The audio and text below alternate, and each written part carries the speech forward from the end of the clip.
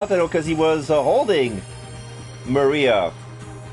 And we have to shoot him if we want to save Maria, because he was about to shoot her. Because we didn't have Hitomi. Because Hitomi was with Hachi and also Jack Stanley, who has it in custody. And Hachi just realized that Hitomi has the same rare blood type as his sister. And we figured out that Tateno was working with Hachi's father, who appeared to be a childhood lost friend, and yeah, he was. They want to kill Hitomi to get her heart to Hachi's ill sister, who's about to die any minute soon, who needs a heart transplant. And it's pretty difficult to find somebody with Bombay blood who's brain dead, and what they want to do is to kill Hitomi on the it's like to kill Hitomi by shooting her in the face, and it's not even guaranteed that doing that will make her brain dead, because you know, science. All right, and then we have oh, I cannot turn, because, yeah, I cannot turn. So, if I want to go to Osawa, I have to go to the right, because, like, the loop has been broken. Alright, Osawa, if I remember correctly, his story was that, he realized that he cannot access, the lab because Tanaka is dead, but also, he cannot have the permission of his boss to make a special board meeting to reset the password, and he's pretty running out of options how to save both of their daughters, because he wants Hitomi, who has been affected with the virus, to get in contact with Maria. And yet, I don't know what he plans to do. Maybe a blood transfusion, but they don't have...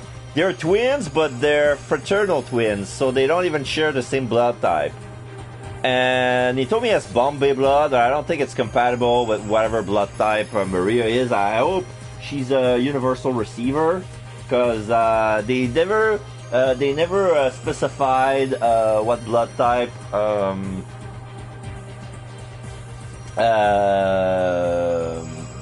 Maria was. So right now Maria is with Tateno, and Hitomi is with Hachi and Stanley, and we have Minorikawa, who's at the editor's office, who thinks who thought that the editor-in-chief was dead, but turned out it wasn't, because he was still, like, he's still not in tatters, his face is still covered with the soot of the van explosion, and yeah, I pretty much thought that that the editor-in-chief was the one who was killed in the van, thinking of a suicide. But it turns out that the victim's identity was revealed as Tanaka, and it was like, alright, so if he's dead, where is Toyama? So let's begin with Kano. And he shot. A gunshot rang out from Tateno's gun. But it was a wild shot, fired reflexively as the weapon flew out of his hand. Oh, did he just disarm Kano? A figure had leapt from behind the water storage tank, kicking him in the arm that held the gun. What? Then, moving almost too fast for the eyes to track, the newcomer delivered an elbow strike to Tateno's jaw. Kano didn't even have the chance to fire his own gun. Before he could react, Maria's kidnapper was already laid down on the ground. Without so much as looking back, the girl bolted down the stairs. "Maria!" Kano shouted. He started to chase after her, but a bright glimmer in the corner of his eye stopped him in his track. A strange assailant has drawn a knife and was preparing to slit the unconscious Tateno's throat. Kano quickly brought his gun back to bear. "Stop right there!" The knife stopped, and they were millimeters from Tateno's neck, and the blade is weird. It's black, and it seems like it's been custom made, but made by a professional. Like the blade is meant to kill, but it's like it's not military. It seems like an assassin's knife. I think it's Alfred. Kano was sure that if he had intervened, the detective's throat would have been slit already. The knife wielder pulled back the hood that's been concealing her face. Alright, so apparently that hand is a woman's hand, but it looks pretty wide and rough. I thought it was a man. I thought it was Palmer, but it says her face. "You! I know you," Kano said, shocked to see that he recognized the attacker. "Yeah, it's Kanan. It was the girl who'd been knocked down by the minivan explosion." Ah, he wants to save Maria from... Oh, of course she would. Of course. "Why stop me?" she asked, her tone ice cold. "Weren't you just about to shoot him yourself?" I don't have a reason to shoot him anymore. Not now that you've helped Maria escape. Please, put the knife away." "Very well. Looks like he's not waking up for a while anyway." The girls withdrew the knife and rose to her feet. "Yeah. Why did you come to Maria's rescue?" "Because she's my friend," the girl says simply. "She's been affected with a virus," Kano said. "We have to get her to help as soon as possible." He headed for the stairs that Maria had scammed down. "Not so fast! Don't move." The girl's sharp tone made Kano stop. "What for?" he demanded. "I thought you wanted to help." "I do want to help her, which is why I'm not letting the police get their hands on her." The girl's voice was quiet but hard as steel. "The police are afraid of the war virus spreading, which is why they'll certainly place Maria under quarantine. If that happens, there won't be any way to save her." "Just who in the world are you?" "Before I answer that, let's make a deal." Kano waited, non-committal. "I have information relevant to this case," the girl continued. "I want to make an exchange." Kano swallowed the lump in his throat. "In exchange for what?" "Tell me where Hitomi Osawa is." Hitomi Osawa? Stanley had taken Hitomi into custody. Kano could probably get in touch and ask him where she was, but... Why do you want to know where Hitomi is? "Do we have a deal or not?" The girl looked like she was in no mood to argue. Still, if she knew about the war virus, she was probably telling the truth about having information. But it was a violation of police policy to leak information to any investigation to a third party. Besides, was it wise to trust this young woman without knowing who she was? Kano waited his option for a moment before replying. "We have three choices. Alright, I'll tell you. I can't share that info. I need to know who you are." This is where I'm going with. First, I need to know who you are. "My name is Kanan." Kanan? Kano thought back to the grisly scene at the Foreign Syndicate hideout.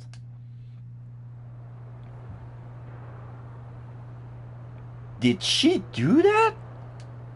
Kano was almost afraid to wonder.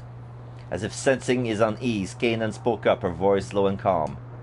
Once you hear that I have to say, I think you'll be more inclined to tell me where Hitomi is. There was still a lingering trace of adolescence in his strange girl's face. It was hard to believe someone so young could be a covert Middle Eastern cooperative. And yet Kano has seen how quickly she'd been able to render Tateno unconscious. Alright then. Guess I'll go first, Kaidan began. There's someone out there trying to get their hands on the antiviral drug. My objective is to eliminate this person and put a stop to their plan. Kano felt neither surprise nor horror at her use of the term eliminate. After all that had happened today, he realized his sensibilities has gone numb. This person you're after, you're talking about an arms dealer named Alfred, aren't you? Kanan nodded. The wall virus had been weaponized and tested several times on the battlefield to great effect, she said. The antiviral rendered this weapon wholly ineffective. Countries the world over are dying to get their hands on it. Then why did Alfred orchestrate this kidnapping? If the goal was to get the antiviral, why not just steal it from the laboratory? There was a lot about this kidnapping case that still didn't add up. Kano was sure Alfred's plan was hidden in those baffling details. Lab security at Okushi Pharmaceutical is practically perfect. The place is under surveillance 24 hours a day, and getting to where the antiviral is stored requires bypassing 3 sophisticated electronic locks. Getting the antiviral out is impossible. Unexpectedly, a sly grin appeared on Kanan's face. If you were Alfred, how would you steal it? She asked. Huh? Kano was taken aback by the sudden question. He thought good and hard about how to answer. It would infect one of the... yeah. There must be some way to get those locks open, right? Osawa heads up to the lab. Wouldn't we be able to get it out? If you can't sneak something out, maybe you can sneak something in. You wouldn't need to still just wait until the drug hits pharmacy shelves. Okay.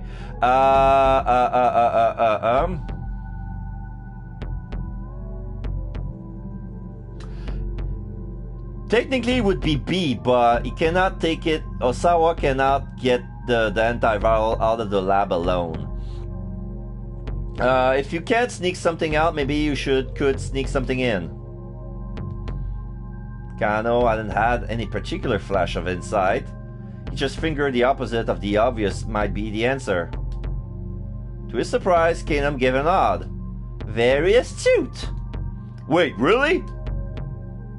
6 days ago, Alfred injected Hitomi Osawa with the war virus. What? The tale had taken a sudden, very unexpected turn. So it wasn't only Maria who has been infected, but Hitomi as well?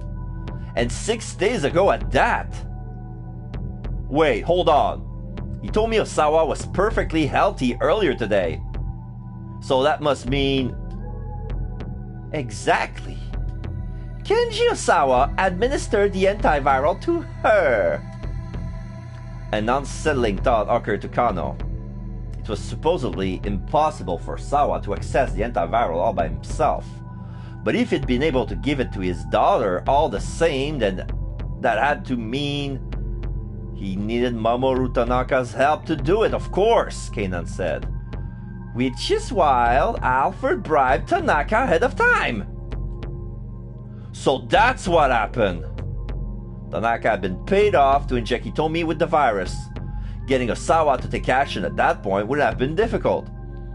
But why go to such lengths to get the antiviral administered to Hitomi? Why would Alfred have Hitomi infected with the virus only to then have her father cure it? It's been roughly a week since she was given the antiviral. The DDS is still in her body. The what? Essentially, taking blood from Hitomi Osawa now would allow someone to extract minuscule amount of the antiviral.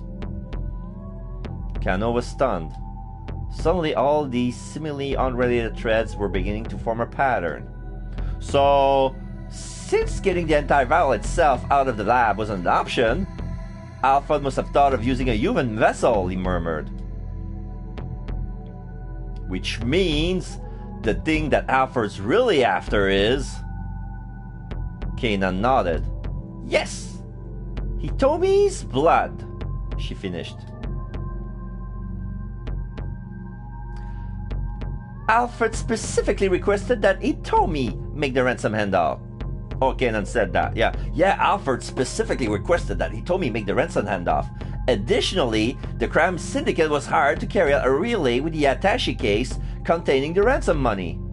This would disrupt the investigation and distract the police, allowing the kidnappers to target Hitomi in secret. Wait, no, hold on. There was something about this story that still made no sense to Kano. Tell me this, he said to Kanan. Oh, we have a choice of question. Why not just kidnap Hitomi in the first place? Why not use Tanaka for the vessel instead of Hitomi? Was there really no other way to get the entire viral? All those questions are good. I wish I could go back and ask a different question every time. Wouldn't be easier? Yeah. If it wouldn't be easier to just kidnap Hitomi instead of... Oh, but they did! They tried to, but Maria took their place. Alright, I got this question nailed down. Second, why not use Tanaka for the vessel instead of Hitomi?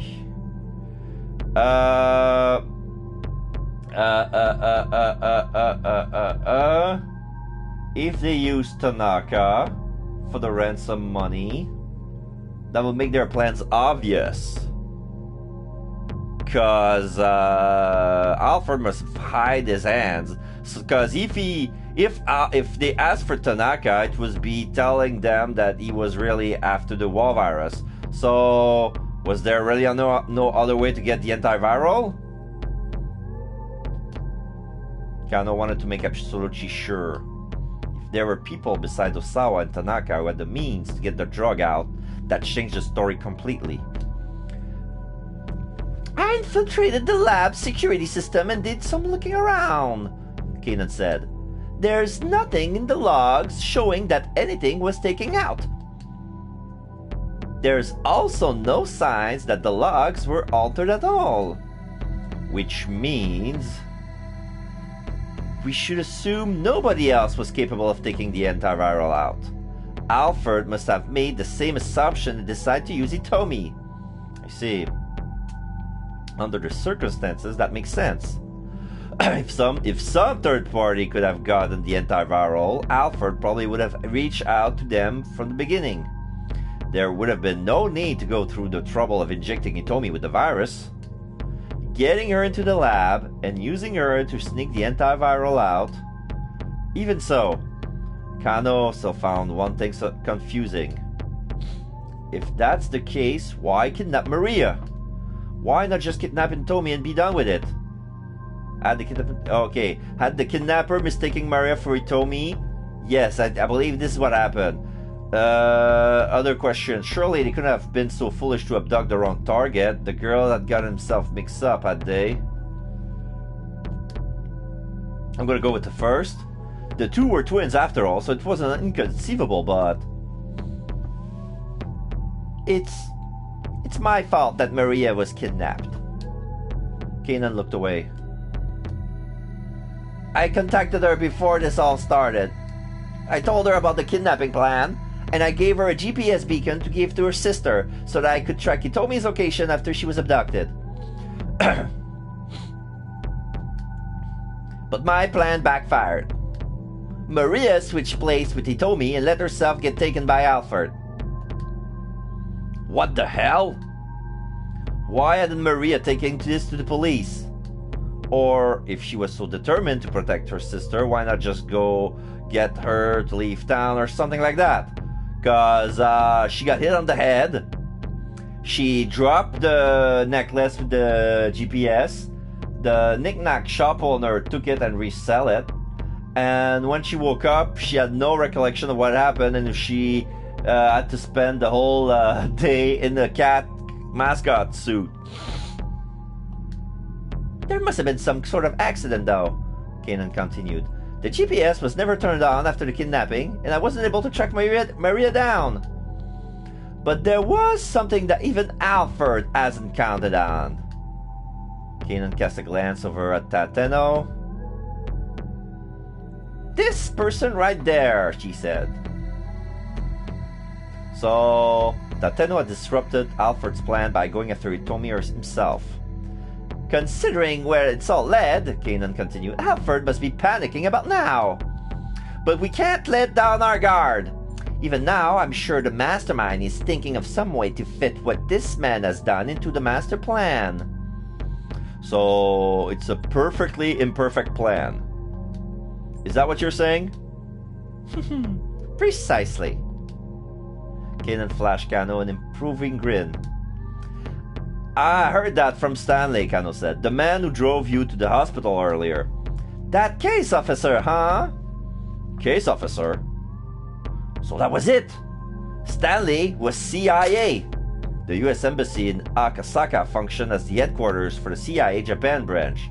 As the embassy building is not reliably secure, however, the agency carries out many of its activities in specially constructed embassy annex facilities, often under the guise of cultural exchange organization. There are reportedly over 100 CIA personnel active in Japan, but given the inherent secrecy involved, the exact number is not officially known. Now that Kano thought about it, it all makes sense. Since Alfred is an arms dealer with worldwide connection, I don't know what nation might be trying to obtain the antiviral. The US maybe? Obviously, any country that has a viral weapon would want to prevent their enemies from obtaining it. It's no huge surprise that people are butting in, trying to put a stop to Alfred's plan. A tiny beeping sound caught Kano's attention. Kanan put a PDA from her breast pocket. A personal digital assistant refers to various types of small portable device for information management, occasionally also referred to as a handheld PC. Okay? Siri! It's a pocket PC. Center Garden, Miyashita, Sai-Q Line, Yamanuze Line, Bunkaura Street, Center Garden, Udagara Town, Park Street. Interesting. The GPS I gave to Maria has just been powered on. Now I can find her location. Where is she? She's on the move. But why is the GPS suddenly active now? Kanan frowned. At any rate, I've told you what I know. Now tell me where Hitomi is. Alright. Kano got out his phone and called Stanley.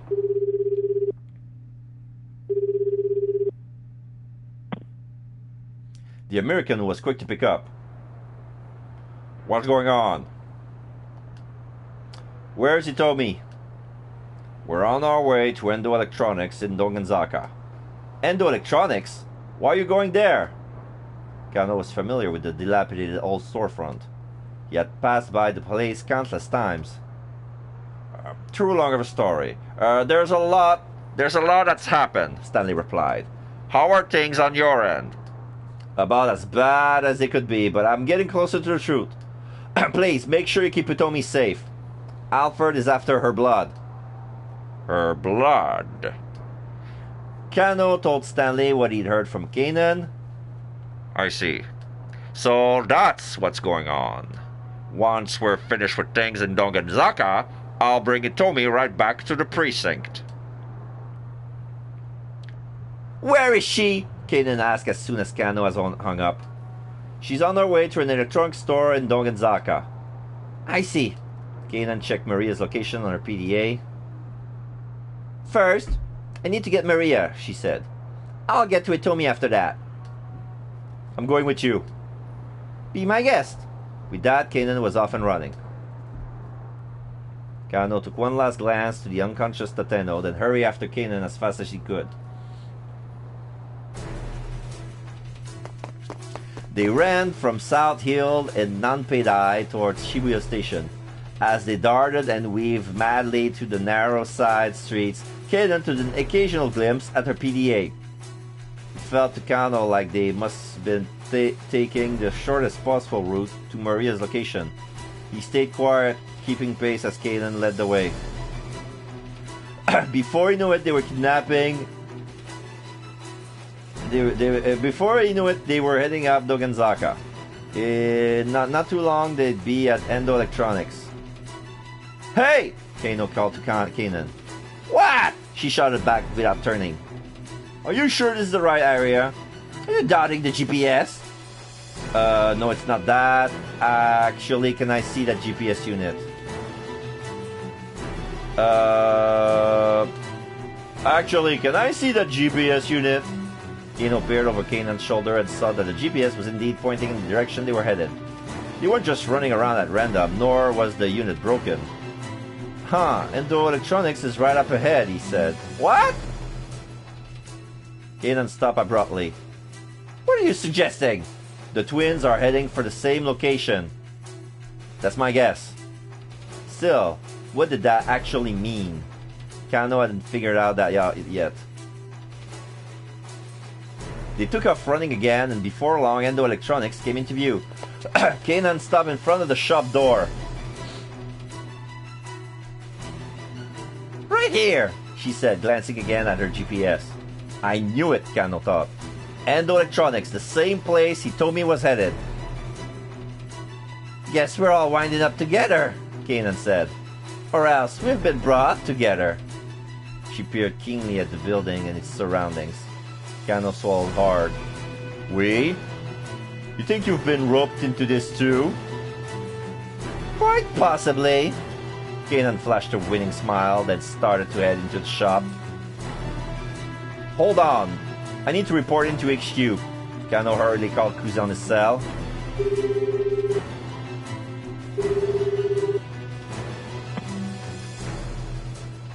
Colonel, what's going on? I've located Maria Osawa. Huh? What's that? Kuze's words came out of surprise and childish yelp. Come on! Kanan's smile turned to a steely glare. Time is critical! He nodded silently back at her. Kano, what's the location? Kuze asked. Where are you? I can't say right now, sir. Please just leave this to me. Hey, just hold on! But Kano ignored the director's squawking and hung up.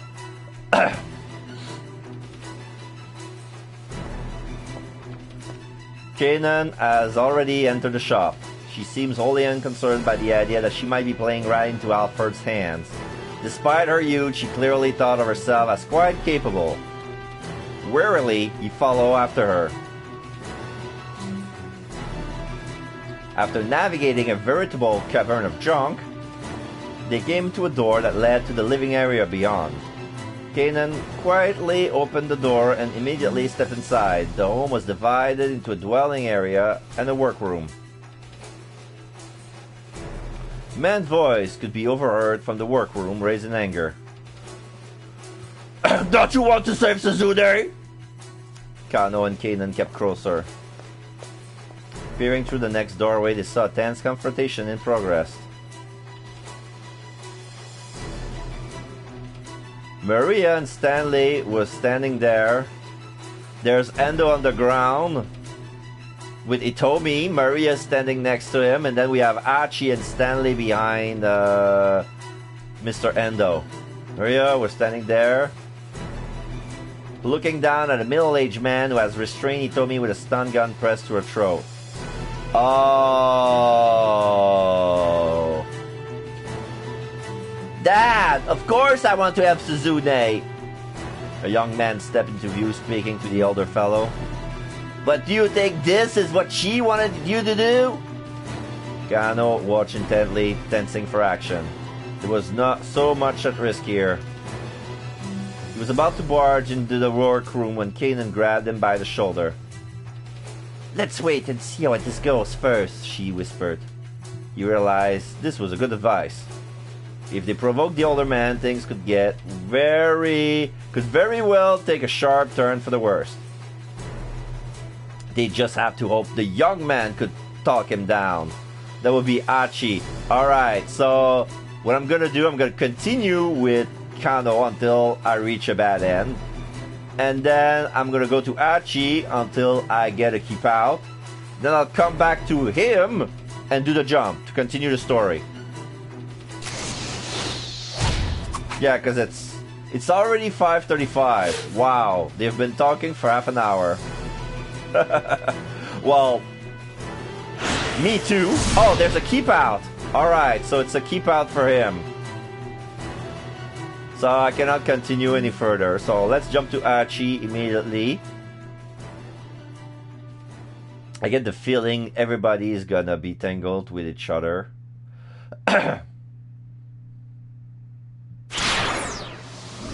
Alright. Let's look at Achi.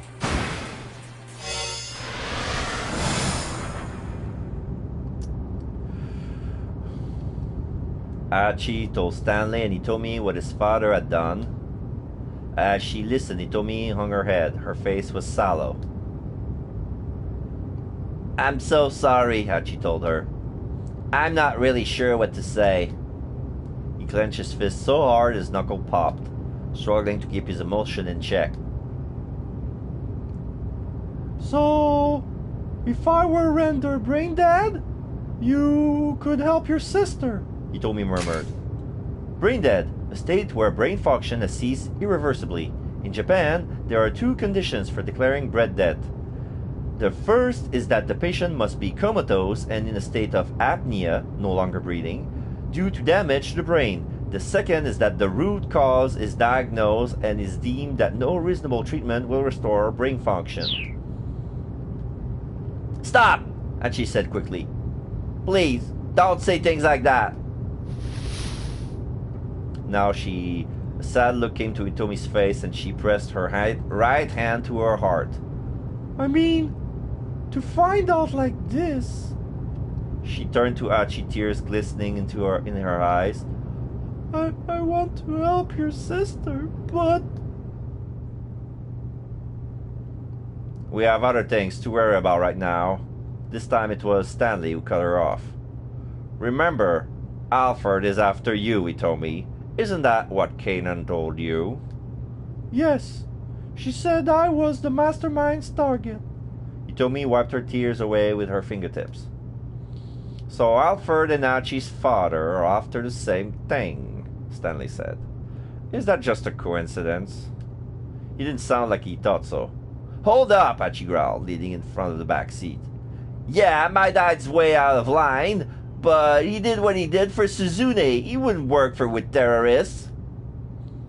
I'm not saying he deliberately aiding terrorists, Stanley replied coolly. It's common sense that a pro wouldn't get an amateur involved with their plans. That makes it too likely that a clumsy missteps would cause things to fall apart. But then again, that's not the way Alfred thinks. So, actually, the likelihood of failure could be part of the plan. Achi thought back to what Kanan had said earlier. Flashback. If you achieve your goals using accidental means, the outline becomes blurred, and it makes it harder for anyone outside looking in to grasp what the actual plan is.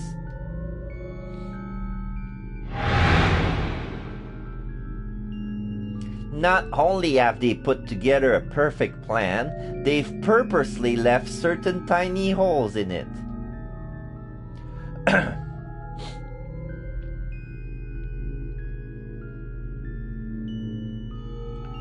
So, if we assume the plan has failed, this slip-up might be exactly what Alfred wants, Stanley muttered. Sort of an intentional hole, then, Achi said. Stanley snorted. Kanan told you guys that too, huh? If that's the case, then you really are a fool. What did you just call me? Achi barked.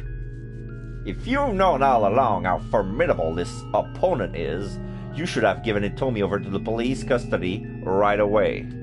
It's only a matter of dumb luck that either of you are still alive right now. Look. Luck or not, me and Hitomi have managed to get by safely. That's all that matters. What exactly is the relationship between you two anyway? Are you guys dating? Hachi and Hitomi exchanged a glance. When Hitomi hesitated uneasily as she decided to better speak up. No, it's not like that. We just happened to run into each other earlier today. Guess I'm not the kind of guy who can abandon someone in trouble. Can't abandon someone in trouble, huh? You're sure you're just not trying to make yourself feel self-important? There are plenty of people out there that you can't see who are also in trouble, who are also suffering. I'm looking at something. I need to fix this right away because I didn't pay attention. There you go. There you go. If you only helps the ones close at hand, then what's the point really? The world's a lot bigger than you can imagine, and there's a lot you're blind to. So what? If I see someone who's in trouble, I'm supposed to just ignore them? Nah, I can't do that. If I see someone who's collapsed from hunger, I'm not gonna just walk on by because there are people starving somewhere else in the world. I'd be all, hey, let me treat you with your beef bowl or whatever. You could have come up with a smarter example. Stanley replied with a tiny laugh. Okay, so I am an idiot, Hachi scowled. My bad. Stanley laughed again. Today has been an interesting day, he said. I was with another fellow earlier who was just like you. Meaning what? Was he an idiot too? Yeah, he was an idiot. Do all your Japanese have that problem? Hardly. My little sister's so smart she'd make your eyes pop out. Well, I'm sure relieved to hear that. If everyone in this country were as dumb as you guys, I might actually start to like this place. Huh? What does that even mean? Talk so I can understand, man. Hachi shot back. But Stanley didn't respond. Instead, he stuck his head out the car window, peering at the road ahead. They were close to Shibuya Station now, and the traffic has ground to a halt. Gridlock again, Stanley grumbled. It's probably better to walk the rest of the way to Endo Electronics. He pulled over. Stanley rides a Chevrolet. It's hard to see a Chevrolet in Japan. He pulled over on the side of the road. Okay. Let's run. Hachi got out of the car, feeling his gut knot with a worry. Pretty soon he was going to have to confront his father. Stanley gave Hachi a look. Are you scared about meeting with your old man? I'm not scared. First things first, I'm gonna punch him right in the face. Then we can have ourselves a chat. Don't let your emotions get out of control. Your father might be one of the key players in this case. I don't give a damn about that. Hachi looked Hitomi by the hand and started walking.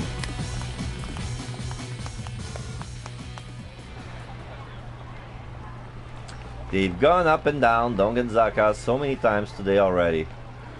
But this was probably the last time he and Hitomi would make their way up the hill together. Okay, we have a decisions that might lead to bad endings. So, his anger rising, Hachi picked up speed as he marched onwards, wanting to confront his father as soon as possible, or easy pace, wanting to delay the end of the time together. Okay. Are we gonna go do this fast or slow? I have a feeling that if I do it fast, I might get into trouble and get a bad ending. You know what? We're gonna do that. His anger is rising Achi picked up speed as he marched onward, wanting to confront his father as soon as possible. His father was wrong. Even if he was acting to save Suzune, he was absolutely wrong. A crime was a crime, regardless of the motive. This was a crime his father needed to atone for. If he resisted, Achi would take him down, even if he had to use his fists. Even if I have to use my fists.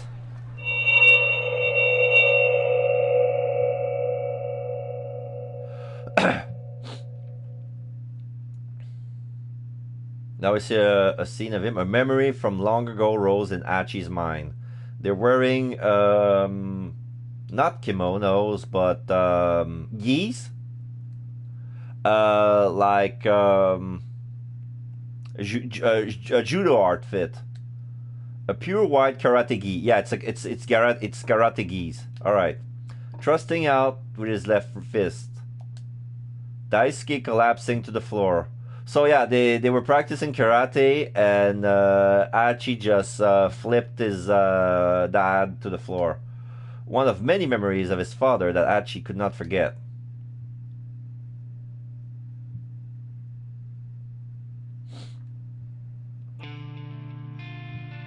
Kneeling before the memorial altar of his mother, Kotone, Achi wept uncontrollably. He clutched his Owajiki tightly in his hands. Owajiki, a toy made of small coin-shaped glass beads, somewhat similar to marbles. The typical game involves flicking one pieces into the opponents with a fingertip. Specific rules vary greatly by region. There's a picture of Owajikis. Yeah, they look like plastic. They're shaped like coins, but they're looks like the same materials as marbles. Interesting. Achi has always been rather clingy with his mother. When she was alive, she had often joined him for ohajiki, origami, and the like. On this particular day, Achi has come home miserable after getting bullied by the neighborhood kids for acting like a wimp. Achi. He turned to see his father holding 2 cups of shaved ice. Come here for a bit. They sat on the stair together, eating their sweet frozen confections.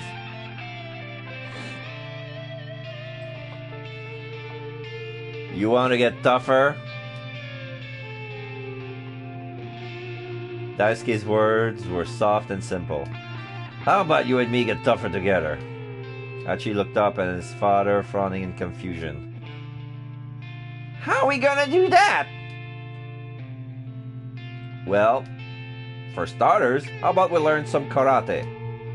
Karate? Achi's face twisted unhappily at the idea. He couldn't even imagine himself punching or kicking anyone. You'll be alright, his dad said. I'll go with you, don't you worry. Daisuke flexed one of his scrawny arms. His biceps bulged up the tiniest bit. Achi was well aware that his father wasn't much of an athlete. There had been an athletics meet at his grade school. Even now, the memory of Daisuke tripping clumsily during the parent participation relay was burned into Achi's mind. A type of children's event where the parents who have come to watch their children compete are asked to join in with them. Daisuke took part in the tug-of-war only to get tangled up in the rope and dragged over the line. Achi was understandably disheartened by his father's embarrassing display, but after eating the lunch his father has made for him, his spirit quickly returned. Daisuke had made rice balls that were clumsily oversalted, but Achi could tell how hard he worked to prepare them. If you're gonna be there... if you're gonna be there... And so the two began training together at their local karate dojo. Achi put on his white gi and fastened his obi tightly. As he did so, he felt as if his feelings were being anchored in place as well. Ich, ni, san! They're practicing their move with the fist. Achi's gi sleeves made a whooshing sound as he thrust out his fists in time with the sensei's chant. Ich, ni, san! Even simple kata practice made him feel like he was getting stronger somehow. His dad, having left Suzune in the care of their neighbors, was working up a sweat alongside of him. But he was out of shape and his technique was shaky. He was soon exhausted and went to lean up against the dojo wall. Archie stepped out of the training circle and called out to his father. Dad, you okay? Yeah, I'm just gonna take a little break. Daisuke sounded like he was on the edge of hyperventilating. Thanks, Dad! Huh? What for? For asking me to take karate lessons with you! Archie was sure he never had dared to go to the dojo alone. Hey, just so long as you're liking it. Now go on, get back to training. With a deep bow, Archie resumed his kata practice. As they were walking home from the dojo, Archie turned to his father. How come you want to get stronger, Dad? He asked. I mean, you're not getting bullied by your friends. Daisuke was quiet for a few moments before answering. His word came out awkward and embarrassed. Oh, I was picked on a lot when I was your age too, Archie. I had a friend who would always come and bail me out. A friend? Yeah, a friend. A distant look came to his father's eyes. He was a real fighter. I always look up to him. Oh, I think it was Tateno. I wanted to be strong like him. His expression turned lonely. I don't get to see him anymore, though. Why not? Archie asked. Did he die? No, nothing like that. Then, did you guys have a fight? Something like that. Daisuke smiled sadly. He stared out into the sky for a while before speaking up again. His name is Tateno. My friend. That's his name. Archie's father increased his pace. Come on, he said. We have to go and pick up Suzune. After that, despite Archie's question, Daisuke would say no more about his old friend.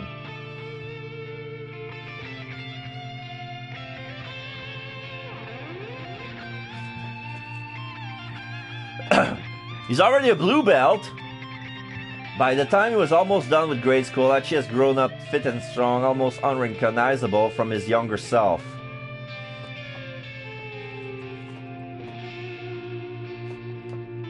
Perhaps he'd had the physical knack in him all along. He was chosen as a representative for the boys' karate team, even managing to take second place in the national tournament. Nobody bullied Archie anymore. One time, Daisuke suggested that the two of them do some sparring. Archie may have been a national competitor, sure, but he was still a grade schooler squaring off against an adult. His father has been training for close to 2 years now as well, and his confidence has grown accordingly. Archie was excited to be able to face off against his old man. Oh wait, no fair! Daisuke doesn't practice as much as Archie. He's still a white belt. Early on in their karate training, Archie's kumite seems rather hopeless. He's been shocked that his out-of-shape father was able to overpower him, but also pleased to get a sense of how strong the man was. This time, Archie thought he might well lose again, but he was going to go all out. As they adopted their fighting stances, Daisuke's face was full of confidence. The instructor gave the signal to begin, and Archie opened with a sharp low kick. Daisuke didn't guard against it. The blow caught him in the thigh. He looked to Archie like he allowed himself to take the hit, not fearing the effect of a child's kick. Archie proceeded to unleash several more low kicks to the same spot. Bit by bit, Daisuke's face revealed his discomfort. Finally, he yanked his leg away.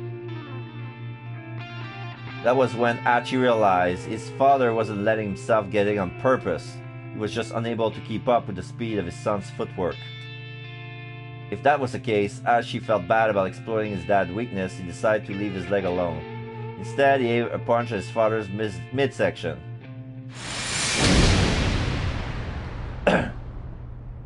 He was shocked by the impact as the blow struck home. He had an attack with a great deal of force. He just thrown a light midsection punch as a check. But as Hachi pulled back his fist, Daisuke crumpled to the floor, writhing in pain as he clutched his gut. Hachi stared in disbelief at his own hand. That was the last day that Daisuke went to the dojo. Yeah, he kicked his dad's ass. So young. That's traumatic. Your dad's pathetic. Yeah, he's such a loser.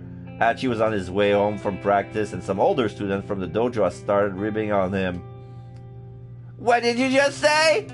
These kids were middle schoolers, but Hachi wasn't about to back down. He thrust out with a quick punch, stopping just short of one boy's nose. Go on! Say that again! I'll kick your ass! The older boys went pale, then took off and ran. But this small victory did nothing to bolster Hachi's spirits. His father has looked so small and lonely, heading away after quitting karate. But Hachi didn't think there was anything pathetic about that. Sure, maybe by now he was better at karate than his father. But really, what difference did that make? In growing stronger, he learned something. Using force to win out over someone else didn't mean anything. Strength alone didn't determine a person's worth. Hachi loved and respected his father for going to the dojo with him. Beating him in a karate match didn't change the way he felt.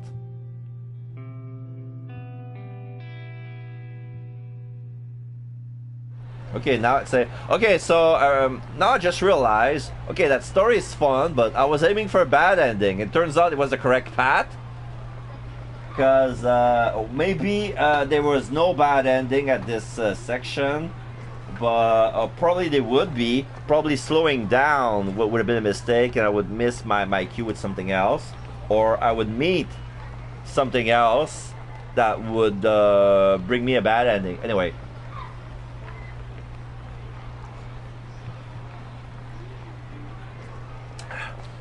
Hachi resurfaced from his memories to hear Stanley talking on his phone.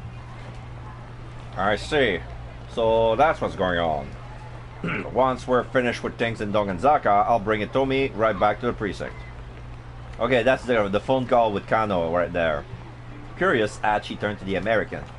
Who were you talking to? What was that just now? By bringing Itomi in, do you mean you're gonna arrest her? Who were you just talking to? Stanley's reply was clipped. Or that other idiot I was telling you about earlier. With that, Stanley proceeded to wrap up his phone call. Guess I'm not going to get much out of this guy, Hachi thought.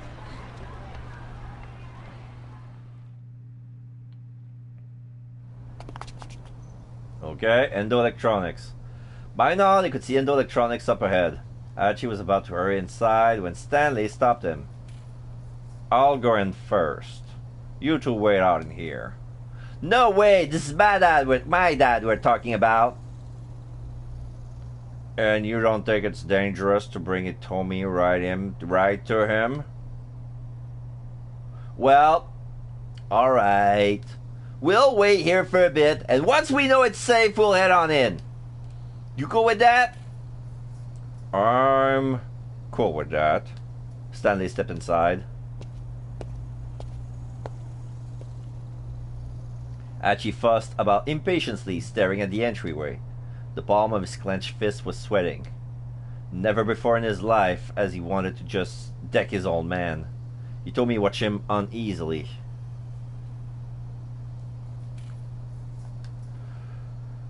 Itomi. Yes? I'm sorry. I really don't want you to have to see this, but I think you're about to witness the crowning shame in Endo family history. Hachi, don't say that, Itomi said. She squeezed his hand. He found his other fist unclenching. Please, you have to try to talk to your father. Yeah, I know.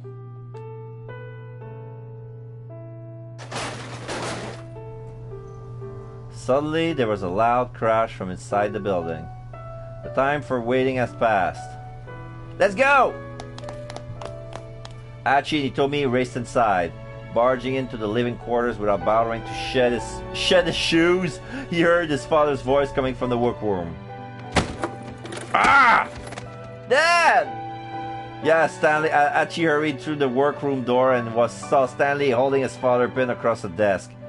Let me go! Please, let me go! Daisuke trashed both of his legs. Yeah, Stanley, please, let my father go! He's so in shock. I want to talk to him! Stanley snorted dismissively, but did as he was asked. Daisuke stood up, rubbing at a sore wrist. Dad, please. You have to tell me. Where is Maria? Maria? What are you talking about? Daisuke wouldn't meet his eyes. Don't play dumb with me! Hachi pointed at Hitomi. You know who this is, don't you? Hitomi Osawa, the girl you've been after. Maria is a sister. But Daisuke remained silent.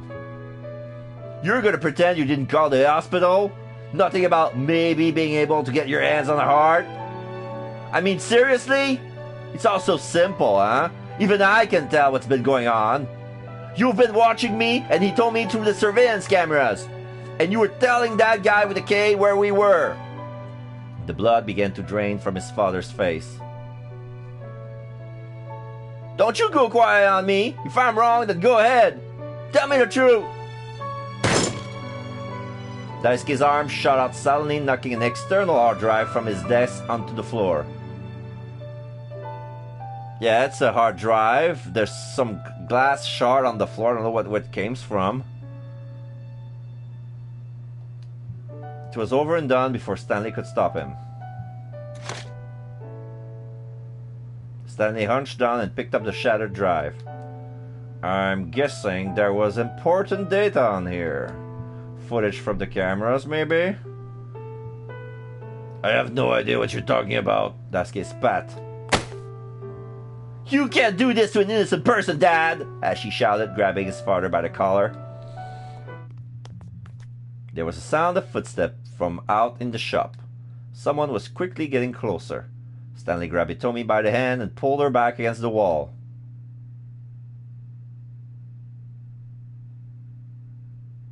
Hachi stiffened as he turned his gaze to the door. Oh, that must be Kano.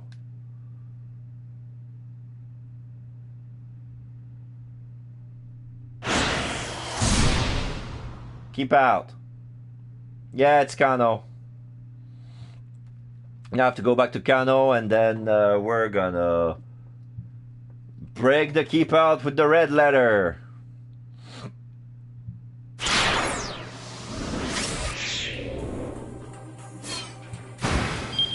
Alright. So, yeah, the jump is here. A young man. There you go.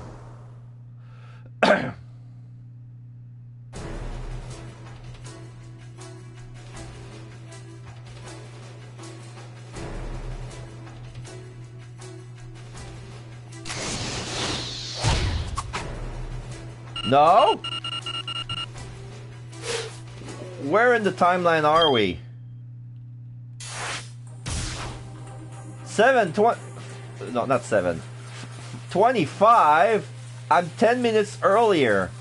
So that's not Kano. Whoa. But then, last time we saw Kano, there was a stun gun pointed at Hitomi. That was not the situation we were in. So, alright, let's go to Minorikawa then. Wait. Here? Lies.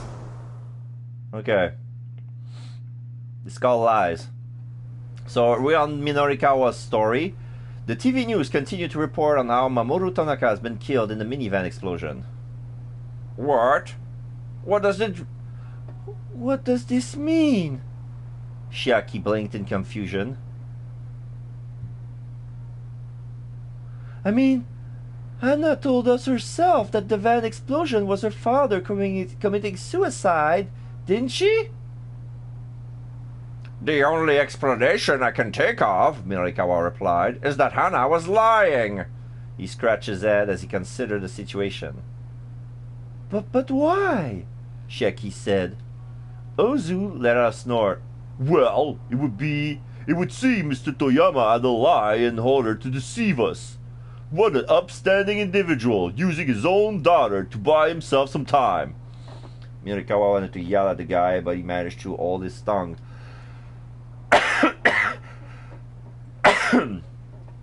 The important thing was that Toyama was still alive. And if it was still alive, then there was still a way to save Heaven Publishing. They would get the current issue out on time, with the big scoop waiting in the wings for the issue after that. From there on out, it should be smooth sailing. Well, no matter, Ozu said. Seeing as Mr. Toyama isn't dead after all, we'll just wait here for him. He sat back down on the sofa. But Segawa leaned threateningly towards Shiaki. Hey! He snarled. You sure don't know where the guy's hiding out? I don't, Shiaki shot back. And even if I did, I'll never tell you. Say what now? He leaned in closer just as he stood on the tiptoes in defiance, and their foreheads collided with a dull thud. Both reeled back, clutching their heads in their hands. Ow! Just calm down, Shiaki, Mirikawa said as he began rooting through Toyama's desk. For now, I'm going to look for clues to where Toyama might have gone. You just focus on working on your article. Oh? Ozu raised an eyebrow. Getting all cooperative all of a sudden, I see. I want to change up the plan for next month's issue. And I can't do that without the editor-in-chief's approval. What Mirikawa was actually looking for, however, was a back issue of 4 Stars General Gossip. He was pretty sure that the article on Osawa had been printed in the magazine's inaugural issue. If he could find that scandalous piece that the scientist had asked for, he would also be able to get his big lead about the power balance of the world being at stake. Then, if he could get that, not only would next month's issue would be a sure thing, it was a good bet that sales figure would go through the roof. He found a file folder full of early material and quickly flipped through it. It didn't take him much long to find the article. Floundering Okoshi Pharmaceutical arranges marriage of political convenience. The large headline practically jumped out of the page. Mirikawa quickly read over the story. The basic gist of it was this. The corporate director of Okoshi Pharmaceutical has sacrificed, in air quote, his daughter in order to keep a researcher named Kenji Osawa on board.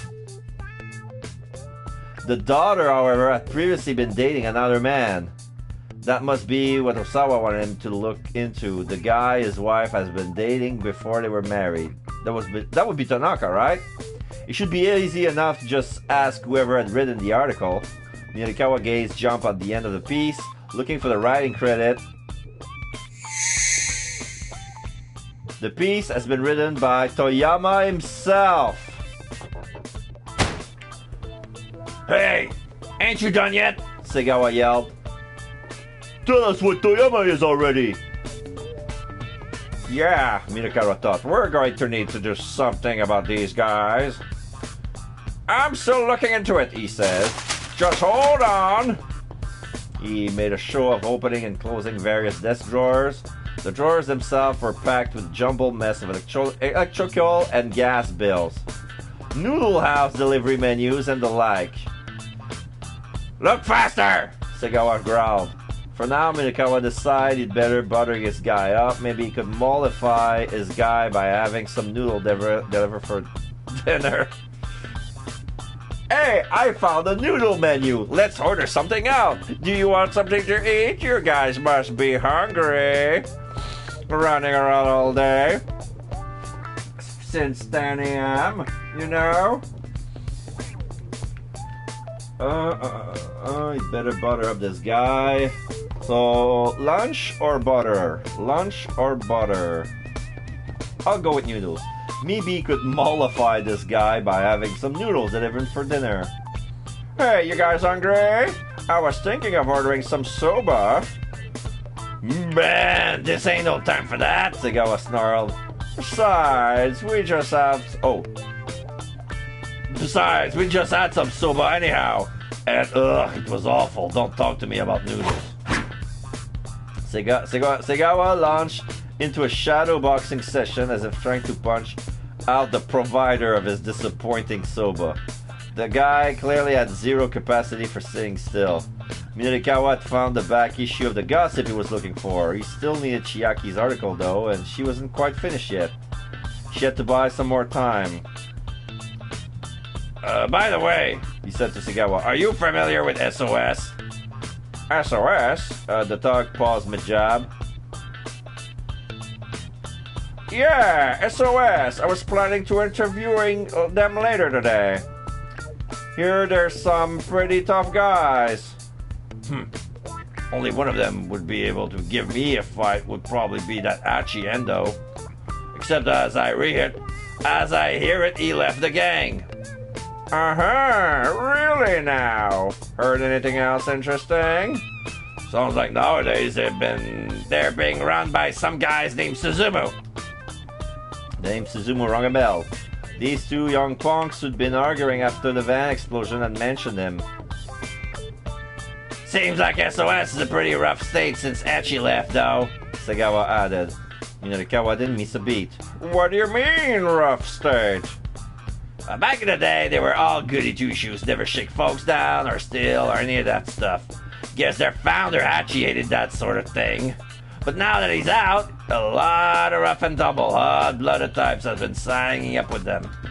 Smart move is not going to get involved with SOS nowadays, really. Hard to find a scarier bunch down there, but when there's a lot of them together. And their main hangout? That's at Inferno, yeah? Yeah, over in the Harajuku. Known as Urahara for short, the area east of the Japan Rail Harajuku station, around where Takeshita Dori meets Meiji Dori. There are many small clothing and accessory stores here set up in renovated house.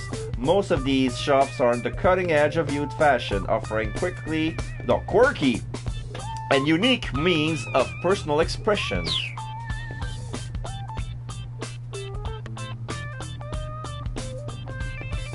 Man, you've been listening on the street. What gives? Harajuku, huh? Minorikawa smiled to himself. Inferno's location has practically fallen into his lap. Suddenly, Segawa's eyes went wide. Aha! So that's where Toyama is. Wait, nah, no way a coward like him would never go to a place like that. Chiaki looked up from a keyboard. Look, can you please shut up? No, you shut up!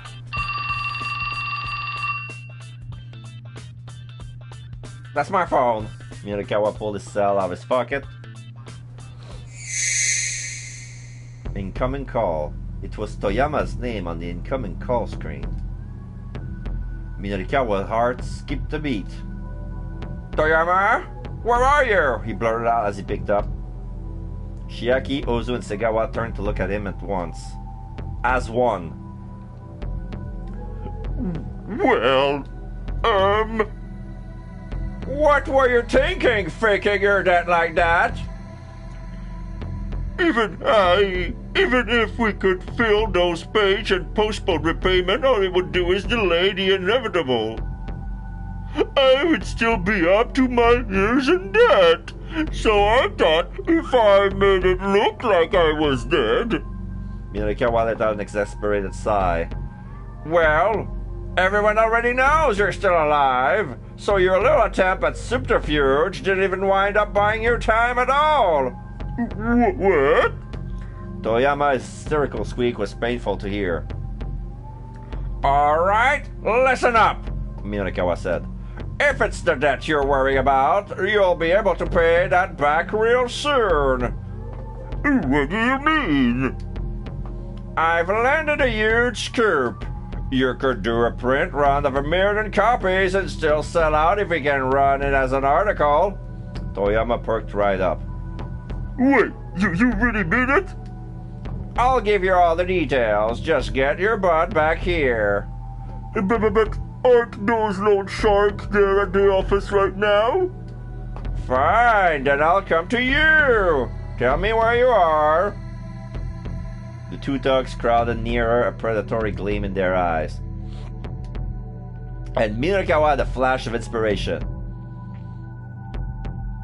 Got it, He said quickly before Toyama could respond.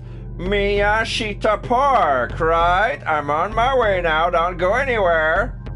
Ozu and Segawa grinned at one another, then bolted out of the door. Minorikawa said as their footsteps receded. Those guys took the bait. I sent them to Miyashita Park. He allowed himself a cocksure grin. Alright then. So where are you really, Toyama? You imbecile! I am at Miyashita Park! What? Minorikawa felt the urge to pull his hair out. What the hell are you doing someplace like that? Why the hell did you tell them Miyashita Park? I thought you would be a clever ruse. Well, it wasn't. Oh, this is no time to be fighting, Shaki butted in. Yeah, you're right. Minorikawa scowled. Anyway, Toyama, those guys are headed your way. We need you to get out of here and go someplace we can talk. I can meet you there. Right, okay. They needed someplace safe and public where they could speak freely. Someplace where the staff wouldn't be overly noisy. But where? The cafe by the station, the noodle house from the menu, or something Toyama should decide. No. I'm not trusting Toyama with this. Not at this point in the game. There's some bad ending I want to trigger, but I don't think I want this one. Like, I think I'm fine if I don't collect all the bad endings. I already got 42 of them. 42! 42 freaking bad endings. And I'm up to number 50. So that means I only missed 8. I only missed 8 bad ending. Can you believe that? The noodle shop from the menu, or the cafe at the station, Café Lautrec. No, you know what? I'm gonna give a break to the waitress. I'm gonna go to the noodle shop. Recalling the noodle house from the menu we'd seen earlier, he opted for that. Dogen Hut, huh? Toyama rumbled the words under his breath. Dogen Hut. What's the matter? Is there some problem with that? Oh, no. Alright, I'll meet you there. It's over in Dogenzaka. The address is on the menu. He hung up and Minorikawa quickly gathered his belongings. Chiaki, how's that copy coming along? Well, almost done. Just a little more, I think. Alright, bring your computer and come with me. I'll read over what you got so far. Minorikawa waited as Chiaki got ready to head to the cafe. As the two were heading out of the office, however, someone else opened the door.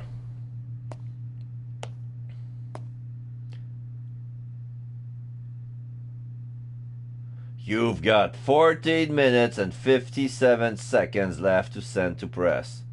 56, 55. Who's this? A slender man with a gaudy necktie enters the room and sat down at the nearest desk, staring fixedly at his pocket watch.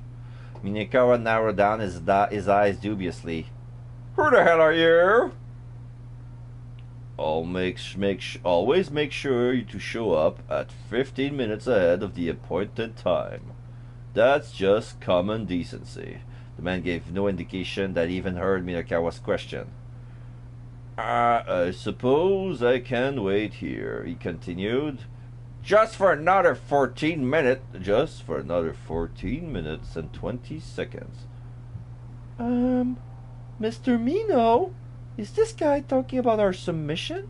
Sheki stared doubtfully at the newcomer. Hey you, Minorikawa asked. Are you from the printer? But the man did not reply. Don't ignore me! Are you from the printer? Still the man remained silent. Minorikawa was furious. Look! Cut the crap! He roared. In response, the man quietly reached into his suit pocket and pulled out his business card. My name is not Heiyu. He handed the card to Minorikawa. It read, Sho Nippon Printing Company Limited, Sales Department Division Number 1, Koichiro Katayama. So yeah, so he's from the printer company. I'm Koichiro Katayama, newly assigned to Heaven Publishing. A pleasure to meet you. My predecessor is in hospital due to a car accident. Sashio Usui, 39-year-old single, a long-time veteran at Sho Nippon Printing. Rather timid by nature, the strain of dealing with publisher make him sick to his stomach. At around 1:10 p.m. earlier today, while driving to meet with one of his clients, he has to swerve to avoid a young man and woman who darted into the street. He crashed into the car next to him and ended up at the hospital. Oh, so that was him! I remember that scene. That's where we need to create a traffic jam at 1 p.m. So that was this guy.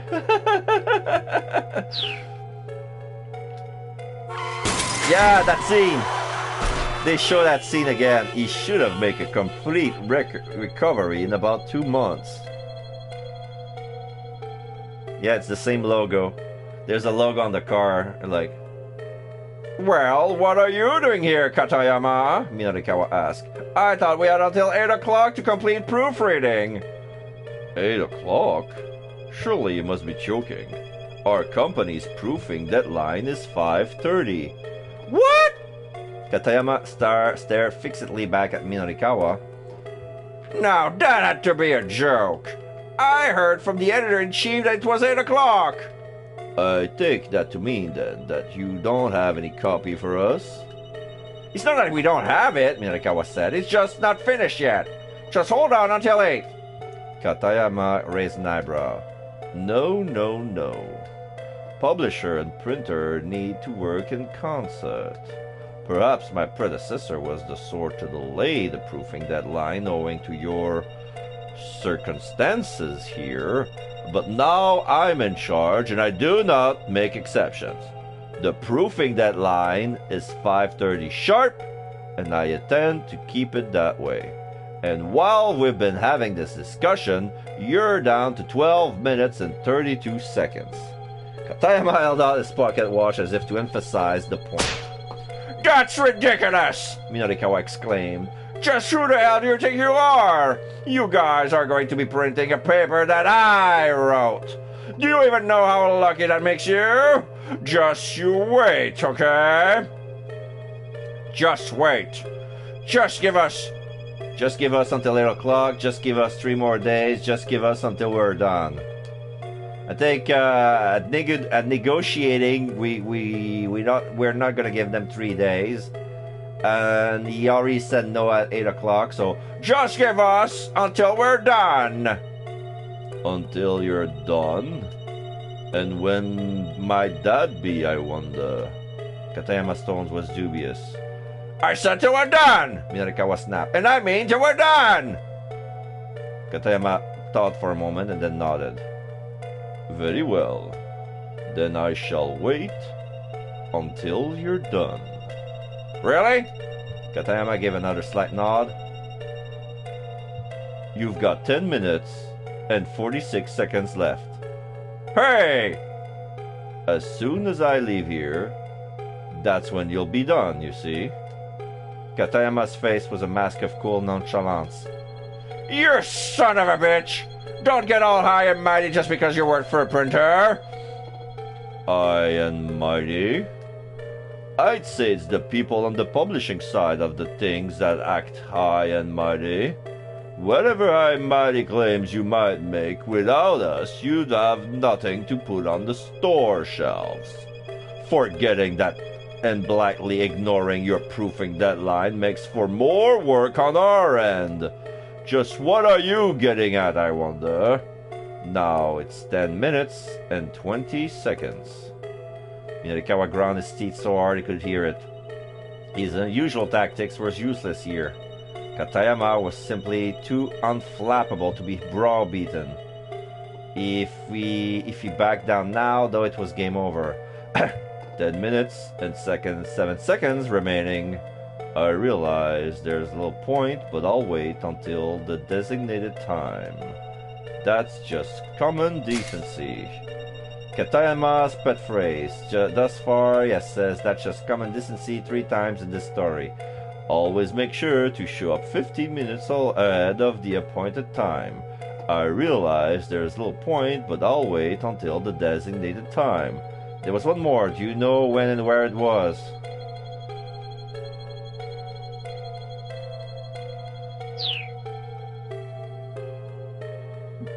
Right now, 10 minutes and 7 seconds remaining. I realize there's still a little point, but I wait until the designated time. That's just common decency.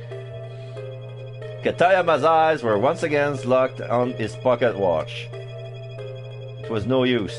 Minorikawa couldn't find a way to talk his guy around.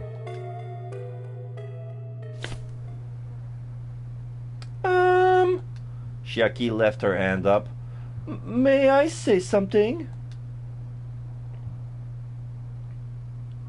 Isn't it also common decency not to break a promise once it's been made? If you're referring to the 8 o'clock deadline, I was not the one who promised that. Maybe not, but I believe your predecessor's responsibility become your responsibilities. Katayama crossed his arm and gave her a bemused look. What's your name, miss? Chiaki, she said bashfully. Chiaki Iso. The printer expression brightened visibly. Good. That timid hesitation of yours is just splendid. You have none of the arrogance so typical among publishers. Huh? Chiaki was taken rather aback. In deference to your polite demeanor, I shall wait until 7 o'clock. That is the latest I can possibly allow. All right, Minorikawa shouted practically in Katayama's face. We agree to those terms. No, I wasn't talking to. But we got terms of our own. Katayama reeled ever so slightly. I'm not certain you're in any position to set terms here. Just shut up and listen. From here on out, you're coming with us. What? Why? We're going to finish our copy on site, then burn the data into CD and hand it over to you here. That's why. Katayama let her sigh of resignation. Oh, very well. I suppose I would simply be waiting here anyway. Minorikawa pumped his fist in victory. All right, Chiaki. Go and copy the DTP data we got so far into your computer. Sure thing, Mr. Mino.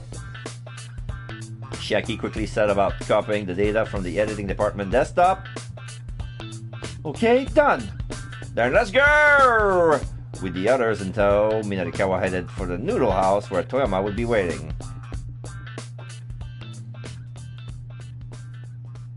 The soba restaurant Dogen Hut was roughly halfway up Dogenzaka. Dogen Hut, a long-standing noodle shop on Dogenzaka. 2 years ago, the owner passed away from illness. Now the restaurant is run by his widow, Maki Yoneda, and her 2 part-timers, Masa from Minoriyama Academy and Mohinder, an Indian exchange student. Despite the sign billing the establishment as a soba restaurant, duck meat soba and chilled curry soba are the only 2 actual soba offerings.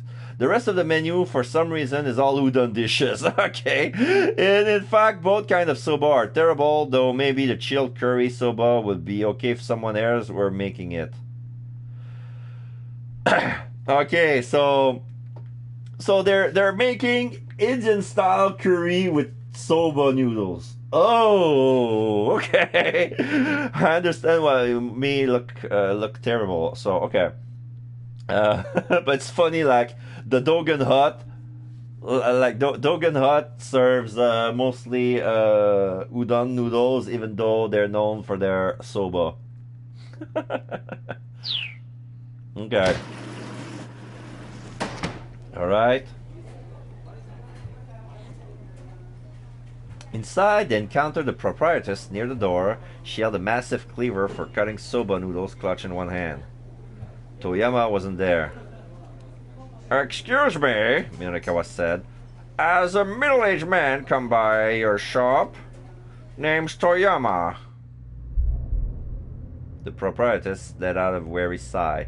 Now it looks like an horror scene. Like everything is going dim and dark, and she's still holding the cleaver, and that's the only thing that's shining bright in the like the sunlight only reflects on the blade, but nothing else elsewhere in the shop. Like it's been it's like the whole shop has been consumed by some sort of dark, evil, ominous horror.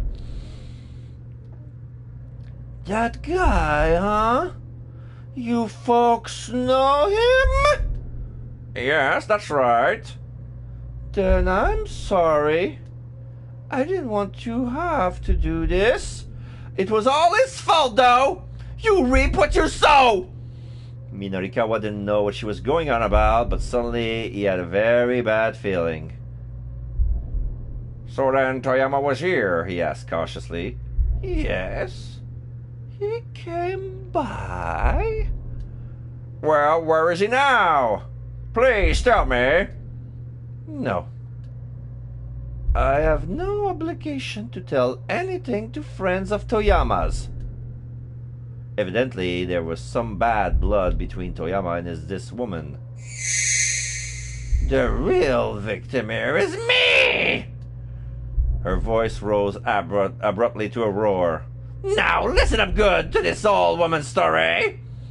I don't have time for this, Minorikawa thought. He needed to find Toyama as soon as possible, but instead it looked like he'd be stuck hearing out this angry woman's first.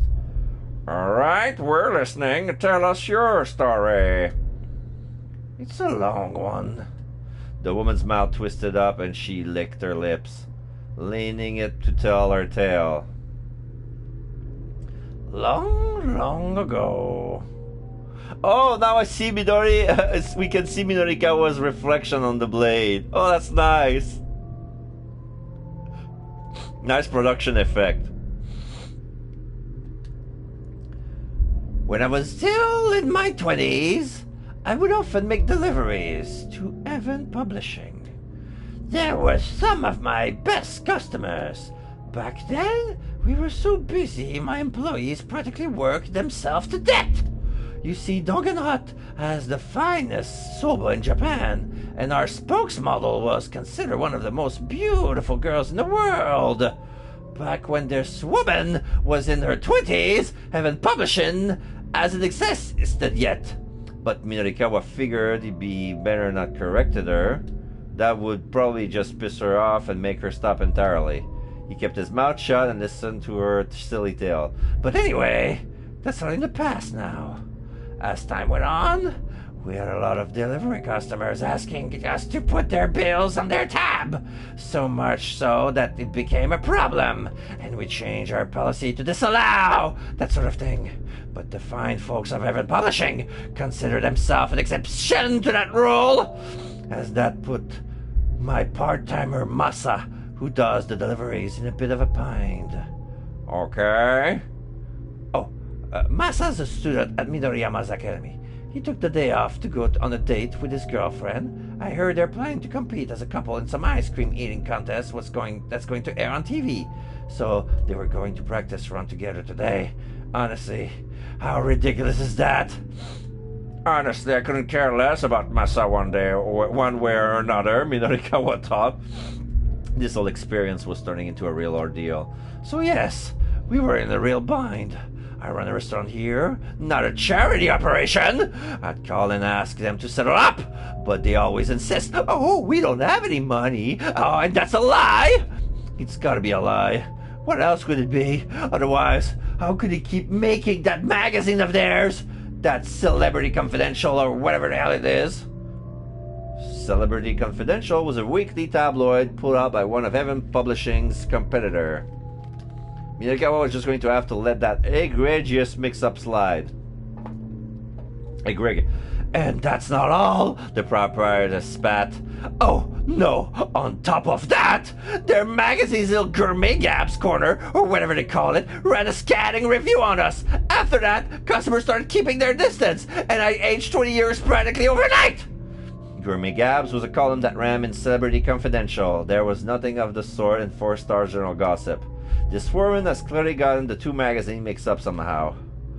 Awful. Just awful, isn't it? All I wanted to do was make soba for people to enjoy! And so to be treated like this, to be treated like this? The woman has started to sob. The cleaver began to waver in her trembling hands. But then, earlier today, these two Yakuza-looking fellow came by, said they were looking for Toyama from Heaven Publishing. Guess they saw one of our menus at his office and figured he might come by. She had to be talking about Ozu and Sagawa. They both been nearby when Minorikawa was rooting through the desk drawers. They must have spotted the menu then. I told them he wasn't here and had ordered daily delivery in some time. So they said that if I happened to see him, to give them a call. Now I was going to just turn them away. They look like a pair of nasty loan sharks. Toyama would never be able to pay off his tab if they caught him, and so I told him as much. The proprietress lowered her voice before continuing. But they said they'd be most appreciative if I could let them know, even offer to pay his tab for me if I did. And well, that pretty much settled it. So I let them give me their phone number. Minorikawa's face went pale. This lady had been bribed by those two thugs? And so I guess you figured it out. A little earlier, Toyama dropped by, looking like he was trying to lie low. So it all came together. I snuck out back and gave those two a call, and so here we are. You guys were just a hair too late. Oh, crap. Toyama has been carted off by the moneylenders. Minorikawa had to find him right away. Mr. Mino, Shiaki squeaked nervously. We have to hurry and go look for him. Yeah. Minorikawa and the others headed for the door. Wait. The voice sounded as if it had echoed up from the very depths of hell.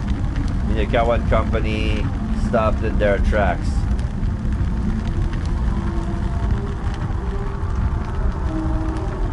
You think I can just let you go? There's fire in the proprietor's eyes. It's like a devil, like has possessed her. That's why I'm giving her a devil voice. The old woman began to stalk towards them. Those guys, they left without showing their appreciation or paying off that tab. They lied to me. And so just who's going to show me the appreciation I'm owed? Who's gonna pay that tab? You're all in this together, trying to play me for a fool. But hell hath no fury like a woman scorned. The proprietress lifted her cleaver high. Her eyes smoldered with inhuman rage. A murderous horror surrounded her like a bonfire wind. Wait! Minorikawa cried. We're Toyama's! His friends? Then prepare yourselves! You'll repay his debt to me with your lives! The three companions stood paralyzed with horror, watching their bloody doom approach. The blade glimmered in the dimness as she swung it towards Minorikawa. Time for some fresh meat!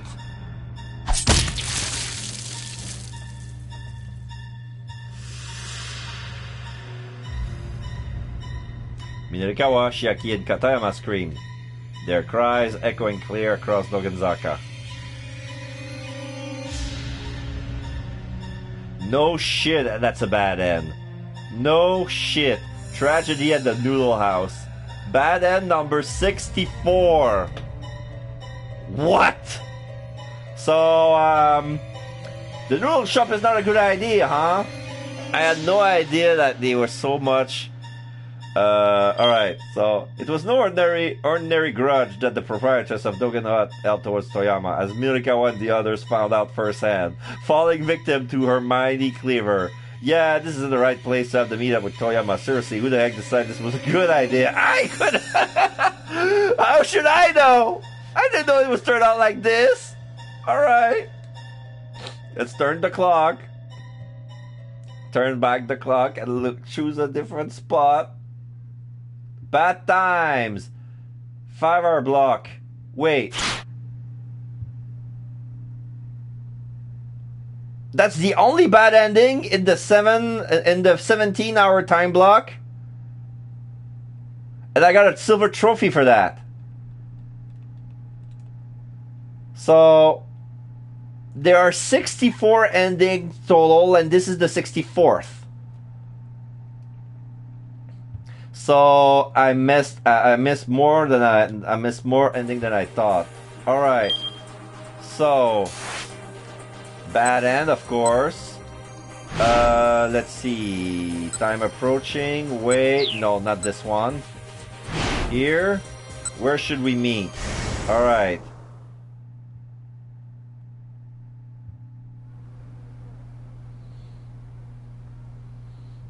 All right. Let's go to the familiar cafe by the station. Lautrec. The familiar cafe by the station was a natural choice. He quickly described the location. Oh, okay, Toyama said. Café Lautrec. Got it. I'll see you there. He hung up and Minarikawa quickly gathered his belongings. Sharky, how's that copy coming along? Well, almost done. Okay, we already read that part. Minarikawa waited as Shiaki got ready to head to the cafe. As the two were heading out to the office, someone else opened the door. Okay, now it's save.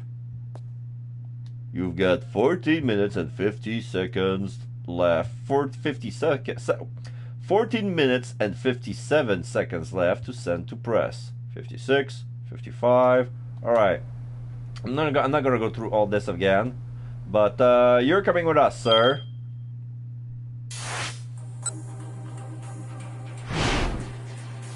Proofreading delay. All right. All right. So this is where Shiaki negotiated. Like, all right. So this is kind of your. Since she was not arrogant about negotiating, the guy respected that, and he said, "Okay, you know what? 7 o'clock and not a minute more." And it was accepted.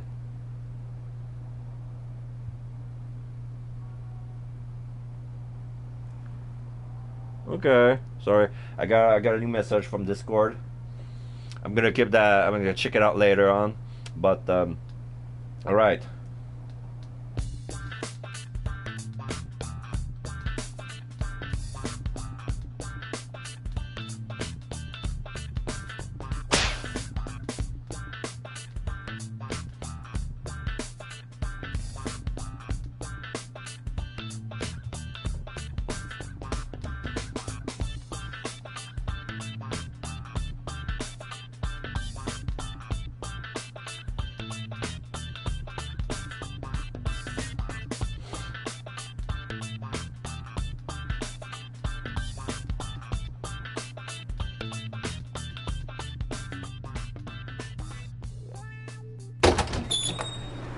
Café Lautrec! They reached Café Lautrec without incident, and Minarikawa promptly spotted the publisher.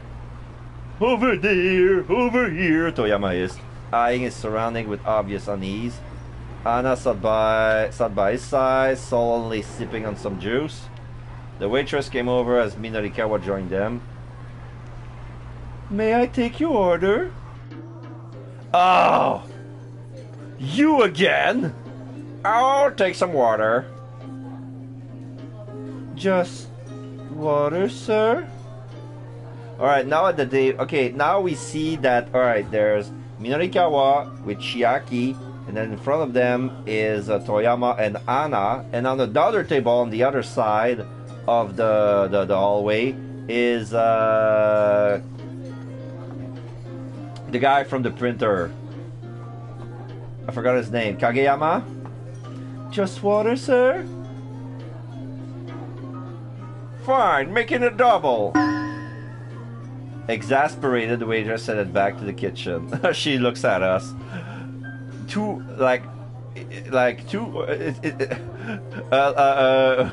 Just water, yeah, or making a double, or make it two glasses of water. All right, he's like, ugh. Toyama looked over at Katayama. Who is this guy? I'm Koichiro Katayama from Chonippon Printing. Katayama presented his business card. Toyama turned to Minorikawa with a quizzical look. What's someone from the printer doing with you? I'll explain later. There's no time for that right now, Minorikawa replied. First, I need you to answer some questions. Does the name Kenji Osawa ring any bell? Osawa? Toyama closed his eyes and thought. He heads up a laboratory at Okuchi Pharmaceuticals. You ran a piece on him in the first... Oh, wait. He heads up a laboratory at Okuchi Pharmaceutical. You ran a piece on him in the first ever issue of 4-Star General Gossip. Toyama's face lit up with recognition. Oh, yes! That political marriage piece. Yeah, that one. Do you remember the details from that article? Of course! Who do you think I am? Toyama puffed himself up proudly. I used to be a local news copy editor in the Central Times. I've got the details for all the stuff I've ever covered here in my head. In that case, do you know who Kenji Osawa's wife was dating before they got married? Toyama blinked his eyes vacantly. Hey, what's the matter? Minorikawa asked. This is a pretty tough pop quiz you're giving me. Surprise, kid! It's time for a science quiz! What colorless, odorless gas, lighter than air, and used for consumer and municipal gas application is also known as marsh gas or swamp gas? Is it helium, ethylene, propane, or methane? Tune in next time for the answer!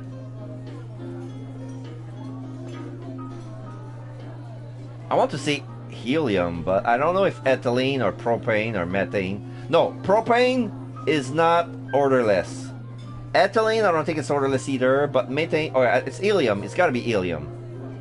Tune in next time for the answer. Alright. Cut the crap, man. You just said you have all the details inside your head. Oh, they're in there, all right. They're just not coming out. Minorikawa slumped. Mr. Toyama, please. Whether or not you'll be able to pay off your debt depends on your memory here. Hearing this, Hana cast a cold glare up at her father. All right. I can remember, or I can at least try. Toyama folded his arm and hummed to himself, his gaze turned inward. So, I feel like it was a really common name. Sato!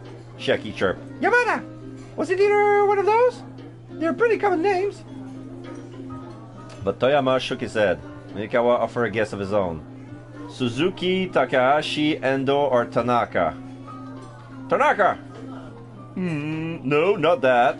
It was something else. Just then, the television inside the cafe switched over to the news report on the Shibuya explosion.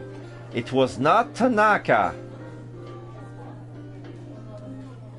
The remains of the individual discovered with the minivan itself, who has since been identified as pharmaceutical company executive Mamoru Tanaka. Mamoru Tanaka? Toyama turned around to look at the TV. An image of the victim's face appeared on the screen. Blah! The publisher blurted, nearly falling out of his seat. That's it! It was him, right there! Mamoru Tanaka! Well, that's what I said, Tanaka, you idiot!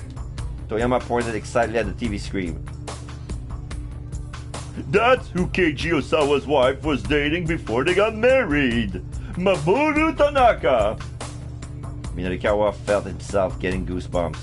The victim of the terrorist bombing in Shibuya was also linked to the researchers who was key to a terrorist viral scare. His reporter's hunch was now a certainty.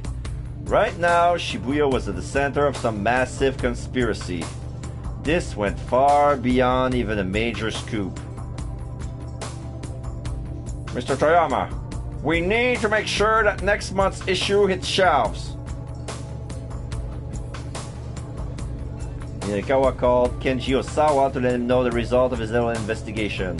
Alright, so now the letters are in red, so as soon as I get a keep out, I'm gonna go to Osawa, and then I'm gonna go as far as Kosawa until I got everything is at 535. Everything is at 535 for some reason. Minorikawa is now at 540. So I'll try to reach the 535 mark with Osawa, and then go back to Minorikawa to unlock Osawa's keep out. And probably Osawa is gonna unlock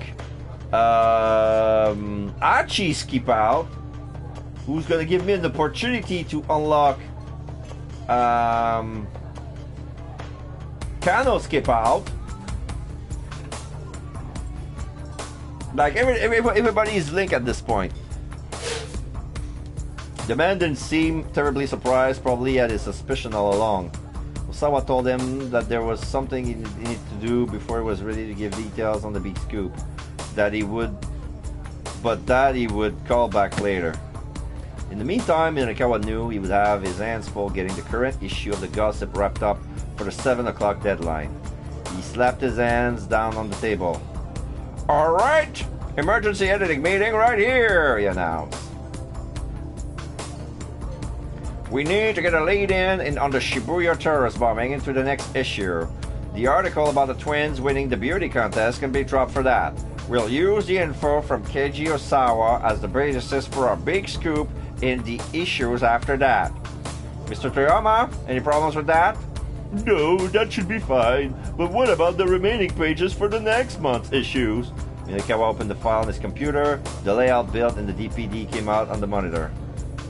The report on the Burning Hammer sales demo, the surveillance camera opinion piece, the interview with ORI, those three were finished, a copy already incorporated into the layout. Once Shiaki's street interview piece was loaded in, that one could be checked off as well. Shiaki, how's your copy coming along? I'm sorry, I just need a little bit longer. The writing seems to be giving her a fair bit of trouble. The article on SOS was still just a placeholder in the layout, and Minorikawa hasn't even gotten any material for that, putting it further behind than Shiaki's street interview. And now I'm looking at the newspaper, I see pictures. There's pictures of the theater director. We see all censored women, customers who've been complaining about the Burning Hammer demo. We got a picture of Shiri, who's been demonstrating the product, and we at the bottom right corner there's a pictures of Yanagishita smiling his silly dumbass face. Alright, so Shiaki's street review still at least learn where Shibuya's legendary he would at least learn where Shibuya's legendary street gang made their hangout. You just have to take the risk of dropping him on them unannounced to ambush them with some interview questions. And then there was the leading for Shibuya bombing. There wasn't even the layout yet. It was a completely blank slate. Against all odds, they were going to need to put our article together from nothing with just an hour and change. It was an impossible amount of work for just him and Chiaki to do. Well, and how are things coming along? Oh, that was Katayama rose and came closer, trying to peer at the monitor. Minorikawa hurried to cover the screen. Don't look! In the prick. If the printer rep saw all the blank page, he might decide to stop waiting. Would you mind telling me roughly what percent of the total you have completed thus far? What percent? Come off it, man. We're at 100%. If you're 100% done, that implies that you're all finished. Could I please have the data then? No. I'm saying our willpower is at 100%. I'm not even going to pretend I understand what you mean by that. Shaking his head, Katayama sat back down in his chair. Minorikawa, Toyama asked, his expression uneasy. So, I know I asked before, but why is someone from the printer here again? Katayama promptly chimed in. The long and short of it is that your proofing deadline has been changed to 7 o'clock, he said.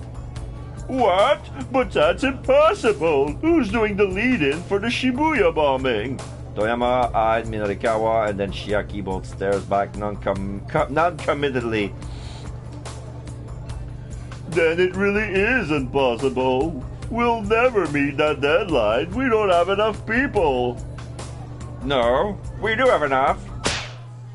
Minorikawa thrust out his fingers. Mr. Toyama! You're going to write that one and handle the layout. What? Evan Publishing is your company. Won't you step in order to protect it? Toyama hung his head.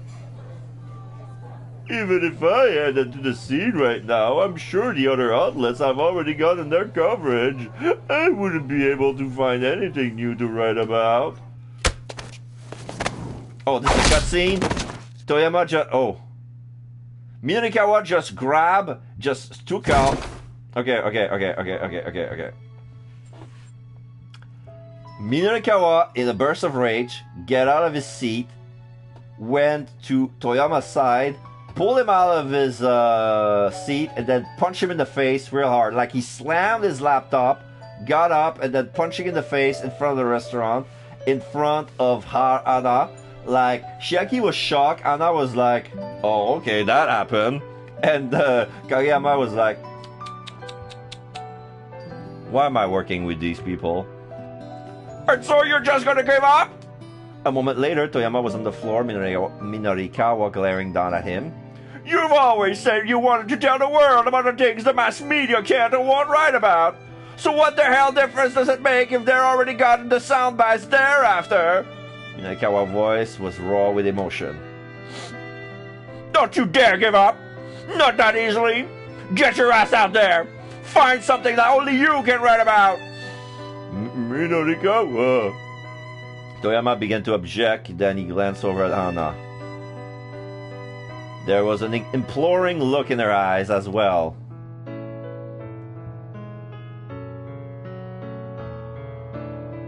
Come on, man up, clench your fist! I get what you're saying, Toyama grumbled, but still, you're expecting a lot. But then, despite his words, he flashed a broad grin. Yeah, Minorikawa let off a quiet chuckle. And it's got you all fired up. It's got you all fired up, too. Yeah, I'm fired up, all right. Toyama's face shone with a resolve Minorikawa hasn't seen in a long time. There we go. That's the Toyama I know. Yeah, I'm all fired up, all right. You know, I'm really sorry. Now I see the huge burden I put on you. But damn it, it's going to be all right. Getting on his feet, Toyama took his daughter by the hand and strode boldly out of the cafe, looking like a changed man. Minorikawa watched them go, glad that dithering was over. Even if Toyama were still in his prime, he'd be cutting it close to do that article in an hour. But he would pull through somehow. When it came to taking care of Hana, the man would rise to the occasion again and again. Father and daughter disappeared into the crowd, hand in hand. Minakawa shook himself out of his reverie. All right, he cried. Despite the clear blue sky, an unexpected gust of wind blew across his cheek. Come on, guys, we're gonna get going too. Things might look grim, but he wasn't going to give up until the bitter end.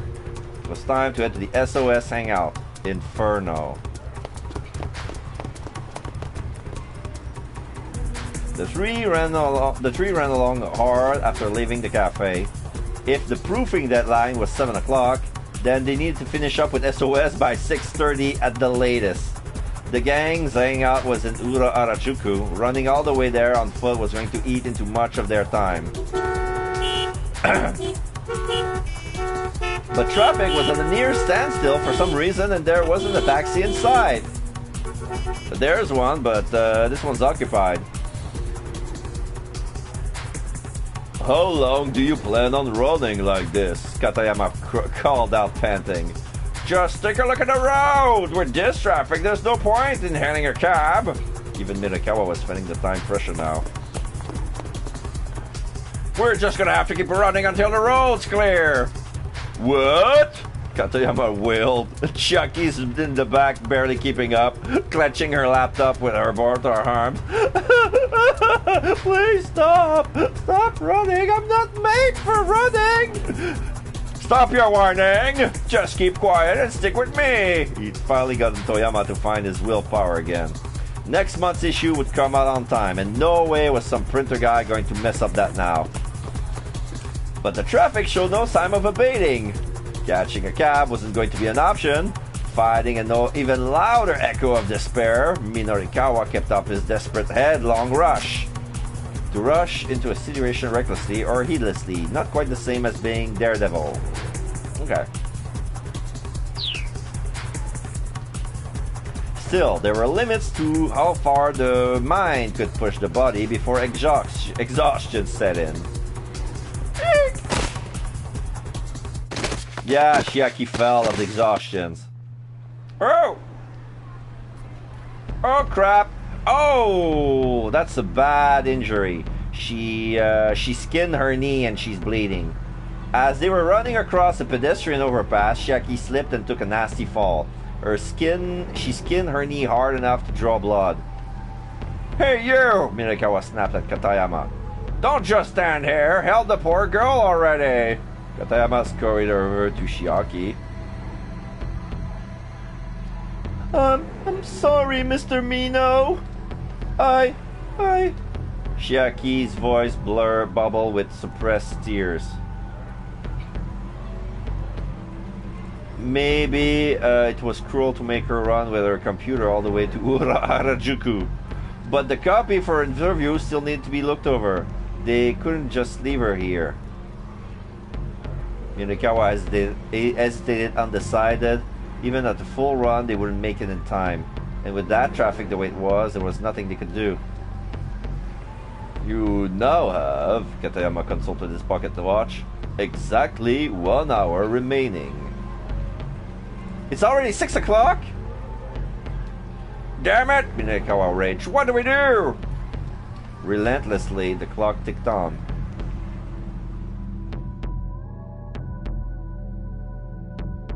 To be continued?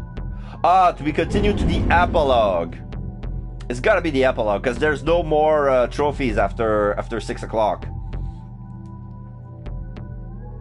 And if there's still a story going on, I'm gonna keep playing until I finish the game. I committed myself to finish the game. Alright, so I finished Minorikawa's part, and there's a place where we can jump into Osawa. So let's start Osawa right away. The rain won't let up. The sound is growing louder and louder inside my head. It is the sound of regret spattering against my heart. My emotions surge like a terrible storm within me. I never wished for this. Never expected my heart to be dragged so far beyond my control. We can't save Maria. We cannot save Maria. repeating. The words stormed through Osawa's mind in a relentless cacophony. He called up images of the bodies from the human testing trials on his computer monitor. He couldn't help but imagine his daughter in the same gruesome state. In just a few more hours, Maria would begin hemorrhaging blood and die just like the people in these pictures had. We can't save Maria. We can't save Maria. We can't save Maria. He couldn't shake the words or the reality from his mind. Damn it! Damn it! Damn it! Osawa began pounding his fist fiercely on the desktop. Now we see images of administering Tomi's blood, pictures of the virus, picture of the antiviral shelves on the fridge. Sir! Sir! What are you doing? Kajiwara tried to intervene, but he kept on pounding away. Damn it! Damn it! Damn it!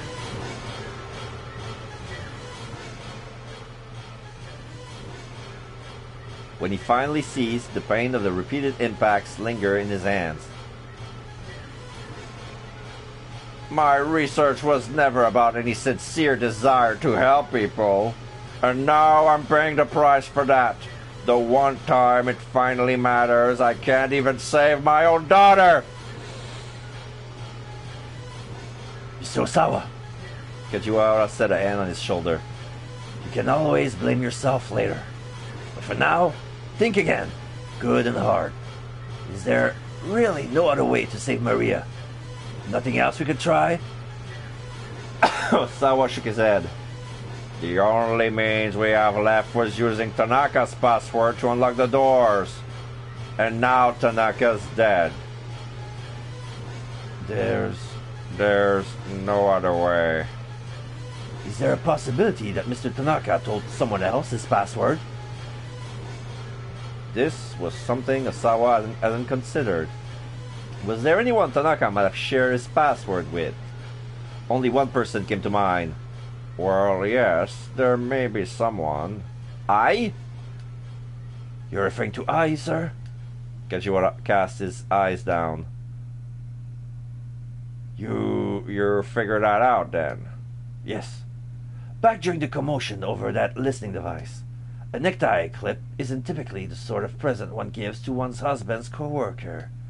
And yet, although some might consider it somewhat, inappropriate, Mr. Tanaka was wearing it as if it were a matter of course, which implies something about their relationship.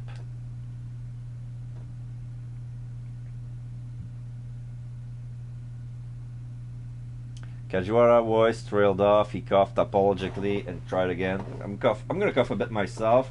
My throat is a bit dry.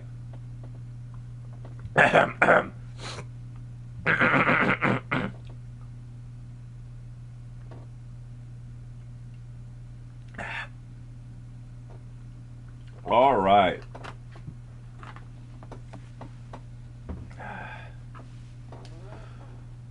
I realize it's an awkward situation, sir, but please check with your wife. Even if I doesn't happen to know the password, that does us no good if Maria gets quarantined someplace we can't reach her. I understand, Mr. Osawa. I'll bring Maria to you then. I'll do everything in my power to make that happen. The detective then produced a bunch of bananas from his pocket. These are all leftovers. You're more than welcome to them, sir. Despite his gentle smile, the rest of his face was firm with resolve. There's leftovers. There's like there's a bunch of 5 bananas in there. Leftovers?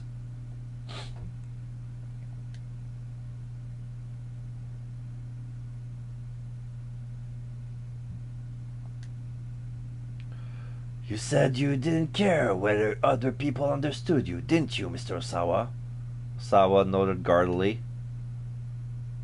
At the risk of being presumptuous, sir, I understand you, Kajiwara said. I used to be quite the workaholic myself. You're just like me, innocent and awkward. Just like me. On other occasions, Kajiwara was shocked to run into a man who looked just like him, The fellow was a stylist at a hair salon Kajiwara visited on occasion.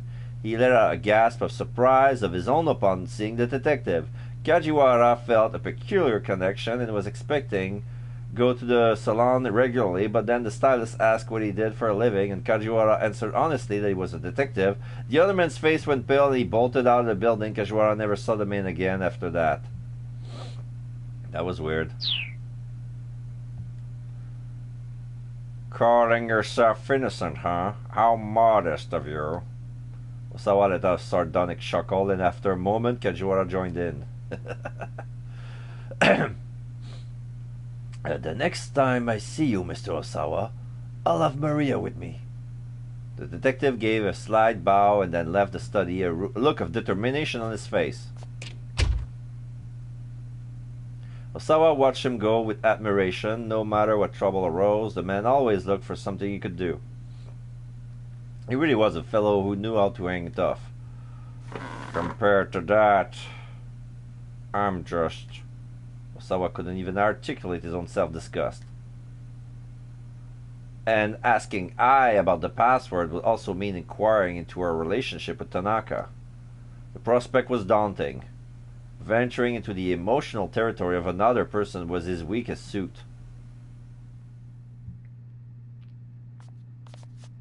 He left his study, but somehow found himself making his way to Maria's room. Not I's. He realized that he hadn't been into his daughter's room since a certain rainy day years before. Now he stepped quietly inside and saw Maria's world laid out before him. A small photo was set atop her neat and tidy desk. It was a close-up of someone's hands doing a cat's cradle. Whose hands were they? Probably Kanan. From the skin tone, they didn't appear to be Maria's. Several more photographs were pinned to a corkboard that hung on the wall. They were snapshots of people and townscapes from the Middle East. One glance at them and Osawa felt like he was back there for a moment. The images weren't necessarily aesthetically pleasing, but they all looked like they've been taken by a professional. When he spotted the last photo on the corkboard, however, he was certain that Maria has taken them all. Yeah, picture of him.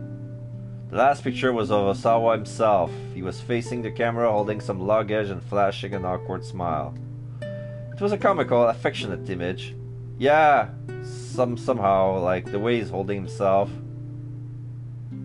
The camera is a Nikko 2. Not Nikon, Nikko, and it's to the power of 2, Nikko square. Must be a Japanese camera. He had never known that photography was one of his daughter's hobbies. No, this went beyond a mere hobby. Did she perhaps aspire to be a professional photographer one day? She certainly had the aptitude for it, from the look of things. Maria, a photographer. As he mulled the idea over, Osawa felt his chest tighten. Right now, it looked like Maria's hopes and dreams were about to be snuffed out. Her future consisted of bleeding to death a few short hours from now. Osawa stared vacantly out the window. The view from Maria's room remained unchanged from so long ago. Again, that rainy day crept back into his mind, as vivid as the present.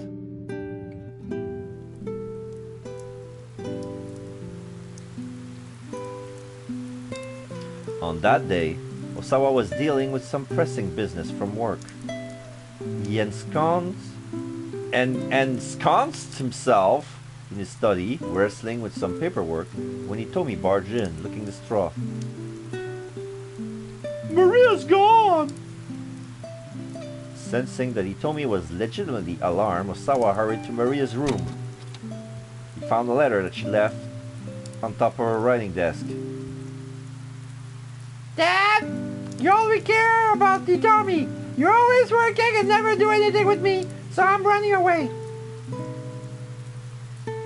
A few hours earlier, he canceled their weekend trip to the amusement park. He just wasn't going to be able to get his work done in time.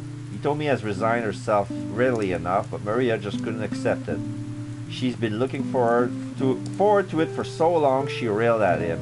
How many times now had he broken one of his promises to her? Hitomi understands why we can't go, so why can't you do the same? The cold rebuke has ended her complaining, but it was clear she still didn't accept the situation.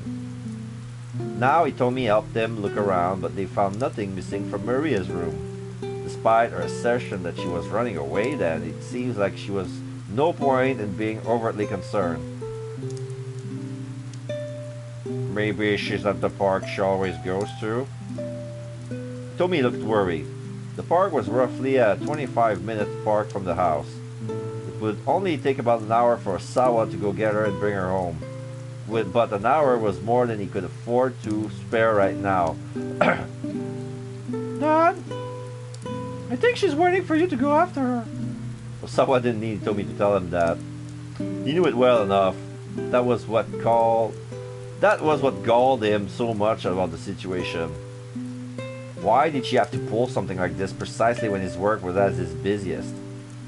He had done everything he could as a father since his wife had passed away. Why couldn't his daughter see that? It's alright. Your sister will come back. The rain was coming down pretty hard outside the window. Do you think she brought an umbrella? Hitomi asked anxiously. I don't know. But with the rain like this, she'll come back home soon enough. He spoke the words for himself as much as for Hitomi. Then he headed back to his study and got back to work. But several hours went by and still Maria did not return. The rain had gotten even more intense to the point where Osawa could hear it in his study. He was so concerned about his missing girl that he couldn't focus on his work, but he stubbornly refused to give in and go search for her. Several more hours passed. At last, Maria appeared at the front door, soaking wet. Osawa met her silently in the entryway. Wet strands of hair clung to the girl's forehead as she looked up at her father with a bitter glare. You don't care what happens to me, do you? Immediately, Osawa smacked her across the cheek with the flat of his hand.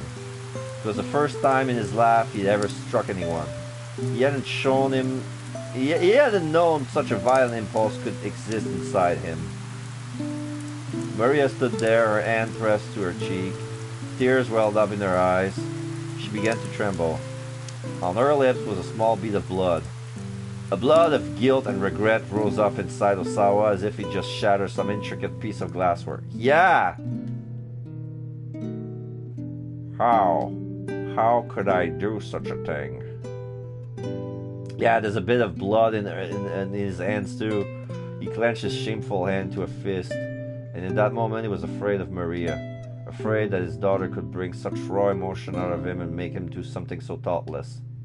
But even more he was afraid of how stunted he was as a human being. Was someone like him really fit to be a parent? What kind of future could Maria and Hitomi hope for with a father like him? That was why he'd married Ai as Makino had proposed. Having a mother, he decided, would help keep his family together despite their sad excuse for a father. But in so doing, Osawa dug a psychological ditch between himself and his daughters. A deep ditch so that he could keep his daughters from being hurt. So that he wouldn't hurt himself.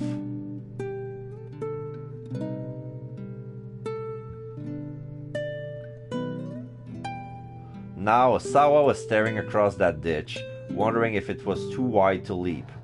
He thought back to his earlier exchange with Kajiwara. If you get angry, you show it. If you get sad, you show it. It's human nature to let other people know how we're feeling after all. But what if doing that hurts the other person? That's when you apologize, sir. Yes, that was right. He needed to apologize to Maria for what he'd done that day. It still wasn't too late. Now we see the answer from the forum. The Ayakamiki's forum for 40 people, for fans 40 and over. It's never too late. When it comes to family, there's no such thing as game over. He recalled pretty on his word. He needed to apologize to Maria, and so he needed to ask I for that password.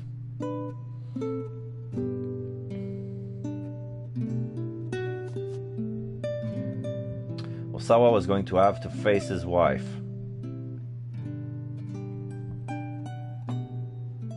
Keep out? Is that too? Is it time already? Is it is it 35?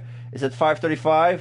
Please tell me it's 5:35. Yes, it is. All right. Now I can jump from Minorikawa. I'm gonna break Osawa's keep out.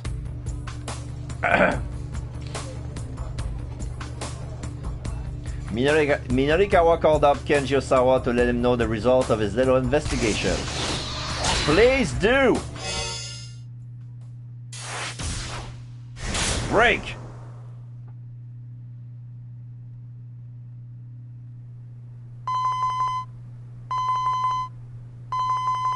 Osawa's phone rang and Minorikawa's phone number popped up on the LCD display.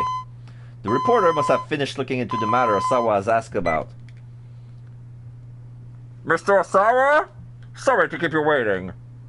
How did it go? Well, I looked into the background of that story you asked about, and I learned who it was your wife was dating. Who was it? Osawa asked immediately. There was a brief pause. Mamoru Tanaka. I see. Finally, he had proof positive of a relationship between I and Tanaka. Now, more than ever, it was no time to waver. No matter how painful the reality was, it was also true that if they hadn't been dating, there would probably be no way of saving Maria. So? Minorikawa said. What was this big thing about disrupting the power balance of the world all about? Well, there's something I need to take care of on my end first. Once I'm finished, I'll tell you everything. Yeah, that's fine. Things are pretty hectic on my end right now anyway. Osawa has expected Minorikawa to put on more of a fight. He figured a reporter for 4-star general gossip would be a bit more persistent.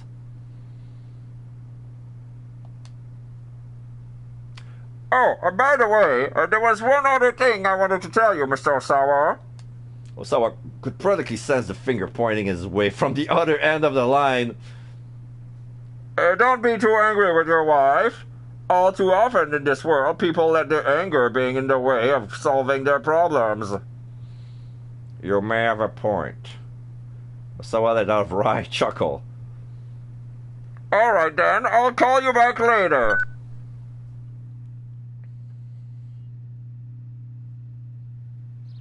Now it's saving. Osawa found Ai standing by herself in the yard. She kept her back to him as he approached. May I have a moment? He asked quietly. What? Still, she didn't bother to turn around. There's something important I need to talk to you about. I'm not in the mood right now. Please, I realize you're upset about Tanaka's death, but... At the mention of Tanaka's name, Ai slowly shook her head. Don't! Just tell me what you want. Hurry up and get to the point. Osawa tried to move closer to her, but she pointedly kept her distance. This was no time to mince words. Did Tanaka give you his password? There was something Osawa needed to hear him for himself before this went any further. Were you in love with Tanaka? Do you really want to go there? Might as well. There was something Osawa needed to hear from himself before this went any further. Were you in love with Tanaka? What are you talking about? Osawa frowned. Why did you marry me? He asked. You've got to be kidding! This is the important discussion you wanted to have? Did you ever love me? I let off a joyless chuckle. Love? I'm amazed to even hear the word leave your lips. There was a note of challenge in her voice. Let me ask you the same question. Did you ever love me? To be honest, I married you because I thought my daughters needed a mother. Wow! I let out a weary sigh. Some of the combative tension left her shoulders. That really is honest, she said. So I guess I should be honest too. I married you because my father asked me to. He wanted to chain you down so you didn't leave for some other company. And you were okay with marrying someone for something like that? For something like that? You really have no idea how much you're worth, do you? The value of one woman's life versus the potential profits your research would bring in? There's no comparing the two. If it meant that Okushi Pharmaceutical could monopolize your talents, then what did it even matter what I wanted for myself? There was something akin to desperation in Ai's words. And so you sent me those threatening emails too? What? I looked at him in shock. He knew he'd guessed correctly. You would go that far just to keep me tied to your father's business? That's right. I would. I bit down on her lip hard. But what would you even know about how I feel? Sorry. Don't apologize. I shook her head vehemently. I'm not the victim here. You say that, but isn't it because of me that you and Tanaka weren't able to stay together? I began to tremble. Her secret was out. When did you figure it out? She asked. Earlier today. That tie clip. Right. Not the sort of gift one gives to one's husband's co-worker, is it? Even if it was a listening device. Ai's smile was bitter with self-depreciation. Deprecation. Osawa couldn't help but pity her. Even Tanaka must have suspected that she placed the company's profit above all else if she'd go to such length to protect his interests. It was like she'd given up on her entire life just for that.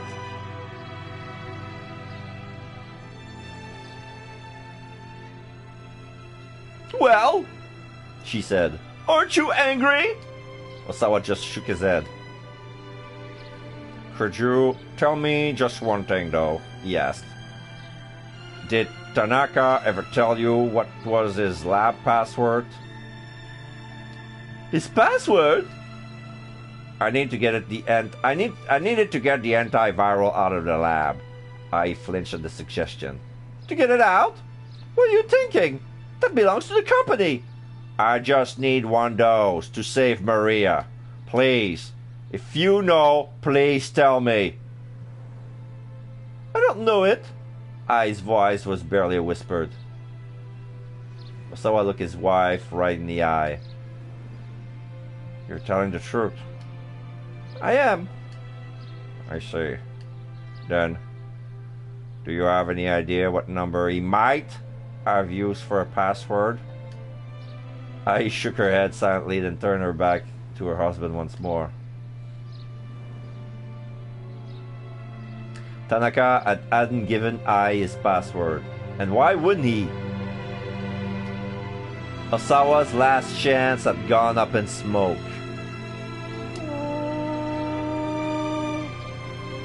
So sad! He let out a long, shaky breath and shut his eyes tight. Was it true? Was there nothing more he could do?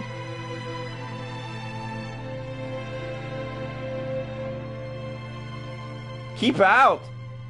There's another keep out? It's not over, my god.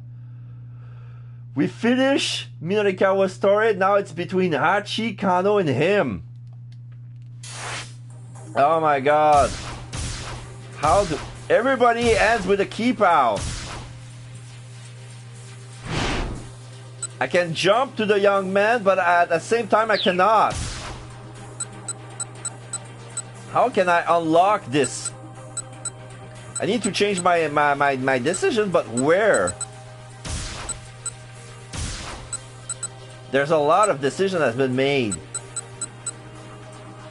Alright, this is here. This is here. This is finished.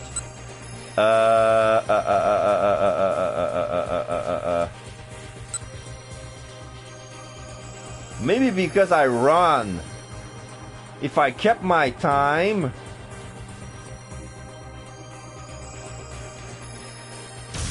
If it's something as pedantic as me running, make me miss my jump. Just want to make sure.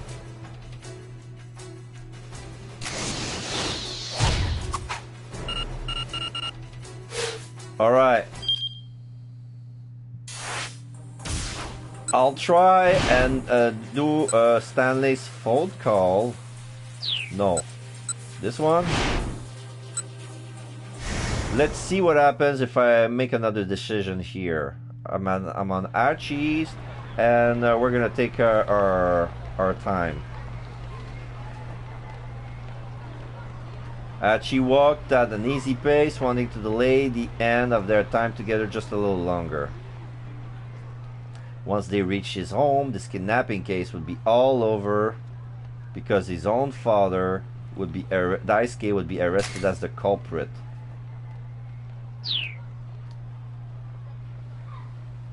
Bringing Daisuke down would be easy. Archie wasn't worrying about that part at all. If he didn't hold back, there was a good chance he would wind up hurting his father. Holding back. Getting hurt. Now it brings the flashback. Now we're gonna sit through the whole story of Archie learning karate and kicking his father's ass. Him being a blue belt and him being still white.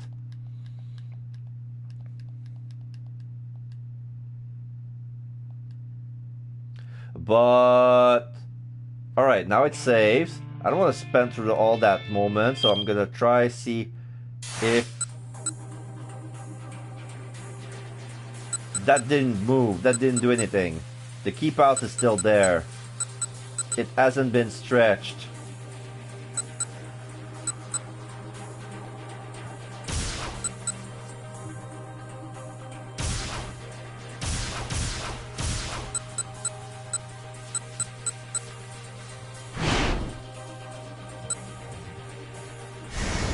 What about maybe if I question? Am I gonna, if I take another, this was no time to miss words, the Tanaka gave you this password. Am I gonna change this into a bad ending? No, because I already got a trophy for that. So this was no time to miss words. The Tanaka gave you his password. His password? For the electronic lock on the lab. I need it in order to get the antiviral out. I turned to face him at last. To get it out? What are you thinking? That belongs to the company. I just need one dose to save Maria. Please, if you know, please, tell me. I don't know it. His voice was barely a whisper. Look his wife in the eyes. You're telling the truth. I am. I see. You have any idea? Alright, so this is the same text. Even if I didn't know, I wouldn't tell you. Why not? Don't you get it? Ai's words came out as a strangled rasp. Do you even know when I'm with you? She snapped. You really have no idea how much you're worth, do you? The value of one woman's life versus the potential profit your research would bring in. There's no comparing the two. If it meant that Okoshi Pharmaceutical would monopolize your talent, then what did it even matter what I wanted for myself? It was something akin to desperation. And so, you're sending me the trusting emails.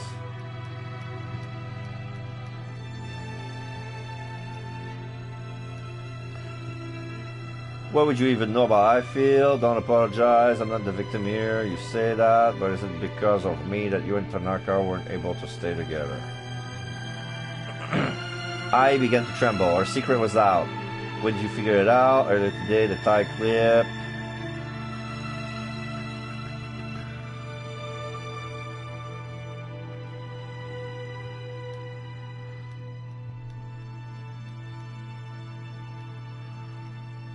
Please. Please! Don't mess my life up any more than you already have! Ai's words were only a faint murmur, but Osawa felt the rejection they carried with agonizing clarity.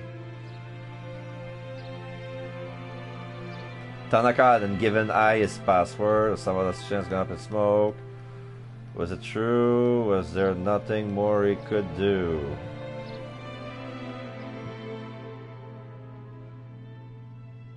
The keep out is the same.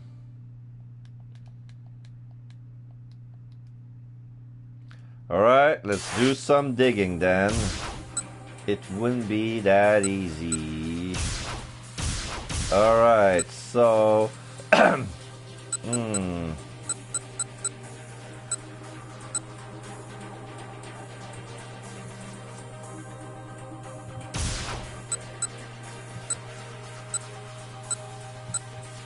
I don't think all the choice of answer during me talking with Kanan could change anything. What about here? What will it be? Osawa besmirched. What was it?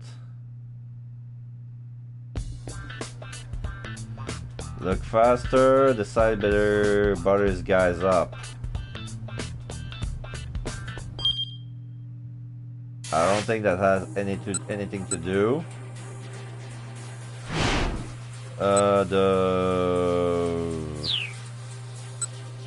That won't change. Crap. There's only one decision here. It's this. Osawa's timeline started at 5:25. What did he do for half an hour? Alright, let's mess up with Archie then. Up to Gonzaga back home. Oh, I did this part already. So this one, Stanley's phone call.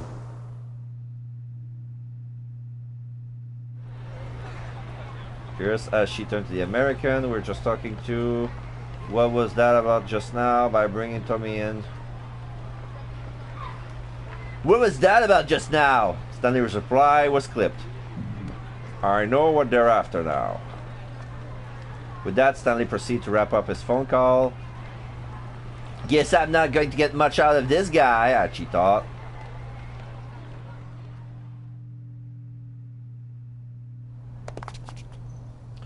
Alright. Is this the same? Because now there's a saving. Oh, it's the same. That didn't do anything. Let's try the number 3. Crap.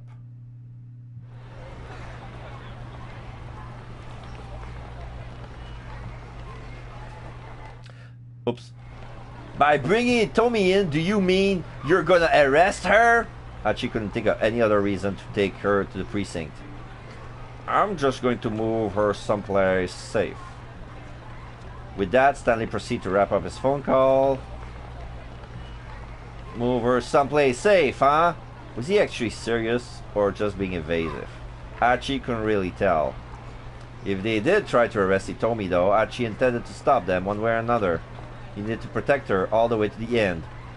Inwardly, he reaffirmed the vow he'd made earlier to keep her safe, whatever it took.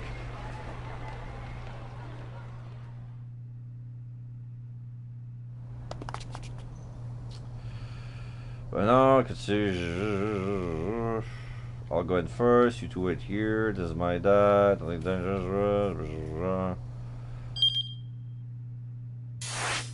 Still the same. Alright, let's mess with where the GPS leads. I think this is the only thing I can mess with. Are you sure this is the right area? Are you doubting the GPS? No, it's not that. Kano scanned the area. It's just that Ando Electronics is right up ahead. What? Kanan stopped abruptly. What are you suggesting? Well, the twins are heading for the same location. That's my guess. Still, what did that actually mean? Kano hadn't figured that out yet. They took off running again, and before long, Endo Electronic came into view.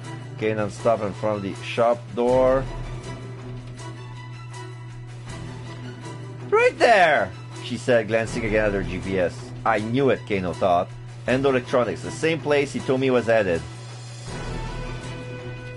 Yes, we're all riding up together. We've been brought together. Quite possibly. Is this gonna save?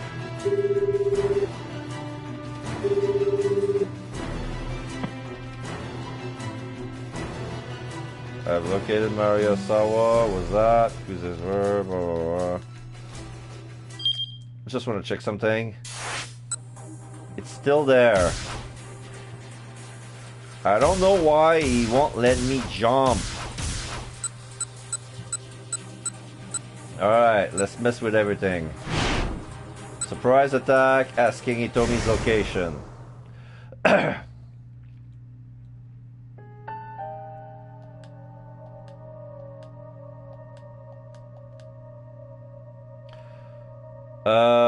Alright, I'll tell you, or no way I can't share that info.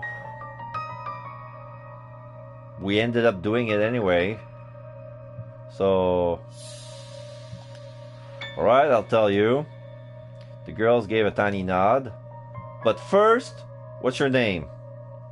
Kanan. Kanan? Now he remembers that. The Grizzly scene at the Foreign Syndicate's headquarters.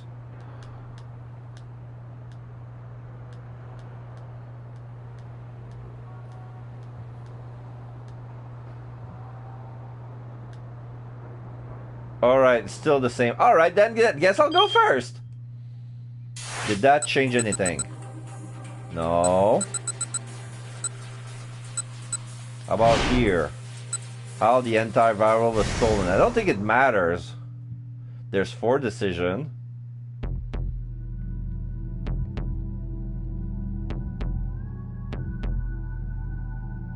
But I got it right on the money. I don't want to change my decision. Doesn't matter here. A nagging thought. Why was Maria kidnapped? There's 2 jumps during that time slot.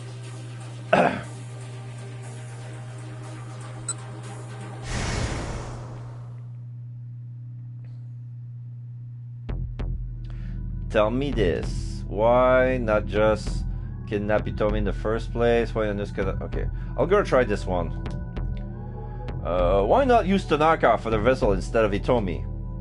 Tanaka could enter the lab along with Osawa, then secretly inject himself with the antiviral. It didn't seem like that would be terribly difficult. A good question. If getting the antiviral were the only goal, that would be the most expedient means of doing it. So then why use Hitomi Osawa? Kano asked. Kanan thought for a moment before answering. Tanaka may have objected to the idea of giving himself the drug. I hear that it can have some severe side effects. But she seems unconvinced by her own words. Do you know why they targeted Hitomi? Kano demanded. I don't. But I'm sure there must be some reason. Alfred hasn't gone with using Tanaka, which would have been the sure thing. Instead, they'd gone with Hitomi. Hitomi was injected with the virus, brought into the lab, and used to sneak the antiviral out. Now, the plan was to extract the antiviral from Hitomi's blood. Something about this idea still struck Kano as incredibly odd. So wait, why not just abduct Hitomi from the very beginning? Why kidnap Maria instead? Surely, they couldn't be so foolish to abduct the wrong target. The girl and got himself mixed up. Surely they couldn't have been so foolish as to abduct the wrong target, so kidnapping Maria would have been intentional. Must have been intentional, but it didn't add up. No matter how he looked at it, Kano couldn't see any reason to kidnap Hitomi's sister. It's my fault that Maria's like, okay, so it's the same answer here.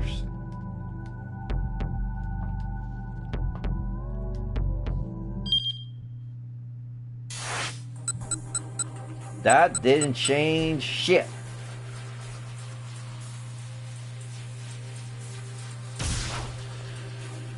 This is gonna be tough. This is gonna be tough. I made the jump. Wait. Can I use the jump again? No. That would be silly. Oh, he said he would call back later. Yes, he did. He did. So this from 40 to 35. Now he needs to 50. So what's his decision here?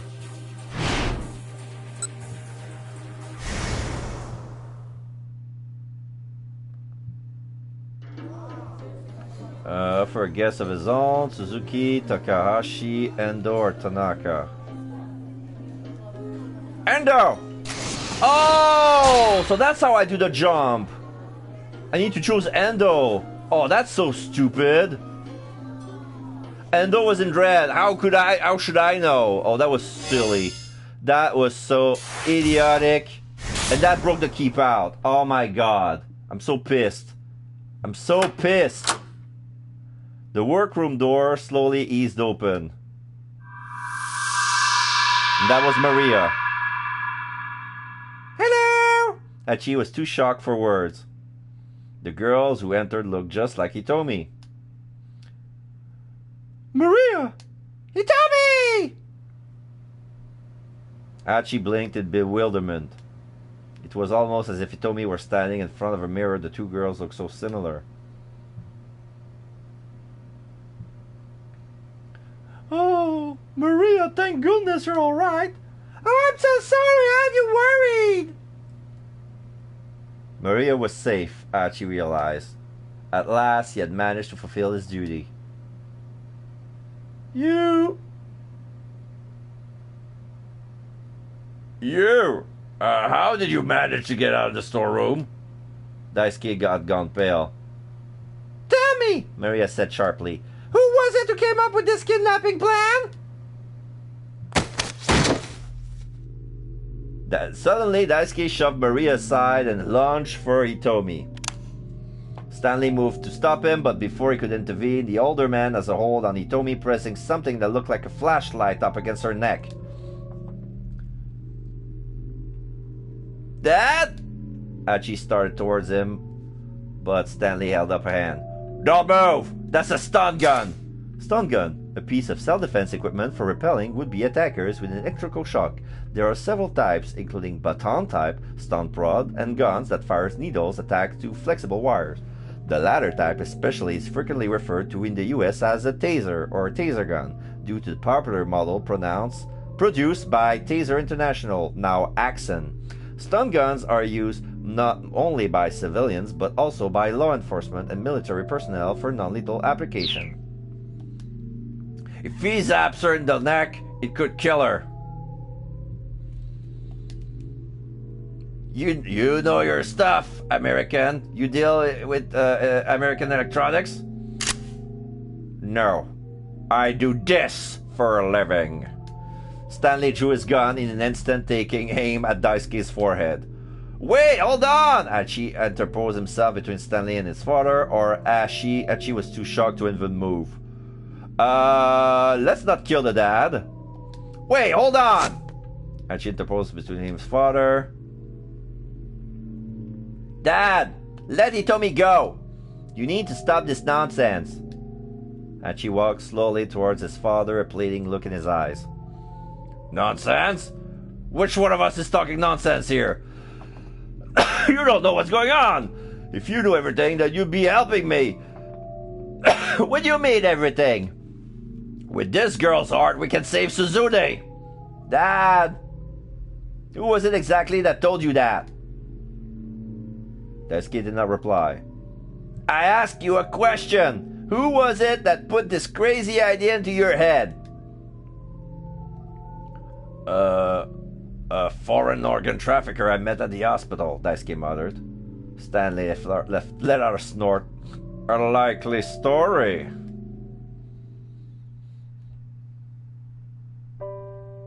It's true. I was suspicious at first myself, Daisuke said stubbornly. but I couldn't just sit around and wait for Suzune to die. And after talking to him about her rare blood type and all the difficulties in performing a transplant, he promised he'd do everything in his power. Daisuke's hands were trembling. Tears welled up in his vacant and bloodshot eyes. Then a while later he got back in touch and told me he'd found a potential match. Someone with the same blood type as Suzune and roughly the same age. But then he told me that the girl was still alive. And so what was the point? Her heart might have been a match for Suzune's, but it didn't matter if we could get our hand on it. And I said that, but then the man told me... He told you what? Hachi bit his lip. He told me to abduct her and turn her over to him. After that, he would find a way to make it all work. At last, Daisuke had confessed. Now Hachi had to try to come to grips with the truth he had just heard. I had to do something, his father continued vehemently. I had to abduct this girl and see things through. I just couldn't take it. Kotone had already been taken from me. The thought of losing Suzune too. I had to make sure I didn't fail. So it was this organ trafficker who came up with the kidnapping scheme then, Stanley said. He kept his gun aimed at his target. Daisuke nodded. Describe him for me. He was tall, he had black hair, spoke fluent Japanese. Stanley raised an eyebrow at that. Hachi wondered if he had some idea who he might be. And taking Maria Sawa hostage in order to lure out Itomi, that was his idea as well? Yeah, that's right. I allowed his computer to access my surveillance camera system as well. But then, this morning, I got a call from the hospital saying Suzune's condition was critical. I couldn't wait any longer. I had to help my girl right away. Oh my god, it's been set up.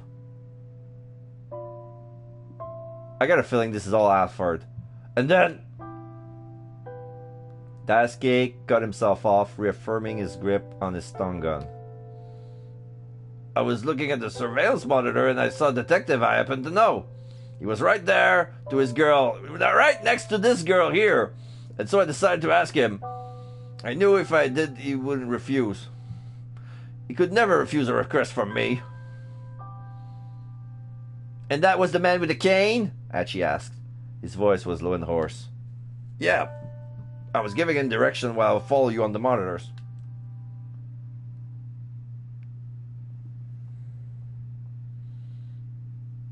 Dad, you need to let go of Hitomi now. There's no point to this. Hachi took another step closer to his father. There is a point! If I kill this girl here and now, your sister can get the surgery she needs. But even Hachi knew that things couldn't possibly work out that way. His father has grown so desperate to help Suzune that he lost all sense of judgment. Why, Hachi? Why won't you help me? Don't you want to save Suzune? Daisuke made a pathetic sigh, and yet his desperation to save his child was so palpable it was heart-rending. Hachi thought back to that time he'd laid his father out when sparring. No matter how pathetic he may have looked, Hachi has always felt that sense of paternal love from him. You're not going to be able to talk him down, Stanley murmured. Hachi shook his head. Stanley, lower your gun. Tears were welling up in his eyes. Please, lower your gun. Hearing the determination in Hashi's voice, Stanley quietly complied.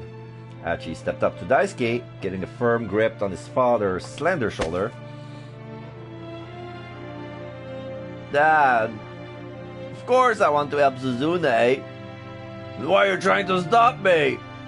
Dad, you think this is what she wants you to do? Look at her! Daisuke's face fell. Did Suzune ask for this, Dad? Did she tell you to take someone else's heart so that she could live longer?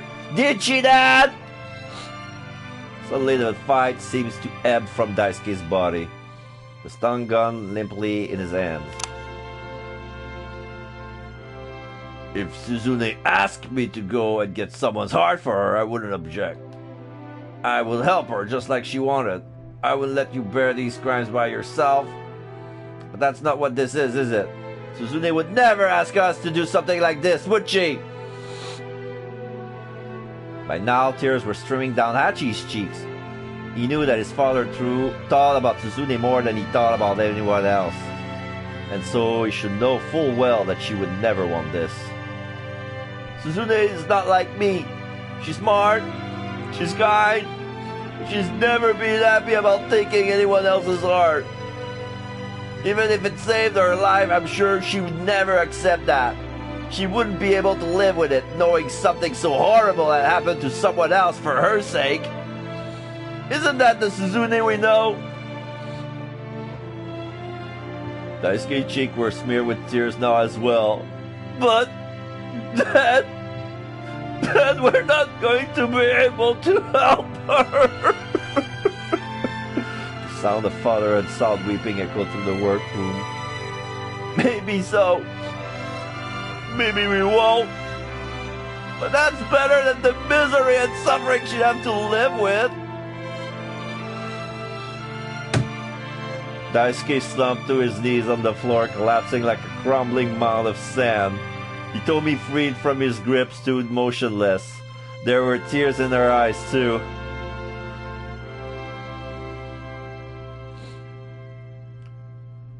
You're such an idiot, Dad. Such a complete, utter idiot. Sobbing, Hachi embraced his father.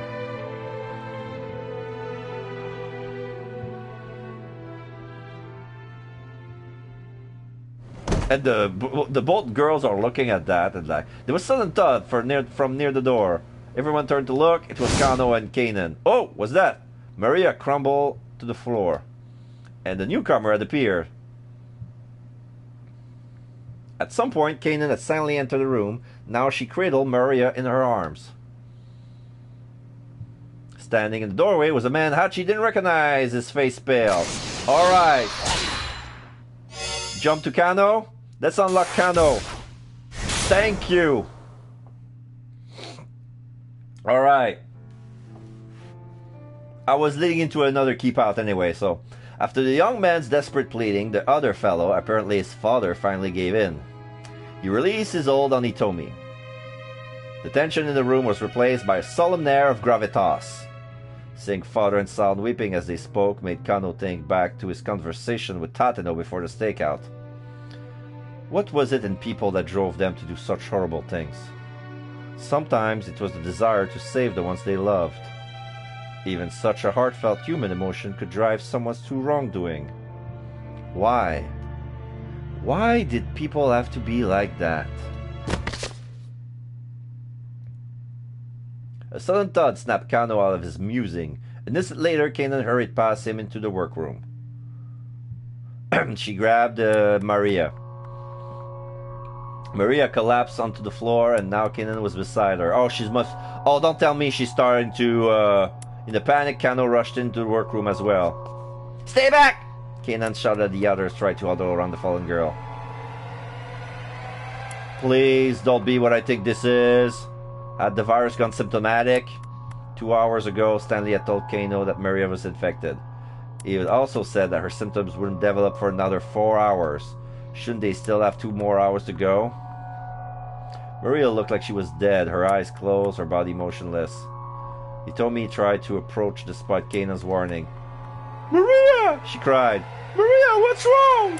Kano held his arms wide to hold her back. Your sister has been infected with the war virus. The war virus? Hitomi went pale.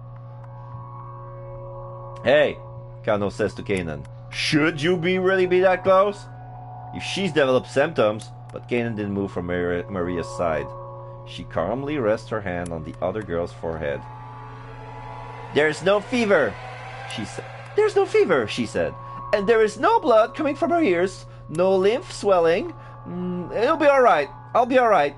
She hasn't gone symptomatic yet. Oh, in that case, why did she collapse? That's a good question. Yeah, that was Itomi's line. In that case, why did she collapse? I'm not sure yet. Whatever the case, if we don't get her in that antiviral, she's done for. Then we have to get her to the lab right away, Itomi said. She was trembling with anxiety. No, that's not an option.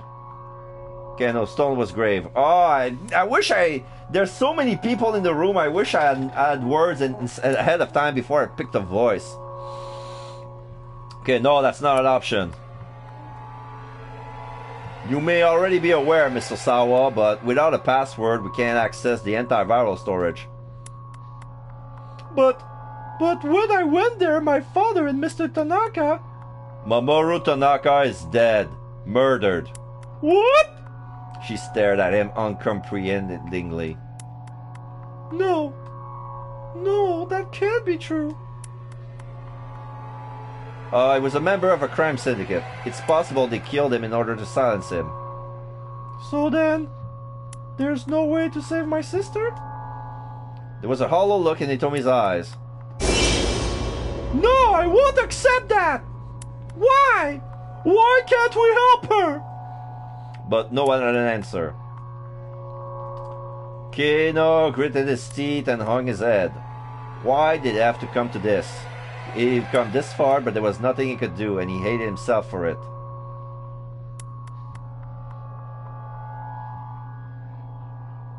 I'll go to the laboratory. Oh, see, Kanan. It was Kanan. I'll go to the laboratory. Electronic lock breaking is my specialty. Wait. The young man, Achi, spoke up suddenly. So you're a martial artist So you're a martial art badass, but your specialty is lock breaking? He looked possibly dumbstruck. Kanan ignored him, thinking out loud. Brute force. A cryptanalysis technique that involves test input of all theoretically possible patterns. If times were unlimited, this would be the most reliable means of decipherment. However, in practice, the process takes massive amounts of time and computational power and can be defeated by systems that prohibit access after a limited number of failed input attempts. Brute force, side channel. Rather than trying to decipher the password itself, this method involves analyzing information from the device, such as processing time, power consumption, and electromagnetic leaks, and using these details to exploit the system. Isolating the run state of devices is a crucial element to countering side-channel attacks.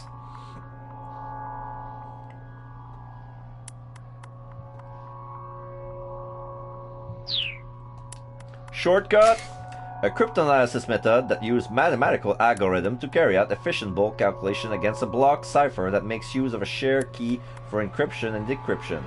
Even when such calculations are theoretically possible, however, in practice, the process requires large amount of time, and the block cipher is seldom at real risk. Given the situation, I think I'll have to go with side channel. Side channel? Stanley asked. Where's your equipment?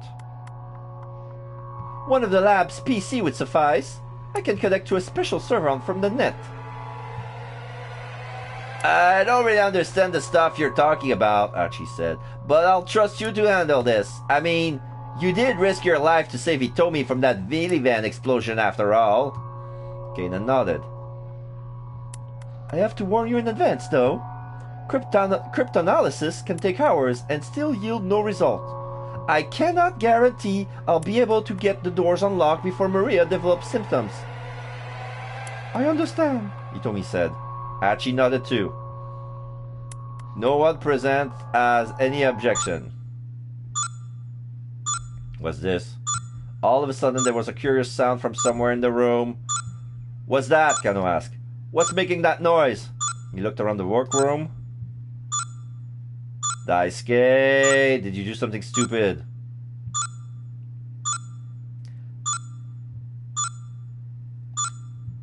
That's my computer. Daisuke hurried to his desktop.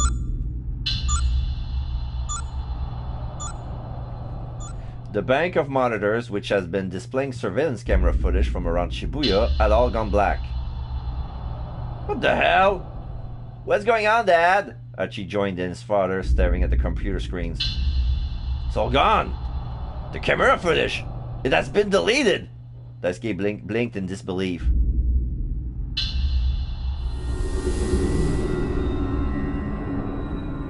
Now then, it seems our main cast has all been assembled. A man's voice, distorted by a voice modulator, suddenly emerged from the computer speaker. Oh, I think I'm gonna need this. Hello there. Do you want to play a game? Now then, it seems our main cast has all been assembled. A moment later, the monitors all began to display a view of the inside of the workroom. Dad, what the hell is this? Someone's broken through our firewall. Firewall, the security system for preventing unauthorized intrusion into a computer's network. The term stems from the metaphorical reapplication of the concept of a wall meant to inhibit the spread of fire or other destructive forces. They're hijacking the surveillance camera system. The color drained from Daisuke's face as he looked at the screen. Where are they filming us from? Kano asked, scanning the inside of the room. He used the image on the monitor to guess where the camera might be located. Over here? The lens of a camera set atop the computer monitor gleams like an eye. It was a miniature camera used for web conferencing in the light. Yeah, they hacked the tapped-up webcam. Now that Maria and Hitomi are both there, you have probably surmised the situation at hand. And so, I offer a proposal. The laboratory password in exchange for Hitomi's blood. Realizing now that that was Alfred's voice they were hearing, everyone in the room froze. At 7 o'clock, roughly 1 hour from now, see that Hitomi Osawa is waiting at the Scramble intersection outside Shibuya Station, just like this morning. Unless, of course, you're feeling particularly confident. You do have Kanan with you. Perhaps you'd care to take up Campbell on their log-breaking skill instead. Kanan clogged her tongue in frustration.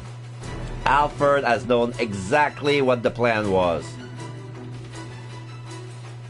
Of course, if Kanan isn't able to get the door open in time, what would you do then? Maria is sure to die, yes, but that's not all. If you don't agree to my offer, I have the means of creating another Maria, and a third, and a fourth, and a fifth. These infectees will spread the virus through Tokyo. The death toll will likely number in the hundreds of thousands. It is difficult to predict the scope of infection in the event of a bioterrorist attack employing a highly infectious viral agent in a city with a large and mobile population. Worst case scenario, some researchers estimate as many as several million infected in a matter of days. So, do think carefully before you decide. Alfred's voice was chillingly matter-of-fact. I will appear at the rendezvous in person. After all, it wouldn't do for the star of the show to miss the final curtain. I'm looking forward to meeting all of you then. Silence fell. And the image from the computer monitor returned to normal. The surveillance camera footage came back online as well. Daisuke promptly yanked out his Ethernet cable and slammed his fist on the keyboard. Damn it! There was a hole in the firewall. I'll have to redo my security from the ground up. Good call, Kanan said calmly. We can't win this if our intel keeps getting hacked. Stanley pursued his lips in consternation. What do we do? Kano asked him. Do we give him to his demands? I mean, do we really expect he's just going to blithely show up like that? He's practically begging us for us to come and catch him. There has to be some deeper plan at work. If it means saving my sister, I'll do it. Hitomi was resolute. No, Stanley said, you can't. What? Why not? Because if you do, you'll be killed. What? Hitomi's voice caught in the throat. With the antiviral still present in your body a week after the fact, you're too much of a liability for Alfred to just let go. He's right, don't do it, Archie exclaimed. Told me you can't go. Even still, I want to do it. Hitomi stared defiantly at Stanley. You still want to go, even knowing that you'll be killed? I can't just sit there and hope that Kaden is able to pull this off, she said. I want to do something for my sister. I want to save her. She peered down at Maria, sprawled on the floor. She would object to me going, I'm sure of that. But I want to do what I can, to do things my way. No one tried to contradict her this time. She's willing to take the risk. Then there are things the rest of you can do too. Oh, that was Kanan again. Let's hear it, Kanan replied. He squared his shoulder. He was on the same mind as Hitomi. He couldn't just do nothing and leave it all on Kanan. After everything he's been through, he wanted to stick with his case until the very end. Apprehend Halford at the rendezvous and demand the password from him. Kanan offered the suggestion as if it were a simple task. That lets you get what you want without putting Hitomi in danger. Kano let out a sigh. Hold on. Even if we do arrest him, how are we going to get him to cough out the password? We don't have time to drag him off to an interrogation room. And besides, he doesn't strike me as the sort to offer a confession that easily. There are ways, Kanan said. Once Alfred has made contact with Hitomi, call my cell phone. Hitomi tilted her head. Call you? I have plenty of information Alfred might want to bargain for. I can negotiate with him directly. Kano considered Kanan's proposal. I see. So we'll try both options. Attempt to hack the password at the lab and also try negotiating with Alfred. That gives us 2 chances. With that tiny ray of hope, Hitomi's face brightened some. We're split into 2 groups. One for the lab and one for Shibuya Station, Kanan said. Let's exchange phone numbers so we can be in touch with when the time comes. The group quickly shared contact info as suggested. Hitomi and Kanan called one another's phone to be sure. Hitomi's cheerful ringtone felt out of place, but also someone soothing, a fragment of normalcy in the midst of a crisis. Yeah! Well, I guess we're all set then, Hitomi said, looking down at the LCD screen. Her expression turned apologetic. I'm sorry, Kanan, for having to keep putting things on you. Hey, Kanan replied. Don't worry about it. Okay. Now I guess I should call my father. Oh, so now this is how we break the Osawa's keep out. Hitomi called Kenji Osawa on his cell, asking him to let Maria and Kanan to the lab. Alright. From Kano to Osawa. Boom! There you go. Tanaka hadn't given I his password. Osawa's last chance has gone up in smoke. He let a long, shaky breath and shut his eyes tight. Was it true? Was there nothing more he could do? And then a phone call. Osawa's cell phone rang. When he saw the name on the incoming call display, nearly shouted out loud. It was Hitomi! Hitomi? Are you alright? Please tell me you're alright. Yeah, I'm fine. But, Maria's... Maria? Is Maria there with you? Osawa's heart leaped. Dad, there isn't time for me to explain everything, so I'll just give you the main points. This is so we can save my sister, so just stay calm and listen. Osawa struggled to hold back the 1,000 questions that immediately came boiling into his mind. There's a girl named Kanan who's going to bring Maria to the lab. She's going to try to hack the password in order to get us inside. Wait, hold on. Just what in the world is going on? There are a bunch of people here working to help save Maria. Can you wait for us at the lab, Dad? I'm not sure that electronic lock is something that'll be so easy to we've got another plan in motion too, and if that goes well, we might be able to learn the password. It was all too much to follow, but Osawa realized he would have to take Hitomi at her word. It was their only hope of saving Maria. Alright, he said. I'll do as you ask. But you said you're trying 2 approaches. You're not going to be in danger, are you? No, I'll be fine. Don't worry about me. Okay. Very well. I'm heading to the laboratory now. Oh, and I hang up before I say I love you and I miss you so much, girl. You can't! You can't go! The moment Osawa hung up and started from the house, I clung to him from behind. If you use the antiviral now, everything will go public! There's no way we can keep the virus or the antiviral under wraps at this point! Osawa tried to pull free, but his wife was stronger than he expected. Besides, if Maria infects other people, the whole world is going to find out in a matter of hours. Oh, wait.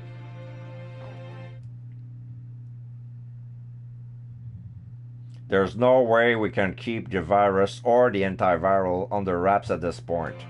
Besides, if Maria infects other people, the whole world is going to find out in a matter of hours. No, we can just quarantine her. If it's handled correctly, we'll still be able to retain secrecy. Ai's voice was cold as ice. Do you even have any idea what you're saying right now? I do. I know how it sounds, but this is the only thing I can. Her voice trailed off. He could feel the force of her trembling where she held him. Have I really put you into that much of a corner? Osawa slipped from Ai's arms and prostrated himself on the ground in front of her. I'm sorry. I'm truly sorry. Oh, stop this! Get up! If you're really sorry, then don't go to that lab! But Osawa remained silent, his forehead pressed to the dirt. If you use that antiviral without corporate approval, your time with Okoshi is finished! That doesn't matter to me anymore! How can you say that? Virology is the only thing you ever cared about! I began pummeling his back.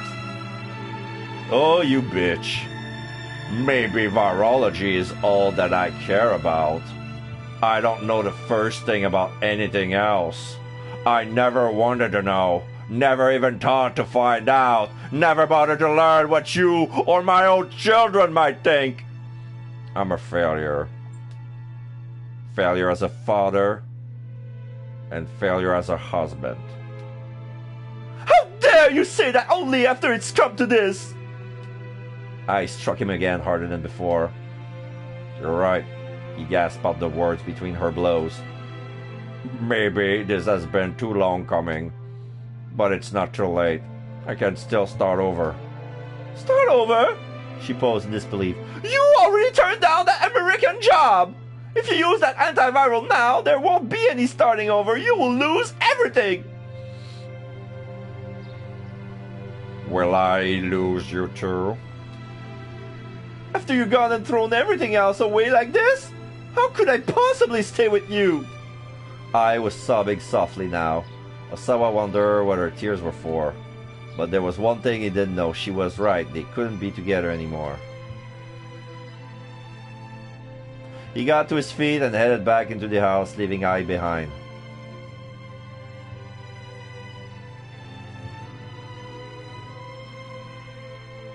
Yeah, one last shot of Ai in the garden.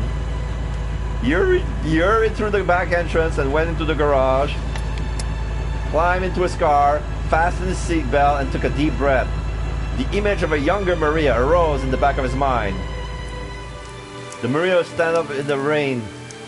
There was there she was at that park, getting drenched by the rain, holding back her tears as she waiting for her father that never came. Wait for me, Maria. This time, I'm going to come for you. I was wrong. going to the lab wouldn't mean losing everything. He'd let too many important things slip through his finger. Now it was time to go take them back! Osawa pulled his car onto the street and sped towards the laboratory.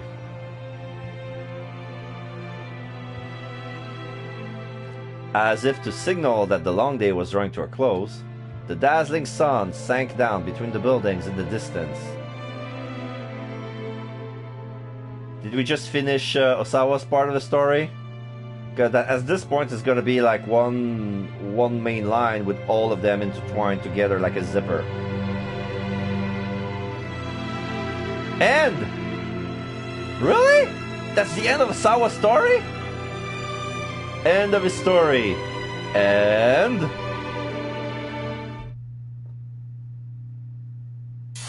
yeah, I believe there's some closure on this side, that's true. But alright, so we're done with Osawa.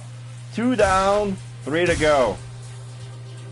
Alright, so where do we go? Minorikawa? Wait. Oh, shit. Because I jumped towards Endo, I blocked the... I blocked I blocked Minorikawa's ending.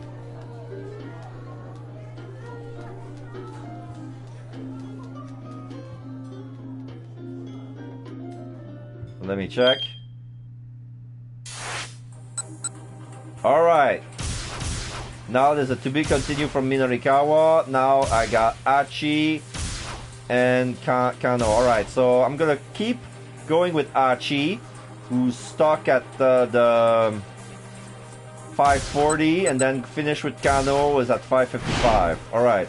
Unfamiliar man.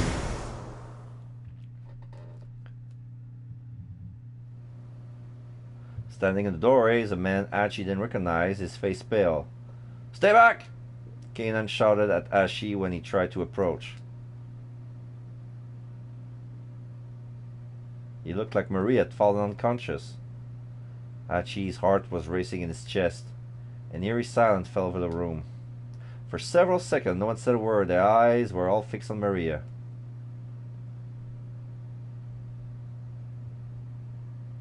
Finally, Kanan looked up, her face ashen. It's starting!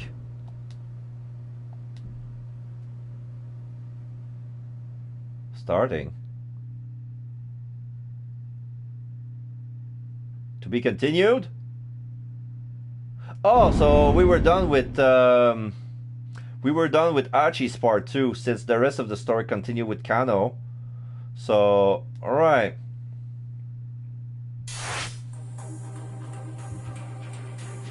That was a weird of a cliffhanger. Alright, let's continue. We're back to before the jump. Okay, I should call my father. Itomi called Kenji Osawa on his cell, asking him to let Maria and Kanan to the lab. Kano leaned into whisper into Kanan's ears. Are you sure you're okay with this? With what?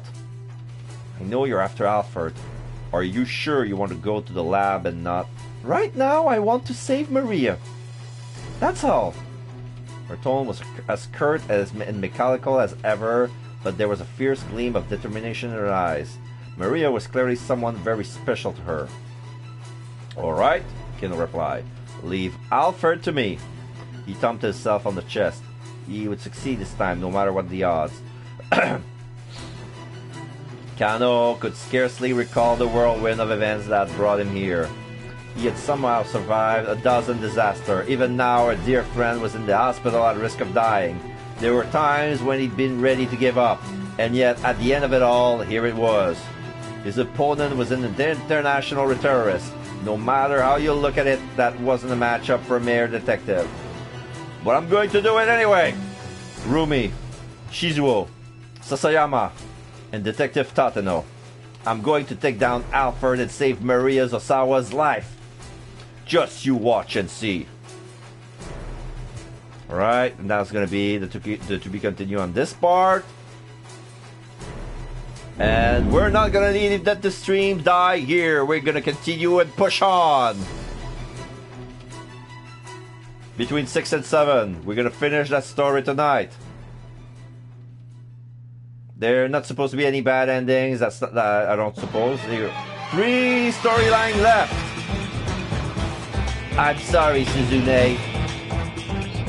The war is out now. No! Mr. Mino, answer me! We meet at last, Alfred. You can't go ahead and kill me! Right. From 6 to 8? The story really finished at 8. But there's, I thought, okay. Shibuya Scramble. What's that? Clear the... Alright, let's finish this. So, Achi is blocked.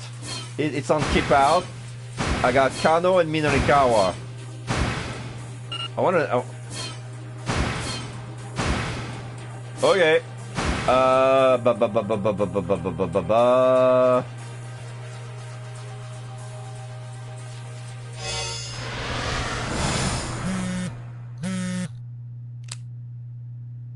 Kano's cell phone rang. He saw Kuze's name on the display. Kano speaking. What the hell are you doing? The director's voice was Shrill with irritation. What's the situation with Mario Sawa? I have her in custody, sir. We need to get her into quarantine immediately. I'll send a counter NBC terrorist unit to pick her up. Counter NBC Terrorism Unit, a public safety mobile investigation unit belonging to the Tokyo Metropolitan Police Department Public Security Bureau. The acronym NBC refers to nuclear, biological, and chemical threats. The unit not only gathers information and investigates terror incidents that makes use of these means, but also deploys itself and safely restoration measures. What's your location? Sir, the situation is a little complicated at the moment, Kano replied. He and Stanley made eye contact. Kano gave him a knowing nod, and he knew what he needed to do here.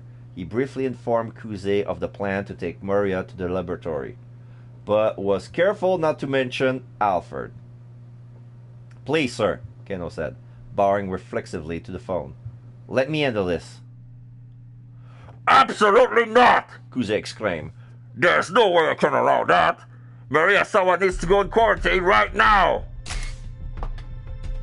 I think I know what a quarantine is. Airborne infection isolation room is sometimes used, which employs negative air pressures to ensure that air from within the room does not leak outside. Oh, okay.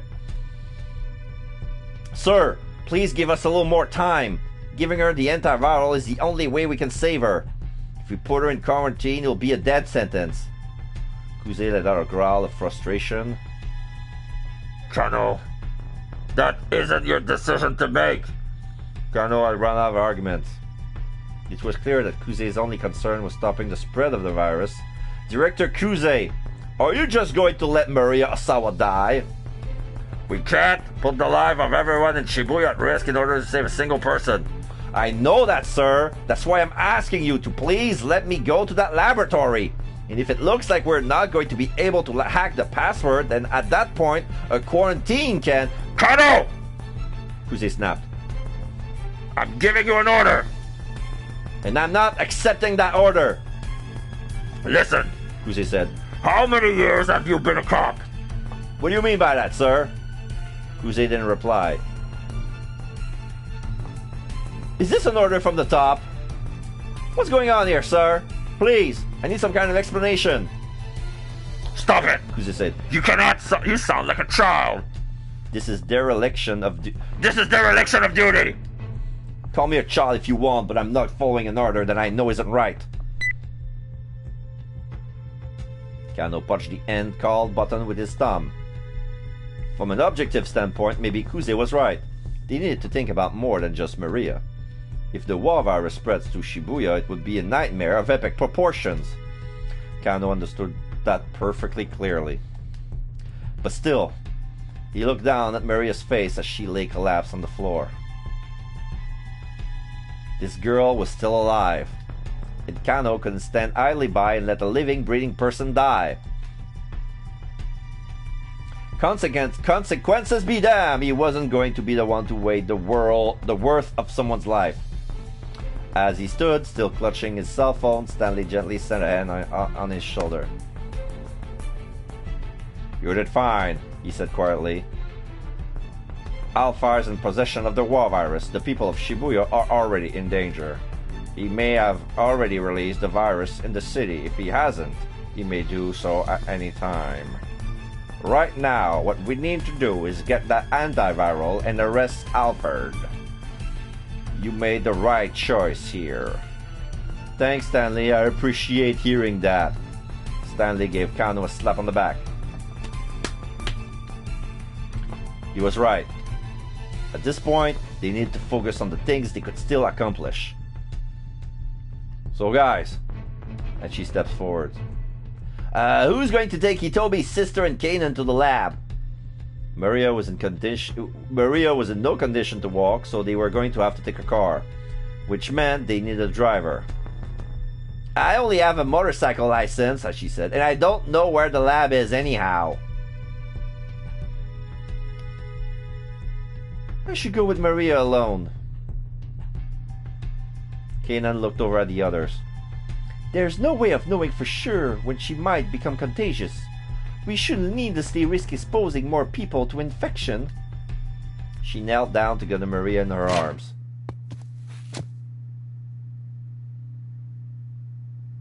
In that case, I should drive. Kano whirled around at the sound of a new voice behind him. Oh, Tateno is back.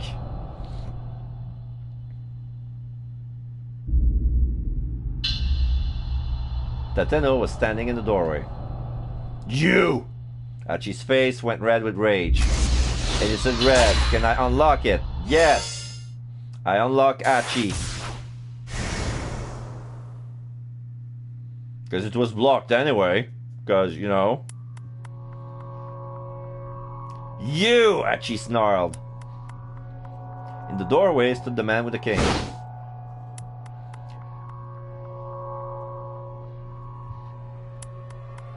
Detective Tateno? Tateno. Kano and Daisuke spoke simultaneously. Now, at last, Achi had a name for the assassin. It was a name he felt he heard somewhere before. You son of a bitch! Achi roared. What the hell are you doing here? Tateno bowed his head profusely. I am truly sorry. You're sorry? Sorry, don't cut it, man. Not after what you were trying to do to Hitomi. I don't expect you to forgive me, and I intend to turn myself in to be punished for my crimes. But before I do that, please, let me do what I can to help you. I think you helped enough, as she grabbed Tateno by the collar and drew back his fist. Kano moved to stop them, but Tateno held up a hand. No, it's all right. Let him do as he pleases. There was no trace of the menacing expression the man has worn in their previous encounters. Achi scowled but lowered his fist, then released his hold on Tateno's collar. Fine! Tomi's sister needs help, so we do need a driver right now. Make sure those two get to the lab and back safely. That'll make up for that punch I didn't give you just now. Thank you. I am so sorry. Daisuke stepped forward. No, I'm the one who should be apologizing. I'm the one who got you caught up in this. Daisuke, we really didn't grow up to be very good people, did we? No, guess not. Two men stared bleakly at each other, shoulders slumped.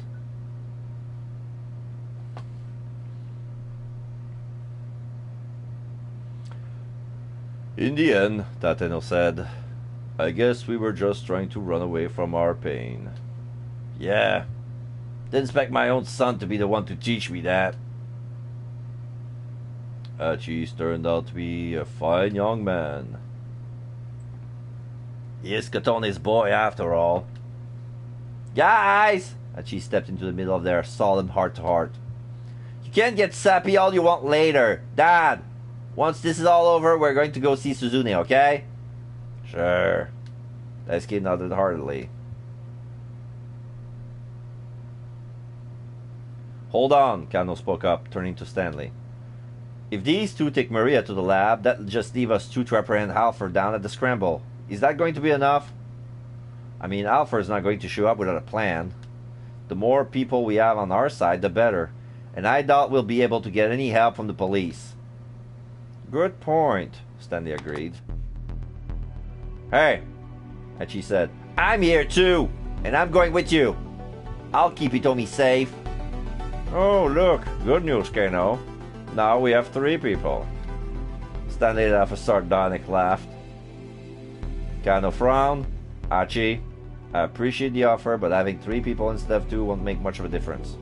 When you're not sure of the enemy's exact plan, you really need strength in numbers. If we could set up a dragnet like the task force did this morning, that would be ideal, but... Come on, detective, Hachi said. Don't you have any idea what sort of approach this psycho might take? Well, if I were Alfred, Kano mused, then I suppose my biggest problem would be figuring out how to get away after I'd taken Hitomi's blood. Stanley nodded in agreement. I'm betting he plans to involve the war virus, he said. If, for instance, he tells us he set up a device somewhere to spread the virus throughout Shibuya, that prevents us from taking action against him. Hachi swallowed hard.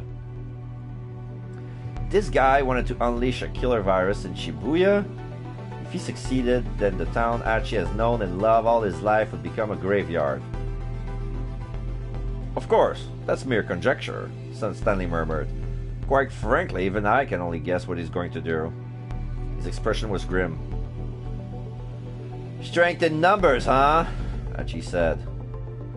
So, you're saying we absolutely need more people, is that it? Essentially, yes, Stanley replied. But not just anyone, mind. If it's not a group that meshes well, it'll hinder more than help. Kano folded his arm across his chest. He looked perplexed.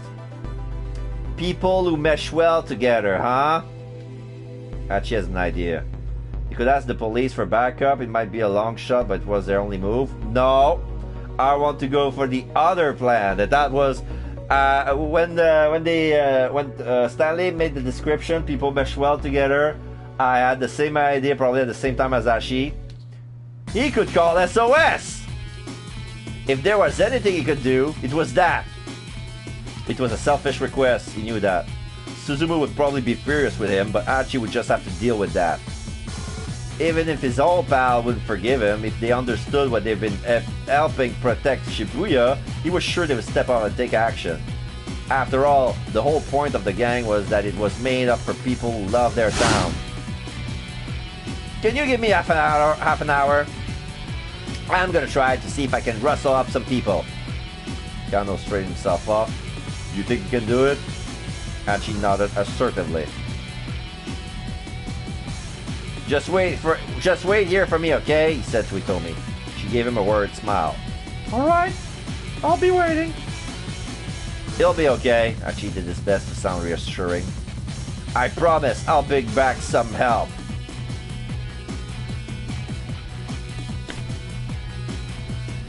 He knew where he needed to go, the pool hall in Ura Harajuku that was his old gang's main hangout. Running at top speed, he could probably make it in about 10 minutes. Is he gonna bump into Minorikawa? Alright! Rushing out the door with a battle cry. Loud enough for Kano and the others to hear from back inside the shop. Hachi sped on his way. Now there's a red letter, but I jumped to Kano because I don't have his keep out yet. So I have to go back to Kano until get the keep out and then go back to Hachi and then unlock it to continue his story. So now we're splitting up. Traffic on Donenzaka was at near standstill.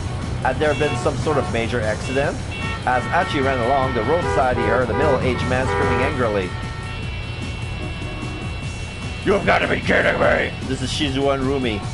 What do you mean no trains are stopping at Shibuya? The guy was red in the face.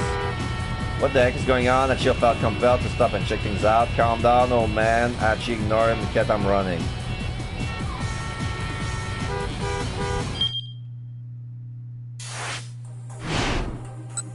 Oh, I'm safe at this point. Alright, perfect. I'm gonna go back to Kano.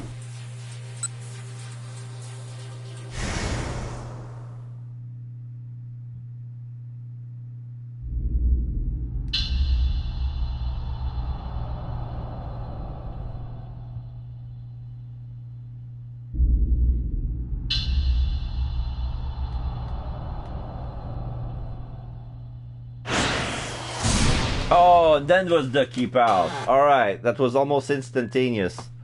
But since there was not, it didn't pop up, I don't think it would have worked. Even though it's the correct, I never did try though. Did I try? I'm gonna try it out.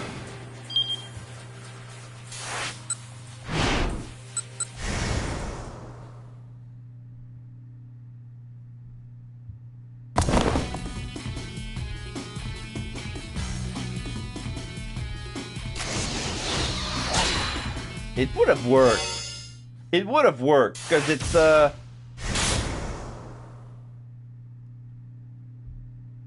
right. So okay. Archie's protests were vehement, but he backed down. At least Tateno would escort Kanan and Maria to the lab. That left 3 to try to apprehend Alfred: Kano, Stanley, and Archie. Having only 3 people was a dicey prospect though, so Archie took it upon himself to head out and gather some backup.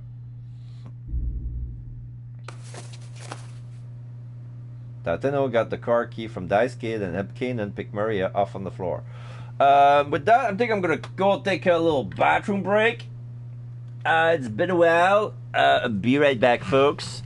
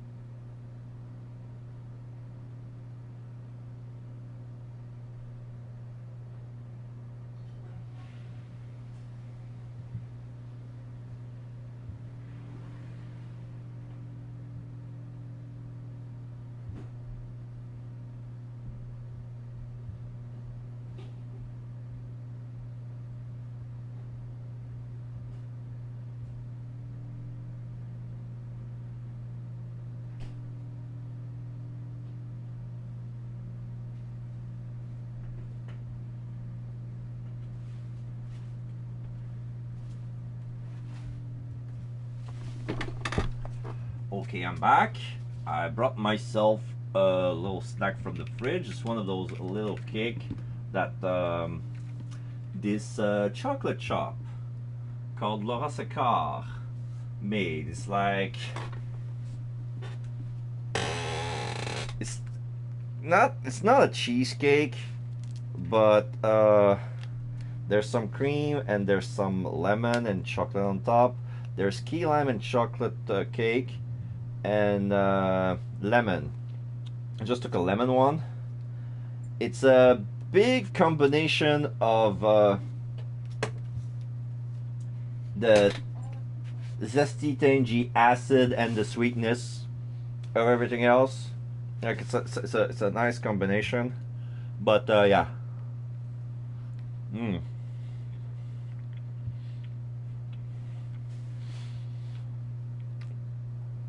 I needed that energy boost. Kano watched him warily. There was no trace of the blood-curdling expression the older detective had shown when he was holding Maria at gunpoint. His face was that of a man with a responsibility, the Tateno that Kano had always known. Are you sure you're okay doing this? Hitomi asked Tateno. You might get infected. That doesn't matter. Don't worry about me. All I care about now is helping you two if I can. He hesitated, glancing down at the unconscious girl he held. By the way,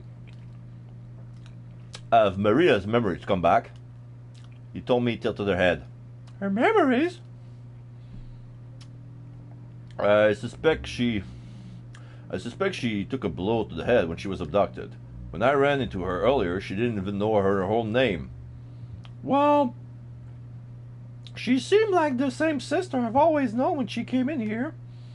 Good. Then her memory must have recovered. Kano looked shocked to hear that Maria had suffered amnesia, but explained why she hasn't contacted anyone after she's been set free. All right then, Tateno said, we'll be back. Carrying Maria, he and Kanan headed for the door.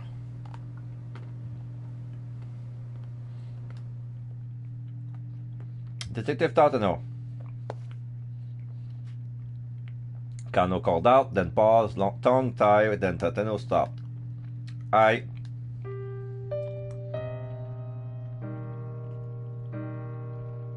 There were so many things Kano wanted to say, but he couldn't find the words for any of them. Once Maria's safe, I'll turn myself in. Tateno kept his back turned. The words were like a dagger in Kano's heart. Once this was all over, Tateno would no longer be a detective, but a criminal. Kano knew there was no alternative, but still the realization hit him hard. Detective Tateno! Stop your dead ring. But... Never lose sight of what you're supposed to protect. Ever. Kano snapped back to attention at Tateno's word. That was Dictictum number 1. The advice that kicked off the whole diary. I'm not the one you should be worrying about right now, Tateno continued. We need to save Maria Sawa's life and protect the people of Shibuya. Kano bit his lip. Yes, they're right, or I know that, but...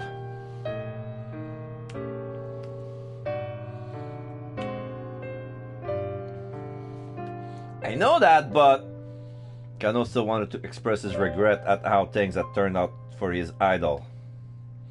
You really are a terrible policeman, you know. Tateno gave him the bare hint of a smile and headed out of the room.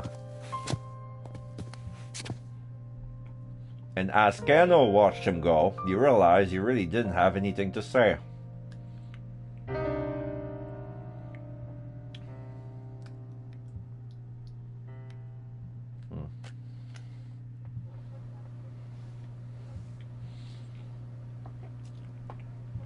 There were only 30 minutes remaining until the time when Alfred has told them he told me should be at the scramble. They needed to get ready for action. Is the surveillance camera system still up? Kano asked. Yes, Desky replied. It looks like what happened earlier was just a temporary hacking job. Then will you help us? Desky inclined his head. What do you mean? I'd like you to keep your eyes on the scramble for us. If anyone suspicious tried to get near Itomi, let us know. Anyone suspicious? How would I know what's suspicious? Like that organ trafficker who suggested you to kidnap Itomi, Mr. Endo? It's possible that he might be Alfred. Would you be able to recognize his face? Leskier furrowed his brow deeply as he began entering command on his keyboard. Don't think I could ever forget. It's because of him that I... He left the rest unsaid. A moment later, several of the monitors switched over to feeds from around the scramble. Alright. Daisuke squinted at the images. I'm not sure how much help I can be, but let me at least try to atone for what I've done. Of course.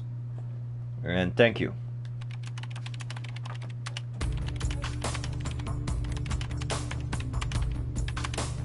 Daisuke's fingers flew over the keyboard, and soon all of the monitors were focused on the scramble and his surroundings. Yeah, now we can see the scramble from all the angles. With all 12 security cameras he can access. Then he carefully adjusted the angles and zoom on each of the cameras. Now the whole area was under total surveillance. All they had to do was get their stakeout crew to the scene. Where did Hachi go? Kano asked Hitomi. I'm not totally sure, but I think he went to find some of his old friends. Hitomi sounded worried. Friends? Oh, Hachi used to belong to a gang called SOS. Actually, he told me he was the one who formed the gang in the first place. What? Kano couldn't keep the shock from his voice. Hachi turned. Hachi was the founder of SOS? How bizarre that the two of them would wind up meeting each other this way. But I guess there was a big falling out. Between them, so I think he went to try and win them back over. Kano hadn't heard anything good about SOS since Hachi had left them. If things had ended up bad terms between him and the gang, getting them to help might well be a lost cause.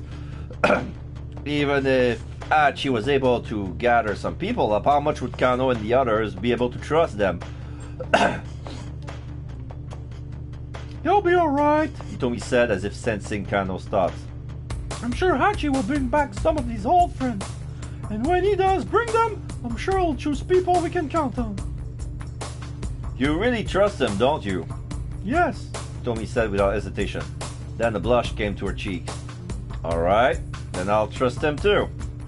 It would take about 10 minutes to get from Endo's electronics to the scramble. Kano turned to Stanley. Let's plan to head out by 6:50.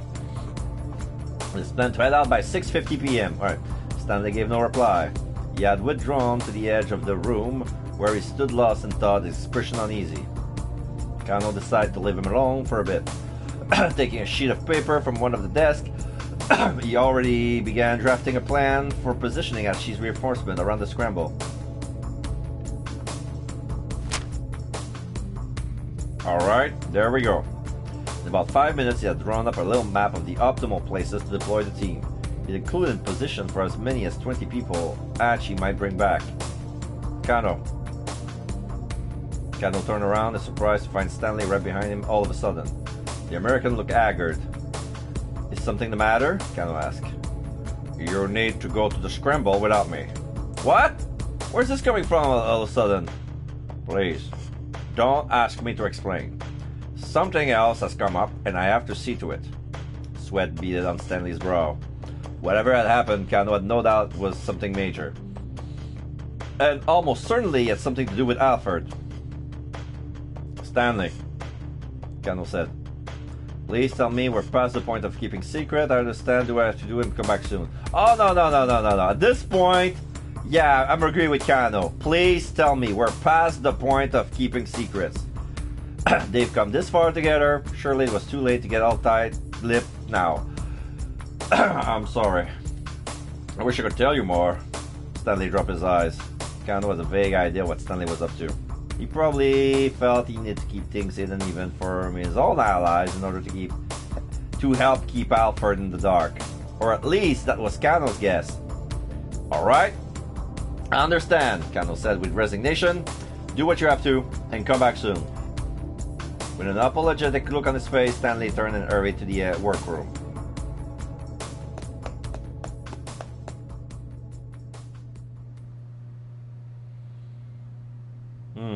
Kano glanced at his watch. Does it say 41? 6:48? It was coming up to 6:50. Pretty soon they would have to head for the scramble. But Hachi still hadn't returned. We need to head out soon, he said to Hitomi. You said 6:50. There's still 2 more minutes to go. Kano let out a tiny sigh. He shared Hitomi's fervent hope that the reinforcement would come, but not her confidence. If Hachi didn't reappear, Kano would be left to protect Hitomi all by himself, and to try to apprehend Alfred as well. Would he be able to pull it off if it came to that? He should have to trust himself to see things through of his own. He decided to head to the scramble with Hitomi right away. He'd never be able to do it on his own. He decided to wait for Hachi, accepting that it'd be late. Okay. The clock kept up as steady ticking. With each minuscule movement of the second hand, Kano felt the tightness growing on his chest. A minute passed. 2. Time was of the essence. They couldn't keep waiting any longer. He told me, I don't like having to do this, but we can't wait any longer. Seeing the look of determination on Kano's face, she gave him a tiny reluctant nod. Keep out!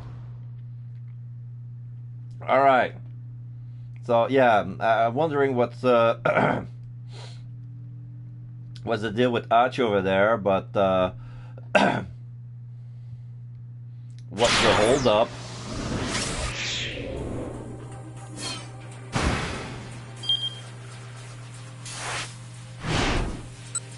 An angry older fellow.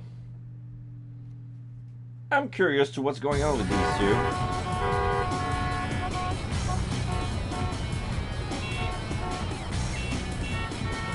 What the heck is going on? Hachi felt compelled to stop and check things out. Calm down, Dad. The young woman with the man must be his daughter then. Why am I supposed to do that? You heard what that boy said. We have to get out of Shibuya right away. Whoa! Hachi got a look at the young woman's face. She was gorgeous. He had the feeling he'd seen her on TV before or something. She was probably an actress, but he couldn't recall her name. Well, Hachi muttered to himself, you might be pretty, but you're no Hitomi. Once more, he broke out into a run. There were a whole bunch of people walking in the direction of Route 246. It looks like people really couldn't use the trains right now. Was this some consequences of Maria being infected with the raw virus? Then I better hurry. We're the only people who can fix this. Yeah! With another cry to pump himself up, Hachi bolted down the sidewalk, counter to the throng.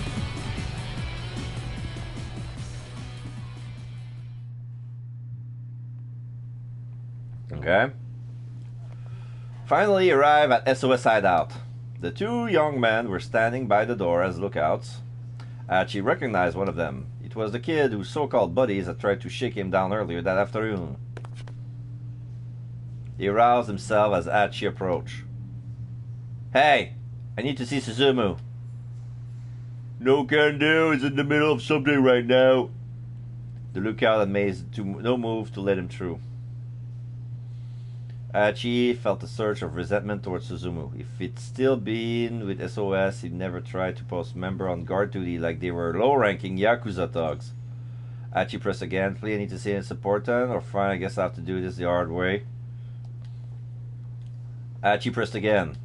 Please, I need to see him, it's important. Just tell him Hachi's here, he'll make an exception. At the mention of his name, the 2 lookouts exchanged glances. Alright, I'll go ask him.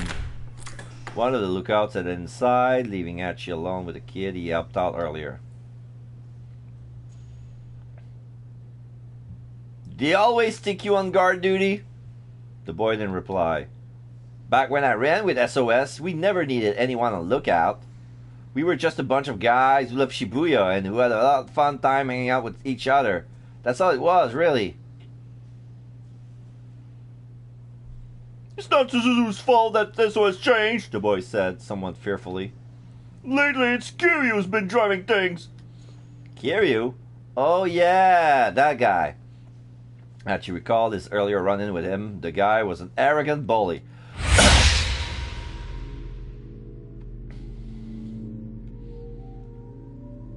Kiryu's planning to steal Suzumu's throne. What for? The boy took a nervous look at the door before hurriedly continuing. He's trying to expand SOS's influence, and he's got a lot of people on his side. Right now, the gang is kind of split into two factions, Suzumu's guys and Kiryu's guys. Finally, Hachi understood what was going on. The gang members are all being acting up so weird because they were caught in some sort of kind of internal struggle. Kiryu goes around recruiting new followers by force, and if he doesn't like you, he dishes out punishment. This month alone, he sent 8 people to the hospital. SOS is a total mess, man. This plan of mine might not work after all. Hachi felt a sinking sense of despair.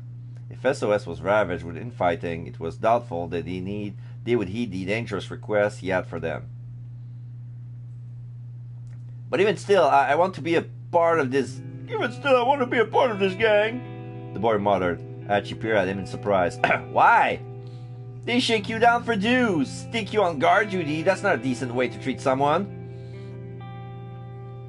I look up to Suzumu. He treats me like he would anyone else, even though I'm way down at the bottom. And it's not just me. Suzumu always puts the member of the gang before himself. That's why I want to stick with SOS. Aha! So that's it, huh? Suzumu really had been trying his best, and the members of SOS, some of them at least, admire him for it and stuck by him. Thanks, as she said. The kid gave him a dubious look. And she didn't know if Suzumu would help him or not, but he knew it was still worth putting their disagreement aside in order to ask. The door opened and the other lookout returned. Suzumu says to come on in. And she nodded and strode inside. And keep out. So that must be Midorikawa. Alright, so let's start with this story then. Since I'm stuck with 2 keep outs and they like entangle with each other.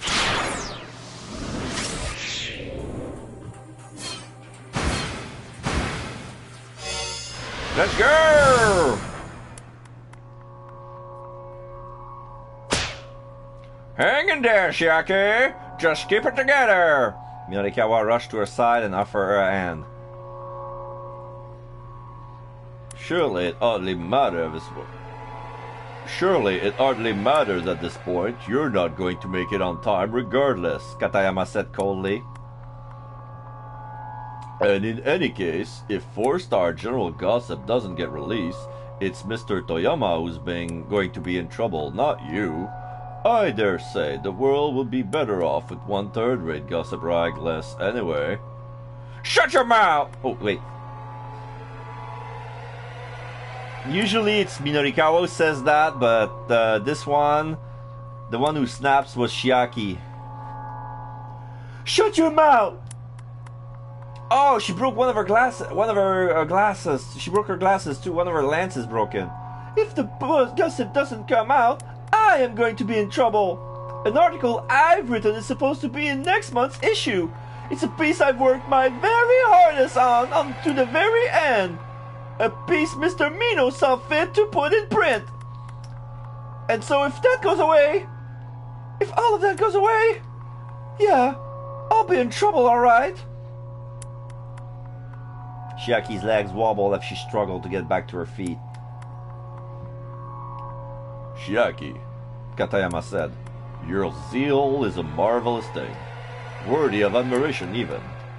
But when it comes to work, results are all that matters.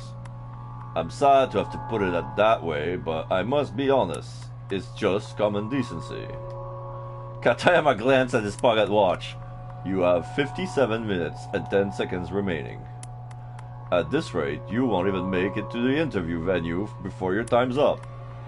Frankly, I don't even have Frankly, I don't think even a further extension of your deadline would make any difference in the end.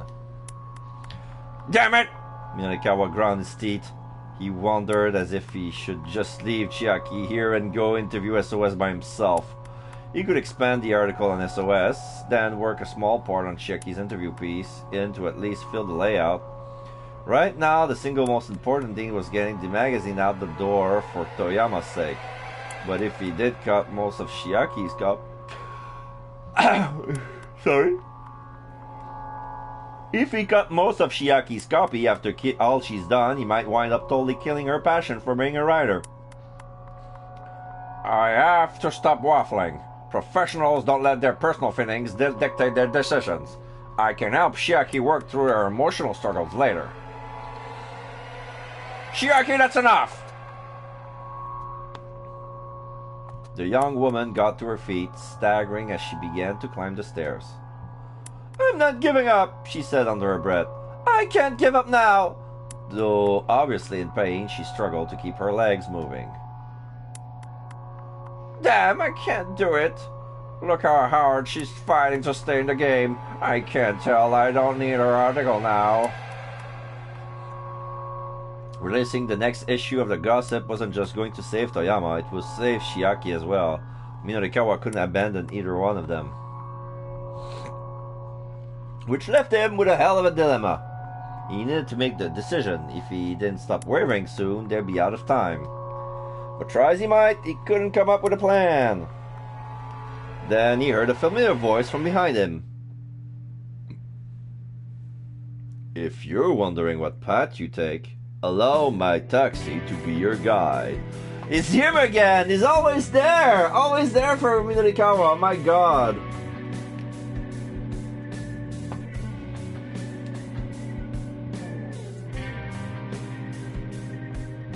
The cool guy always comes out at the last minute. Yeah, with the sunglasses and the pilot's jacket. Minorikawa spun around to the gunner's vest. Yeah, see Kimizuka standing there. "Where to, sir?" the driver asked. Despite his polite demeanor, his pride was obvious.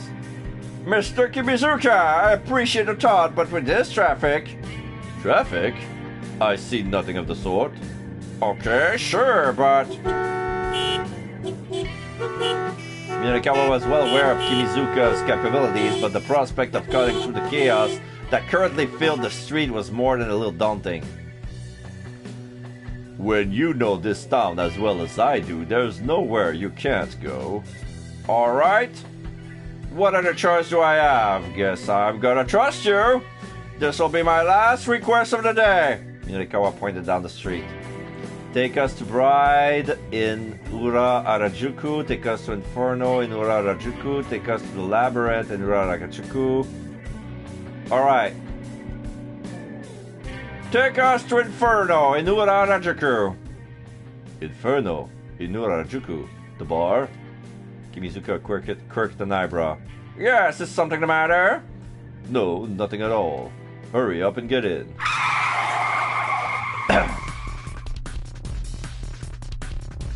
As soon as Minorikawa and the others had climbed into the cab, Kimizuka tore up through Shibuya's network of narrow side streets.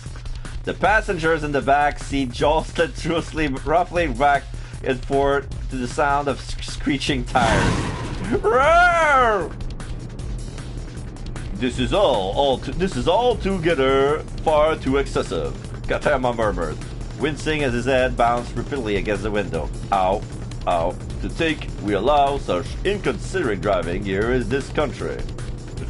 Chiaki, meanwhile, opened her laptop and was somehow working furiously to finish her copy. The sound of her fingers clicking across the keys echoed within the vehicle. How's it going, Chiaki? Minorikawa asked. "Just a little more." Her eyes were glued to her monitor, her face all seriousness. Kimizuka glanced over at Minorikawa. "If I may ask, sir, what business do you have at this bar?" Just a little interview.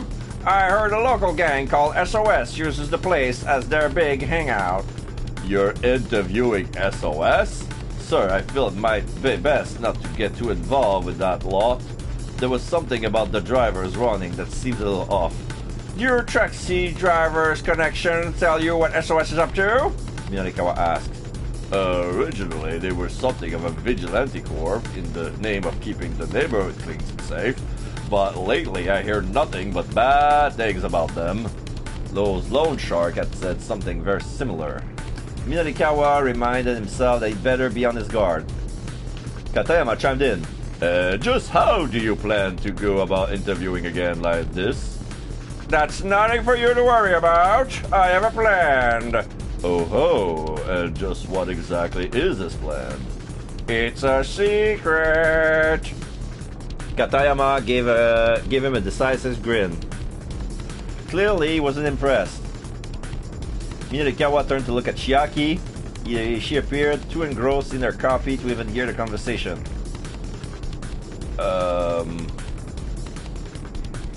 I realize this is for work, Kimizuka said warily. but you really need to take such risk? Yes, I do. Minorikawa thought back to that look on Toyama's face. That look when he finally regained his confidence. He couldn't let Heaven Publishing go under. Toyama provided the canvas on which Minorikawa shared his art with the world. Thinking about it now, Minorikawa realized he had always been chasing Toyama's shadow.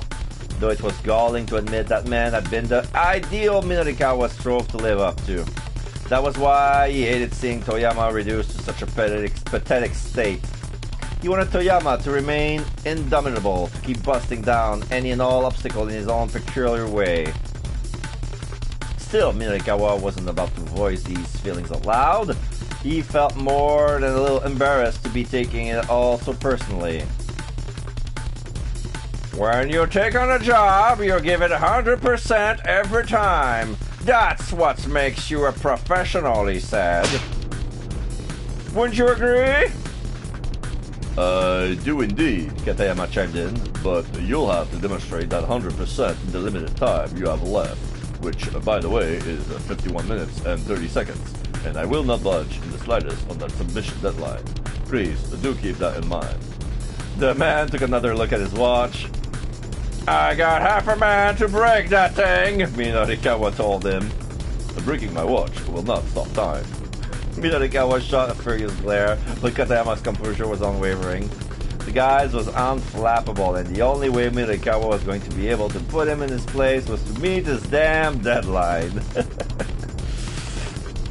Easier said than done, though. He would want to use 30 of the 51 minutes he still had to write his article. That's only left him 20 or so to get to the material. Kimizuka suddenly slammed on the brakes, and then the cab skidded to a halt. Minorikawa stared to the windshield in shock and saw a smallish, boxy minivan wavering erratically around the road. And oddly enough, it's the same design that got blown up. Whoa, look out! That thing's heading our way. Don't worry, sir, the driver replied. just leave this to me. Just leave this to me.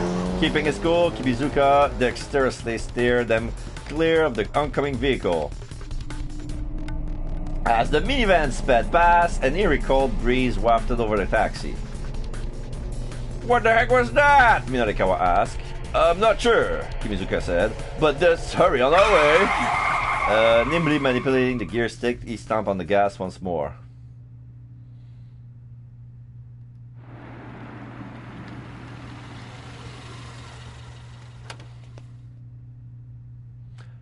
Here we are, sir. Inferno Bar. They had pulled up outside of a dilapidated old pool hall. You're a lifesaver. Minorikawa clapped a hand on Kimizuka's shoulders. Just be sure to be careful, sir. Minorikawa nodded. Huh? What? Shoki asked, looking up. What are we being careful about? Nothing. Minorikawa said. You just wait here in the car. You've still got that copy to finish up, yeah? Yes. All right then. Shoki frowned, but resumed her typing.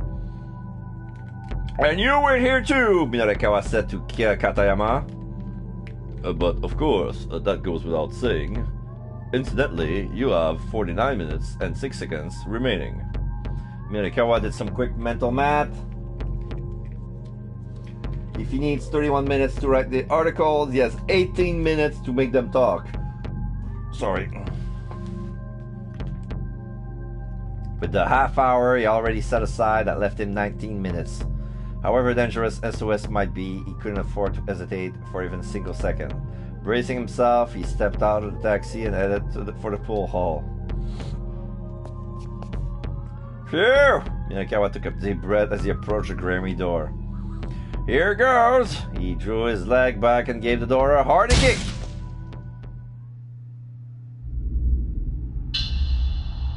I think see Kiryu and other gang members. The mob of young men inside the bar turned as one of the sound of the door crashing open. Who the hell are you? Several of them started toward him belligerently.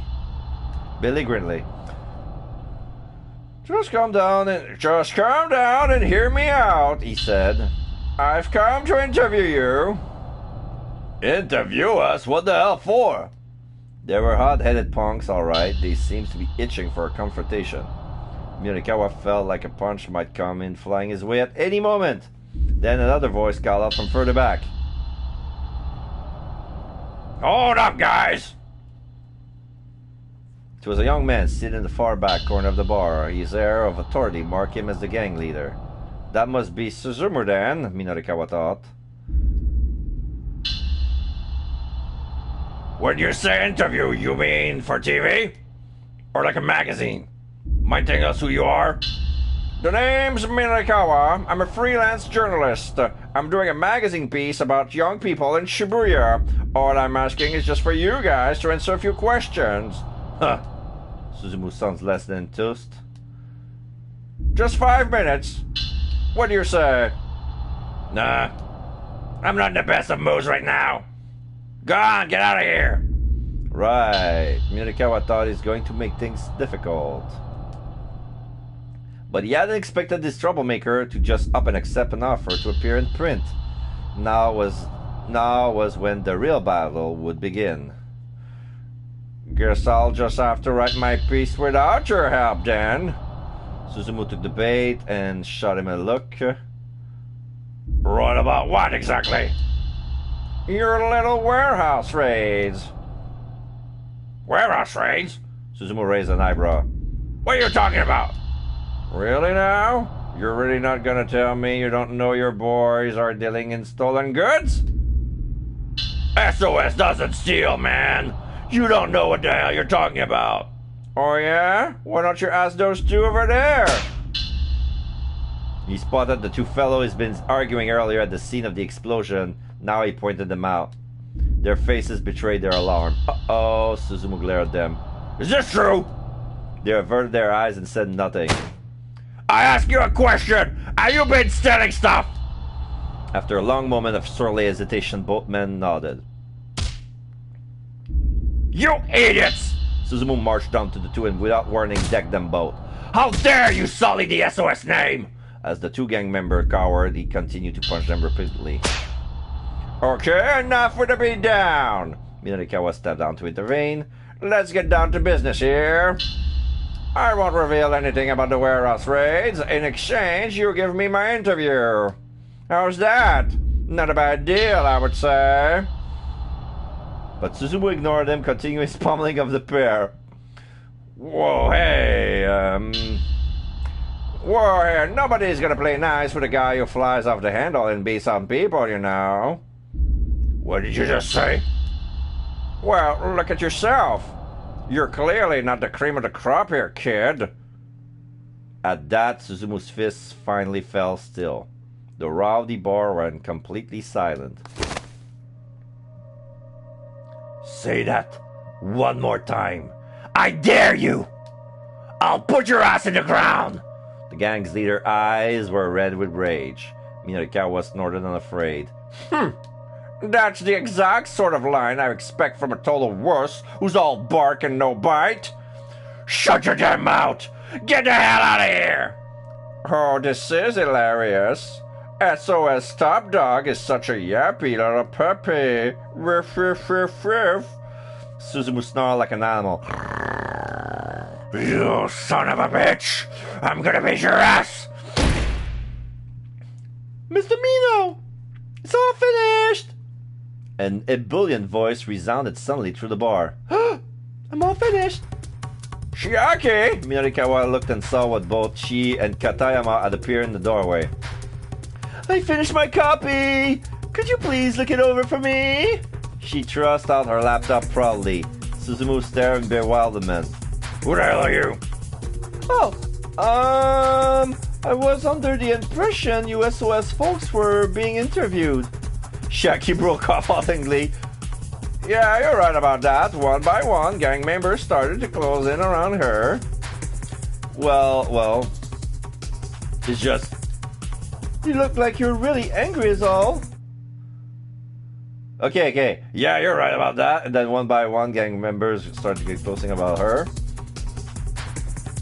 Oh, do we now? That's because we are pretty damn angry. Good grief, Katayama groaned. It would seem that getting your interview is quite impossible. By the way, you have another... You shut up! Minorikawa snapped at Katayama, peered at his watch. Just leave this to me. You two hurry up and get out of here. No way, Chiaki said. What? Why not? Because I want you to read my copy, Mr. Mino. She looked him right in the eye. This was no time for editing session. He had to wrap up the SOS interview and fast. He didn't have much of a choice. He postponed the interview to read over Chiaki's copy. He understood how she felt, but this place was too dangerous. It was time to get Chiaki and Katayama out of here. You know what? He didn't have much of a choice, so he postponed the interview to read over Chiaki's copy. Alright, he said. Let me see your laptop. He held up his hands and started to make his way over to her. Whoa! Before he could reach her, though, the SOS punks had Chiaki and Katayama surrounded. Oh, what's this? Something important? One of the gang members reached out to grab Chiaki's computer. Knock it off! Don't touch that! She struggled to resist. Leave the girl alone, you scumbags! Minorikawa barked. The young man in the bar stopped and turned. Suzumu was quick to respond. Screw you, man! Who you're calling scumbags here? Any guy who raises a hand to a lady is a scumbag! If you're looking for a fight, you can fight for me. Just get your hands off the girl! Minorikawa did his best to look unafraid as a couple dozen vicious gazes now turned back on him. Bring it on! Suzumu said. Hey, someone go stand up, look out front. He snapped his finger sharply. Get him! At the signal, Suzumu's men quickly closed on Minorikawa. It was like being caught up in a tsunami. He took a hard punch to the face and his vision went blurry. Before he could react, it was hit again, twice, 3 times with punches and kicks. The moment his first assailant paused, another joined the assault. 4 blows, 5 blows, 6. Minorikawa lost count somewhere around 30. A metallic taste filled his mouth and he could feel his consciousness fading. All the strength was being battered from his body. He couldn't even tell if he was standing on his feet or lying on his back. Then finally he felt himself crumple onto the floor.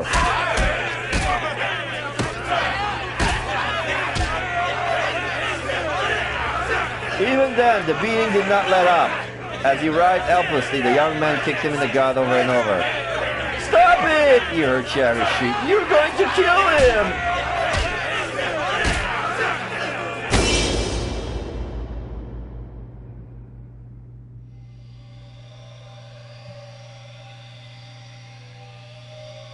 Eventually, Minorikawa forced himself to go limp. Finally, the kicking stopped. "Oh, crap," one of the thugs muttered, sounding panicky. "Did we just take this bit too far?" "Mr. Mino!" Chiaki rushed to Minorikawa's side, sobbing. "Please!" She cried out. "Answer me!" He held his breath and said nothing. "Mr. Mino!" Tears streaked down her cheek and shook him desperately. "Don't worry," he gasped out at last, holding up a hand to stave her off.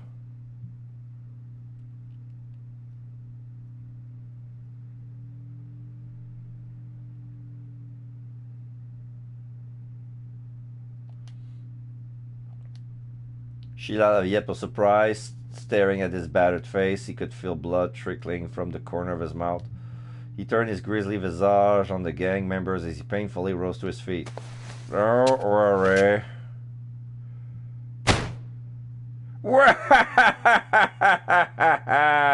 Abruptly, Minorikawa broke into peals of mocking laughter. Mr. Mino? Shiaki stared at him aghast. He only laughed the harder. It seems he took a few too many blows to the head. The poor thing. Oh. I wish they could display the whole sentence at once instead of only the first part, and then it seems he took a few too many blows to the head, the poor thing. Katayama averted his eyes, unable to watch. Minorikawa shot out an accusing finger at the crowd. Looks like I win this round. What? Suzumu blinked, dumbstruck. Huh? Don't you get it? Minorikawa said thickly around his bruised tongue. What am I saying? You're a bunch of idiots. Now then, if you'll pardon me. Oh, I get it. Minorikawa was halfway to the exit when Katayama's explanation ran out. You were planning all along to let these guys beat you up, huh? Minorikawa jerked to a halt, his shoulders trembling. You know they turned down the interview, and so by letting yourself get beat up, you had something to put in an article, yeah? It's a bit bogus, maybe, but I guess it's one way to get material to fill your pages. Minorikawa broke out into a cold sweat. Shut up, you idiot. But Katayama continued with his also brilliant analysis. You sure pulled a fast one on this gang here. I wonder what sort of headline your piece should have. The twilight of Shibuya's legendary street crew? Former vigilante squad, now mere gang of common thugs? Something like that, maybe. Suzumu stared daggers at Minorikawa. Go on. I dare you to write that up. Then we really will put your ass in the ground. He moved to block the path to the door, clutching a broken beer bottle in one hand. You moron! Minorikawa bellowed at Katayama. I was this close to pulling it off! Oh, well, that's a shame, isn't it? Katayama replied. Minorikawa rolled his eyes. Gee, you think? Suzumu slowly advanced on them, beer bottle at the ready. Incidentally, Katayama said, you have 40 minutes and 7 seconds left. Good luck. Minorikawa hung his head. Was everything futile at this point?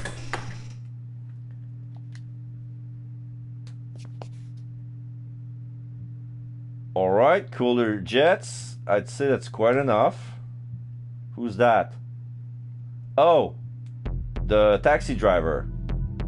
Suzumu stopped and spun around Kimizuka and entered the bar. The taxi driver stared out sternly from behind his sunglasses.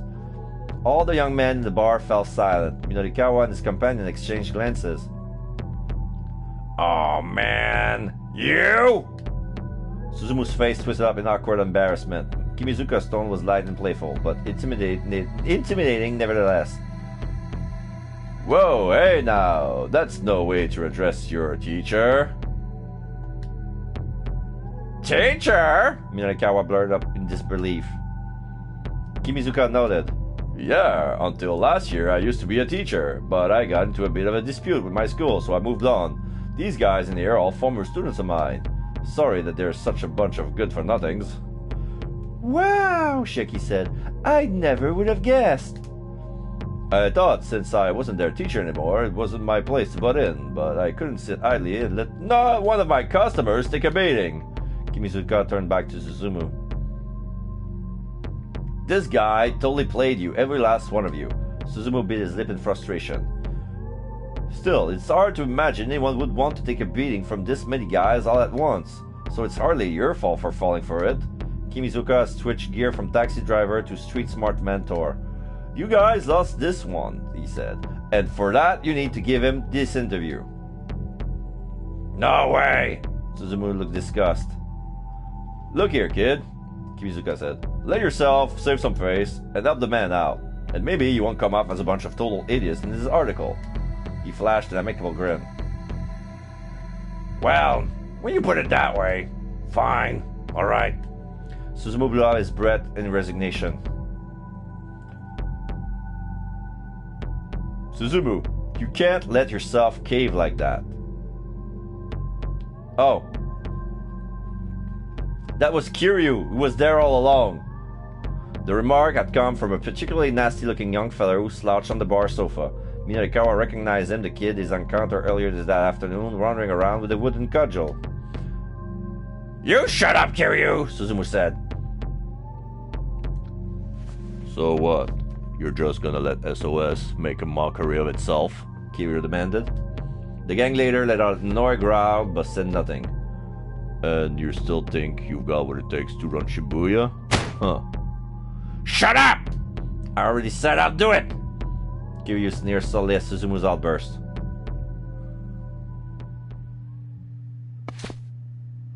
Mr. Mino! Minorikawa was just letting out a sigh of relief at being able to get his interview when Shiaki scurried back up to him. Please, can you read my copy now? Her face showed a strange mixture of confidence and unease. Alright, he said resignedly. Let me see this. The proofing deadline was drawing steadily nearer. Still, if the piece wasn't good enough, he would have to make her rewrite it again. He wasn't going to compromise on quality. Bracing himself, Minorikawa stared at the monitor. Shiaki swallowed hard, so anxious it was audible.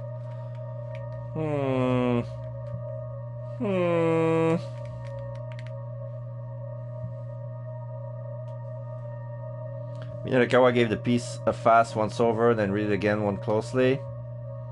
When he was done, he closed his eyes, considering. Shiaki held a breath, waiting for his response. It's okay. She looked back at him blankly for a long moment. Really? It's really okay. Is it really, really, really okay? It really is really okay. Minorikawa watched him surprised as she broke down in tears. Oh, thank you so much! Oh, I'm so happy. Shiaki bowed profusely. He gave her an affectionate little rough atop her head. She wiped her at her face with her palm, scrubbing the tears away. So I guess I'd never really told you what sort of article I want to write and all. No, I don't think you have. Well, I mean, I want to write socially conscious expose like you do, Mr. Mino. And so, to hear you say that an article I wrote is okay, that makes me really happy, I guess. Or maybe moved. Her eyes were still bright with emotion. Well then, really? There was actually another writer who took inspiration from his work and who strove to be like him. Minorikawa had never thought a day like this would come. It was a peculiar feeling. He had always been the follower, chasing after interviews in order to be more like Toyama. It made him feel both bashful and proud that the skill and soul he honed might be passed on to the next generation.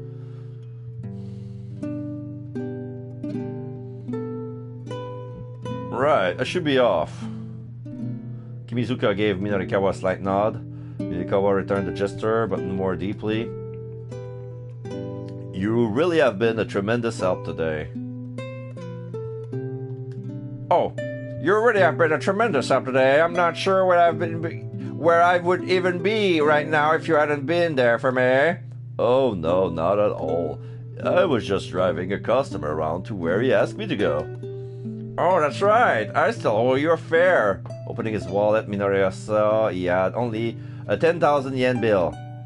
Still, well, now was no time to be frugal. Keep the change, he said as he handed it over. But even as he said, Kimizuka was already handing some money back. Here, insist. The driver has already counted out the exact change in advance. You really are a pro, huh? Minorikawa took the money and stuff into his pocket. We'll meet again, somewhere out there on the streets of Shibuya. Kimizuka pointed his index finger at Minorikawa's face. Minorikawa responded in kind. Uh-huh. After that, the interview with SOS went out without a hitch. Now that the tension was diffused, there were just a bunch of ordinary young guys. The juxtaposition of their appearance and their behavior would make of an interesting piece. So about what you said earlier, Suzumu said once Minorikawa finished his questioning. About how I'm not the cream of the crop? Oh yeah, that. I just said that to get you worked up. Don't worry about it. Well, let me just ask you what you really think then. How do you think I could be a better leader? Oh, I don't know. I'm not really the sort of guy who wants to stand at the top, you know. But I guess I can tell you two things that'll make things go more smoothly with you and your buddies. Suzumu leaned in, listening intently. Forgiveness and also trust. Minorikawa chewed up his own words. The events of the day replayed in the back of his mind. He had forgiven Toyama for his fake suicide and trusted that he would regain his reporter's edge. He had forgiven Chiaki for her bungled interviews and trusted that she would grow as a journalist. In the end, that's what it was that helped him through. Forgiveness, followed by trust. Suzumu grumbled softly. Forgiveness and trust, huh? That's gonna help him when Archie's gonna ask for that big favor. He's gonna forgive Archie and trust him. Doesn't sound so easy. Oh, people gravitate towards somebody who can handle things when they get tough. With that, Minorikawa get to his feet. Now, we got all the articles we need covered. Chiaki rushed over to his side. Well, I guess we still need Mr. Toyama's piece. I just got off the phone with my office, Katayama said casually. It seems they have already received the data from him. What? Guess he really can get the job done when he applies himself. Minikawa felt an inner surge of pride. Now then! He indicated Katayama. How much time do we have left? 30 minutes remaining, Katayama replied, eyeing his watch. 30 minutes, huh? Looks like we might make it after all. Chiaki, laptop! Right! With a beaming grin, Chiaki held up her computer. Minikawa got ready to stop typing, but then a young man barged into the bar. The newcomer hurried over to where Suzumu was sitting and promptly prostrated himself on the floor. Whatever this was about, it looked like a big deal. Yeah, this is Archie. Who was this kid? The gang's feeling looked decidedly mixed. I need people to bring a guy down. I'm here to ask for your help. I know I have no right to ask you this, but please, I really need your help. As Minorikawa listened to the young man's conversation with Suzumu, he could feel his blood start pumping. It sounded like they were talking about the terrorist plot in which Shibuya had become embroiled. Hey, Chiaki, he said quickly. Did you hear that just now? I did. I'm not sure what I follow all of it, but it definitely has the whiff of a major scoop. Minorikawa shouted there and grinned. So what's the play here, Chiaki? We interview him, of course. But we only have 30 minutes left, right? So we take 10 minutes from our conversation and use the remaining 20 to write up the piece. I'll help you out. You learned good, kiddo. Minorikawa ruffled Chiaki's scare again. They both blushed profusely, gripped by a surge of excitement. Why are you doing this? I can't make any sense of it whatsoever. Katayama stood peering at them skeptically. If you write up the piece you just did your interview for, you'll make your deadline. Why go out of your way to trouble yourself further? Oh, it's no trouble, Minorikawa said. I'm just doing what a professional does. That's all. Katayama let out a sullen sigh. Good grief.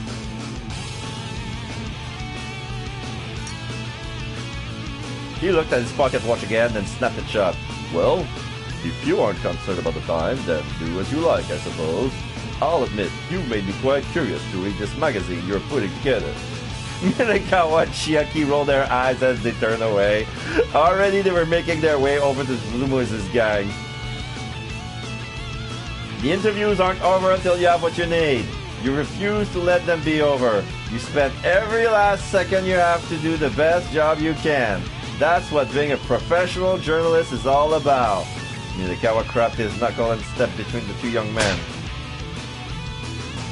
Sounds like you've got an interesting story, huh? Mind letting me hear it too? Is that the end of Minorikawa's story? And Chiaki smiling nice. Yes, it's the end of Minorikawa. Alright. So this is the story, like, you stick to the end. So now we have Achi and Kano left. But they're all in keep outs, right? Yes. How do I unlock these? Wait. I missed a jump? I missed a jump to Achi.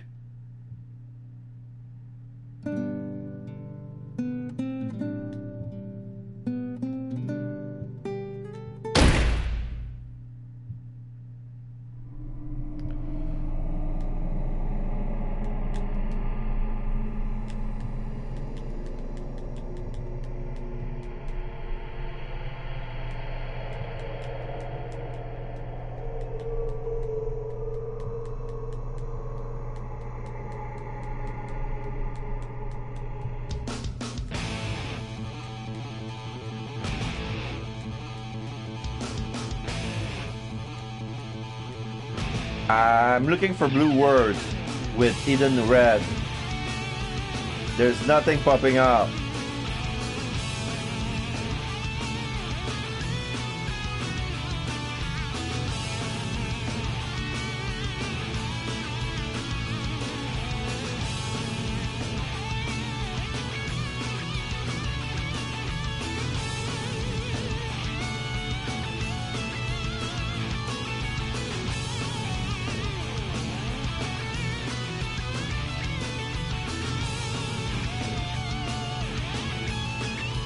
I still like Minorikawa's theme song.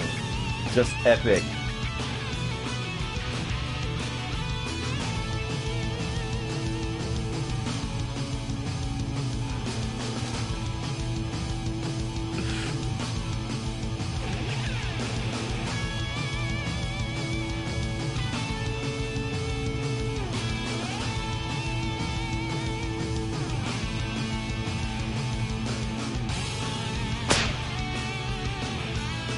Did I miss my cue?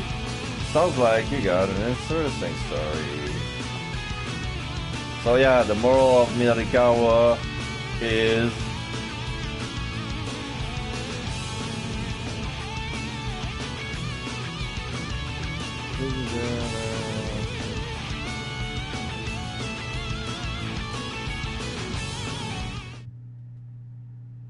where's the jump? Where's the jump?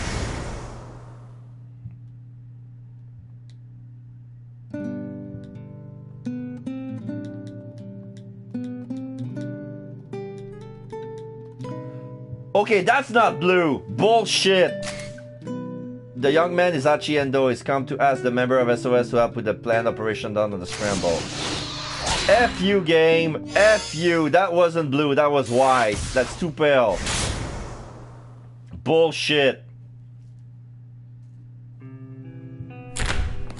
The door opened and the other lookout returned. Suzumu said to come in. Achi nodded and strode inside. The scent of alcohol and cigarette washed over him. Suzumu sat on the sofa at the far end of the bar. It was where Achi used to sit back in the day. What do you want? Suzumu asked immediately.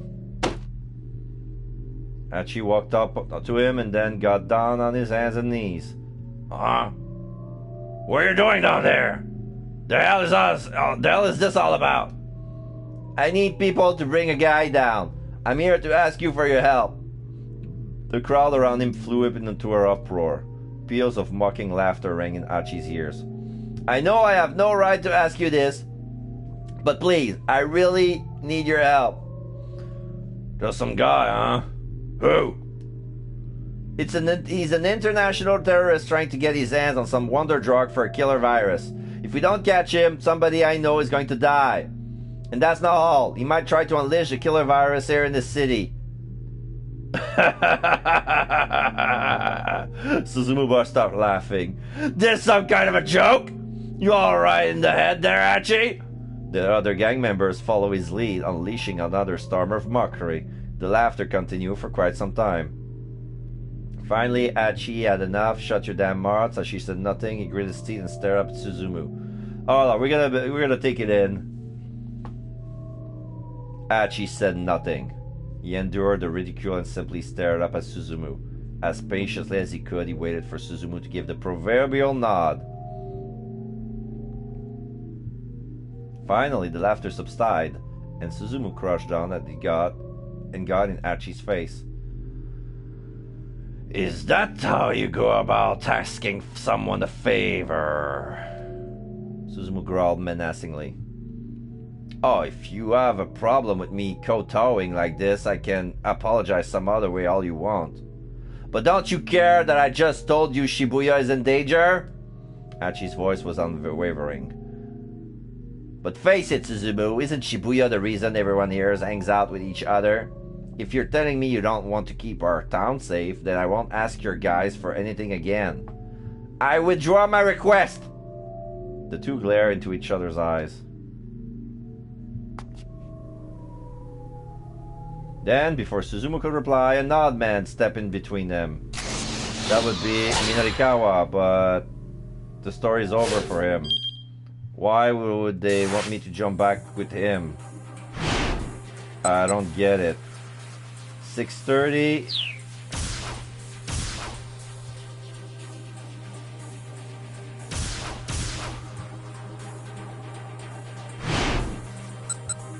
I'm curious, what happens if I jump?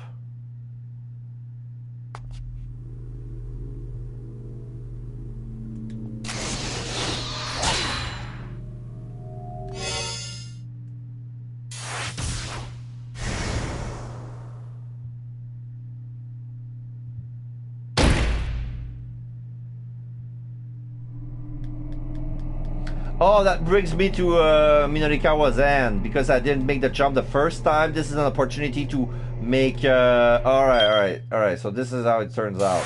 Since I was abruptly making the jump here, it gives me an opportunity to jump back and finish Minorikawa's story. And then... Wait, not here. Alright. So, it wasn't important very much. But... Okay. Sounds like you've got an interesting story, he said. Mind letting me hear it too? You again? Did you already get your interview? Oh, wait. Of course it wouldn't be Hachi. You again? Did you already get your interview? Suzumu rolled his eyes. I think Grovels here might be telling the truth. The newcomer's face was all seriousness. It lines up with the information I have. Hey, Grovels, you got a second? My name's not Grovels, Hachi growled. It's Hachi. I'm Minoru Minorikawa, magazine reporter, and I know a bit about that stuff you were saying just now. The killer virus you mentioned is called a war virus. That wonder drug is an antiviral medication, and the person you know who might die is Maria Osawa. Am I right? Hachi was almost too shocked for words. How do you know all that? Minorikawa ignored him and turned to the SOS leader. Suzumu, he said, something really is going on in Shibuya. What are you going to do about it, boss? Suzumu bit his lip. He looked pretty conflicted. Sounds good to me. Someone called out, let's give him a hand. Hachi turned to see where the voice had come from. It was Kiryu. You shut up, Suzumu said with a glare. Break out of your rut, old man. Kiryu sneered. Hachi here is right. Isn't keeping our beloved Shibuya safe what SOS does? He slipped an arm around Hachi's shoulder. You're okay with that, right, Hachi? Me going against Suzumu's order to help you out? Kiryu's lips pulled back in a broad, unsettling grin. But first, you and I We have unfinished business. I mean, I'm willing to lend a hand even though you ditched the gang and all. But first, we've got to settle our score, here and now. You understand, don't you?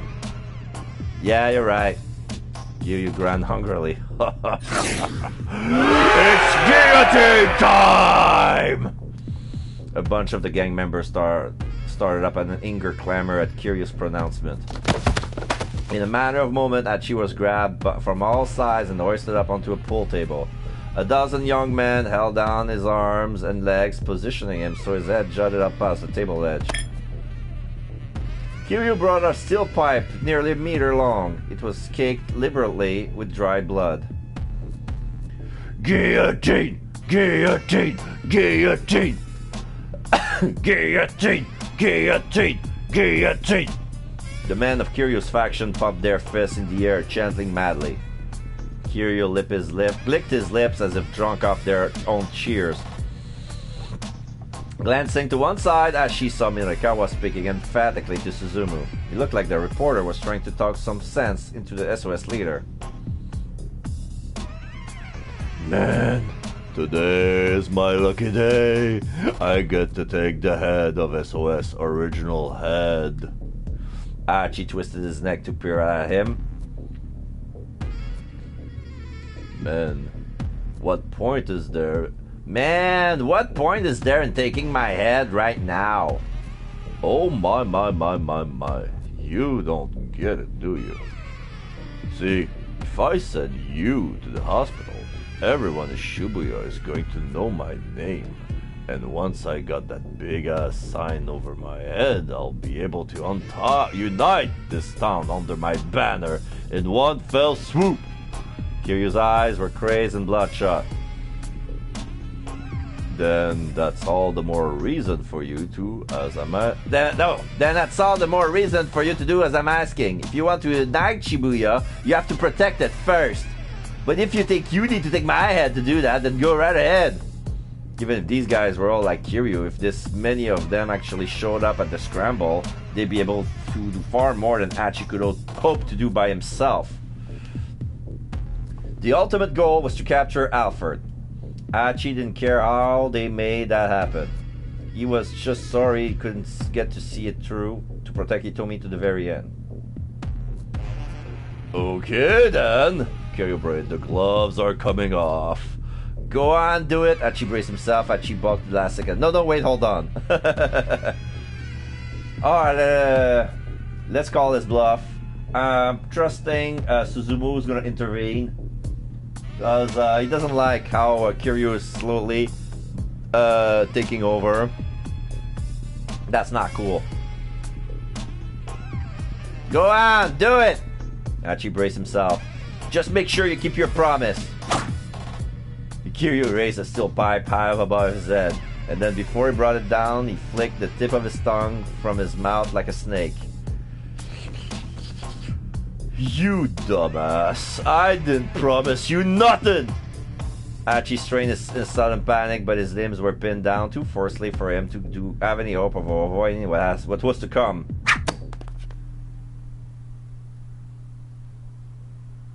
And then Suzumu stopped the hit. But the steel pipe never struck home. Just when it was about to smash into Hachi's head, Suzumu grabbed hold of it. The hell you doing? Enough of this crap. Okay, the hell you do? Enough of this crap, Kiryu. Suzumu yanked the pipe from Kiryu's grasp and tossed it into the floor. Kiryu stood frozen in surprise, a vein pulsed angrily in his forehead. You guys too! Suzumu added, glaring at the others. Let him go! The thoughts holding Hachi down cautiously took their hands away. Kiryu let out a red-faced cry of rage. But we got unfinished business! Ignore him, Suzumu helped Hachi slide off the table.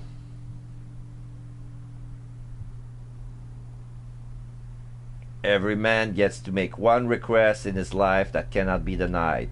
Do you remember saying that? The words stirred up some bitter memories within Hachi. Yeah, I remember. But you didn't grant me my request. No, I guess not. That's why I'm going to heed yours. No questions asked. Suzumu held up his right hand. Suzumu? You are... That will make me the better man, finally. Hachi reached out and clasped Suzumu's hands in his. Yeah, Hachi said, letting his relief show in his face. You're quite the guy.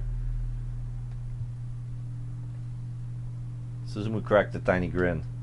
It was a sort of smile Hachi has seen all the time back when he run with SOS. Suddenly, Suzumu staggered and dropped down the floor, falling too fast to even cry out. Kiryu has snatched the steel pipe back from the floor, striking Suzumu from behind once his back was turned. To hell with this, He hauled like a madman. SOS doesn't belong to you guys. Not anymore. I won't allow it. Hachi didn't flinch. SOS doesn't belong to anyone, he said. It's not mine, it's not Suzumu's, and it isn't yours. We're just a bunch of friends hanging out and having a good time. That's the only reason we get together. Nothing more, nothing less. He turned and looked away slowly around the room. Hey, you guys! Do you all get together because someone told you to assemble? Do you get together to follow someone's orders? No, you don't. Of course you don't. The bar fell silent. Hachi could see the young men who surrounded him exchanging glances. They could tell that his words rang true. Kiryu saw it too, and it only made him worse and more agitated. Shut up! Enough with the warm fuzzies! Abruptly, he charged forward, giving the steel pipe a mighty swing. Hachi managed to dodge the attack by a mere hair. If it had connected, the blow might as well be knocked his head clean off. He quickly backed away. What's the matter? Kiryu taunted. How come all you do is run? The pipe crashed down into the bar top. Bottles of beer and liquor smashed and scattered. Come on! What's the matter, Hachi? Kiryu slammed his weapon into the pool table, sending balls scattering across the floor. Some of them collided with Suzumu. Suzumu let out a faint groan. Smirking at the sound, Kiryu stalked towards him. Speaking of unfinished business! With a gleaming grin, Kiryu took her aim at Suzumu's head, lifting the pipe up high. Stop! Before he could think any better of it, Hachi was rushing for his fallen friend. You dumbass! Without missing a beat, Kiryu shifted his weight and swung the steel pipe at Hachi's temple. Hachi responded with a fast high kick with his right leg. Oh yeah! The steel pipe connected hard with his chin, but it was Kiryu who went reeling off balance. Yeah! That's a karate punch. Hachi pivoted and pulled all his might into a straight right into Kiryu's jaw. The blow struck home. Kiryu's head snapped back and he crumpled to the floor. There was a momentary hush of indrawn breath. Then the bar erupted into a wild clamor that practically shook the whole building. All eyes were fixed on Hachi, marveling at what they had just seen go down. Sounds like folks were hoping for a little more of a fight. Suzumu got to its feet, his left hand clutching his right shoulder. You alright? Hachi asked. Mostly. Guess my shoulder took the brunt of the blow. The gang members from Kiryu's faction rushed to their unconscious leader's side. Hachi shot them a steely glare, and they gathered up Kiryu and dragged him out of the bar. Oh, I didn't go too far here, did I? Hachi asked Suzumu. Is this gonna cause trouble for you? Nah, I figured Kiryu would pull something like that eventually. It was just a question of when. Right.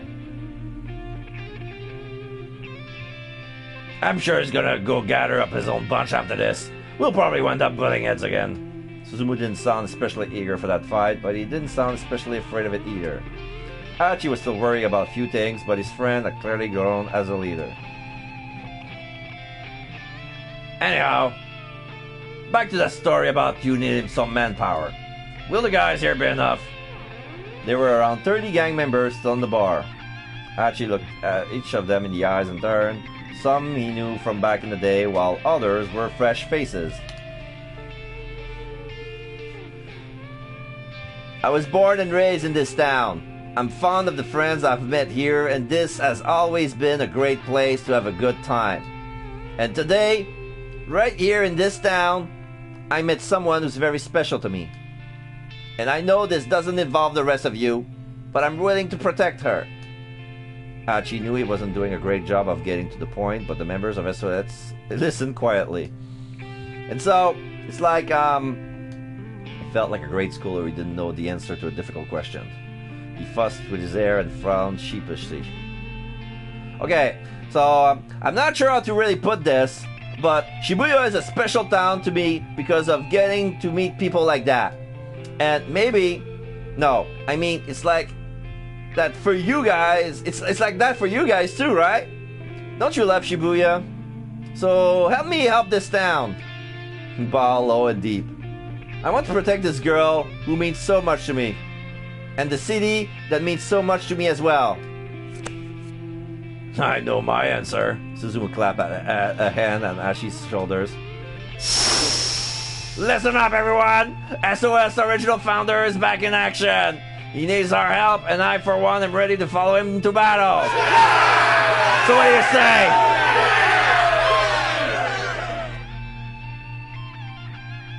Suzumu's people that are a hearty cheer.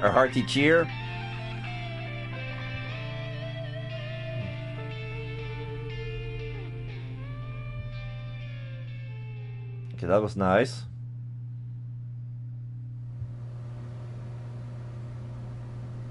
When Achi marched back into his home, followed by 30 members of his old gang, Hitomi and Kano were obviously overjoyed to see him.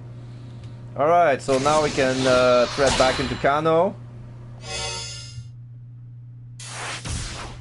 Yes! Yeah, I was waiting for them, like, oh, they're late, what's taking them so long? He told me, I don't like having to do this, but we can't wait any longer. Seeing the look of determination on Kano's face, she gave a tiny, reluctant nod. Her shoulders began to tremble.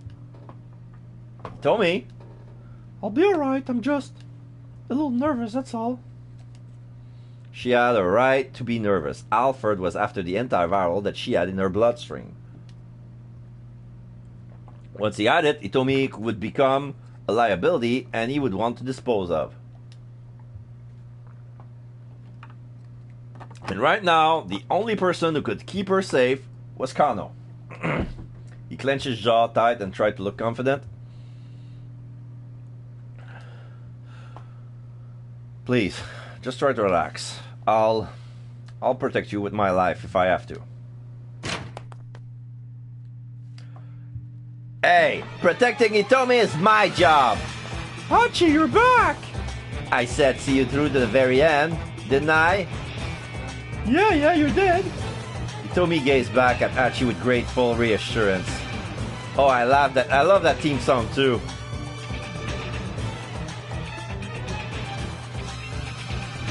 It's so sad that it's not at the beginning of the game. Because like it eats you up to the point instead of making you wait for the next episode. Ahem. Kano cleared his throat softly, but Hachi and Hitomi continued to stare earnestly at one another. Eventually, the tough-looking young man standing behind Hachi spoke up. I've got 30. Will that be enough? Yeah! Kano nodded. That will be fine. More importantly, have you heard what we'll be doing yet? Catch a bad guy, keep Shibuya safe. Same old thing we always do.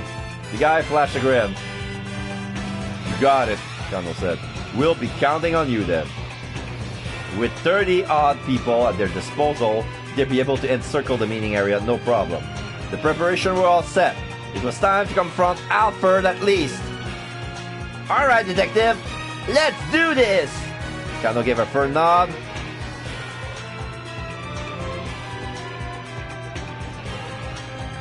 Almost 7 p.m.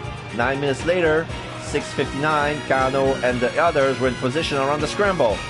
Each double tick of the second hand was like a sharp prod to Kano's nerves.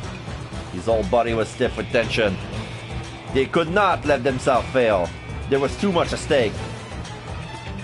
Here now, hundreds of thousands of lives were on the line. With Shibuya on lockdown, the area around the scramble has been seized by panic and there has been multiple traffic collisions. The sidewalks were crowded with scared people, overturned cars and abandoned motorcycles clogged the streets. What? Amidst the chaos, emergency vehicles sped by at furious speed. Yeah, it's nighttime now. It's like, oh my god, it's getting crazy here. But the fire and emergency personnel and even the police were short-handed. And the whole of Shibuya had begun to look like a war zone. The main road has been blocked to normal traffic and trains were stopping at the station. In effect, the city was in a state of complete shutdown. Kano glanced again at his wristwatch. 6:59 and 10 seconds. 11, 12, 13, 14 seconds. He scarcely remembered to breathe. Hitomi stood in front of the statue of Hachiko, like in the beginning. She wasn't carrying an attaché case this time, but the moment she was otherwise a strange mirror of the stakeout at 10 o'clock that morning. Now there's a cutscene, we see her. She's staying there still. She looked terrified, of course she would be. Kano couldn't blame her. The criminals weren't after some case full of money this time. This time they were out for blood. Literally. Her blood. Kano did a slow scan of the area. Hachi was standing not too far away. His companions were strewn about here and there, carrying on as normal. Here in Shibuya, those guys fit right in with the crowd, of course. And they had the area around Hitomi completely surrounded. 35 seconds. Yet again, Kano looked at his watch. 36, 37, 38, 39 seconds. He forced himself to take several deep breaths. He focused on the sound of his own heartbeat and exhaled until the breath was expelled from his lungs. And then it all started. Kano's cell phone rang. I've got him! Oh, it was Daisuke. I've got him! The organ trafficker devised the kidnapping, it's him! Where is he? Kano asked. Is he close by? I've got him on camera now. He's on the other side of the intersection. Kano looked out across the scramble. There were so many people that it was hard to tell who was or wasn't suspicious. Can you describe him for me? Oh, the tall foreign guy. The one wearing glasses. A tall foreigner? Oh my god, is that really Leland Palmer? Kano's eyes drifted over the crowd.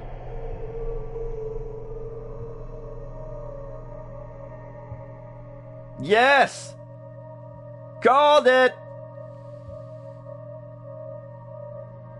Aha! There he was. And as he got closer, Kano's eyes went wide. This man was someone he'd met before.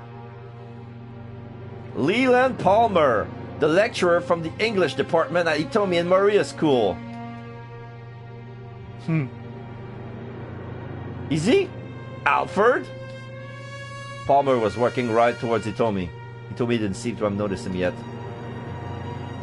When Kamo glanced back at his wristwatch, it was 7 p.m. on the dot.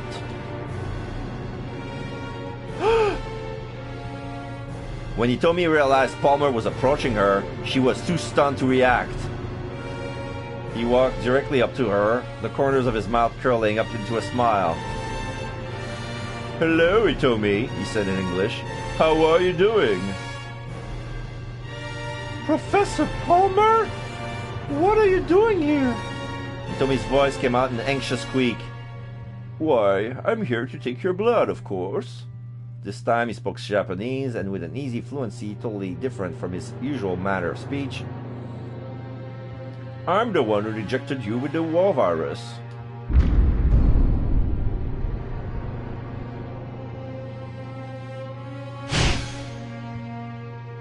I'd been waiting so long for the opportunity to arise. It's been quite agonizing, you know, spending 6 months and then and more pretending to be a mild-mannered English lecturer. Professor, you're Alfred, aren't you? Let's get down to business, shall we? Neither of us has much time. Hitomi stiffened. Please, Tell me the laboratory password. After I have your blood, this will only take a few seconds. I've got a device here that will make the extraction quite simple. No way. The password first! That would violate the terms we already negotiated.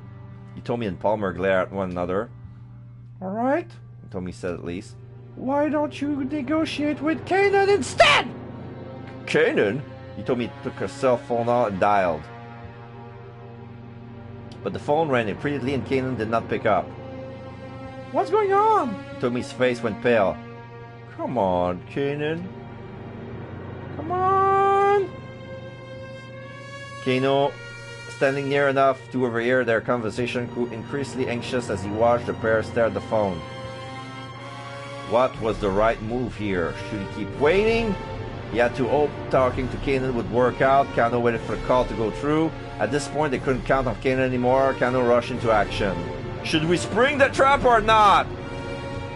This is the decision that counts more than anything else in this game.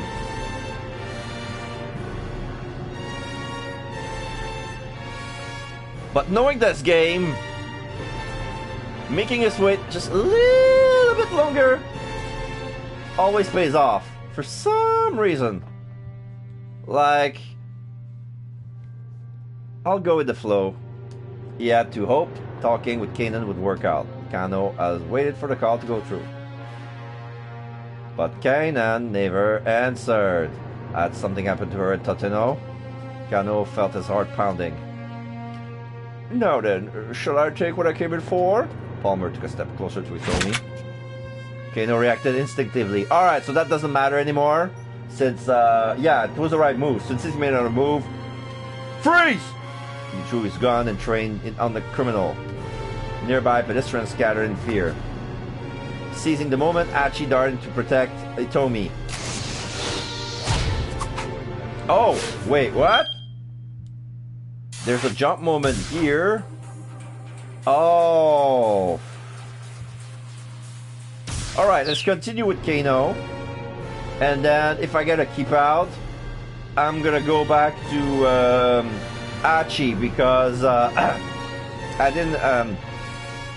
His path is still open. Dart and protect Itomi. Palmer let out a tiny sigh. So you're breaking the terms we agreed upon, then? I don't negotiate with terrorists. Kano inched his way closer, his point of aim never wavering. Itomi, he shouted. Call Kanan again. Again, Itomi dialed her cell phone. Palmer opened the attaché case he was carrying. One more move and I'll shoot, Kano shouted. But the terrorist ignored the warning, producing a set of small glass vessels from within the case.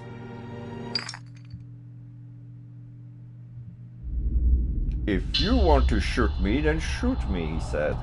Assuming you don't mind this getting scattered about. Is that? Surely you don't need me to explain. Stanley was right. Alfred had weaponized the virus. Doing his best to conceal his horror, Kano tried to sound defiant. How can I even know that's real? You can't let that loose here. How can I even know that's real? I was entirely possible this was all bluff. Ah, indeed. This could all be a fake.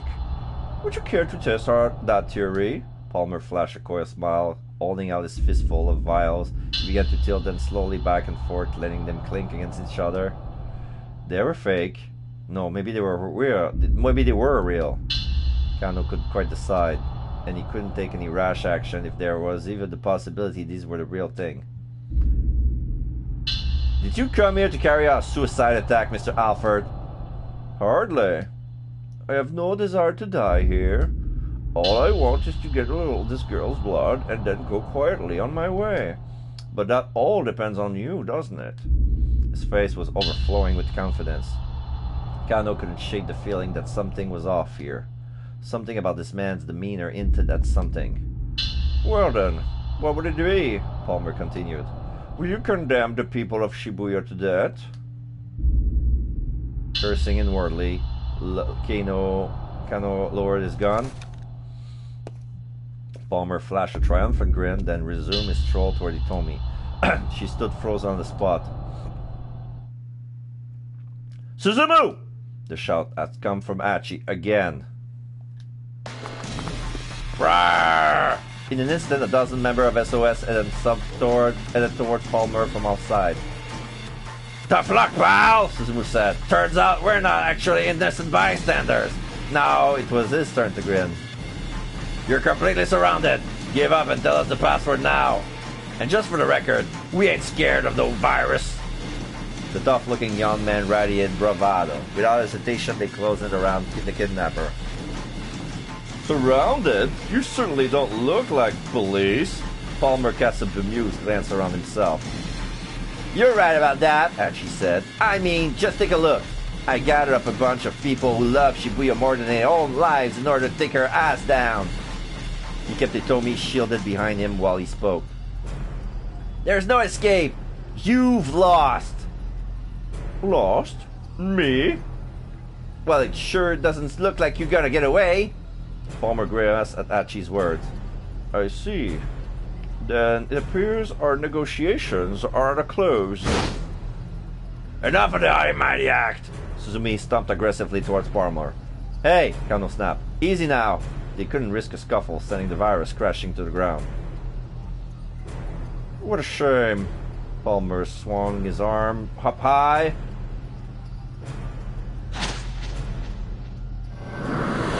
And they threw all the vials on the floor, on the air.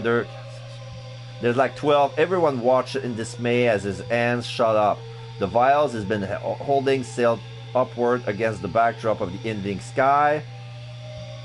Look out! Hachi shouted. Catch them! Catch them!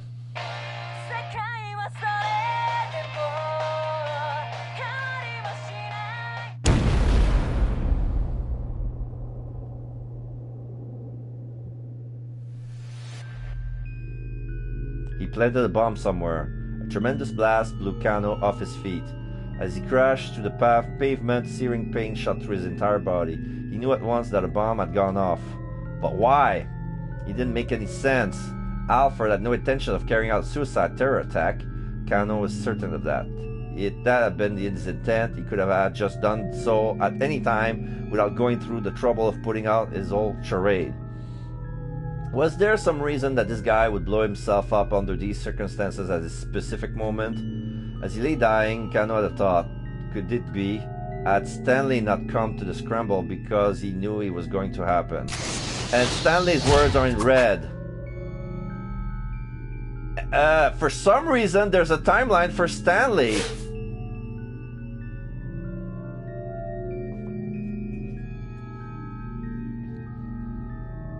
Bad end. A mysterious explosion. And I got no hint for that. It's okay. I think I know what I have to do. I got 2 jumps here for some reason, and Hachi's story is still open, so I'm gonna jump to Hachi.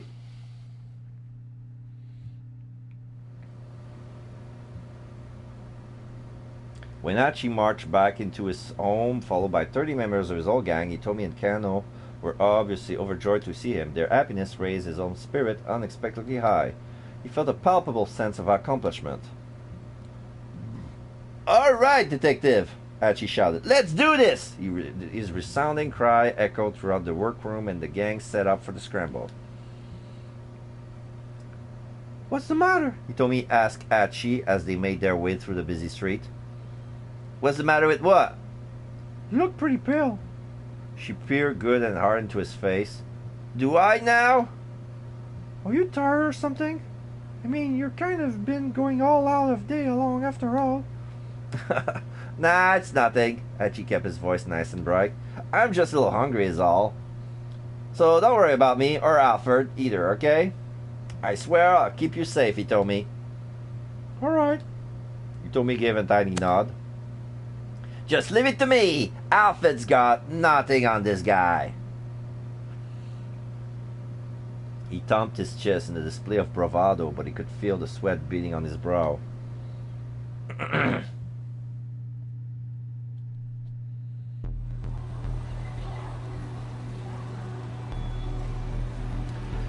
When they reached the scramble, Hachi took his place at the location specified by the battle plan Kano had drawn up. He told me it was only a few meters away. Whatever happened, he was in good position to shield her from harm. There were 3 minutes left until the appointment rendezvous. Hachi wondered what sort of person was going to show up. Still, he knew he couldn't scan the crowd too much. He needed to act as naturally as possible so Alfred wouldn't be suspicious. He risked a glance over at Hitomi. Maybe now wasn't the time for admiring, but he couldn't help but think how cute she looked. In some ways, seeing her in there felt similar to when he'd first seen her that morning in the very same spot. The difference was that this time it wasn't just Hitomi's good looks that made him find her so attractive. They might have only spent a few hours together, but in that time he'd learned a lot about her as a person. He knew what was important to her, what her worries were, her wants and desires. And also he'd learned what a kind-hearted person she was. Hachi recalled what had happened back in the workroom. Even though her own life had been in danger all day, Hitomi had shed tears for his father and sister. She really understood people's grief and suffering. What do I do if I can't protect someone as good as her? Hachi muttered under his breath, clutching his right leg. His shin was throbbing wickedly here where the pipe had smashed against it. He has been okay walking so far, but any intense fighting in the leg might just give out. But he couldn't let himself worry about that now. If it came down to it, it'd be a human shield to protect Hitomi if he had to. Hachi looked at his watch. Only 1 minute to go before 7 p.m. He glanced again at Hitomi and saw her eyes widen with surprise. Quickly followed her gaze across the plaza. He spotted a tall white man approaching.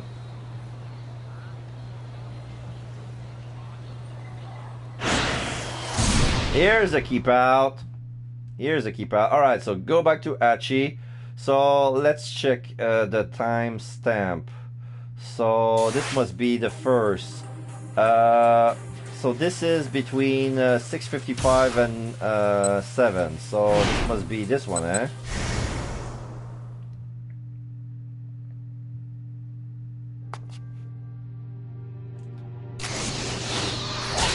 Yeah. Thank you.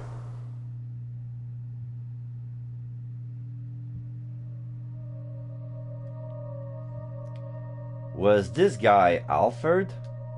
The man arrived in front of Hitomi and began speaking to her. Hitomi, Maria, even Hachi's father. This must be the guy who was responsible for everything. Hachi felt a pressing urge to flatten him right then and there. Still, he knew he couldn't blow his cover until Kano gave the signal. Suppressing his raw emotion, he readied himself for action. He hurt me and I'll hurt him back. The bill's gonna come due. Protecting Hitomi has to come first. I can't let anything happen to her. I have to set aside my hatred right now. I need to just focus on catching this guy. I think I'm gonna go with protecting Hitomi has to come first. Why hasn't it happened yet? Why hasn't Kano given the signal? Freeze! Suddenly Kano rushed forward, his gun drawn. Ignoring the pain in his leg, Hachi dashed for Hitomi as fast as he could. He cut in between Kano and Alfred, quickly pulling Hitomi out of danger. Hitomi! Kano called Kaden again. Shielded by Hachi now, she brought up her cell phone and dialed her number. But some time passed and there was no answer. Had there been some kind of trouble on Kanan's end? Looking increasingly worried, Hitomi tried calling several more times. Then Alfred withdrew some strange vials from the attaché case he'd brought. Kano's face wavered with alarm. This had to be the terrorist trump card then. Kano and Alfred were having some sort of debate. Hachi couldn't hear the specific, but tension was clearly running high. Kano hesitantly lowered his gun. Was there a keep out at some point? On Kano's side? At this point it doesn't matter, but wait. I just wanted to check something.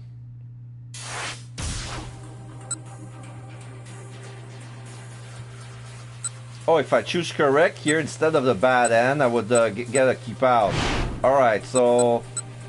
Kanan doesn't pick up. Whoa.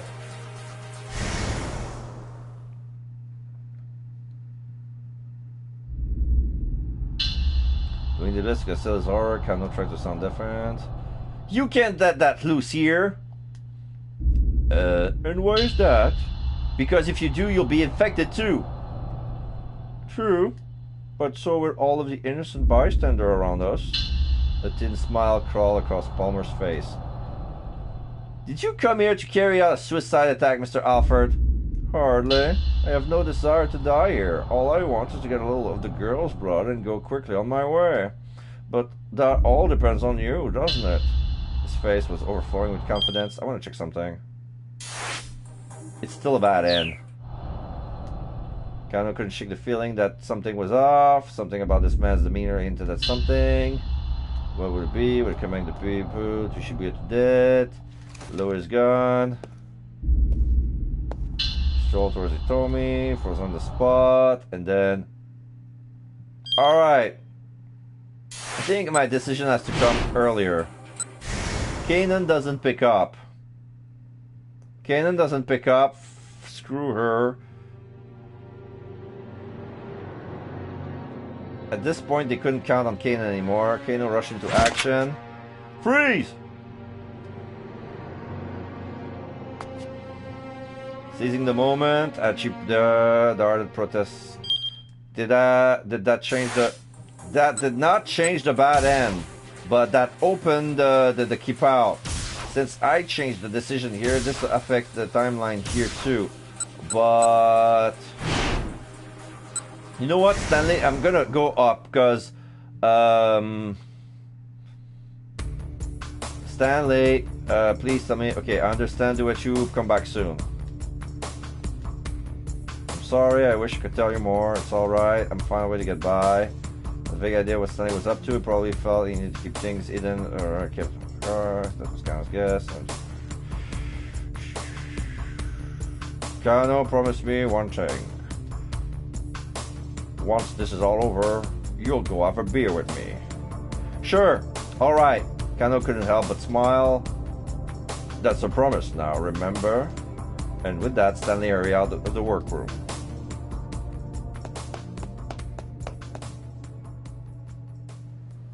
Okay.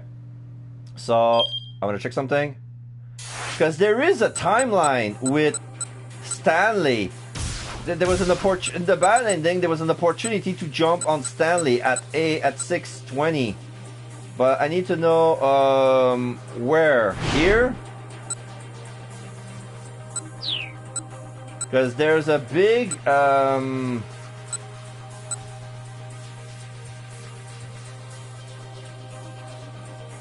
there's a big gap between Tateno at 6:10 and then countermeasure at the scramble at 6:30.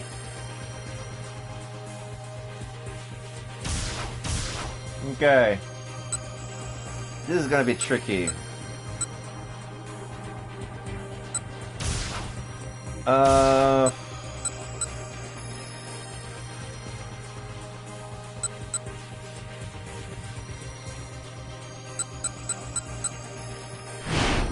There's this moment here.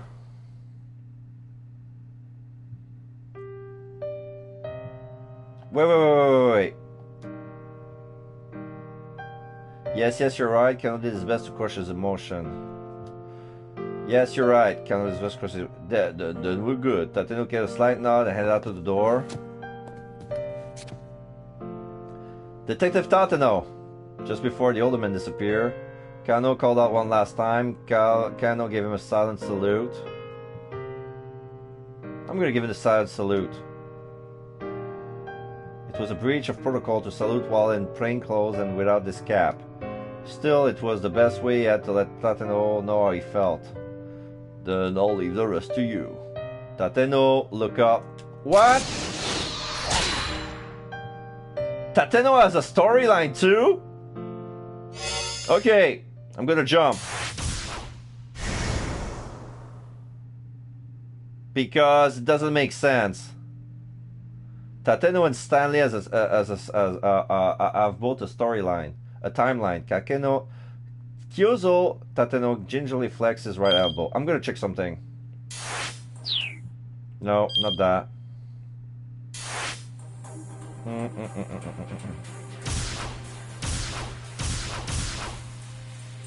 Atonement.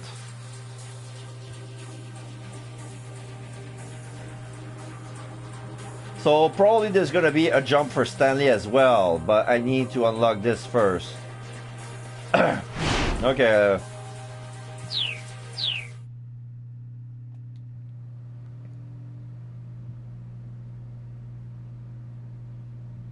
It was still a bit sore, but it should interfere with his ability to drive. Does that hurt? Asked the girl called Kanan. No. I'm alright. Good thing I didn't kill you, she said, her tone matter of fact. You ought to thank that younger detective. If he hadn't stopped me, you wouldn't be here right now. Is that right? Tateno looked over at Kano. He was talking to Achi and the others about something. The last time Tateno had seen Achi has been back at Kotone's wake. He felt a strong surge of emotion seeing how the boy had grown into a fine young man. Are you sure you don't mind driving? Kanan's voice snapped Tateno back into the moment. Yes, it won't be a problem. Back when she attacked him on that rooftop, she moved too quickly for him even to get a glimpse on her face. Now that he was able to get a good look at her, he was shocked by how young she looked. And yet there was a cold gleam in her eyes, a glitter of awareness with no trace of emotion behind it whatsoever. In his long career as a detective, Tateno has seen eyes like that before.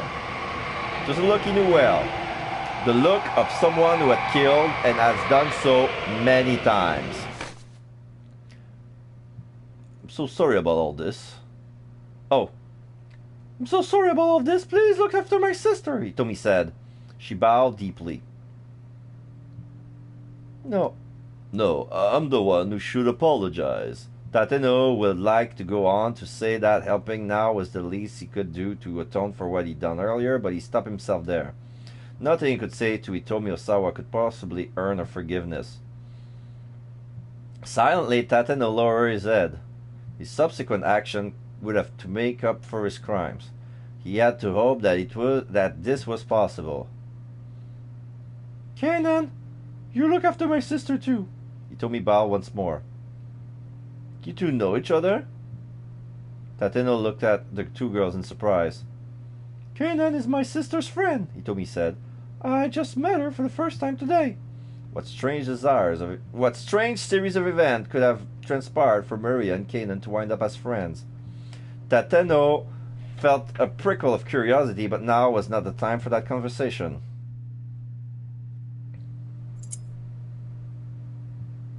Daisuke reappeared. He had gone to fetch his car keys.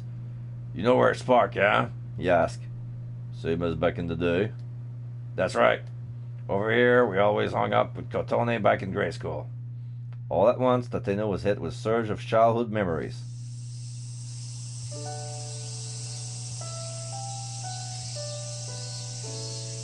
The sky was a piercing blue. The droning of cicadas echoed in his ears. A refreshing breeze brought intermittent respite from the heat. During summer vacation, they spent their days here in the parking lot behind Daisuke's house. As Tateno and Daisuke played near the stairs at the side of the lot, the blazing sun beating down on them, Kotone could always come along with some iced barley tea for them. The two boys would race to see who could drink theirs the fastest. The cold and fragrant tea flowed down their welcoming throats. Most of the time it was Tateno who would finish first. Daisuke often wound up choking and spitting his out. Kotone would flash him a more motherly and sympathetic smile. Then Daisuke would grin back at her sheepishly and fuss with his hair. That had been nearly 40 years ago, but Tateno could envision their smiles as vividly as now as ever. They were his only fond memories of his childhood.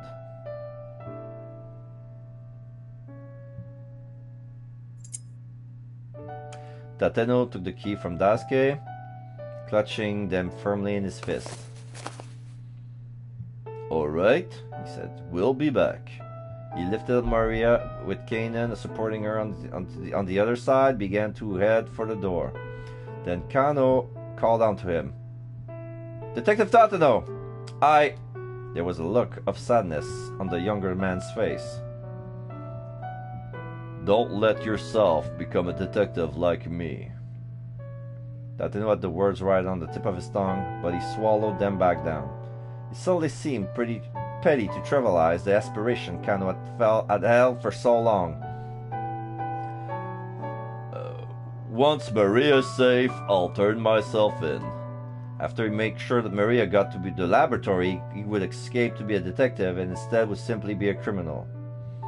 But despite the failures, in Japan, a charge of plotting to commit a crime for murder carries a prison term with labor for no more than 2 years. Okay. And nothing he had said up until now has been a lie. Of that much he could be proud. Never lose sight of what you're supposed to protect, ever. He could at least try to be the detective Kano has so admired until the very end. As Tateno left the room, Kano saluted him crisply. Ordinarily, a detective would salute in plain clothes or without his cap. The little breach of etiquette just showed all the more clearly how Kano felt. If Tateno hadn't been holding Maria up, he would have returned this gesture.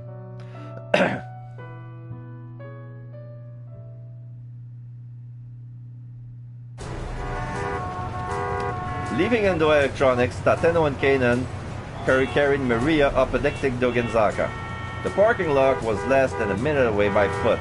Before long, however, they found their way blocked by a veritable wall of people. It was a riot squad with Kuzi at the head.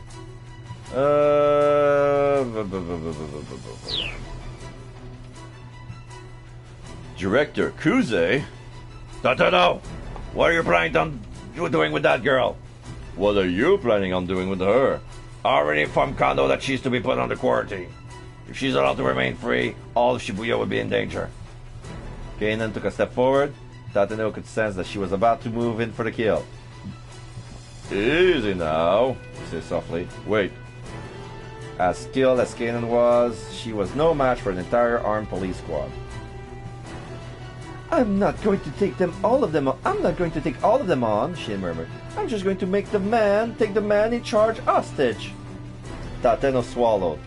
Capture Kuze, then run off. It could work. Considering the time limit they were facing, he knew that they had to find some way to force their way through here. Still, given how they still have to go to reach the laboratory, he wanted to avoid direct conflict as much as possible.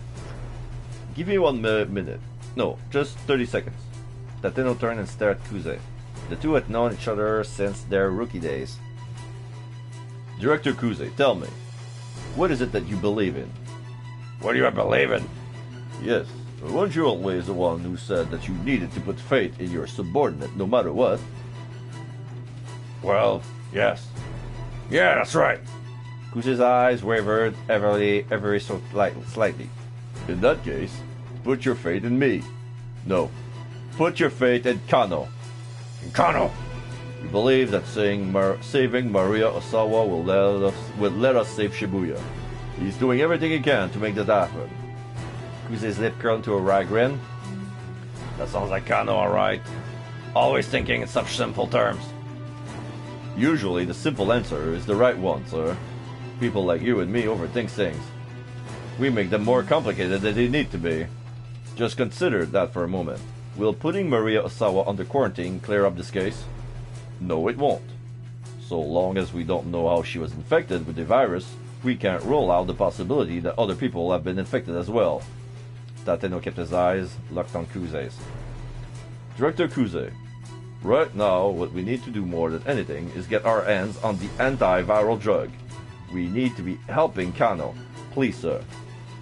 Kuze furrowed his brow in thought for a few moments and shook up his head. Tateno, buddy, come on, I can't do that. You gotta understand the position I'm in. The director's voice quickened into his childish register.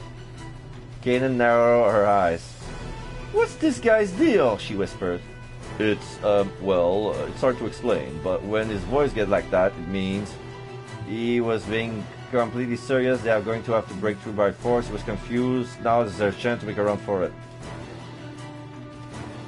Tateno signaled with his eyes to Kanan, then get ready to sprint past Kuze and his team. He didn't get the chance to go. Arr! Suddenly Kuze let off a pained yelp. Then, as Tateno watched in surprise, he proceeded to collapse into the pavement. Arg! It hurts! It hurts! Have I been infected with the virus too? The riot squad immediately rushed to the director's side. As Tateno stood there dumbstruck, Kuze secretly flashed him a knowing wink. That was a terrible performance, Kana muttered. Yeah, but it was a tour de force as far as I'm concerned. Inwardly, Tateno gave him his boss a nod in respect. Slipping past the riot squad, he and Kanan headed for the parking lot. Several members of Kuze's team were ready to chase after them. Sorry. Several members of Kuze's team were ready to chase after them. Don't follow them, Kuze cried as he writhed on the ground. Everyone stay back! If you get too close to Mariasawa, you'll be affected as well! The riot squad stopped in their tracks. Tateno and Kanan took the opportunity to hurry out of sight. Darting through some narrow alleyways, they arrived at the parking lot. The area had changed since Tateno's youth, but some of the old air of nostalgia still lingered. There it is. He spotted the minivan with Endo Electronics written on the side. Sorry. Tateno gently laid Maria on the back seat. She was still apparently unconscious. Once Kanan had climbed into the passenger seat, Tateno hit the gas and sped off. How far is it to the lab? Kanan asked. Normally it would take about 15 minutes, but with this traffic it's hard to say. Tateno avoided the stop and go of Dongenzaka, taking a side street as he headed towards Shibuya Station.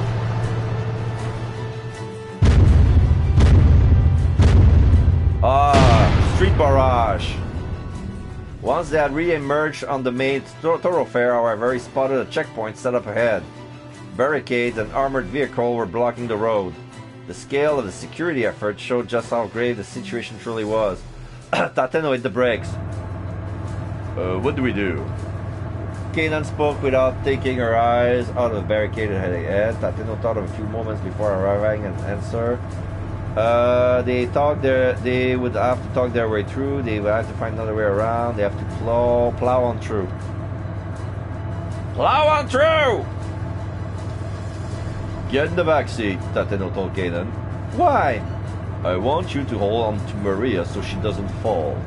A feisty grin came to Kanan's face. You got it.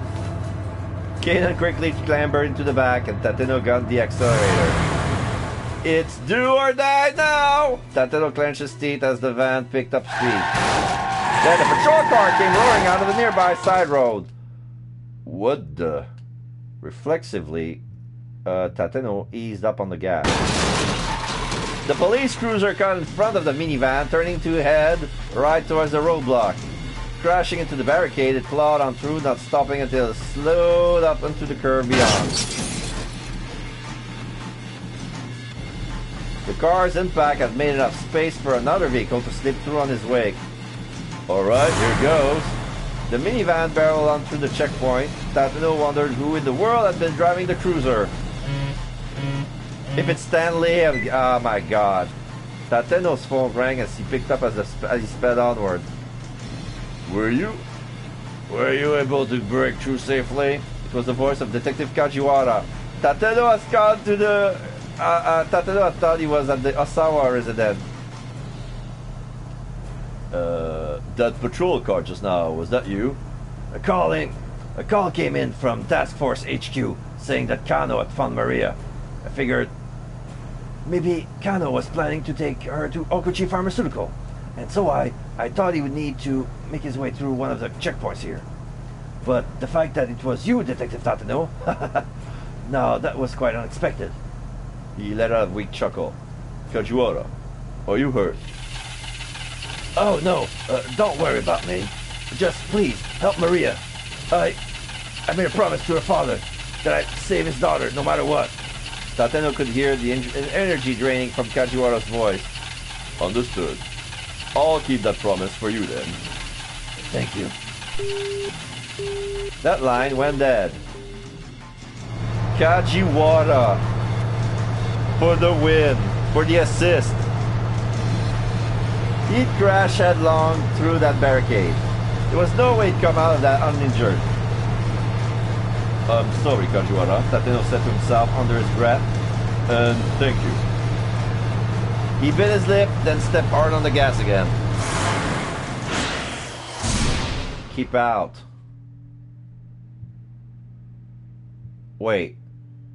Is it already 6:20?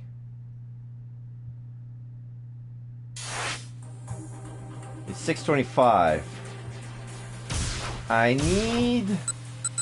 This is Tateno's timeline.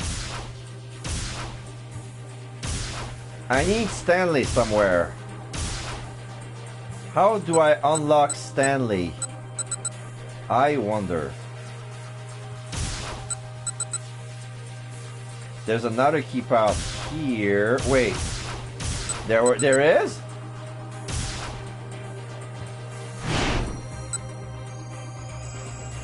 Oh, there's a Tateno jump here. I didn't realize. Oh no, wait. Wait.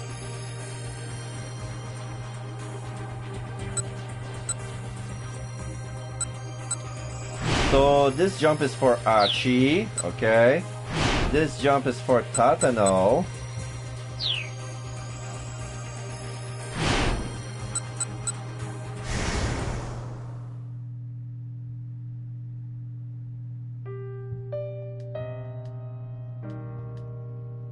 Tateno took one last look over his shoulder before finally leaving the workroom. Even after Tateno disappeared from view, Kano remained for a long time at attention, his fingertip pressed to his temple. He squeezed his eyes shut, but still the tears that had been holding back poured down his cheek.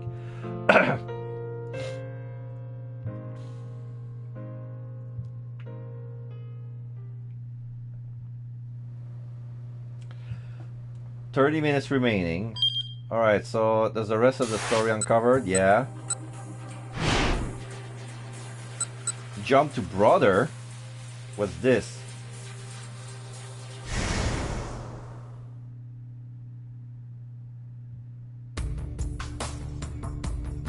Once it's all over, you're having a beer with me. That's the promise now. The promise these two made just now mirrors another made by a certain pair of brothers in the past. Once this is all tidy up, I'm gonna need a drink. Let's you and me have a beer together. That was what the younger brother said, and the older brother still feels the pain of that promise being going unfulfilled. There's a... Okay, so this is how we open Stanley. I see. So, yeah, this is odd enough. I didn't notice like there was like there was another blue word there, and there was a red word for older brother, and it went straight to Stanley. So we're gonna learn more about Stanley's past, because now the path to Stanley is now open, and we're gonna open it right now. Jack.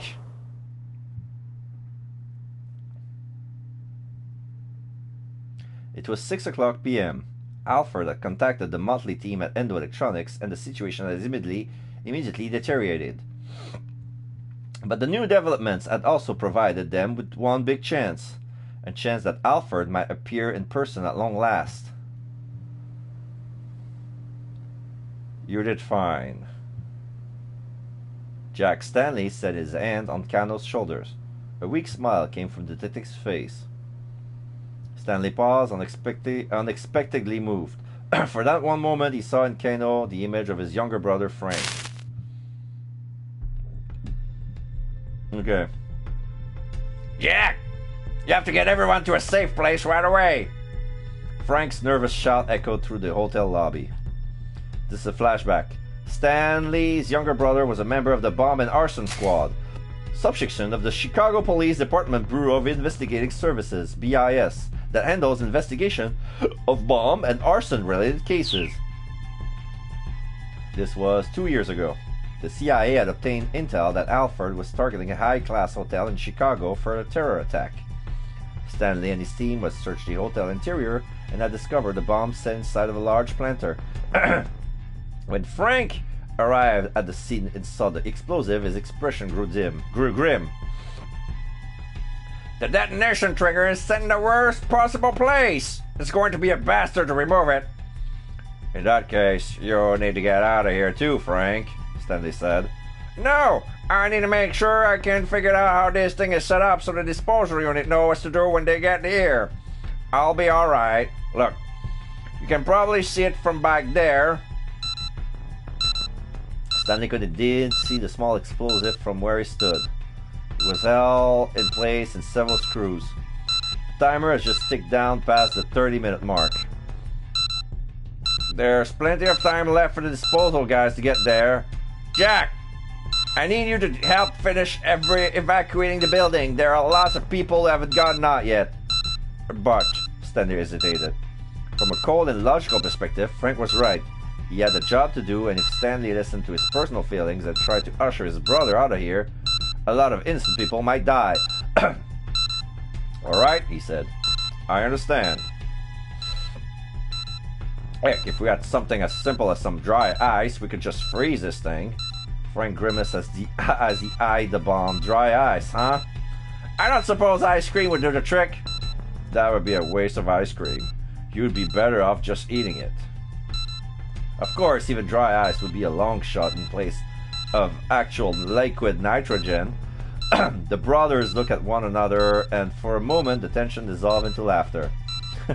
Alright, Stanley said. I'll be back. Hey, Jack! Once this is all tidied up, I'm gonna need a drink. Let's you and me have a beer together. Sure. You got it. Stanley headed for the hotel lobby, which was still overflowing with guests.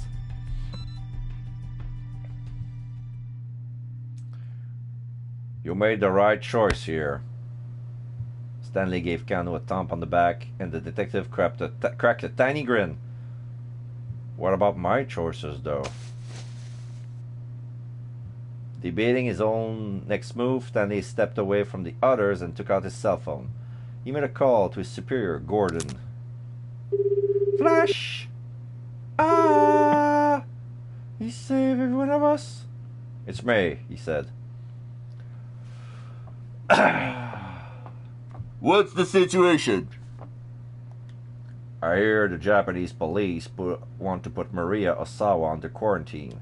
I'm assuming that's on your order, sir? It is. There are too many important people in Shibuya. We can't allow that virus to get loose. Besides, we now know what that Alfred is after Itomi Osawa. There's no reason to leave Maria at large any longer. If you put Maria Osawa under quarantine, she is going to die. I know that. But there will be far fewer victims as a result. Gordon's words made something inside Stanley snap. In that moment, he lost any inclination to report that he was with Maria. Failure to do so would be dereliction of duty on his part. He knew that well enough. He knew it, but the fact couldn't overcome his revulsion at Gordon's callous attitude toward Maria. Victims are still victims, he said. What was that? Nothing, sir. I'll continue my operation to apprehend Alfred. Stanley hung up the phone. He didn't care if his superiors took action against him once this was all over. They intended to sacrifice one person in order to save the lives of countless more. From a purely objective standpoint, it was the right call. But what if that person was a loved one? What would they have done then? The dilemma gnawed at the back of Stanley's mind. He couldn't shake the feeling that it was wrong to just accept the lesser of two evil, to sacrifice an innocent for the greater good. No, damn it. He would save that one life and then save the lives of the many. He needed to find a way to avoid the so-called easy way out, no matter what it took. He wasn't about to add a second big regret to his life. Not this time. Saving Maria was the right thing to do. His judgment wasn't wrong. Of that he was sure. He reaffirmed that to himself inwardly, over and over.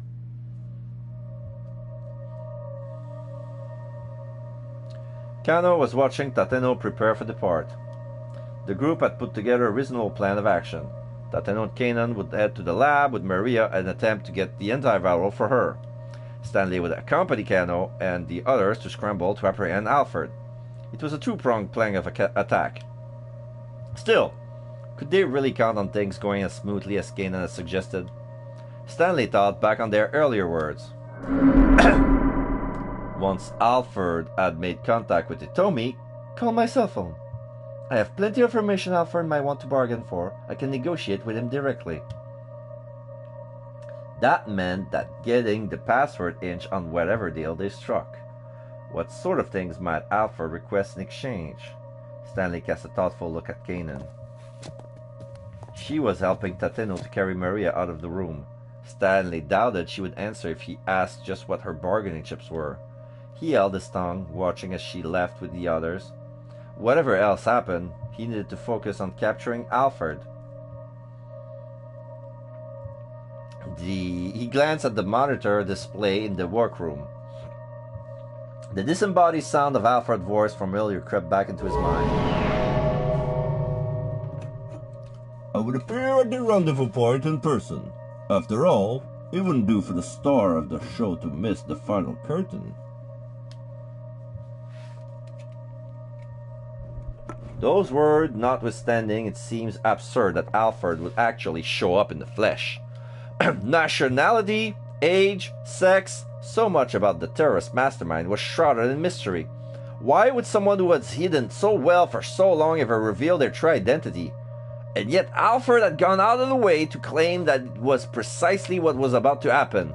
It almost seems like it made turning up in person a major selling point of the deal.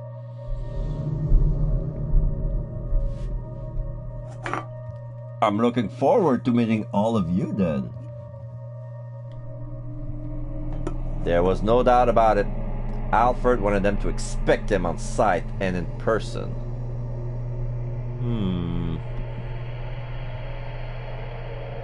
What's that? I got some sort of trophy from Twitch. I don't know what it is. I'm gonna check this out. I'm too curious.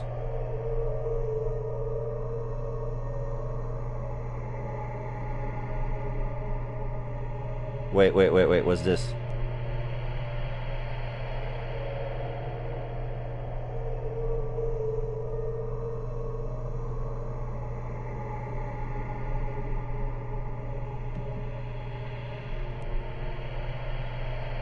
Okay.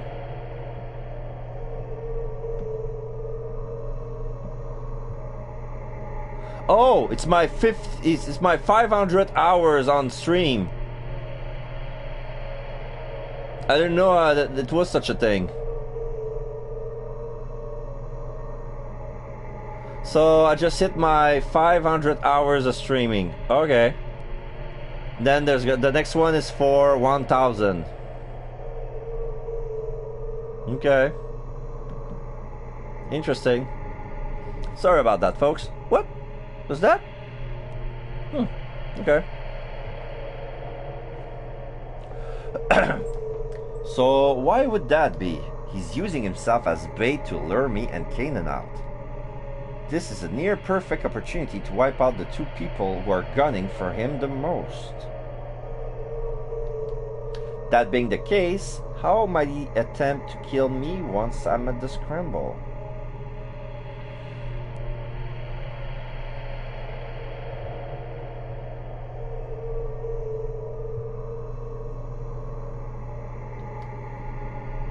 Stanley felt a sudden flash of insight. No, something was off here. His thought process was running well, each deduction logically following from the last. But at a time like this, that could be a very dangerous thing.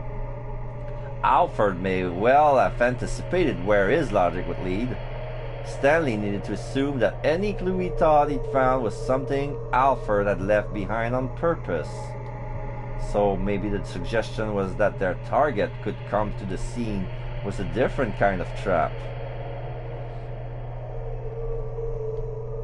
At the risk of sending himself in circles, Stanley decided to rethink the whole case from the ground up.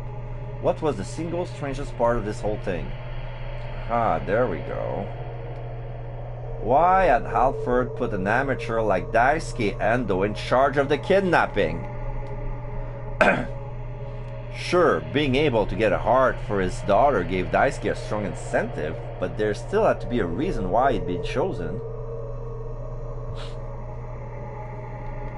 If the kidnapping had failed, what would have happened then? Of course, this was Alfred they were dealing with. Maybe the possibility of failure was somehow part of the plan. Hell, Daisuke had managed to accidentally kidnap Maria instead of Hitomi, hadn't he? If Alfred had gone with a professional, that sort of mix-up would never have happened. And yet, even if that degree of uncertainty was acceptable, or even desirable, using Daisuke seems far too big a risk. There must be some other motive for bringing Daisuke into the plan. Of course. Advantage. Using Daisuke must have provided some important advantage that outweighed his flaws. The security cameras? It was the only thing that made sense.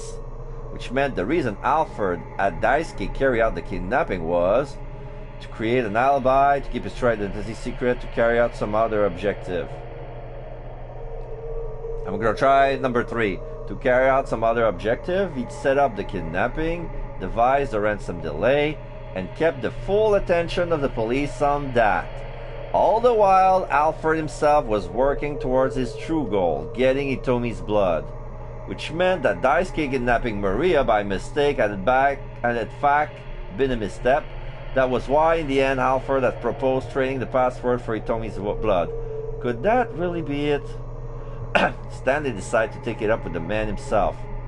Mr. Endo, let me ask you something. Did you know Hitomi had a twin sister before the kidnapping? I didn't know. So, when did you find out? After I had Maria kidnapped. The organ trafficker took one look at her and said I had the wrong girl, said I was supposed to have abducted the younger one. He never mentioned Hitomi having a twin before this all started. No. If I known, I would have been a little more careful. Alfred has certainly known that the Osawa girls were twins.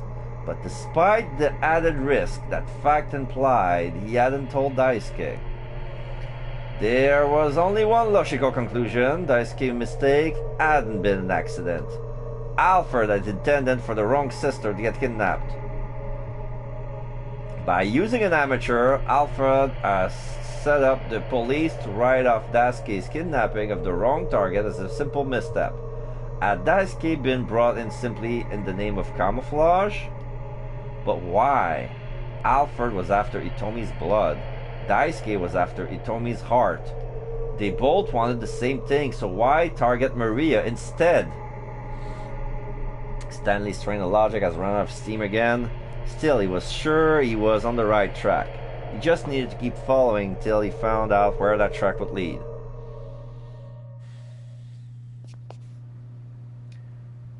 Where's that storeroom where you were keeping Maria? He asked. Daisuke hung his head. Oh, it's out beyond the shop. Why you ask? Would you mind showing me? There's something I'd like to check. At this point, you need to go back over everything right from the beginning. He followed Daisuke out of the storeroom. Speaking of his... Speaking of this storeroom, Daisuke said as they were walking on to the back part of the building, there's something I've been wondering about. Just how did Maria manage to escape in the first place? You're certain you locked her in? Stanley asked. Daisuke nodded. At 8 o'clock this morning, the organ trafficker came by to check up on her. I made sure to lock the place back up after he left. I see. That visit must have been when Maria was injected with the war virus. It makes sense, based on our working timeline of when we expect her to go symptomatic. Yeah. So she would be symptomatic at 8 p.m. at the end of the game. In the real time deadline. When they got to the storeroom, they spotted the padlock that held it shut lying broken to the ground. Daisuke picked it up and opened the storeroom door.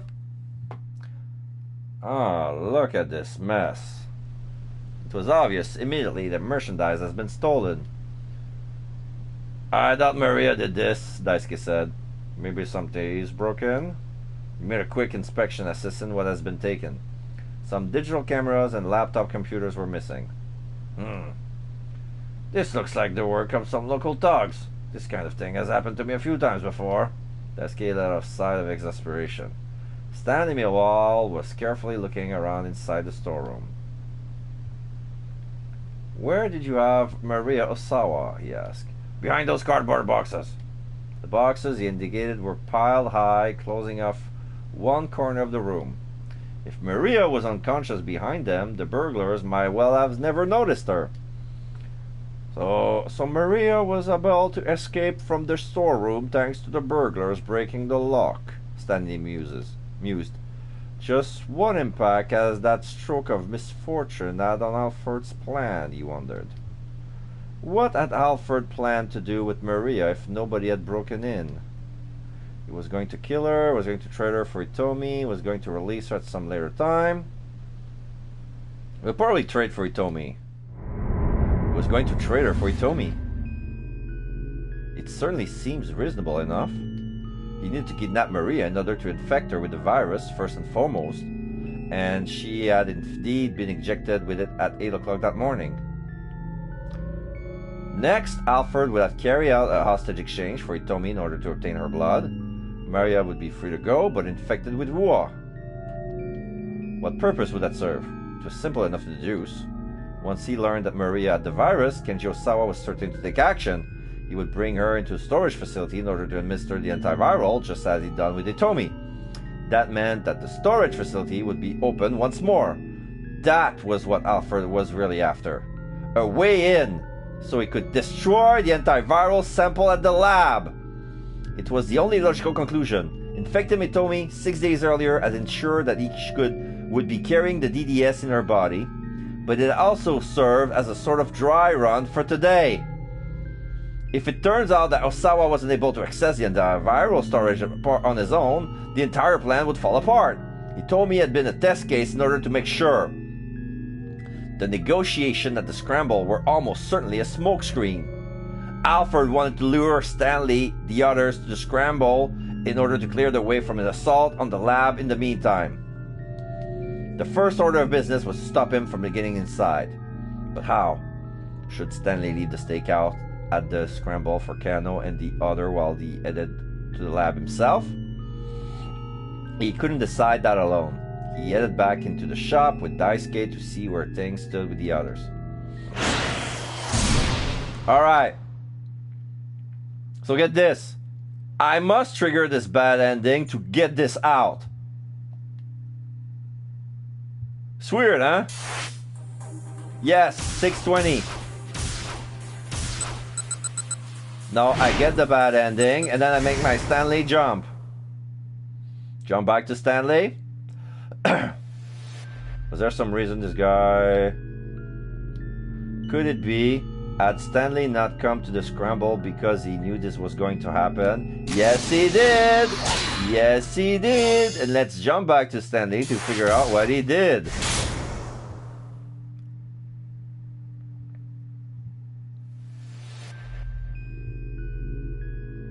Kano's plans of action for the Scramble was steadily coming together. Stanley half listened as the young detective discussed the stakeout with the rest of the group. His own mind was still caught up with the question of what himself should do. He couldn't shake the conviction that he needed to head to the lab, even assuming that Alfred really didn't turn up at the Scramble.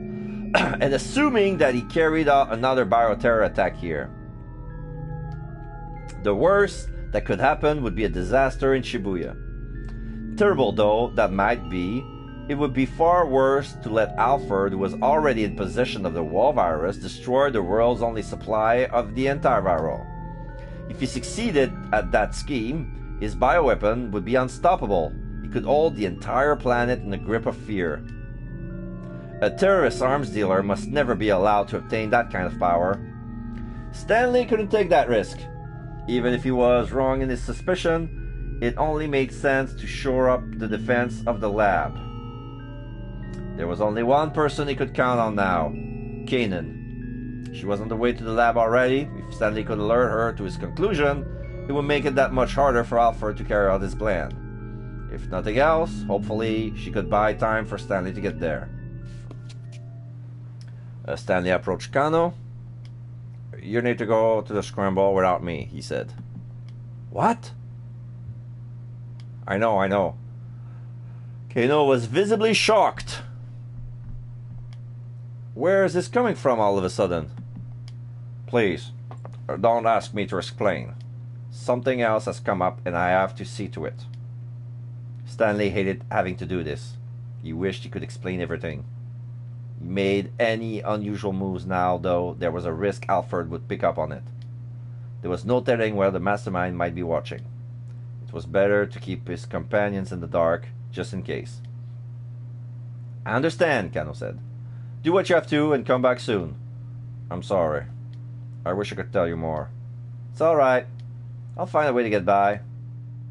Kano gave him the thumbs up. The sight brought back some painful memories. Up until a few hours ago, Stanley had instinctively seen Kano as all too naive. And now he finally knew why. Kano was just like his younger brother Frank.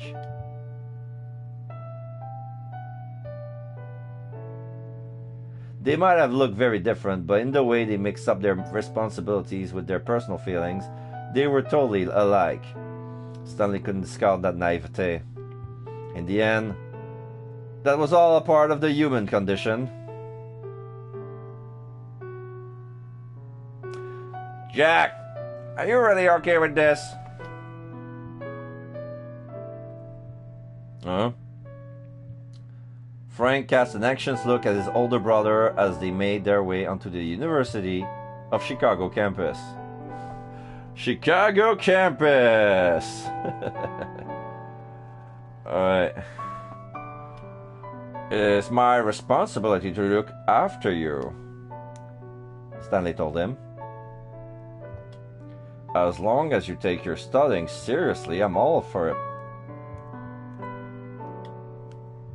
Frank had been worrying about his tuition costs as he prepared for college. "Of course! It's a real bane, huh? Real pain in the neck." Frank has been worried about... Okay. Sorry. Has been distracted. After losing their parents 5 years earlier, the two have struggled to get by. "Yeah, but..." Stanley set both hands on his brother's shoulders. "Listen to me, Frank. You're my brother, and I care about you. I just want whatever you do to be something you can be proud of." "Alright, Jack, I hear you. And thanks. Kano, promise me one thing." "What's that?" "Once this is all over, you'll go have a beer with me." "Sure, alright." "That's a promise now, remember." Kano flashed him a grateful smile. And in that smile, Stanley again saw a little something of Frank.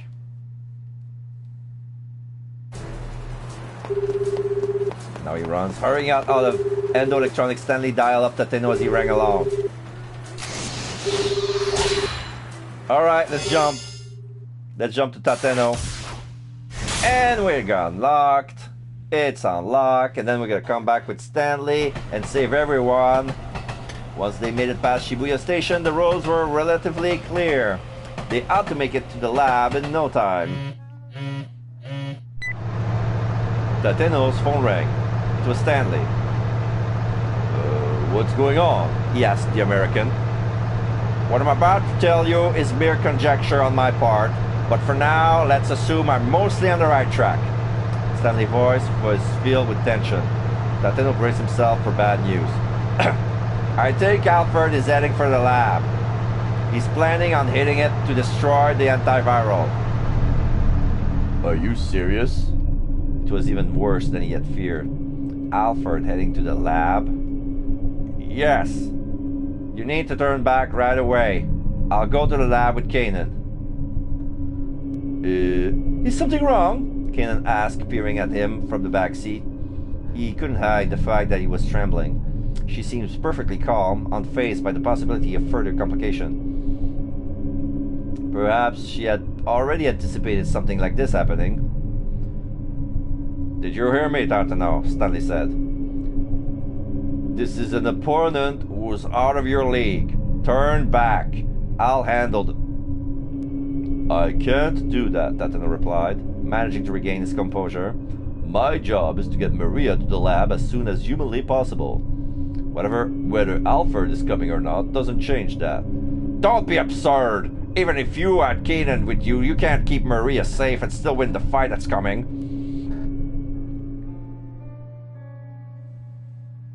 Maybe Stanley was right. Almost certainly he was. But Tateno could put Maria's life in danger by turning back in order to save his own. Kanan. Tateno glanced at the young woman in the back seat. Yes? If Alfred shows up, don't worry about protecting me. Just keep Maria safe. You got it. That was all Tateno needed to hear. I'll give my own life to protect that girl if it comes down to it, he told Stanley. Fine, have it your way then. But I'm heading to the lab too. Whatever you do not let your guard down. Understood. Tateno hung up. That was Stanley? Kanan asked. She probably already surmised the situation. Even so, she showed no sign of concern.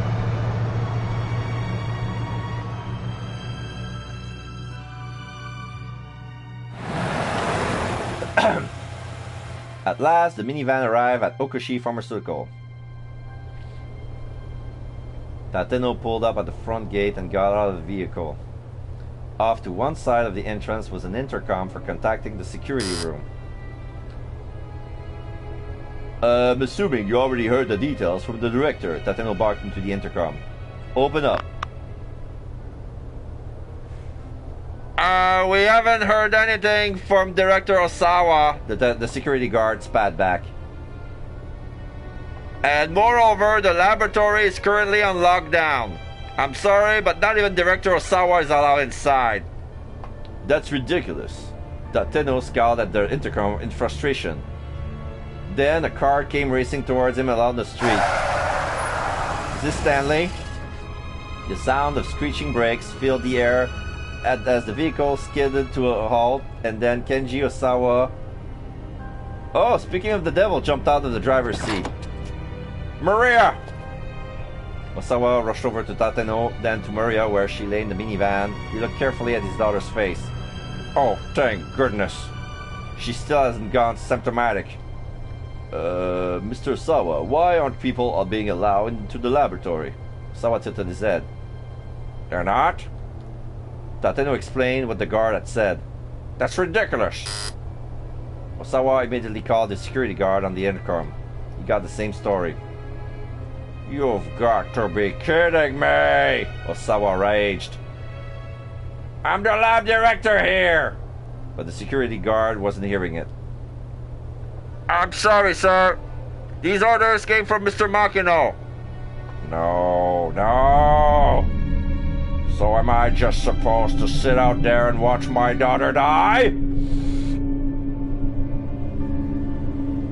Tateno racked his brain for other ideas.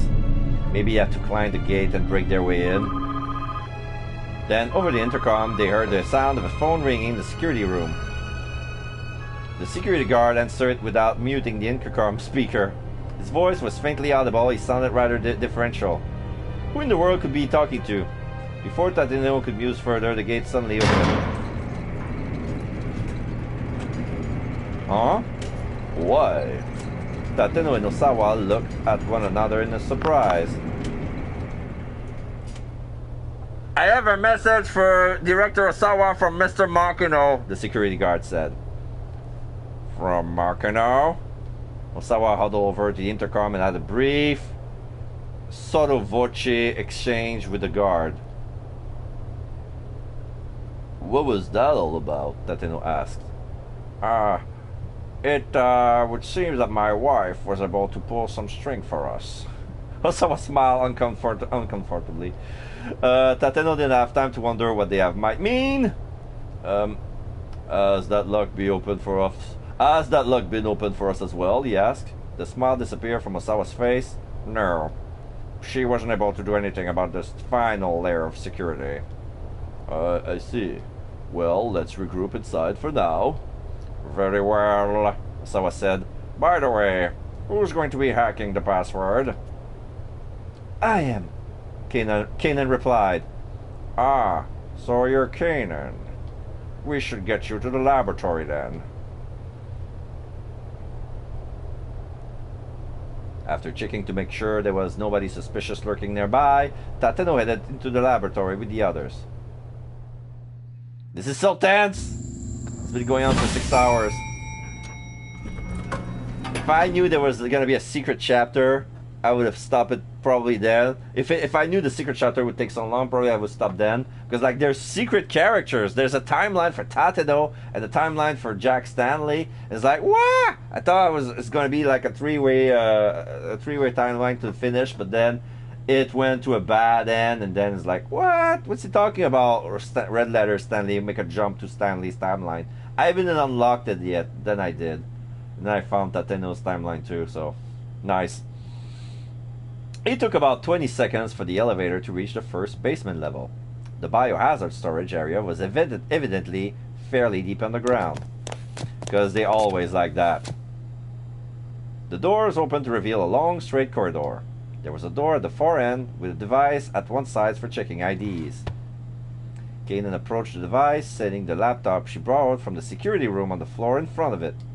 She affixed a scrap of paper with Kenji Osawa's password written on it to one side of the monitor. Then she connected a series of cables to both the laptop and the device. Tateno tried to contain his sense of urgency, focusing on keeping watch over Kanan as she worked. Kanan became slowly tapped away at the keyboard. Her screen displayed a series of numeric values that changed with each keystroke. She checked the changes carefully, timing the movement of her fingers according to some formula. The ID device let out a warning sound and the display lit up. Incorrect password. The input had been rejected. Was this really going to work? Tateno felt his impatience growing. Osawa's face showed similar unease. Kanan turned to look at him. How many failed attempts are we allowed? 2, I believe, Osawa answered. After a third failed attempt, the storage area is locked down and can be reopened without input from the full board of directors. Kanan has already resumed typing before they finished speaking. There's a very slight difference in power consumption from the device when it processes a correct password compared to an incorrect one. There's a minuscule difference in the time it takes to run the process as well. If I can analyze those and compare them... Kanan's voice trailed off. She continued working. There was another warning sound. A second failed attempt. A single bead of sweat ran down Tateno's forehead. But Kanan didn't so much as bat an eyelash. Ah, I see. Her face remained full of confidence. Oh, it won't be a problem, she assured them. This isn't my first time with this type of mechanism. Oh, she nailed it. Slowly, one at a time, Kanan pressed keys after key while keeping her eyes fixed on the laptop screen. With each keystroke, a waveform at the top of the screen, looking almost like an echocardiogram readout, wobbled slightly. The laptop let out a tiny sound. A sequence of 10 characters appeared on the screen and Kanan read them off. Tateno jotted down in his notebook, then stepped on the scanner to enter the twin password for Osawa and Tanaka. Gaussian restricted area, authorized personnel necessary, and it's open! The door opened. Kanan let out a sigh of relief. Osawa gathered up Maria and headed into the storage area. Tatano felt a surge of relief as he watched the two of them go. Kanan, meanwhile, was fastidiously putting away her equipment. What do you think? Tatano asked her. About what? She asked, her gaze as serious as ever. About Alfred. Why hasn't he showed up? If what Stanley has said was true, Alfred ought to be coming their way. It was both strange and unsettling that they've been able to get inside without any interference. This isn't over yet, Tatano continued. Don't let your guard down until we know Alfred has been dealt with. Right. Kanan pulled out a pistol. You keep those two safe, she said. I'll go check things out front. She got back into the elevator and headed up.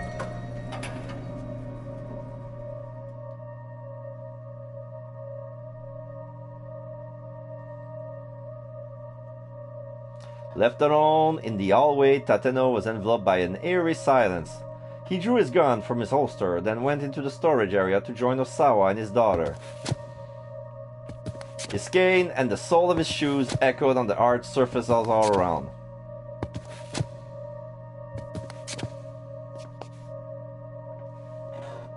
At the end of the hallway, Tateno came to another door. He took a position there, determined to guard the two individuals inside. This was the only way in. If anyone was coming, they would have to pass through here. Putting his back to the door, he let out a sigh. A great weight of exhaustion settled over him. Too much has happened over the past few hours. He'd recalled too many painful memories that had long been buried deep within his mind. And he'd realized that his whole life was rife with things he could never undo.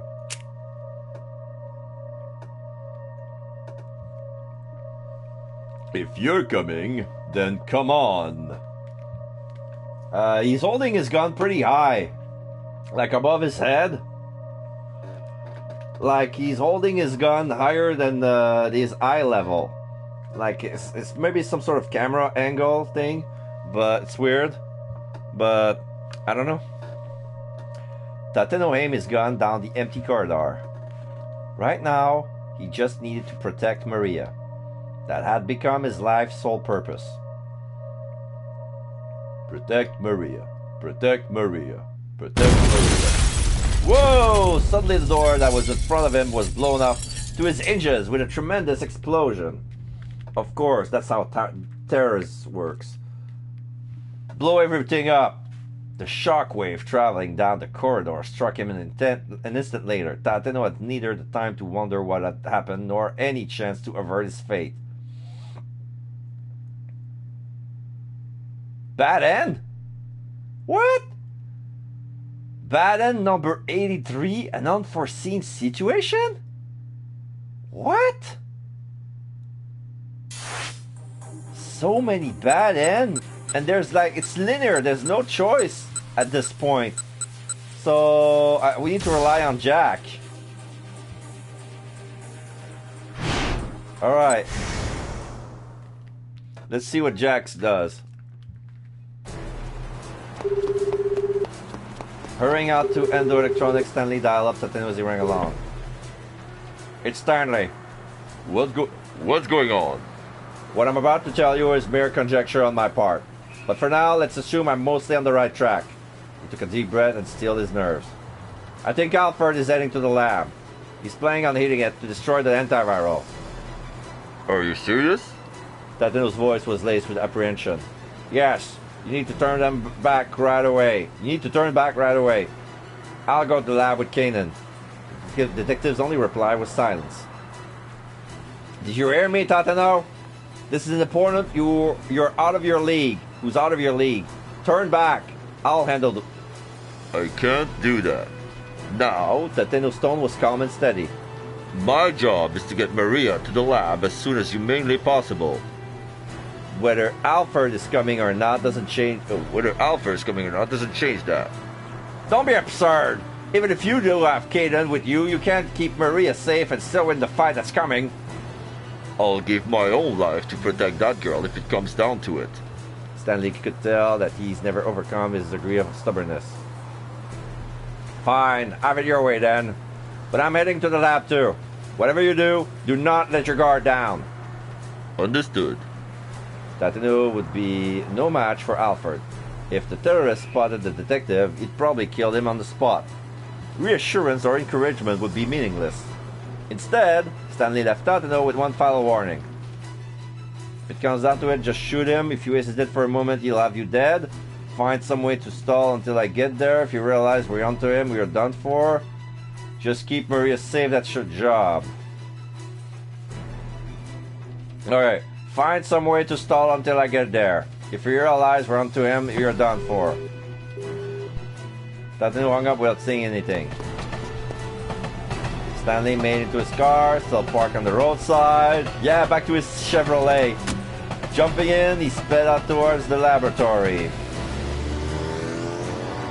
Traffic has gotten pretty congested by the time he made it out to the main road.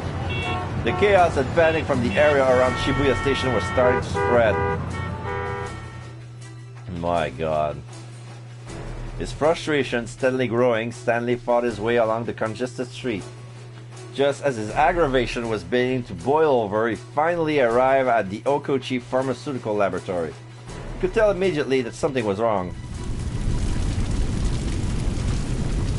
A plume of smoke was rising from one of the laboratory windows. It was thick and black, clearly the result of a fire of some sort. Stanley hopped out of the car, drawing his gun as he approached the door. He was about to make his way inside, but a scent of the air stopped in his track. The smoke carried the telltale odor of explosive residue. He hadn't made it on time. All his fears has come to pass. Maria, Osawa, Tatano, Kanan, they were all surely dead. And no doubt the antiviral has been either stolen or incinerated. In all likelihood, moreover, vital samples from the lab have been dispersed by the explosion. Stanley cursed, he's already inhaled some of the smoke. This really was the worst case scenario. They've been utterly defeated. Stanley called out Gordon to request backup for a sweep of the laboratory. Sorry, no can do. He knew that it was already too late to change anything. Even so, Stanley would go through all the motion before he admitted defeat.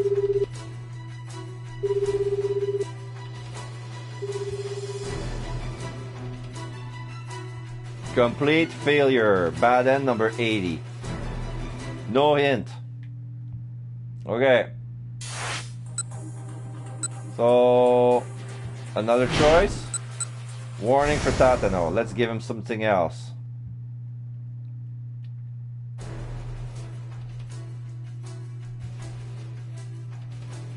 If it comes down to it, shoot him. If you hesitate for a moment, you have to do that. Okay, I'll try that.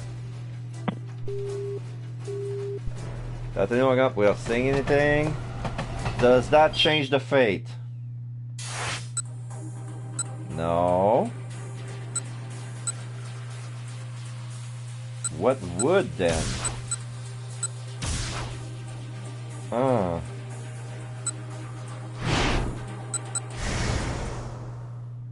Keep Maria safe. Keep Maria safe. Alright, we'll try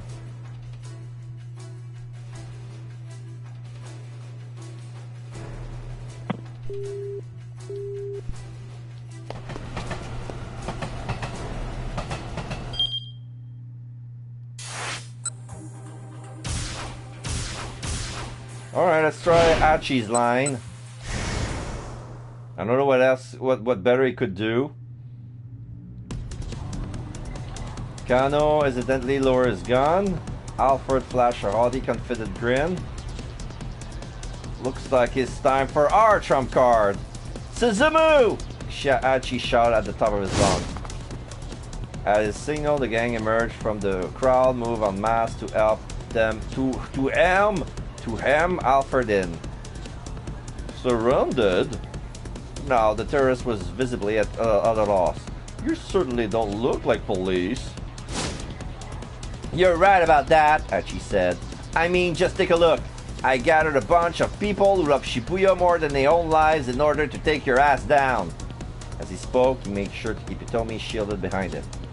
The pain in his leg was getting worse and worse, but he tried his utmost not to let him show. There's no escape, he declared. You're lost. Lost? Me? Well, it sure doesn't look like you're gonna get away. Alfred grimaced at Archie's word. I see. Then it appears our negotiation are as close. Why did he seem so confident? Something definitely didn't feel right. This is just a bluff. He knows we can't get away. He really doesn't care if you survive. Okay, I'm gonna try this. This is just a bluff. He knows he can't get away. His only chance would be to try to spread the virus around and then take off while everyone was distracted. Which meant they needed to just grab the guy and be done with it. Enough of the high maniacs! Enough of the high maniacs! Suzuha shouted. Evidently, he shared Archie's opinion. He began to stomp towards Alfred, but he didn't reach him in time. Yeah, he threw the vials in the air, and then there was this explosion. I don't know what it is exactly, but yeah.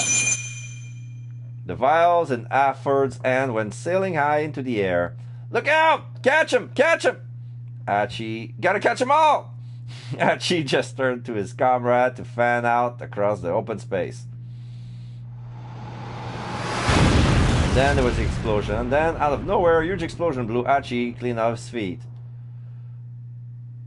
His eardrum ruptures and his world was engulfed in an eerie silence as if time had stopped. He lay crumpled on the pavement. The one thing that still rang in his ears was the tinkling of glass as countless vials smashed on the concrete.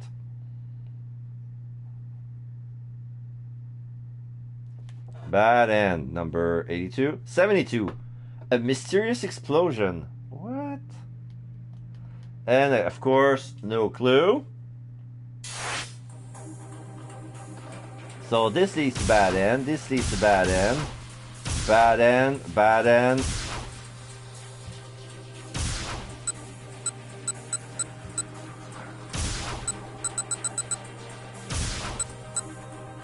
Alright, so where to go from there?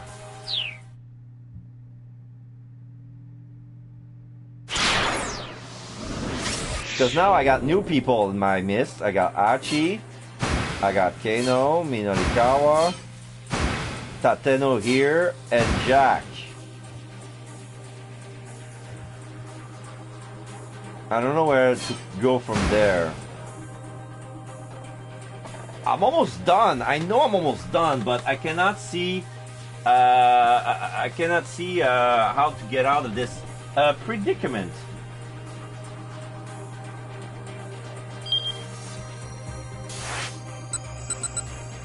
This is linear. A quavering voice. No, this was okay. This is like inspection. Sorry. What do we do? Ram?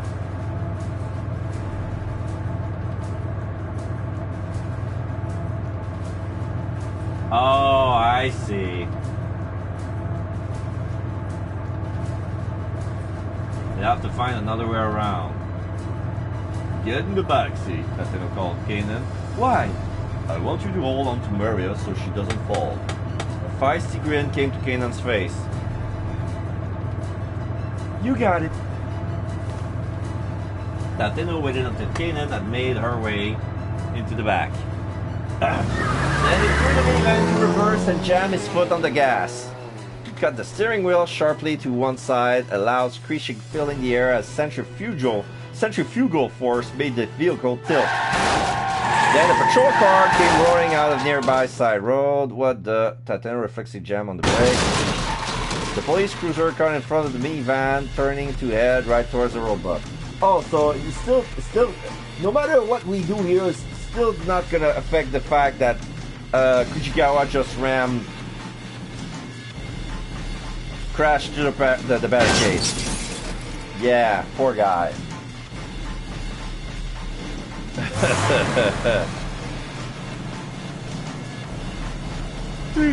Alright, and I'm just gonna check the timeline. That didn't change, right?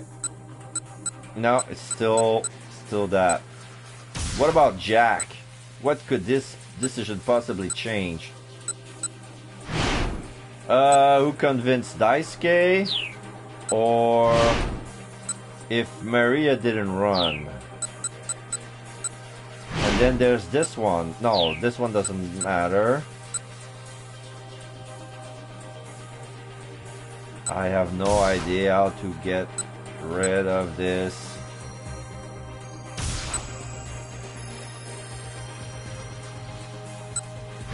This is a jump.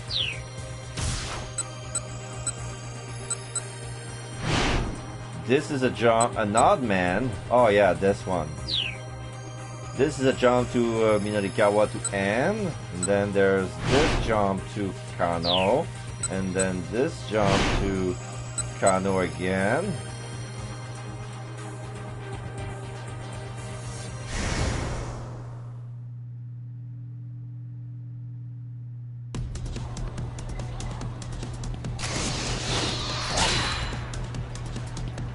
The 905. It's still the same outcome.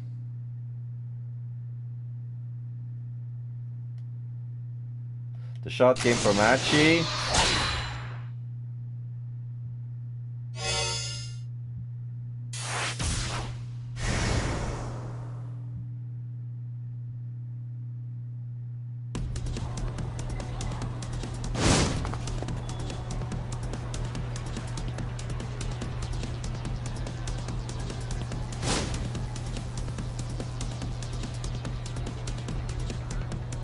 Maybe this is the wrong move. Alfred Composure. Oh no, wait. Why did he still see some confidence? Something different felt right. He really doesn't care if he survives. He really doesn't care if he survives. Oh no. He was going to unleash the virus, accepting they would kill him too. Alfred met Achi's eyes and seeing the haunted realization there, the tourist flashed a wicked triumphant grin. Enough of the high and mighty axe, Suzumu shouted. He began to stump towards Alfred, but he didn't reach him in time. Yeah.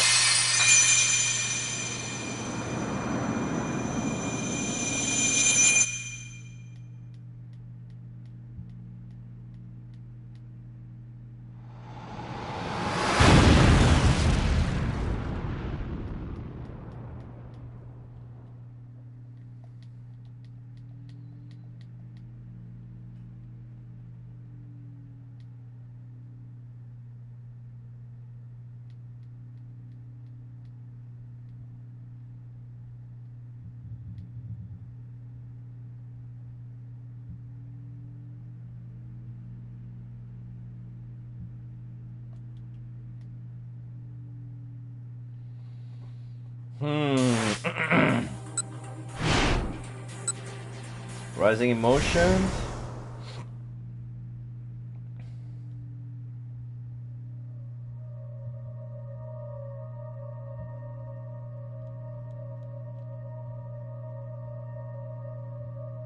He hurt me and I'll hurt him back. That bill's gonna come due. Why hasn't it happened yet?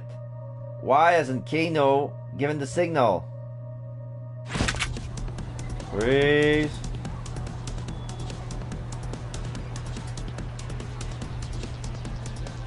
Call Kanan again.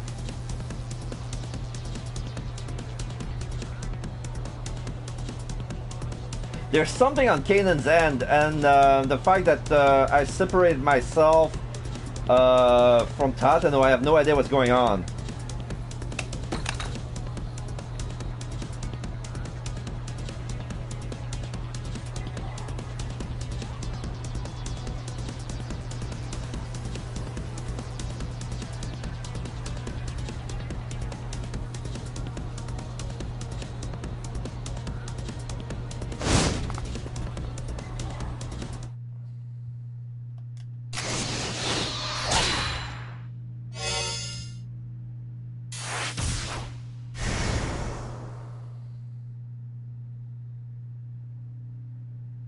Those jump looks worthless for some reason.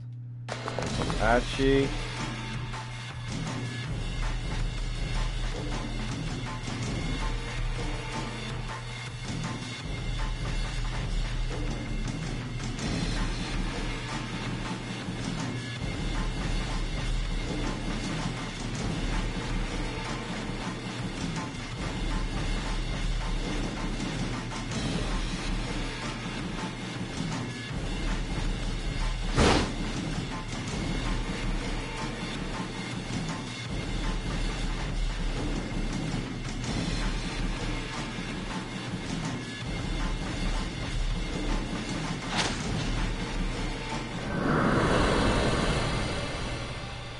That still doesn't change.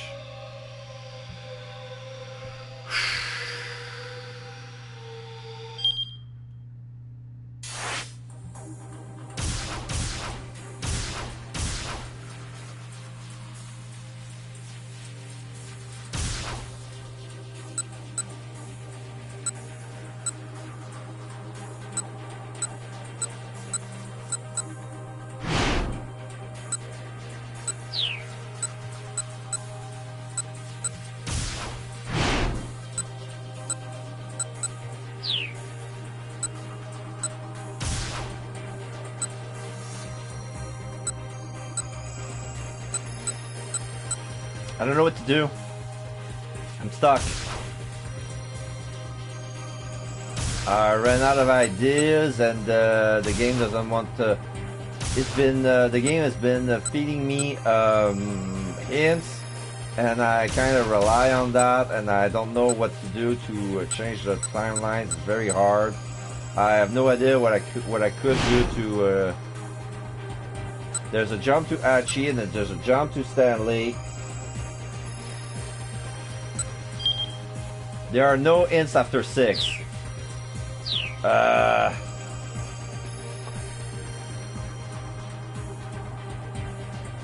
No hints after 6.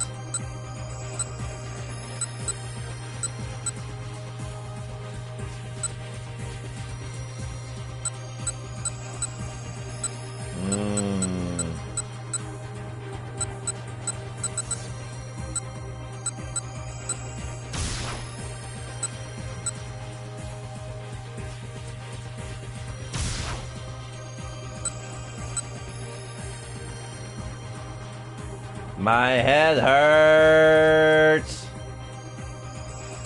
It's been so long.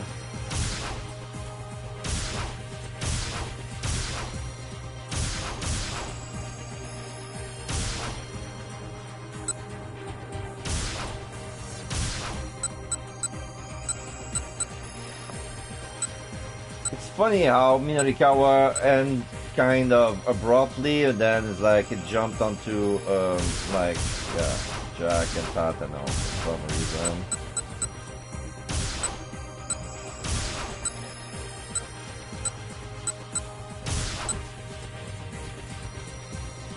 I think I'm gonna try with Jack's suspicion. Maybe I got the wrong conclusion. The reason Alfred that Daisuke carried out the kidnapping was to create an alibi, to keep his true identity secret. To create an alibi. Even if Daisuke failed as he had and got caught up in the kidnapping investigation, Alfred himself could stay out of the picture. The police wouldn't have any reason to suspect Alfred in the first place. But then, why would someone whose very identity was so shrouded in mystery need to construct an alibi at all? Stanley, in fact, it was right back where he started. If Maria has been mistaken for Hitomi in the first place, the situation would have become nearly so complicated. This was the thing that really made him wonder. Daisuke may have been an amateur, but would he really have made such a rudimentary mistake when his daughter's life was on the line? Yeah, but he didn't know he was. He didn't know he had the wrong girl until the organ trafficker tipped him to say, no, you got the wrong one.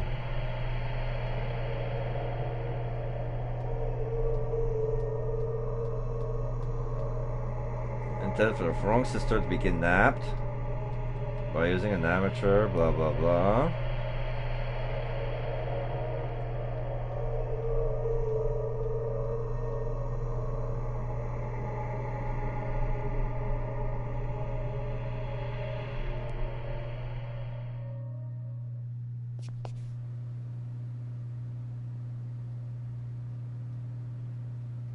Okay.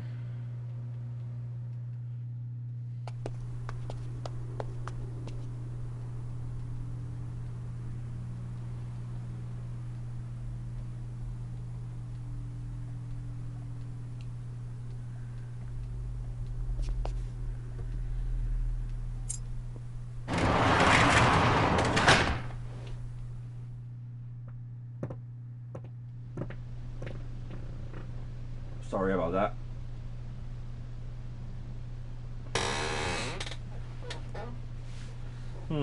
This looks like the work of some local thugs. These kind of things that happened to me a few times before. Suddenly Manuel was carefully looking around inside the storeroom.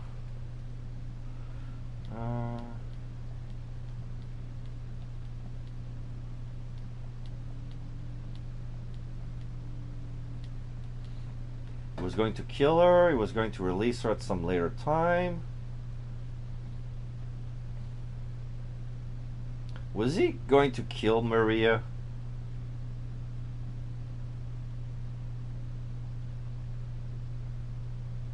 I'm going to try to release her at some later time. Since he gone to the trouble of infecting her with the virus, it only made sense. Stanley could only think of one reason to release an infected Maria. To turn Shibuya into ground zero for a pandemic that would sweep through all of Tokyo. A virus with a mortality rate of 100% would have spread throughout the region before anyone even realized it. It would be impossible even to calculate the scope of such a disaster. First, it would run the circuit around the Yamanote line, and then if any of the infected happened to head to the airport at either Haneda or Narita, the virus would spread throughout Japan and the rest of the world in a matter of hours. But that hadn't come to pass. They managed to secure Maria before she could develop symptoms and become infectious. Is that because we're better than Alfred? No, that can't be it. Alfred wasn't the sort to commit such indiscriminate acts of terror. The threat of the infection spreading, horrific as it was likely just cover to hide some other scheme. But then, what was the ultimate goal? Stanley didn't have enough clues to go on. As Stanley made his way behind the stack of cardboard boxes, he spotted something that had fallen on the floor. It was a cell phone. Next to it was a woman's handbag. Stanley unzipped it. It held a jumble of makeup, tissues, and other personal effects, but nothing at all unusual. If he was going to find any clues here, it would probably have to be from the cell phone. He tried turning it on. There was no response. It appears to be broken. "Oh, let me see that," Sasuke said from behind him. "I'll see if I can fix it." "Do you think you can?" Stanley asked as he handed it over. "I won't know it till I try." But that sign out front saying that I run an electronics shop isn't just for show. Yeah. Turning it more thoroughly and found a photograph tucked inside that he'd overlooked on his first inspection. What the hell? He stared at the image, swallowing the lump in his throat. 1730? Keep out? I found something else?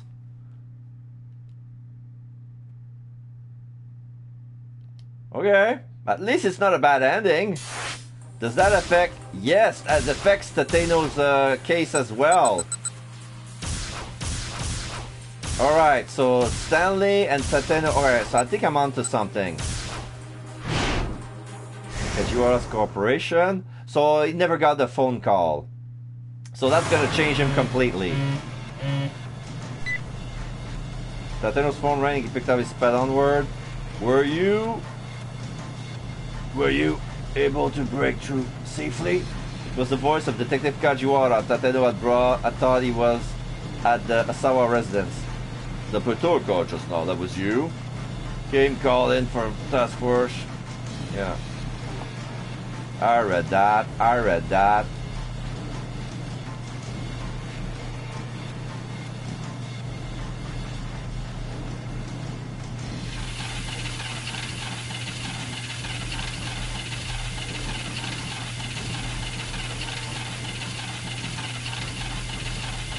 The line went dead. He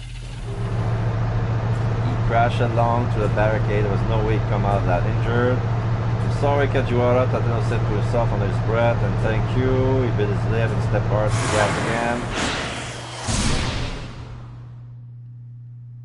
Oh. This is odd. Now I change my bad endings to keep outs. 625, 625. Okay, how do I break them? No, not here. No. That would be with... I'm gonna try him again. Maybe that's gonna work, but...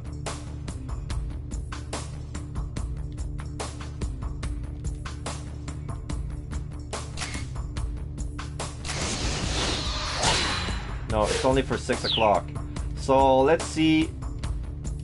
Maybe it's the one from the bomb.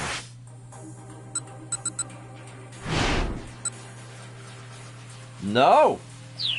Wait. That changes the ending too. Oh, I no longer have a bad end. The explosion. Wait.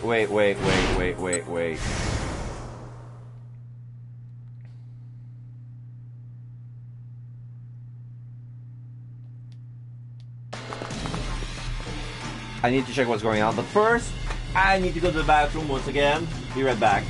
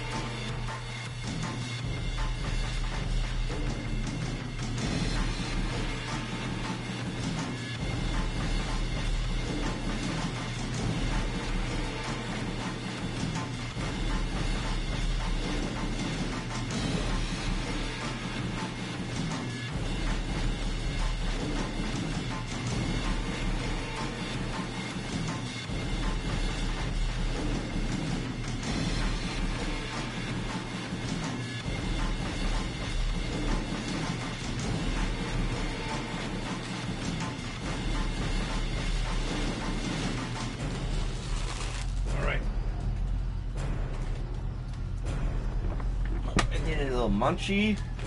So what changed in the fact that Alpha throw away his thingies? Because we have no idea what's he up to, and the explosion doesn't give us anything. It's like the secret to the ending is for Jack Stanley to figure out exactly what's going on, and it's like they made 3 possible scenarios and we acted accordingly. And yeah, one led to bad ending for everyone. So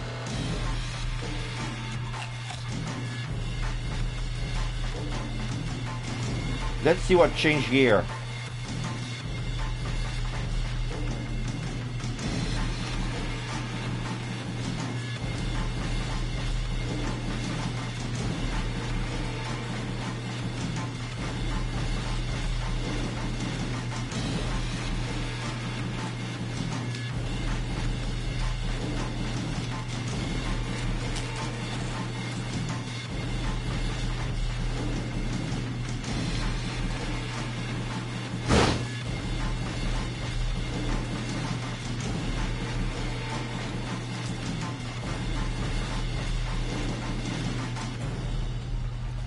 He did swing his arm in the air.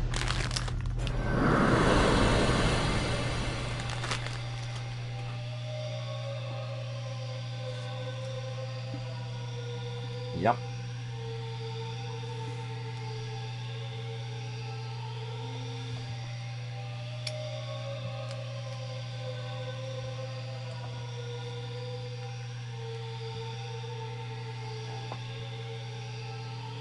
The SOS member found out, positioning themselves as best as they could to intercept the falling vials. Kano likewise prepared to catch one that was heading straight towards him. As he did, he caught sight of Palmer speeding away. Kano made his mind on the spot. There was only one right call here, and he needed to make it. He ran to protect the lives of the people nearby, had to chase after Palmer. Yeah, if we got... yeah. Let's grab Palmer. He had to chase after Palmer. It didn't matter if he didn't grab the vial. Something about the way this was playing out made Kano sure of it. Calling upon all his rugby training, he broke into a sprint. Deftly dodging through the crowd, Kano kept Palmer in sight. He would catch him. One way or another, he was going to bring this bastard down. Steadily gained on his quarry. At last he drew with striking range and immediately dived into an expert tackle. He caught Palmer around the waist. Their bodies collided with violent force. Oof! Palmer went down flailing and he hit the pavement hard. Even then he tried to resist, but Kano straddled him and held him down. "Tell me the password!" Kano snarled. Kidnapper sneered triumphantly. "You made the wrong choice." "Wrong choice? The war is out now. Now nobody can be safe. You just killed everyone in the city." "No," Kano shot back. "Nobody's going to die." "And what makes you so sure of that?" "The way you fled the scene just now. If the virus has already been if the virus had really been in those vials, you could never have hoped to escape infection. Running off on foot would be pointless." Palmer said nothing. "Which means there was no virus in those vials. They were just a decoy in order to buy you time to escape." Now Palmer gritted his teeth and glared up at Kano. The look on his face confirmed the detective's hunch. "But more importantly, it was your eyes. You didn't have the eyes of a man who was putting his life on the line." "My eyes? Who do you think you are, Sherlock Holmes?" "I know full well the look in a man's eyes when he's waiting to die."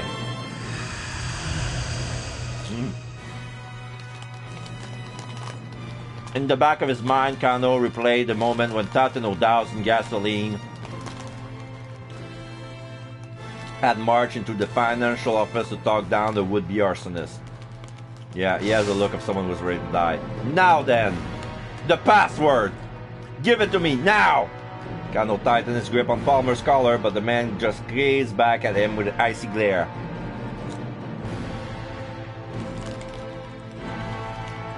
"Let me have Itomi Osawa's blood. That was our original deal." Kano wasn't surprised. He didn't know it wouldn't be easy to get him to talk. Really, it would be impossible to strike a deal without Kanan. But if getting her on the phone wasn't an option, Kano had to figure out something else. Sweat beaded on his brow as he cast about for ideas. Then, he happened to catch sight of a car that had been overturned by an accident nearby.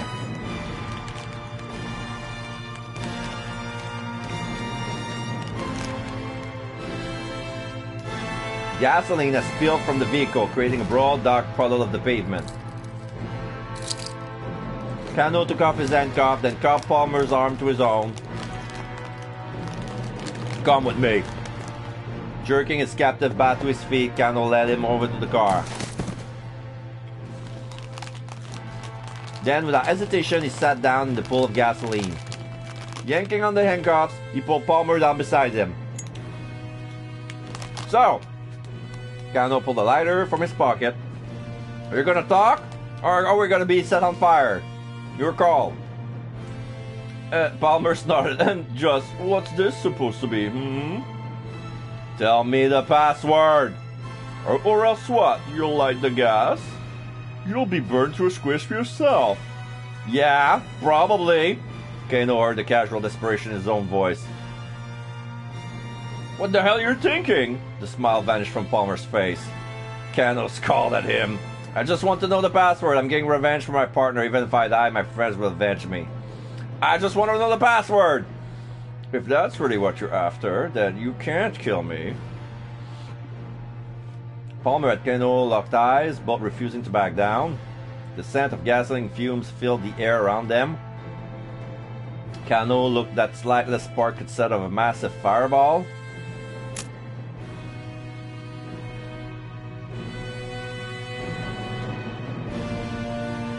Calmly flicked the lighter on. You can't be serious. Palmer's eyes fixed on the tiny flicker of flame. The password. You value your life so little? That's not the password! In his mind, Kano could see the pages of the Dick Diary clear as day. Dictatum number 1. Never lose sight of what you're supposed to protect. Ever.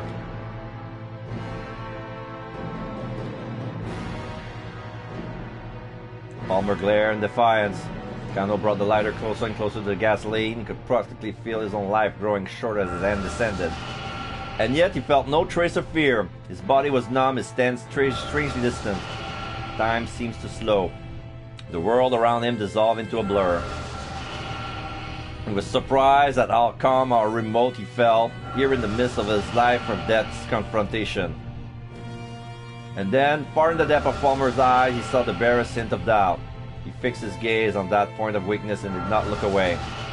Palmer's shoulders slumped perceptibly. Now, Kano was certain of it. This was a man who'd never put his life on the line before. Shizuo's words sounded in the back of his mind. You need a cool mind but a fiery spirit. A detective without both of those is worth nothing. Let me go! Promise to let me go and I'll tell you. Is that your answer? I don't think you quite understand the situation here. Kano brought the flame still closer to the gasoline. Palmer's eyes went wide. No longer was he able to hide this trembling and uncertainty. Alright, I'll tell you. Just put that thing out. The password first. His voice was strangled snarl. Palmer gave him his password. Kano extinguished the lighter.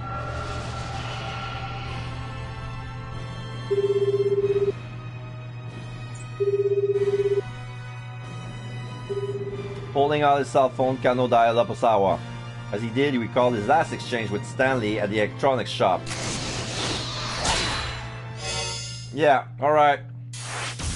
So, alright, that broke Stanley's keep out. So that was probably the right answer then. Turning his attention back to the handbag, Stanley searched it more thoroughly and found a photograph tucked inside that he'd overlooked in his first inspection. It says 1730 in the back. I don't know why. What the hell? He stared at his picture, swallowing the lump in his throat. It was a photo of Maria, standing next to another young girl. There was something written and marked on the back. This is probably a photo of Maria and Kanan. Me and Kanan, July 30th. Stanley hurriedly flipped the photo back over and looked at it again. What does this mean?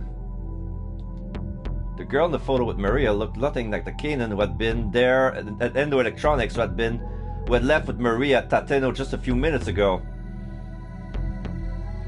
Oh! Kanan is the real Alfred? But if the girl they were working with wasn't Kanan, then who was she? No, no, no! Stanley felt his blood run cold. Could she be? Was she Alfred? The more he thought about it, the more it all added up. Assuming Alfred were masquerading as Kanan, the whole sequence of events slowly began to make sense. She was strikingly audacious and fiendishly clever, but she hadn't outmaneuvered them just yet. As luck would have it, they still had a chance to stop her.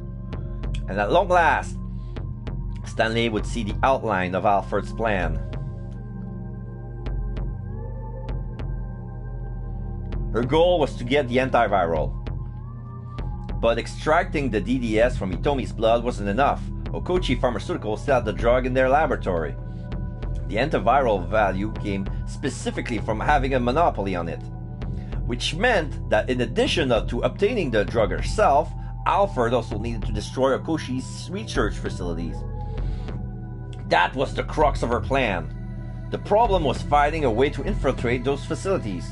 In all likelihood, Alfred's scheme went something like this. Have Maria Sawa kidnapped, infected her with the Iwa virus. After that, eliminate Tanaka. Once Osawa learned that Maria has been infected with the virus, he was certain to use the antiviral on her. But he needed his partner Tanaka in order to access the storage facility, and Tanaka was dead. That was why Alfred has been masquerading as Kanan. Kanan was Maria's friend and an expert at hacking password. If she could secure Osawa's trust, he would let her into the research facility in order to carry out the task.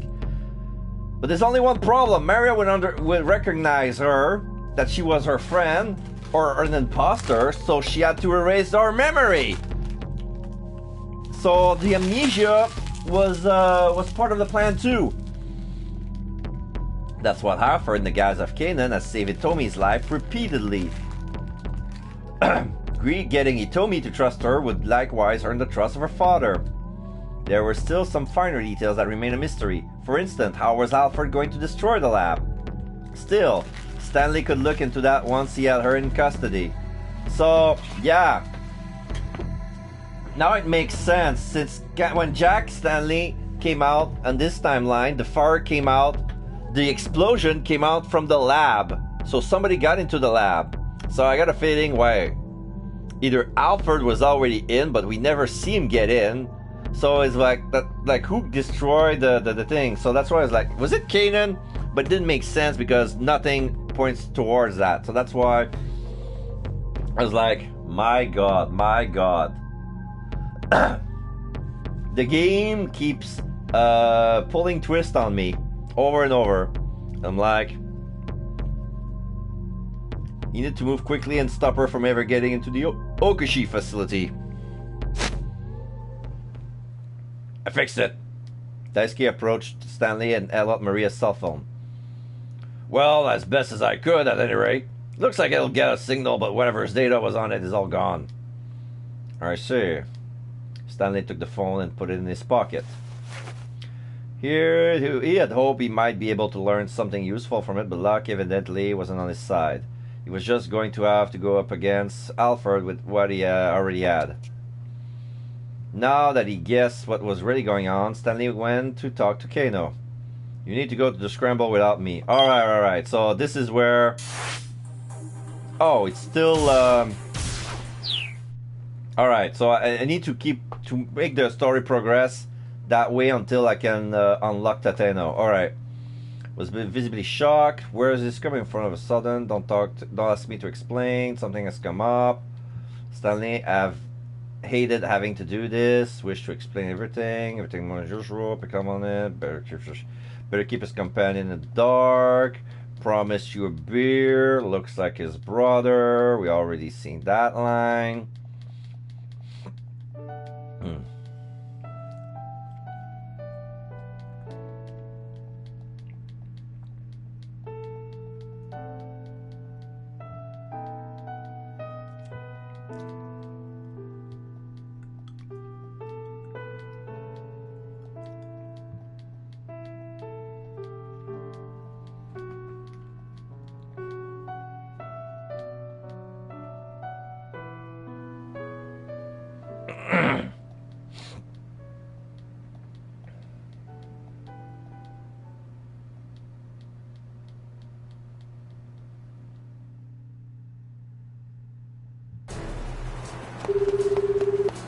Yeah, there we go.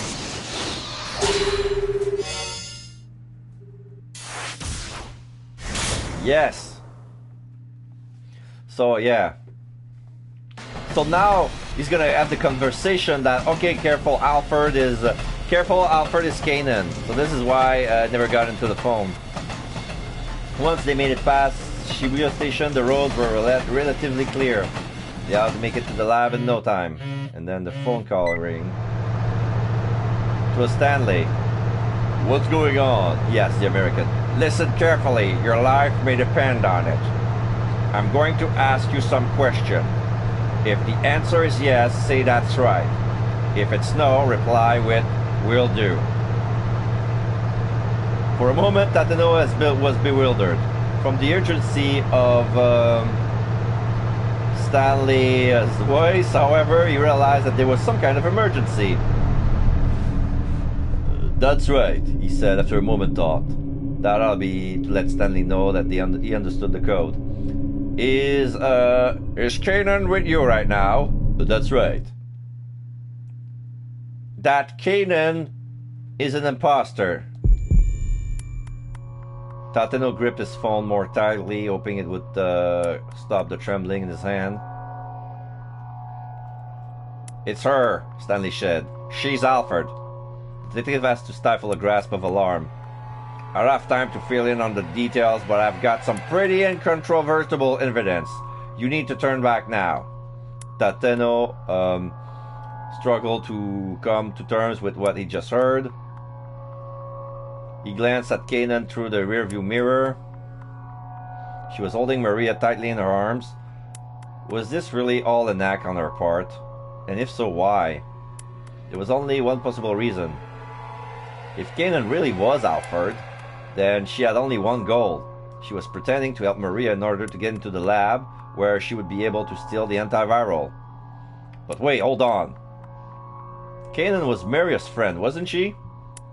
Hitomi had said much and herself. Kanan is my sister's friend. Maria certainly knew what her own friend looked like, and since it was obvious that Maria might be present, it didn't make sense for a clever imposter to pretend to be Kanan. Or did it? When Kanan showed up on the roof of South Hill making her surprise attack on Tateno, Maria had taken off the staircase without ever looking back. And then she turned out at the endo-electronics workroom. Maria had already collapsed and fallen unconscious. Tateno felt a chill spreading through his body. As far as he knew, Maria had never actually seen the girl who was now sitting in the back seat. But then, what about Hitomi? Shouldn't she have known what Kanan looked like? Tateno tried to remember what just Hitomi had said. Oh, Kanan is my sister friend. I just met her for the first time today. If they never met each other before today, then maybe Hitomi didn't know what the real Kanan looked like. That was the only explanation that made sense.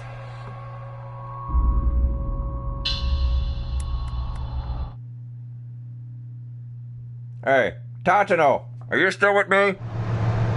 That's right. Stanley sounded like he was on the verge of panic. At any rate, you need to find a way to turn back without her realizing what's going on. Even if Kanan really was Alfred, Tateno had to keep heading towards that lab. He went over the coded response in his head. Yes was that's right, no was will do. Will do, he said. Saving Maria is your top priority, isn't it? That's right, Tateno confirmed. Alright then, guess I'll have to head that way myself. In the meantime, do not let her inside that lab. That's right. Tateno hung up. Who was that? Kanan asked. Tateno felt his heart skip a beat. That was Kuze, that cop from earlier. He tried to keep his voice as level as possible. He was worried about us and wanted to check up. Oh, okay, Kanan muttered, sounding disinterested. Tateno could only hope that she hadn't guessed the truth. He felt like the specter of death himself was breathing down his neck. Yeah, because I remember, like, in Maria's flashback, we never get to see Kanan's face at all. But she had the same tattoo. At last, the minivan arrived at Okuchi Pharmaceutical. Tateno pulled up at the front gate and got out of the vehicle. Off to one side of the entrance was an intercom for contacting the security room. I'm assuming you already heard the details from the director. Tateno barked into the intercom. We're gonna check something. No. Open up! We haven't heard anything from Director Osawa, the security guard. Blah blah blah. The guard is on lockdown. Blah blah blah. Osawa comes in.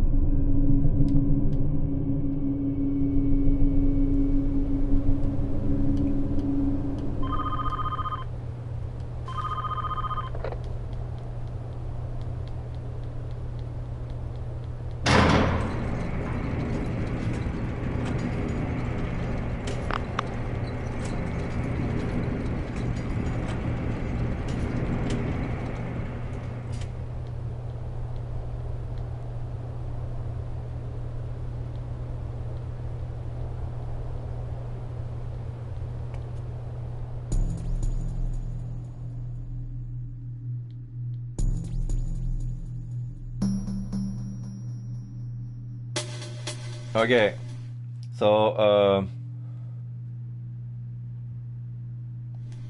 if Kanan really was Alfred, Tateno couldn't let her into that lab.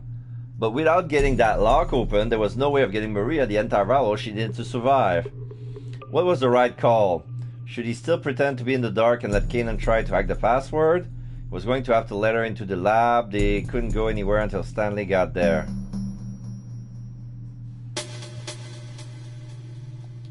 They couldn't go anywhere until Stanley got there. Tateno knew exactly what he needed to do. What's the matter? Osawa turned and cast a look of confusion back at Tateno and Kanan, both of whom had stopped in their tracks. We'll wait out here, Tateno said. But, I mean, isn't Kanan going to hack the password? There's been a slight change of plans. Go ahead and wait for us at the lab, Director. Alright. But we don't have much time before Maria develops symptoms. I'll be inside. Please don't keep me waiting too long. With Maria in his arms and a worried look on his face, Osawa hurried through the gate and disappeared from view.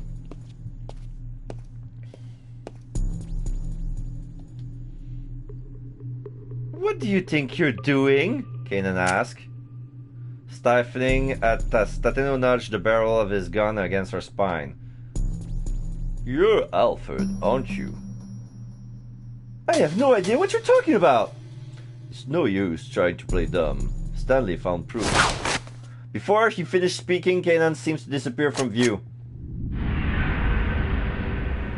She cartwheeled away at blinding speed, too quick for Tateno to keep a beat on her.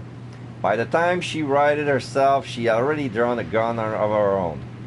Abruptly, he found himself facing her in a stare-down, weapons aimed at one another.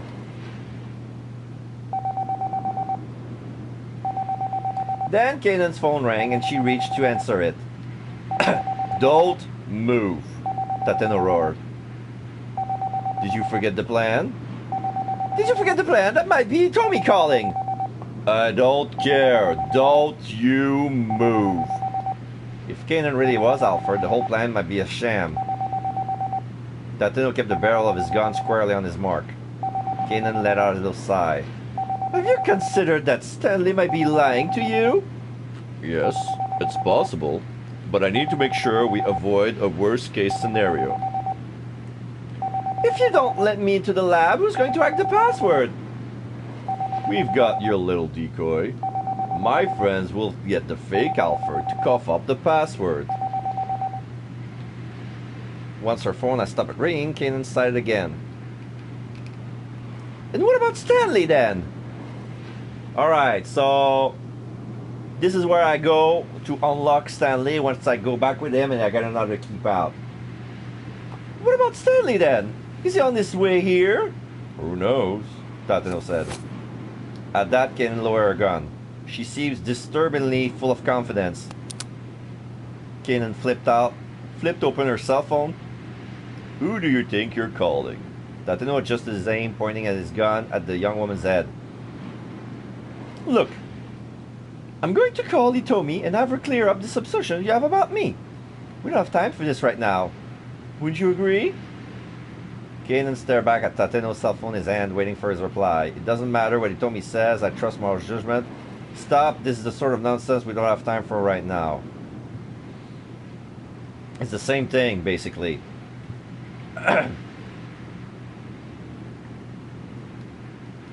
This is the sort of nonsense we don't have time for right now. Kanan shook her head and put her phone away. If you're really Alfred, then you don't actually need to hack the password, Tateno said. I'm guessing you already gotten it from Tanaka, which means you'll be able to get your hands on the antiviral as soon as you get into that lab. Kanan didn't so much as flinched. The only thing stopping you is the antiviral still in Hitomi Osawa's body. Possessing the antiviral and having a monopoly on it are two very different things. You want to eliminate Hitomi. That's why you lure her down to the scramble. Am I wrong? If that's true, how am I playing it getting rid of her? Using this so-called substitute Alfred or something? Yes, that's right. Tateno couldn't be certain. But he couldn't think of any other way. Kanan let out a laugh. You don't know the first thing about Alfred, she said. Alfred keeps the outline of his plan blurred so that his deliberate actions just get lumped in with his coincidences. That's the crux of all his plans. That's how he's able to pull off his schemes by himself. He had never solicited help from a third party. The words seems like they were Kanan's, but also seems like they were Alfred's. With his gun still at the ready, Tateno got out of his phone and called Kano. The young detective was quick to pick up. Detective Tateno? Detective Tateno, what's going on? You need to get Hitomi Osawa to safety immediately. Alfred is trying to get at her blood. He wants her eliminated. What? Hurry! Yes, sir. Oh, shit. Hitomi is safety? Yeah, he wants her... Once he gotten Kano's confirmation, Tateno hung up. Wait. Do I got, no. It's not even available. Okay. So I got 2 jumps with Tateno. And now, your little plan has been foiled, that Tateno said. Kanan snorted. Has it now? If I really am Alfred, then all I need to do is eliminate you here and there, and head right into that lab. Even without her gun raised, she still radiated intimidation. Tateno might have her at gunpoint, but he could feel the threat of her presence like a gathering storm. Eliminate me, he said, doing his best to mask any sign of weakness. You're the one who doesn't have your gun ready. I don't need my gun, Kanan says simply. And why is that? Because you can't shoot me. And also because she's good with a knife. What's that supposed to mean? Kanan glared sharply at Tateno. Her look pierced him like a blade. Then she quirked an unsettling smile and took a step closer to him. Don't move, he warned. Tateno said, try anything funny, I'll make sure you regret it if you don't want... I don't want to pull this trigger if I don't have to. I'll try this one. I don't want to pull this trigger if I don't have to. It's not that you don't want to pull that trigger. It's that you can't pull that trigger. Kanan took another step closer. You're still traumatized from that time you let your friends' wives die.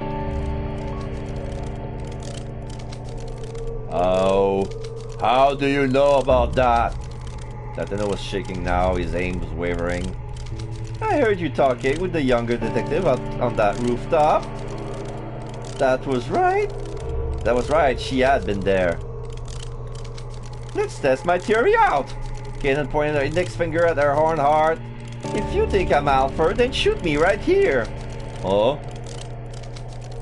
The corner of her mouth twisted up. You can't do it, can you? Tateno's gun hand shook all the more. You're afraid to pull the trigger. It was as if her words were a spell she was casting over him. You can hardly even stand the thought of pointing your gun at someone. Tateno shook his head violently back and forth, but he couldn't get Kanan's word out of his head. If it comes down to it, just shoot her. If you hesitate for a moment, she'll have you dead. That's what Stanley has said. And he was right. Don't hesitate. Don't think. This was Alfred, a sadistic terrorist. He just needs to trust himself and pull the trigger. Pull it! There was a horrid, visceral sound. Gastric fluids rushed up Tateno's throat. He pitched forward onto his hands and knees and vomited on the spot. The sensation of pulling the trigger, the recoil in the wake of the shot. It was exactly as it had been all those years ago. He never wanted to fire a gun again. At this point, he'd probably never be able to. Where were you even aiming? The voice has come from right in front of him. He looked up to see Kanan standing right there. His heart began hammering like mad. That was the end.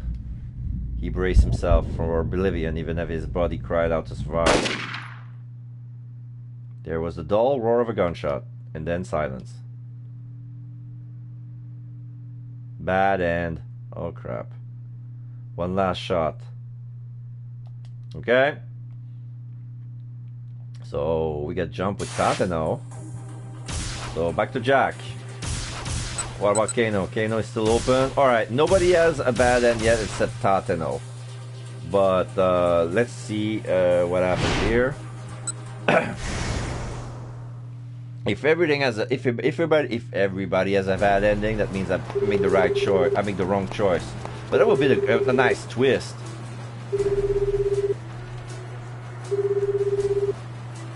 He knew that the detective wouldn't be able to respond openly since Alfred was right there with him. On the spur of the moment, Stanley devised a simple code for now he wanted for how he should answer yes or no.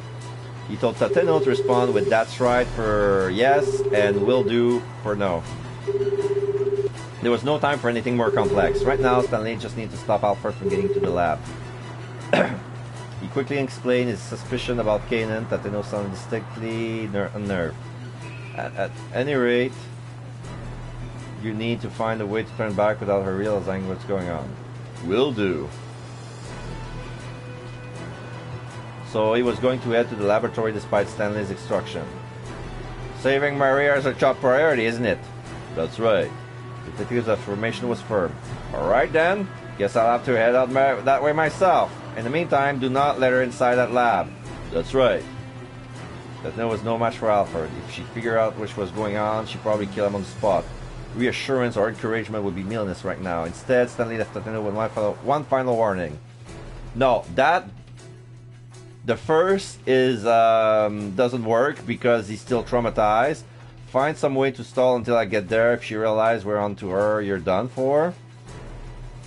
And keep Maria safe, that's your job. Okay.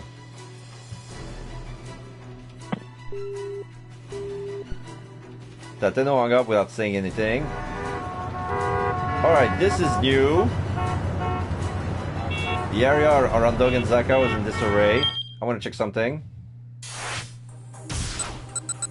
Yeah, that change of advice erased Tateno's bad ending. The area around Dog and Zaka was in disarray. The government had declared a state of high alert. Modern-day Japan lacks both the infrastructure and the legal framework to properly deal with a large-scale bioterrorist threat. Coordination between the police, Japan's Self-Defense Force, GSDF, health centers, and so forth would be a monumental task. In all likelihood, if a bioweapon was ever unleashed there, the target site would fall into chaos. The people on the street were milling around uneasily, unsure what was going on. The main roads had been blocked off, and automobiles and motorcycles were at a standstill. Some vehicles had overturned on the curb in an apparent attempt to circumvent the blockade. At any moment now, Kano's team would be putting their plan into action at the scramble. Stanley wasn't sure how they might have gotten to hell, but Kano was certain to pull them to good use. Please stay safe. Don't you dare die on me. Stanley prayed silently as he darted underneath the railway overpass. He made it to his car, still parked on the roadside, unfortunately beyond the block-off area. Jumping in, he sped up toward the laboratory.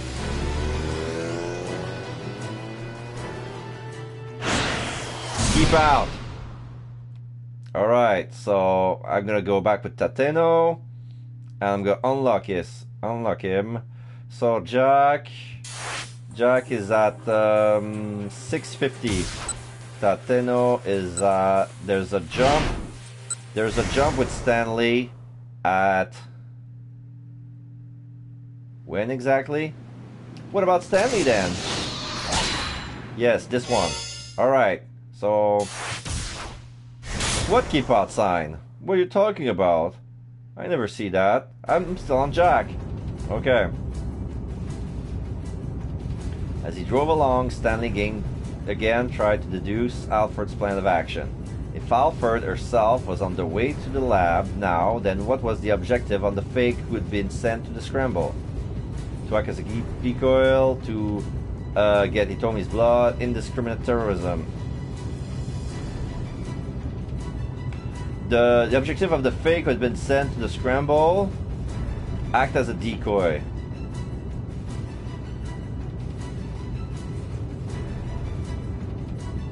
But he would get Hitomi's blood still. No, but he needs to kill her. Yeah. To act as a decoy. Surely that was the imposter's purpose. But it wouldn't be a simple matter of providing a brief distraction. Alfred has been careful to wipe out almost everyone she's associated with in the past. That was precisely while all of her defining characteristics such as age and sex and nationality had been unknown. It was unthinkable that she would allow this decoy, who almost certainly knew who she really was, to stay alive. And since Hitomi carried the antiviral in her body, Alfred likely wanted to get rid of her as well. In all likelihood, the terrorist mastermind was planning to steal the antiviral from the lab, but as long as some of it remained in Hitomi's bloodstream, she wouldn't have a monopoly on it. Aha! Stanley suddenly blurted aloud. He just realized what Alfred hoped to accomplish at the scramble. She meant to eliminate both Hitomi and her own decoy at the same time. The question was how. Beginning with her bombing in Chicago, Alfred had made frequent use of remote control explosive. Aya Song. It was likely that she'd opt for something similar here as well, but she wasn't going to be at the scramble herself. So how in the world was she going to trigger the explosion? Was there some clue to be found in something she'd said or done earlier? Think. Try to remember. Think. Try to remember. If he didn't do something, everything at the scramble was probably going to die. Then, as he desperately racked his brain, he remembered something Kano had said. It has been while they were at the scene of the minivan explosion together. He said he heard a cell phone ringtone at the time of the explosion. Not sure if that's significant though. Stanley recalled the recent exchange between Alfred and Hitomi. The two had called each other's cell phone. Alfred hasn't really been checking to make sure she had the right number.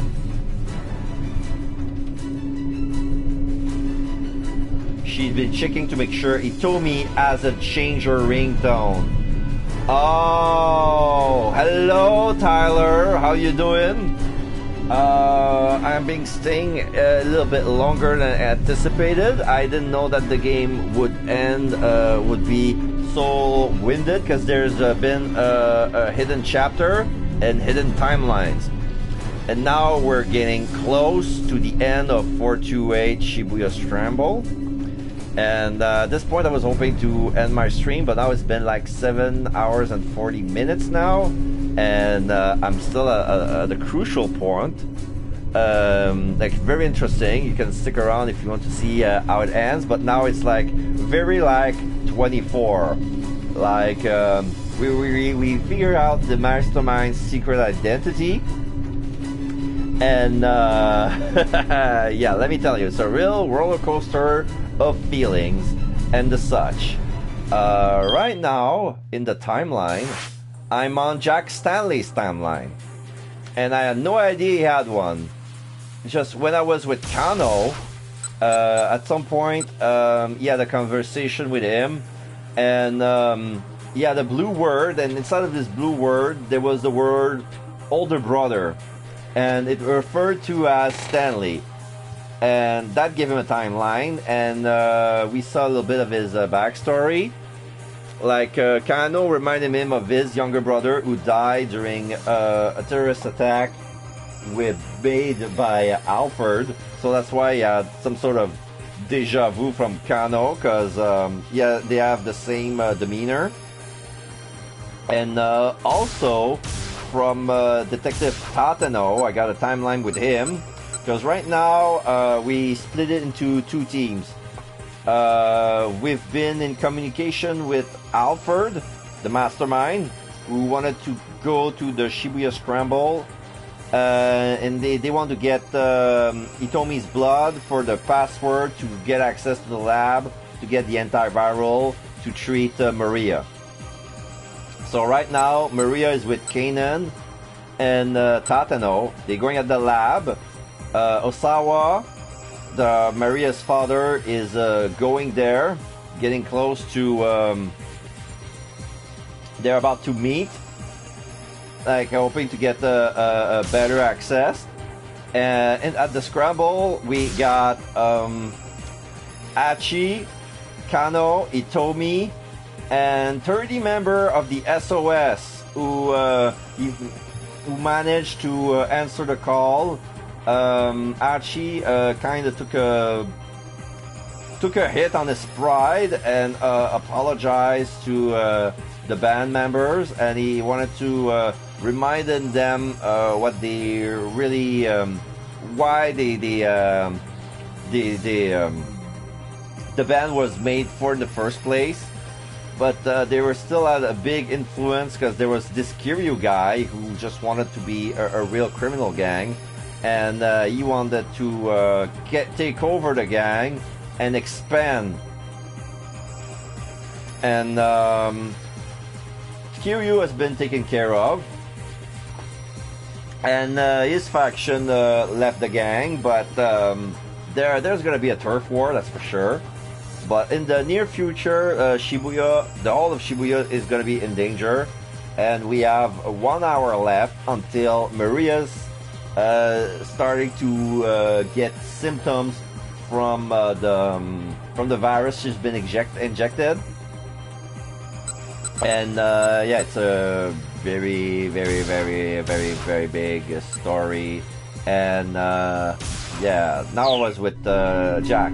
Alright, she's been checking to make sure Tommy hasn't changed her ringtone. That was it. The bomb was set to detonate in response to a specific piece of music, and the ringtone on Hitomi's phone was the trigger. Where could the bomb be hidden then? Stanley didn't have time to think. She needed to alert Kano and the other right away.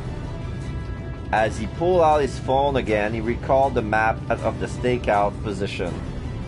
Kano would probably be right next to the decoy Alfred. It might be a mistake to call him under the circumstances.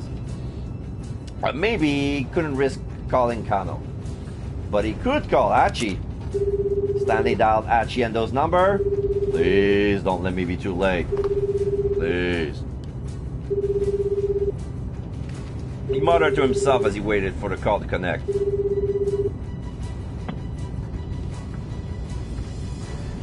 Archie was quick to pick up, but yeah, his spot has been blocked yet, because yeah. Wait. What time is it for Stanley? 7:05. Okay.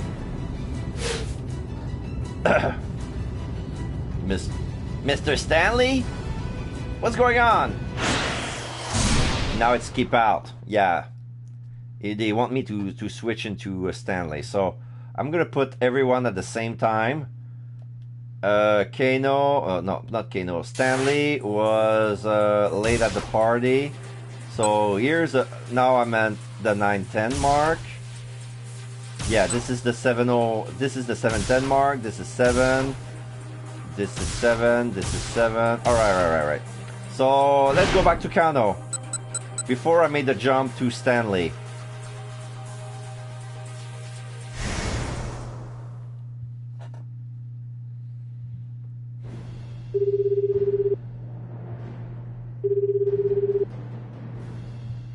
Pulling out his cell phone, Kano dialed up Osawa.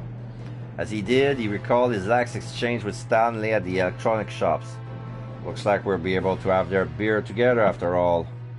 The phone rang several times before Osawa picked up. It's Kano. I have the password. Are you serious? Osawa blurted in shock. Here, let me give it to you. Are you ready? Yes. 59FBAI4QL1. As he passed along the alphanumeric sequence, Kano kept his eyes on Palmer. The man stared back at him with an expression of bitter defeat. There was a long silence on the other end of the phone.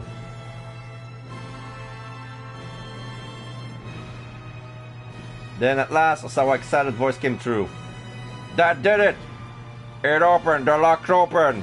Kano let out a deep breath of utter relief.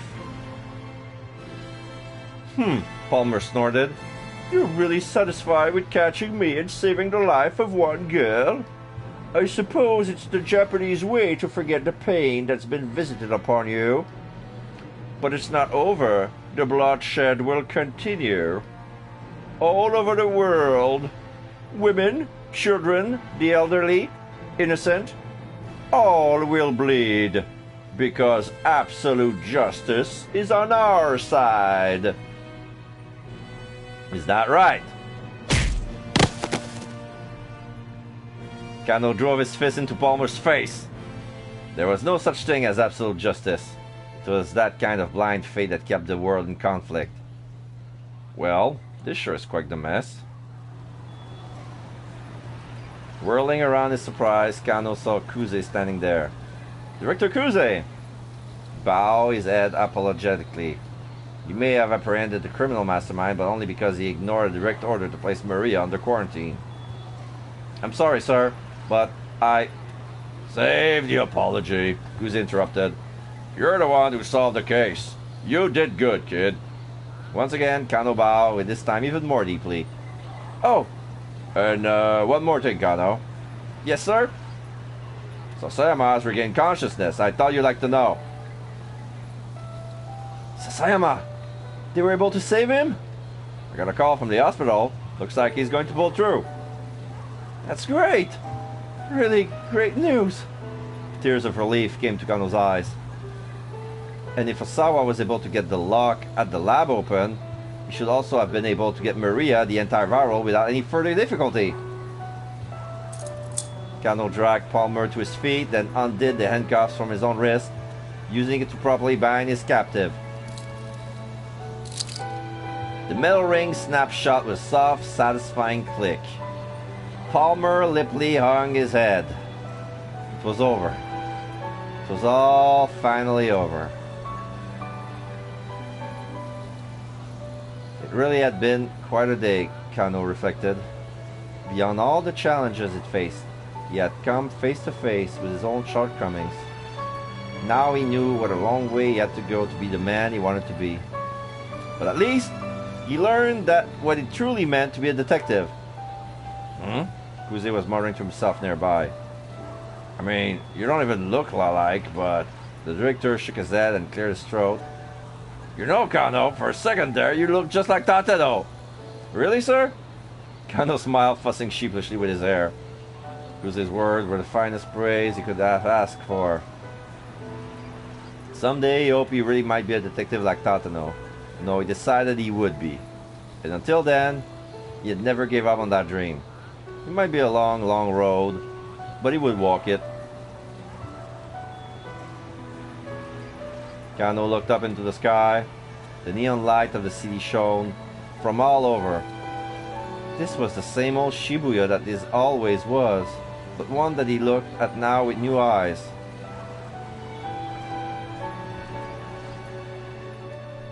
Is this it?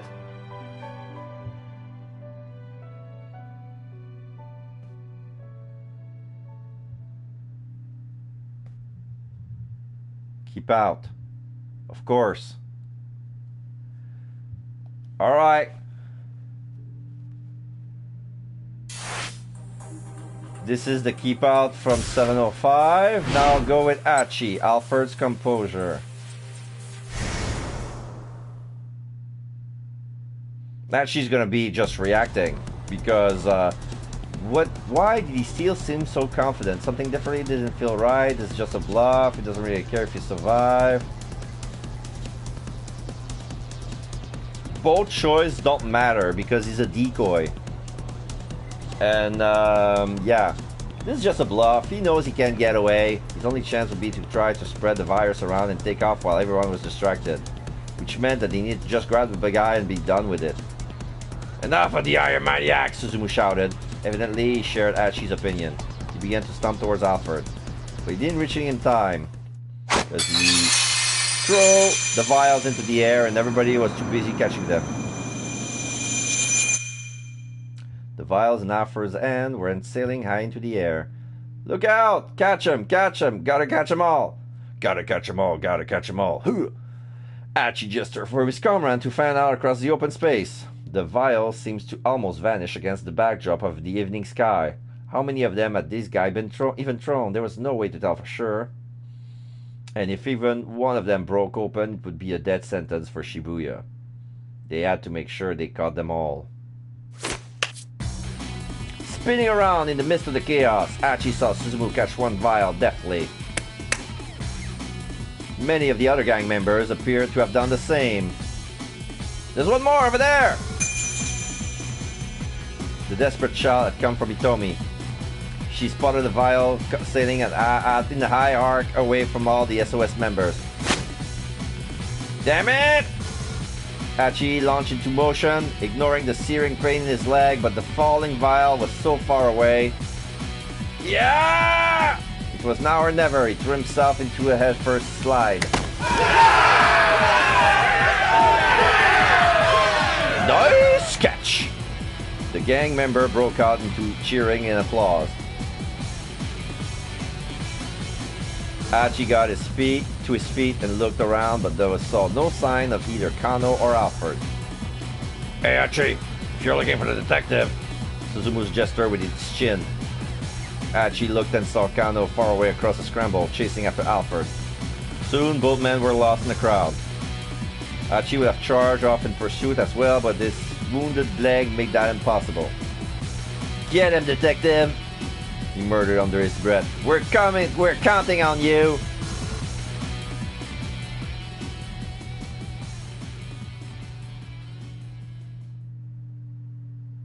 Is this a keep out? It is a keep out. Alright, so this is where Stanley calls him. Alright. Alright, next up, Tateno.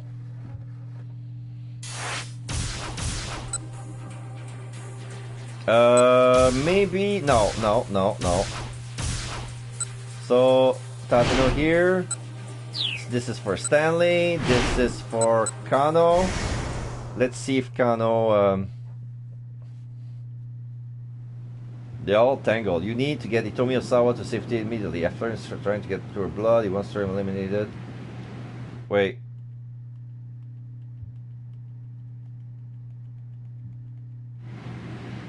Yes, sir. Once he got Kano's confirmation, Tateno hung up. Let's see if it works. And it does.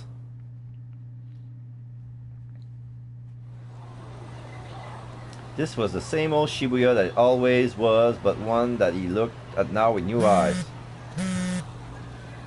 His cell phone rang. Tateno's name appeared on the incoming call display. Tateno quickly picked up.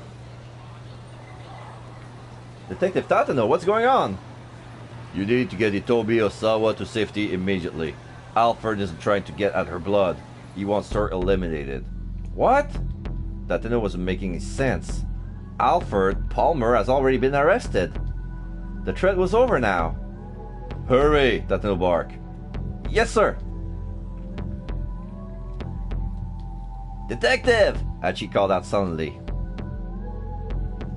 He was standing with Hitomi and the others near the statue of Hachiko. Detective! That's not the real Alfred, it's a fake!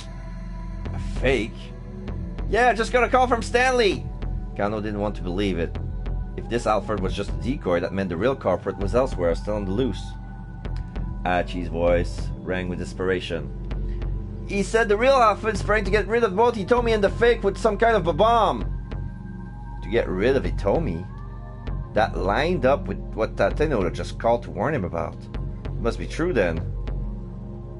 Once again, Kano stanced. A bomb, but where? Get me the Explosive Ordnance Division, someone squawked.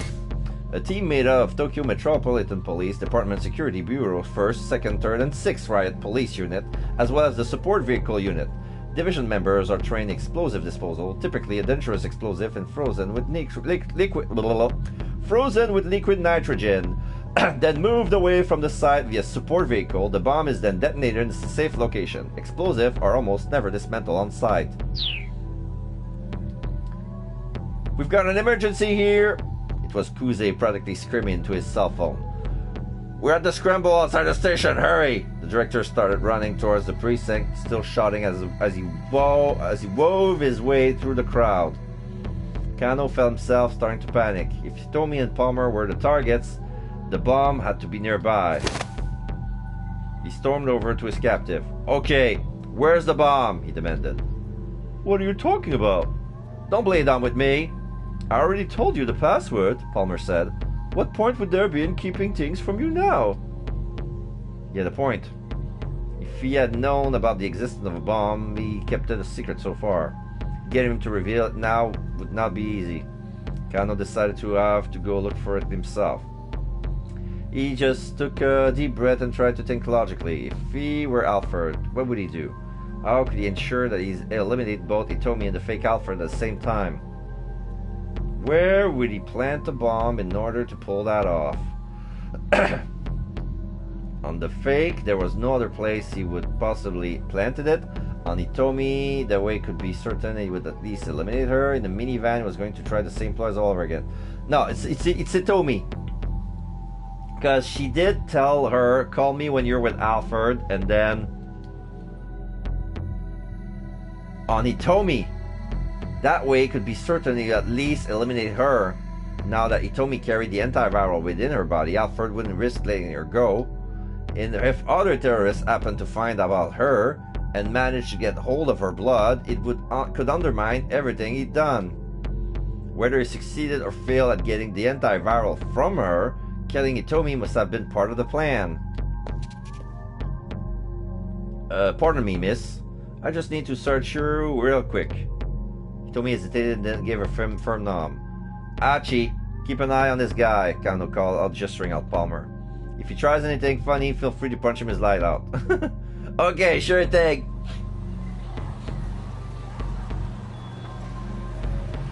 Kano carefully scanned Hitomi from top to bottom. A cursory look was enough to tell him that there wasn't anywhere on her person a bomb could feasibly be hidden. Nonetheless, he did a pat-down search just to make sure. She had her cell phone in her pocket, but beyond that, she wasn't carrying anything else of note on her person. Did you buy all the jewelry and accessories you're wearing yourself? Yes, most of them. The ring I got from my sister. What about your clothes? Oh, I bought them just this afternoon. The top I was wearing before got torn. I see. Kano sighed deeply. No bomb. It wasn't there. Was Kano guess off base? Or had Stanley just been jumping at shadows? Deciding it better check with the American, Kano got out his cell phone. Cell phone. Kano stared at his phone without dialing. That was it! People always kept their cell phone on them. If you planted a bomb on one, you'd be sure to eliminate the owner. He told me you have to give me your cell phone. It's a bomb. It was the only explanation. He took the phone from Hitomi and went to power it on. Stop! As she shouted. Don't turn that thing on! Why not? I don't know, it's just what Stanley said. He told me to make sure the phone stayed off. There was no doubt about it. That this was it. On his own phone, Kano called Director Kruse.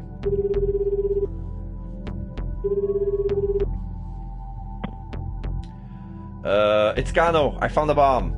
It's a miniature explosive inside of a cell phone. Kano described the dimension and weight of the phone. The director ordered him to stand by until the bomb squad arrive. Kano hung up, then gently set Hitomi's phone down on the ground.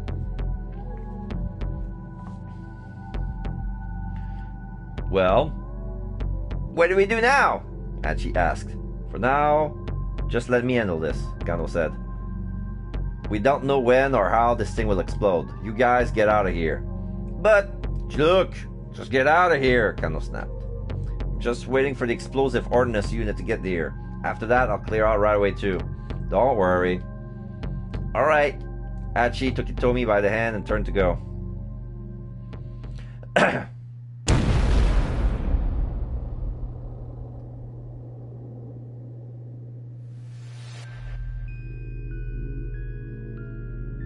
An instant later, Kano's senses were knocked out of him by a thunderous explosion.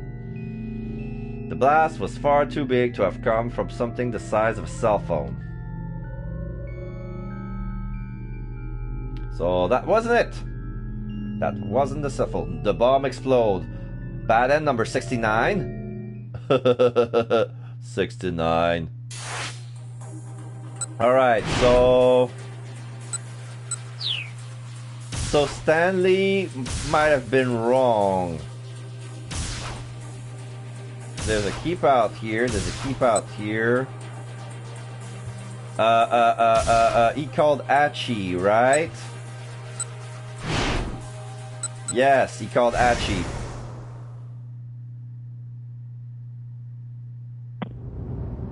Hachi was quick to pick up. Alright, let's unlock his.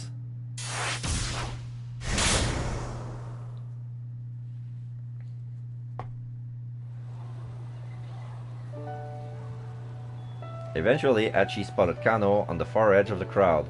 The detective pumped his fist in victory. He looked like he got an Alfred to cough out the password. Thank goodness. Finally, some really good news. Now Hitomi and Maria were both safe. A surge of relief ran through Hachi's body.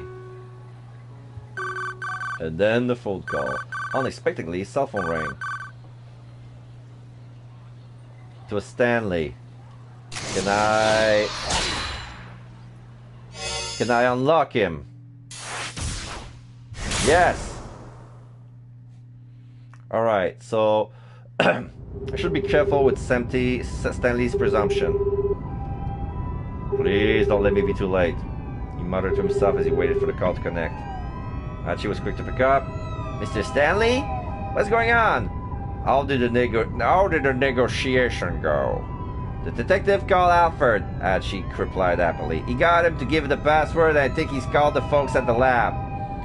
Does that mean the case is closed then? No, not yet. Right now I need you to do exactly as I tell you. There was a pause before Hachi responded. Why? What's going on? If you want to save Hitomi, then shut up and listen, Stanley snapped. Alright? Tell me what to do. First, you need to power down Hitomi's cell phone. Turn off her phone? What for? Pretty sure there's a bomb somewhere near your location. Stanley tried to keep his voice as calm, as steady as possible. A bomb? Hachi's voice quaked into falsetto. That guy that Kano just apprehended is a decoy. The real Alfred is planning to eliminate Hitomi and the false Alfred at the same time. Stanley didn't have time to explain that Kano was Alfred. Besides, it would only confuse the matter all the more at this point. Listen, first, turn off that cell phone. Then, go look for the bomb. Okay, got it. And she hung up. Hopefully the team at the scramble would be able to pull through. Now Stanley needed to focus on capturing Alfred. He tightened his grip on the steering wheel. Okay, yeah, so there was a mistaken communication. The cell phone is the trigger. It's not the bomb. And yeah, he forgot to give him that. He tightened his grip on the steering wheel. His emotions were coming on far too strongly for him to keep on them in check. In the back of his mind, Stanley thought about the last he's ever seen of Frank. There had been nothing left of his brother but a bloodied hand reaching out from beneath the rubble. Even since that day, since that very moment, Jack Stanley had sworn vengeance upon Alfred. He would never forget the rage he felt at having what was left of his family taken from him. Hey Jack! Once it's all tidied up, I'm gonna need a drink. Let's you and me have a beer together. Sure, you got it, brother. Stanley sprang into action, leading away the throng of panicking civilians. This is a flashback still. The Chicago flashback. But all the while, he couldn't help but worry about Frank. We almost got 30 minutes left. He'll be fine. Backup will definitely be there in time. He did his utmost to reassure himself, but still the doubts gnawed. When the bomb squad descended upon the area, clad in their protective gear, Stanley shook a look at his watch. Okay, so this is a picture of the protective gear, the explosive ordnance disposal unit, where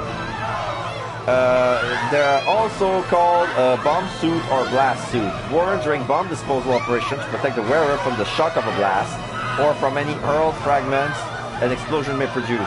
Such a suit is, however, wholly inadequate to protect the wearer from a large, powerful explosive, such as several hundred grams of C4 detonated at close range. He felt a surge of relief. Only about 15 minutes has passed. There was still plenty of time for them to deactivate the bomb with their liquid nitrogen. Thank God. Frank is going to be alright. But he got no chance to release that thought.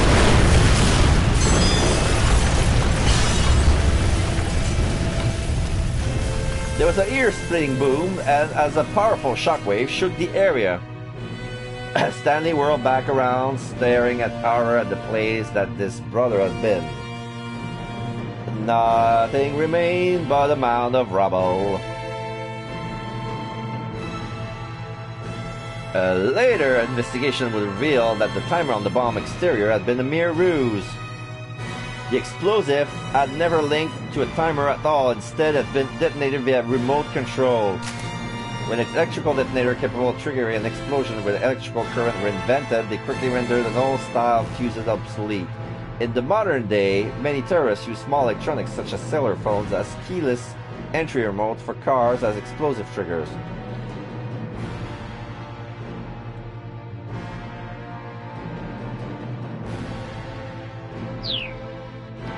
Alfred had deceived them using a visible timer to lull them into a false sense of security.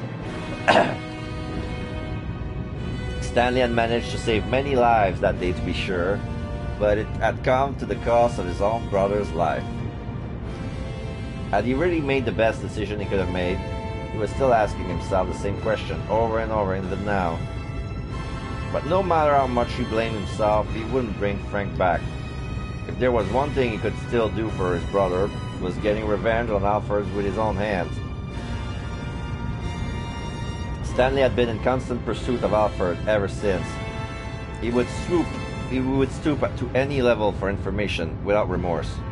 His opponent was someone who would do anything at all to achieve a goal. It only makes sense for him to do the same. At some point, he'd stop even hesitating to get his own hands dirty. He would charge headlong into any danger he sensed Alfred's presence.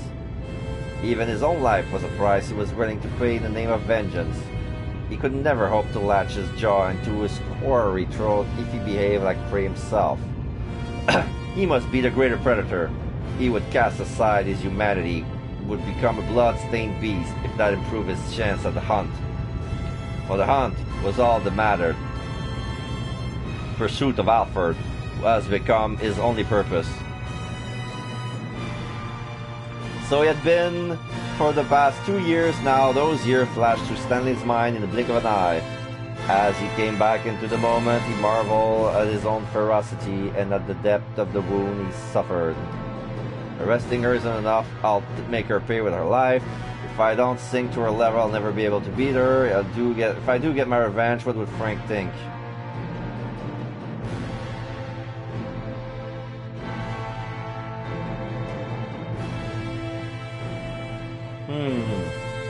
If I do get my revenge, what would Frank think? When Stanley pictured his younger brother, it wasn't with a smile on his face. The realization gave him pause. In the end, killing Alfred wouldn't bring his brother back. That went without saying.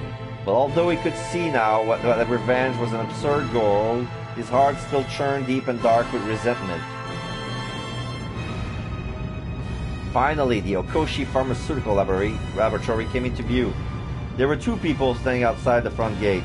It was Tateno and the girl who was pretending to be Kanan. Each had a gun drawn on the other. Somehow, Stanley had made it in time. He pulled his car up alongside them and reached down into the gun sleeve concealed behind his seat.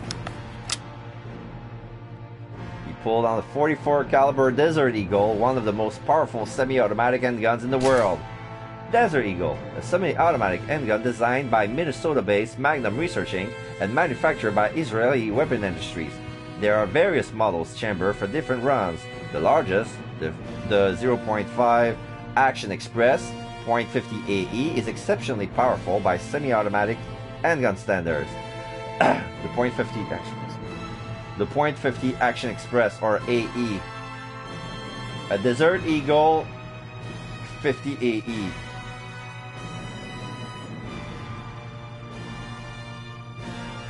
I think that's what he's having right now.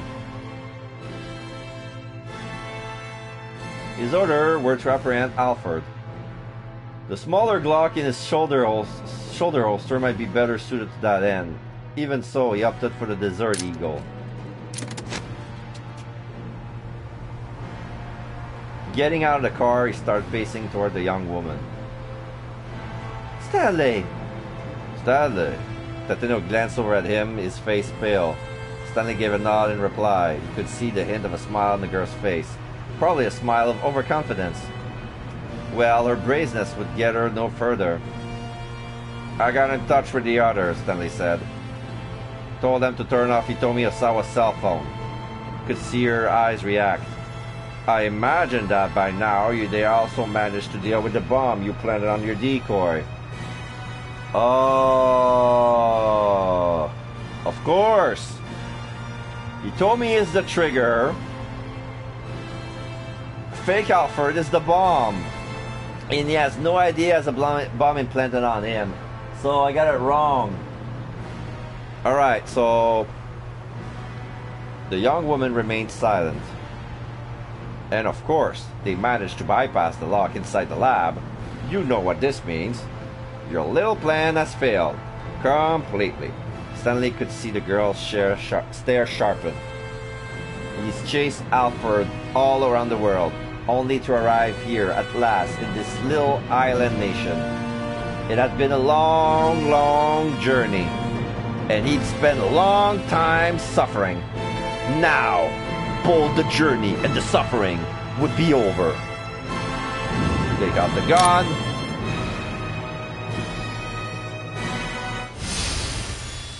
We meet at last, Alfred.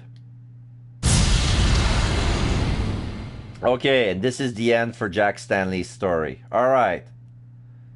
End of his story, and...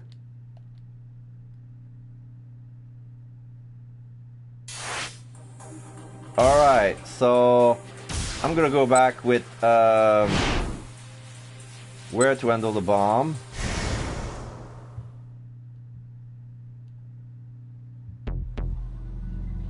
On the fig, there was no other place he could possibly have planted it. Kano began to pat Palmer down carefully. Archie, he shouted, check the case, hurry! He gestured on the attaché case Palmer had been carrying. Don't move! Kano searched through his captive jacket and the pockets of his pants, but he came up with nothing. Perhaps Alfred has fitted the bomb into the man's watch or belt. Stop this. I'm not carrying a bomb. Shut your mouth! But Kano couldn't spot anything suspicious about the watch or the belt either. He clenched his jaw in frustration. Did Palmer really not have it out for after all? Detective! It was Archie, he looked alarmed. Kano hurried over to him, dragging Palmer along. When he looked inside the attaché case, Palmer's face went pale. No, it can't be. Alfred, why? His voice was hoarse with betrayal. And he fell on his knees. Then he abruptly broke in stilted laughter. Trusting someone really does make you blind. Such a simple, childish ruse, and it went right under my nose. Palmer looked over at Kano. We need to get out of here immediately, he said. That right there is C4, a high-yield plastic explosive used by the military. And that's enough to blow this whole area to smithereens. A chill ran up Kano's spine. Do not let this man go, he said, handing Palmer over to Suzumu. Got it. Just leave it to us. Suzumu signaled to his followers, who immediately dumped Palmer unceremoniously on the ground. Oh yeah, that's C4. Kano carefully inspected the inside of the attaché case. It's like, okay, it's like if you remove the, it's like the attaché case has been stuffed, like the inside, like between the casing and the inside of the suitcase. The whole thing is filled, it's caked with C4 clay, and there is a little device planted on it, and it looks like easy to pull out, but I wouldn't do that. I wouldn't do that.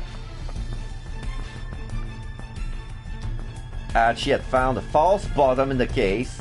The space between it was indeed packed full of a plastic explosive. Set within it was what looked like a detonator. Kano didn't know how much bomb disposal. He had only been taught the very basic during this police academy training. Nonetheless, something drew his eyes. A microphone. Oh, yeah. So this is the trigger. There was a parabolic microphone attached to the detonator. In all likelihood, the detonator has been set to go off its response to some sort of sound. Hey, detective? Is that thing gonna explode or not? Archie's voice was shaky. It looks like it's sound activated, but it hasn't gone off for having people talking nearby. That means it must be set to explode in response to a specific sound trigger.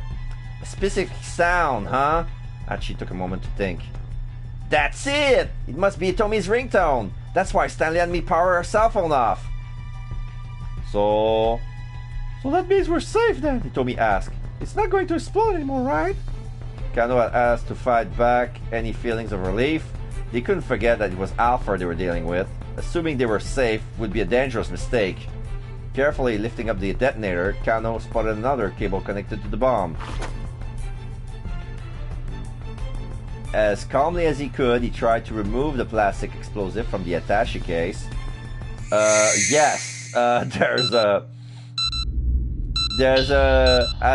He quickly discovered that the thinly stretched sheet of plastic explosive was only an intermediate layer concealing a second false bottom. A small timer has been set beneath it, and it's set off to explode in 3 minutes. There's not just a sound trigger. Kano's mouth has gone dry, his voice came out as a whisper. The bomb has also been fitted with a countdown timer. Stanley had been right on the mark. The ringtone of Hitomi's cell phone would trigger the explosion. That way Alfred could eliminate both her and the stooge, Palmer, at the same time. But just in case a sound trigger was discovered, as a backup, the bomb has also been rigged to explode after a set time.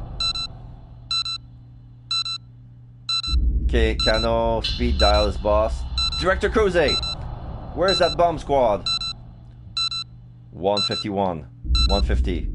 Not even 2 minutes left to go. He didn't look like the explosive ordnance unit would make it in time. Kano scanned the area, waiting his option. He noticed Achi standing right inside the bomb case. Achi, lift that thing and get out of here. But Achi didn't move. No way! He sat down, the attaché case cradle in his arms. Achi, what the hell are you doing? I'm not going anywhere until everyone's made it to safety. Detective, you need to get these people someplace safe right away. Clear the area first, then I'll go. But there's no way I can do that. Damn it! Don't you want to save these people too? Kano bit his lower lip in frustration. And she was right. If the bomb went off amidst a crowd like this, there were no telling how many casualties there'd be. He needed to do whatever he could as quickly as possible. Get back, everybody get back! As she shouted at the top of his lungs. There's a bomb! Everybody get out of here! Just run! Following his lead, Kano started directing nearby civilians to safety. Hitomi, Suzumu, and the others added their voices. There's a bomb! Everybody run! Get as far as you can, please! You have to get out of here! But the crowd wasn't listening to their warnings. On the contrary, some people were already closer to see what the commotion was all about. It was no use. They were out of time. Kano had to save Achi at least. He turned back to him and called out, Achi, that's enough. Leave the bomb and let's go. Achi! Hitomi shouted. Come on! But Achi only clutched the bomb more tightly. What are you doing? Kano said. Come on, come with us, hurry! Still, Achi would not move. Suzumi's face went pale. Wait! Achi, your leg! What about my leg? Earlier, when you kicked that steel pipe. What the heck? Kano finally understood. It wasn't that Achi didn't want to move. He couldn't move. And so he decided to get all heroic and use himself as human shield to minimize the impact of the explosion on everybody else. That idiot, Kano muttered. If his leg was busted, why didn't he say so? How would he even make it this far? There couldn't be much time left. If Kano rushed to help him now, he might not make it to safety before the bomb went off. He had to make a decision. He couldn't just rush into it without a plan. Kano ran for Achi anyway, couldn't just abandon him. Alright, so if I leave, I'm gonna be here. Decision making time. Yes, at the 7:15 mark. Okay, that's good. The Jax ends at 7:25. So let's go see Tateno.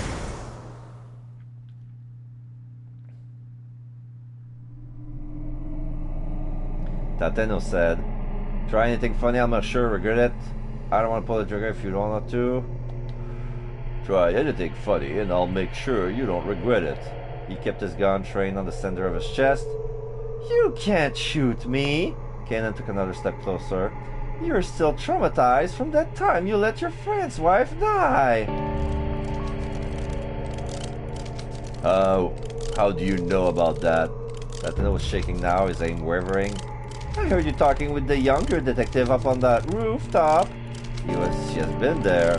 Let's set my theory out. We've seen this part. Shoot me. Shoot me. You can't do it, can't you? You're afraid to pull the trigger. You can hardly even stand the thought of pointing your gun at someone. Katone's final moment flashed through Tateno's mind.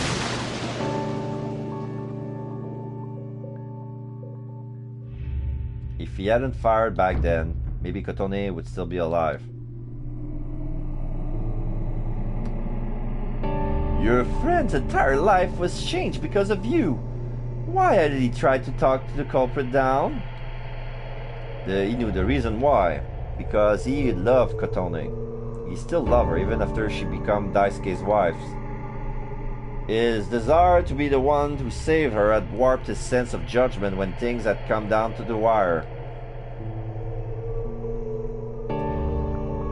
Tateno, do you not enjoy being with me? There was a forlorn look on Kotone's face. It wasn't that he didn't enjoy being with her.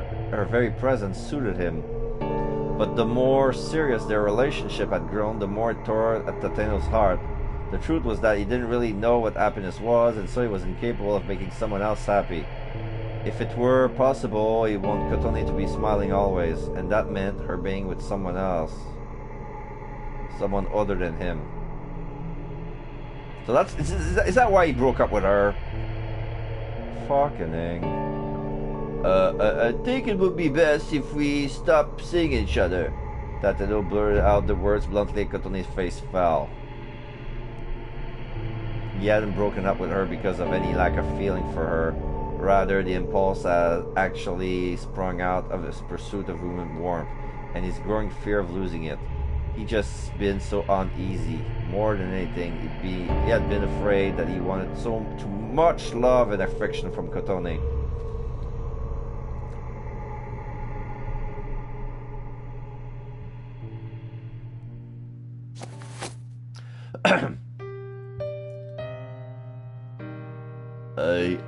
Bit by bit, Tateno lowered his gun, his hands ever more unsteady. His heart went on the cusp of breaking, and still Kanan continued with her diabolic whispering. You can go ahead and kill me, but if it turns out I'm not Alfred, what then? Now she stared at Tateno with almost pitiable look. Pitiable look. You'll have once more done something that you can never undo. Something I can never undo? Tateno repeated the word dully, feeling himself forced into a trance. That's right. Could you ever accept that?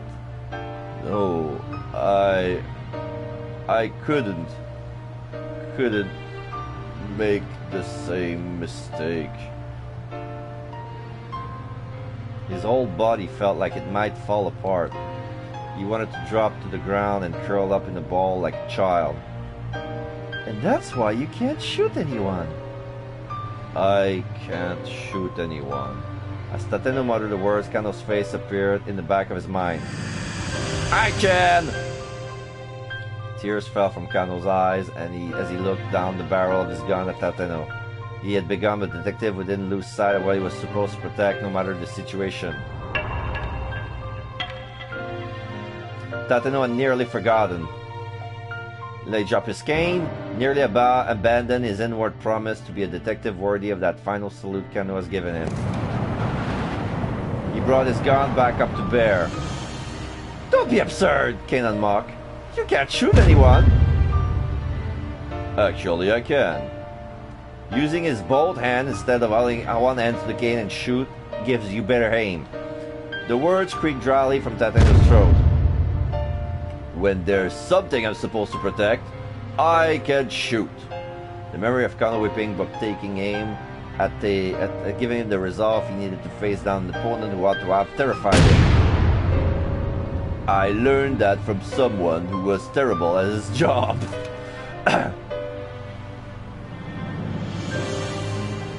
Kanan's eyes went cold. Immediately, she lifted her gun again. Once more, their eyes locked, spark of hostility cracking between them. But almost immediately, Tateno could sense the difference in skill between his opponent and himself. The young woman radiated a deadly aura. The force of her stare was like a knife pressed to his throat. She had borne witness to carnage and bloodshed the likes of which she could never imagine. He couldn't win this. She would kill him, guaranteed. Tateno braced himself for death, never taking his eyes off Kanan's. If nothing else, he needed to buy time for Kano to get that password. But could he do that, given the opponent he faced? Yes, somehow he would do it. As a detective, as a man, even if he had to give his own life to succeed.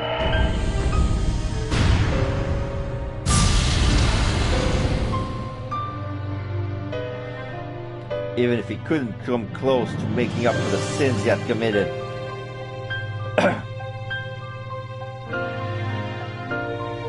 Is this the end for Tateno? Yes. So this is the end of Tateno's story, end of Jack's story. So now we're back with Archie and Kano again. End of his story, and...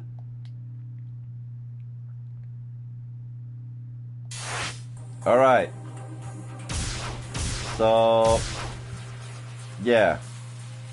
The bad end on Kano's has been destroyed. Now back to Archie.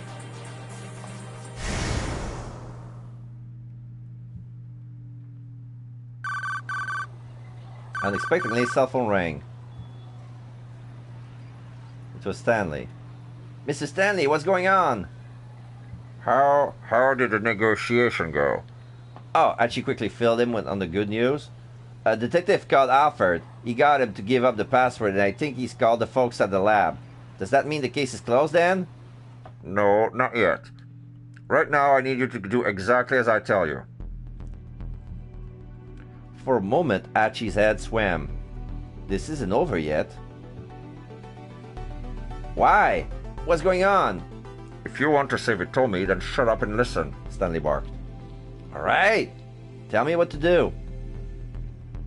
First, you need to power down Hitomi's cell phone. Turn off her phone? What for? Was Stanley serious or just messing with him? I'm pretty sure that there's a bomb somewhere near your location. A bomb? Archie's voice squeaked into falsetto. The guy that Kano just apprehended is a decoy. The real Alfred is planning to eliminate Hitomi and the false Alfred at the same time. Eliminate both Hitomi and his own decoy? Why would he do that? And if the guy he just captured was a fake, then who was the real Alfred? He couldn't wrap his head around it. The more he tried, the more his thought became a jumbled mess. Listen, first, turn off that cell phone. Then, go and look for the bomb. Okay, got it. Right now, he just needed to do what Stanley told him to do. He didn't have time to make sense of the situation. Hanging up, he called out to Hitomi. Hitomi, you have to turn off your cell phone. She stared back at him, too confused to act. No, just hurry up and do it. Right, okay. Pulling her phone from her pocket, she switched her power off. Then Archie turned to Kano's direction. Detective! He shouted. Kano was looking towards him, seemingly already aware that something was amiss. Detective! That's not the real Alfred! He's a fake! A fake? Kano looked understandably shocked. Yeah, I just got a call from Stanley. He said the real Alfred is planning to get rid of the boat. He told me in the fake with some kind of bomb.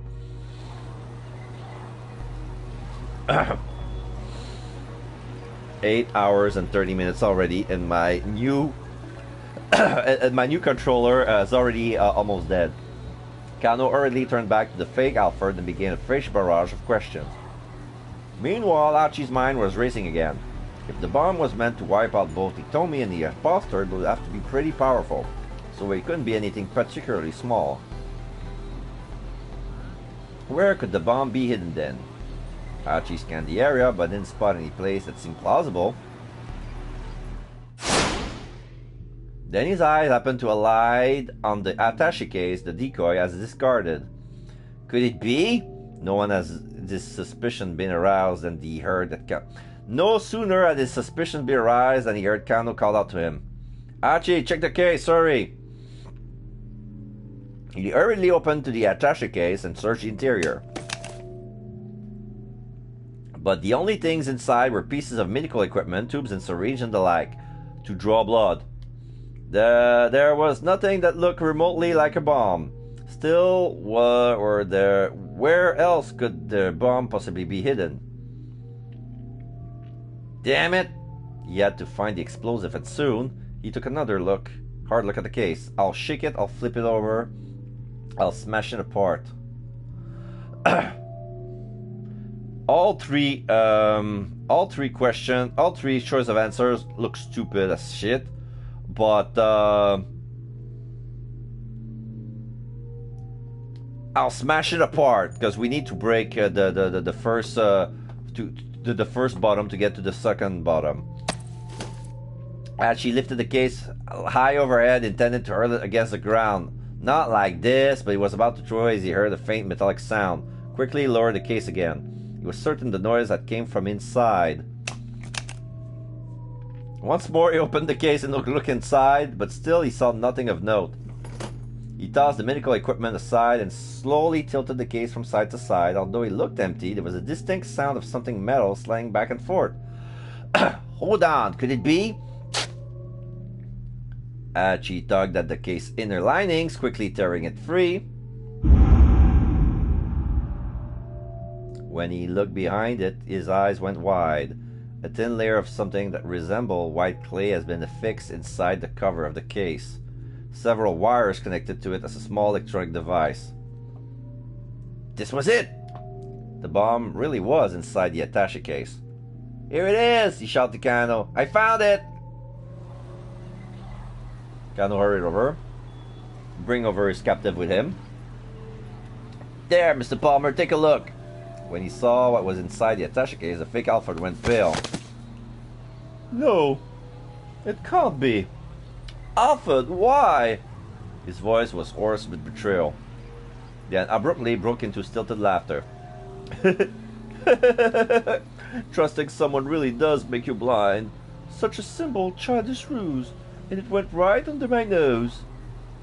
The fake Alfred Palmer looked over at Kano. We need to get out of here immediately, he said. That right there is C4, a high-yield plastic explosive used by the military. And that's enough to blow this whole area to smithereens. Blow the whole area to smithereens? Hachi pictured Shibuya reduced to a blasted ruin. Meanwhile, Kano frantically began searching the inside of the attaché case. A microphone. Kano muttered. Hey, sorry. Sorry. So, detective, is that thing gonna explode or not? Hachi tried and failed to keep his voice from wavering. It looked like its sound activated, but it hasn't gone off from having people talking nearby. That means it must be set to explode in response to a specific sound trigger. Specific sound, huh? Now Hachi understood Stanley's instruction.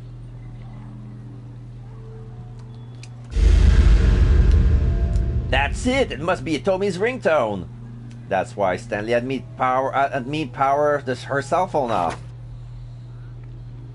So that means we're safe then? Hitomi asked.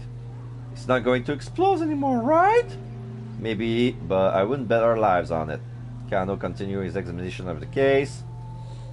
He carefully loosened the bomb and the cables, pulling them away from the lid of the case. The sight made Hachi's heart leap. Then Kano went stock still as if caught in the hungry predator's gaze. There's not just a sound trigger. The detective was a raspy whisper. The bomb had also been fitted with a countdown timer. Hachi could see the timer now. He has been planted underneath the plastic explosive. His blood ran cold.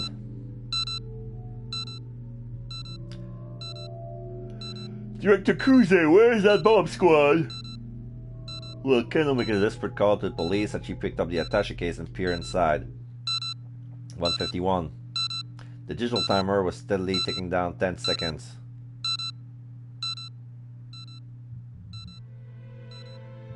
Hachi scanned the nearby area. There were too many people around the scramble. Hitomi was there. Suzumu was there. Several more of his old pals, along with a bunch of innocent bystanders. The people are the lifeblood, that she reminded himself. The blood that coursed through the body that was the city. Like cells, they brought the life the city he so loved. And Hachi wanted to be one of the red, or was it white, blood set of Shibuya. Hachi called out, "Leave that thing and get out of here." "No way!" Hachi sat down, cradling the case in his arm. "Hachi, what the hell are you doing?" "I'm not going anywhere until anyone's made it to safety." Detective, you need to get these people place safe right away. Clear the area first, and I'll go. But there's no way I can do that. Damn it, don't you want to save these people? Archie snapped. Kano bit his lower lip. Tomi wrapped her arms around Archie's from behind. Archie, don't do it. Tomi, you need to get out of here too. Why? Why are you acting so crazy? Tears blurred her words, and he could feel her trembling against him. It doesn't matter. Just get as far away as you can. No! No, I'm not leaving you! After the day they spent together, Archie knew full well that telling Tomi something once wasn't enough to get her to listen. That stubbornness was one of the many things he made her so amazing in his eyes. He told me, Archie clasped one of her hands tightly, "Please, this is the one favor I will ever ask you." His voice came out oddly soft and gentle.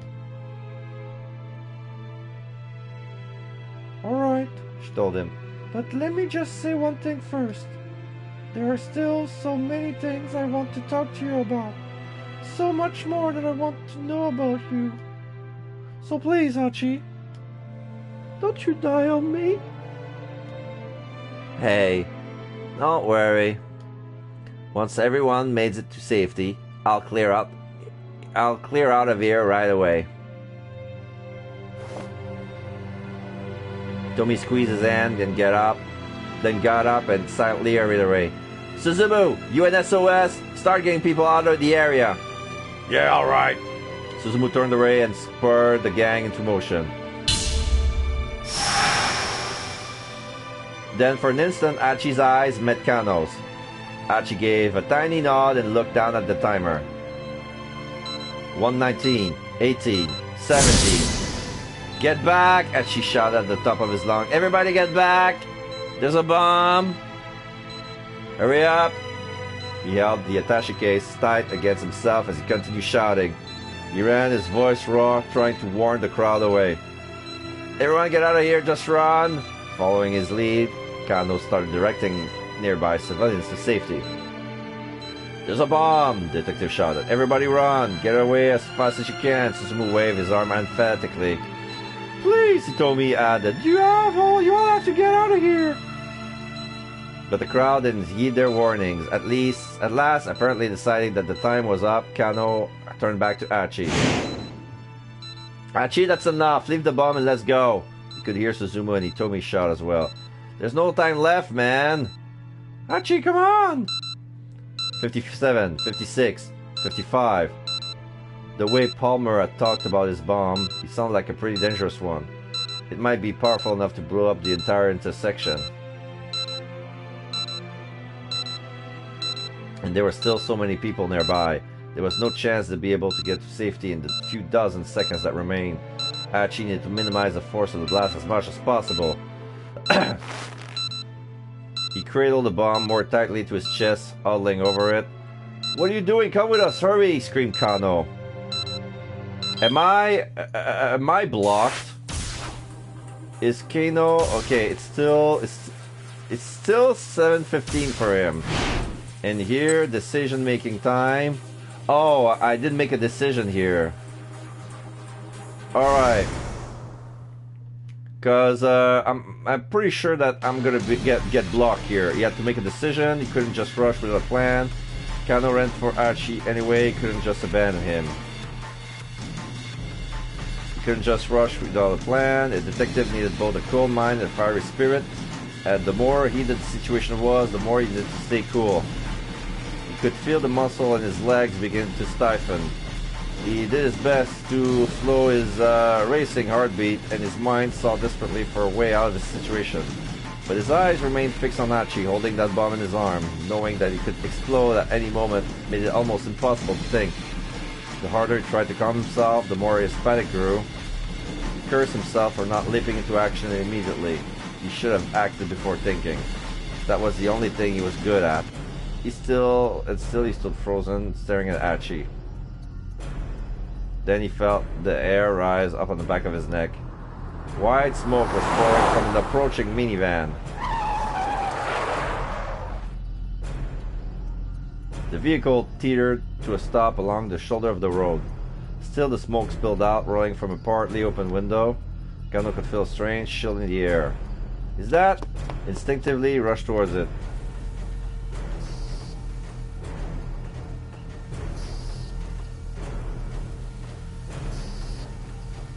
The dry ice maker. Peering through the minivan window, he saw a clunky box-shaped device in the back. It was rumbling fiercely, spitting out an unending amount of white clumps. A dry ice machine. Hey! Kano yelled, banging it hard at the door. Open up! Oh! Wait. I get it now. This is the faulty dry ice machine from the theater. They said like it was faulty. They once they turn it off, it cannot shut down. So not right now. The van is filled with dry ice. So this is probably going to be the perfect place to set up a bomb. By freezing a bomb that's used an electronic activation trigger, it was possible to kill the battery cell and deactivate the detonator. The explosive ordnance unit used liquid nitrogen, but maybe dry ice could work as well. There were 3 men inside the vehicle. Kano shouted at the one in the driver's seat. I need to borrow that machine. The man replied in the lethargic drawl. No way, man. We haven't even paid this thing off yet. There was no time to explain or negotiate. Kano was going to have it take it by force. Hold it right there! Mirikawa is here for some reason. Another man appears suddenly in front of the vehicle, the pushy fellow Kano had run into at the scene of the explosion. You guys are with that Wandering Angel theater troupe, yeah? He said to the van's occupants. So, alright, so this is blue. So this must be the end of the... Yes, this is the finale, episode 6. The minivan carrying Tozuka, Bando, and Amo veered wildly through the streets of Shibuya, leaving a trail of white smoke in its wake. The trio, now definitely impaired by oxygen deprivation, came close to causing several accidents. Teetering on the brink of consciousness, they were still trying to reach Endo Electronics when they ran into Kano and his companion instead. After Kano takes the machine off their hands, the three will happily head back to the theater, clean up, crack open some beers, and look back over one long, crazy day. Fin. Wow. He pointed at the the dry ice machine. That thing's defective. The guy from the electronics store said he would refund your deposit. For real? Yeah, he told me to tell you that the machine has been recalled. We'll bring it back for you, so hurry up and open the door. Oh, yeah, okay. The newcomer helped the 3 men unload the dry ice machine from the minivan, and he turned to Kano.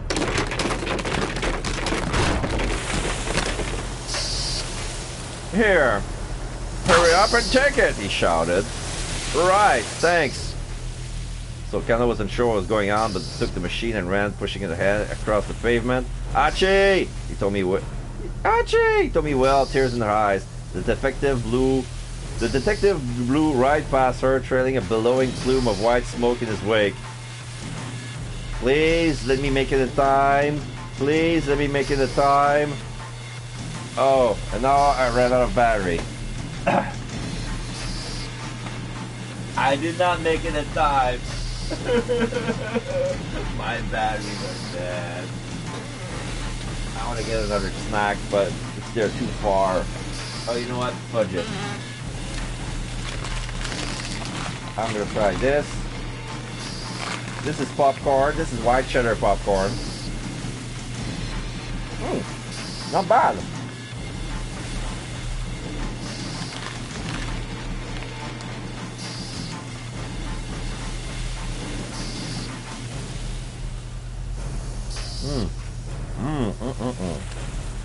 Very good indeed.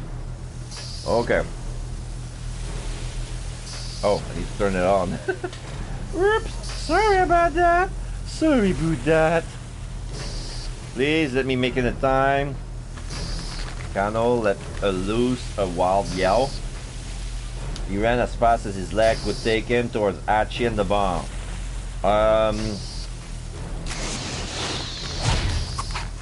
Oh, that path is not available yet. Whoops. Oh, I dropped my bag. Sorry, I need to get my popcorn from the floor.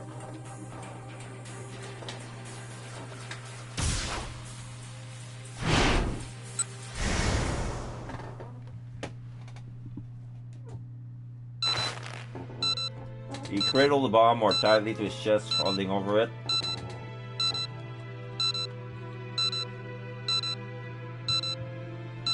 What are you doing? Come with us, hurry! Screamed Kano.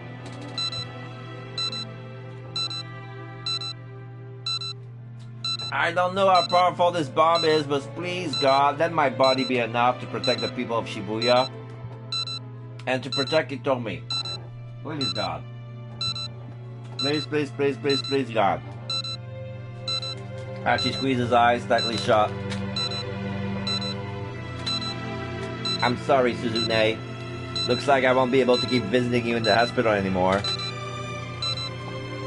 You'll forgive me though, right? I stuck it through to the end, just like you told me to. I didn't call it quits parts way though. And so whatever you do, you can't let that disease beat you. Don't you dare let it beat you. And she drew a deep breath as he finished his solitary little prayer. He couldn't have more than a few seconds left to go. Hachi! Hachi! Because he told me.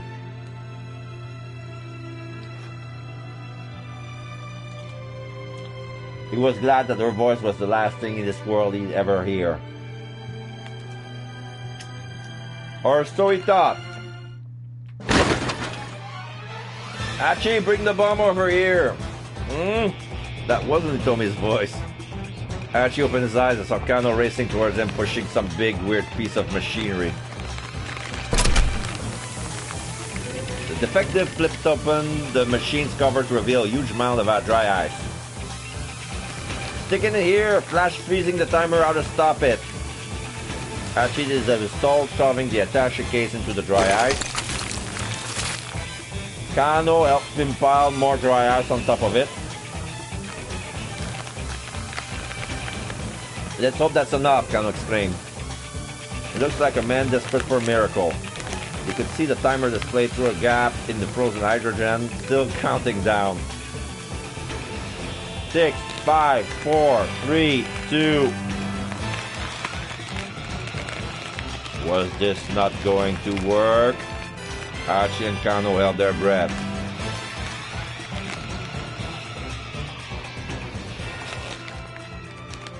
To be continued. Yeah, the epilogue. Alright, so we're done with Hachi. That's a relief. So back to Kano. Yeah. Back to Kano. To which we made a jump with Hachi. Alright.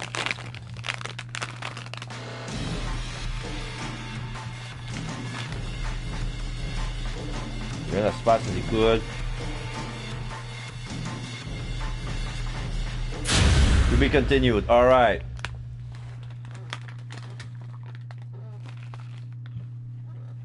If I didn't jump, I would beat the... Alright, so... This is the epilogue, folks. This is the end. Alright. So the bomb.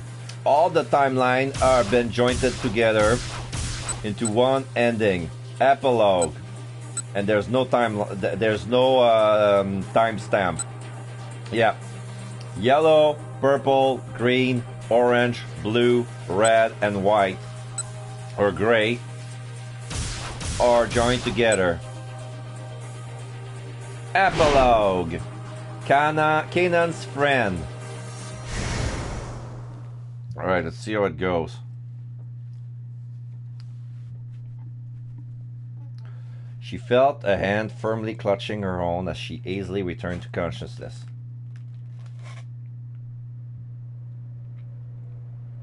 This hand.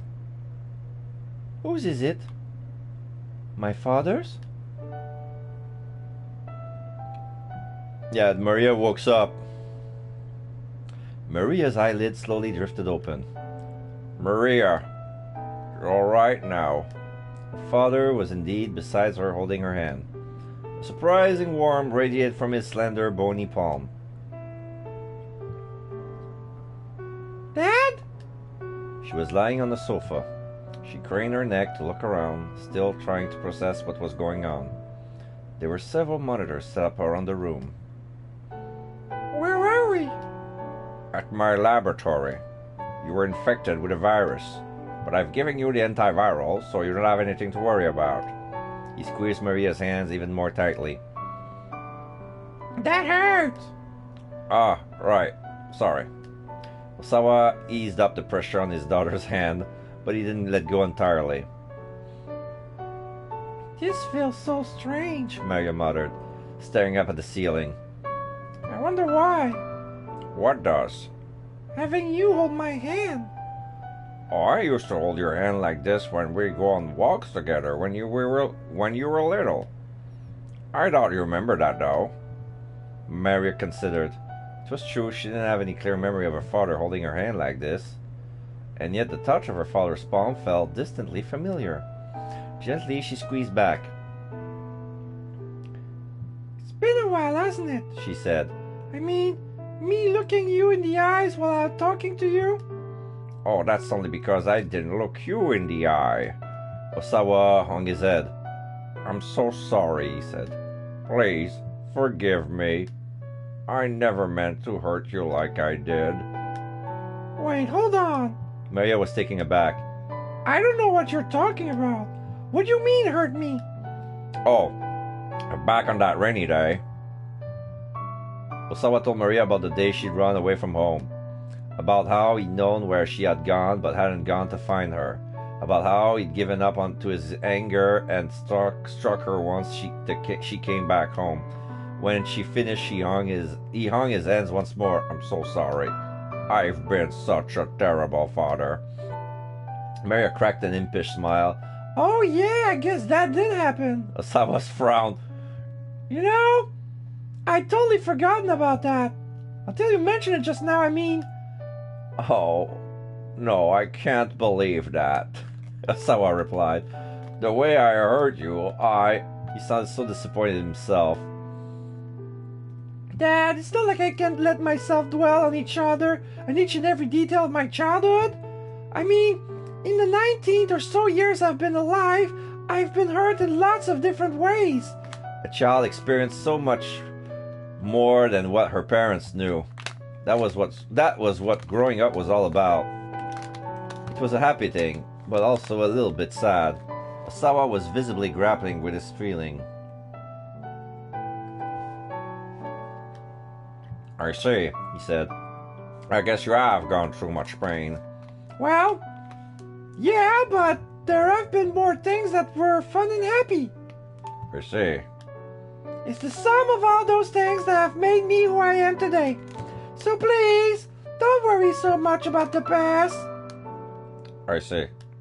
Dad, you keep saying I see. Stop it. I see. Sorry.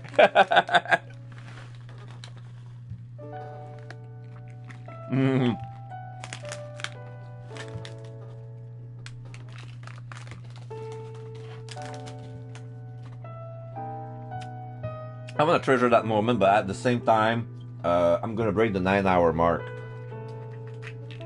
So, man. It's just, this is all so difficult to say. Osawa was trying and failing to hold back his tears. Maria wasn't quite sure what those tears were for, but she felt a prickle of embarrassment. Shyly, she looked away and her eyes alighted on one of the monitors. The screen showed a view from outside the lab. Who are those people? She asked, pointing. Osawa looked at his eyes, widened in shock. 3 people with guns were facing up with one another. Maria recognized one of them. Tateno, the man with the cane. Why are those 2 pointing guns at your friend? Oh, why are those 2 pointing guns at your friend? Osawa's voice was shaking.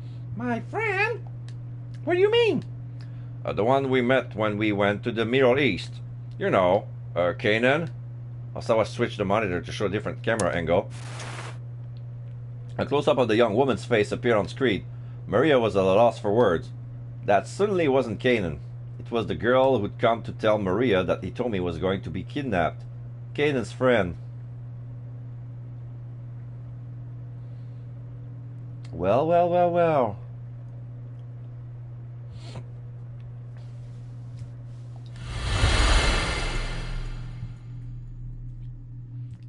It had happened 3 days earlier. While Maria was on her way home from her campus, a girl approached her, telling her she was a friend of Canaan. Canaan asked me to pass along a message, she said. Then she showed Maria a video recording. The video quality was quite poor and the voice indistinct. There's a terrorist who, after the antiviral agent your father is developing. Maria listened in shock as the mission continued. The terrorist plan was already in motion, and Hitomi had been infected with a killer virus. Your father used the antiviral to save Hitomi, but the terrorists planned on that. I'll spare you the details, but there's a way to extract the antiviral from Hitomi's blood. Stealing the drug from the laboratory directly is too problematic. The terrorist intends to get it directly from your sister.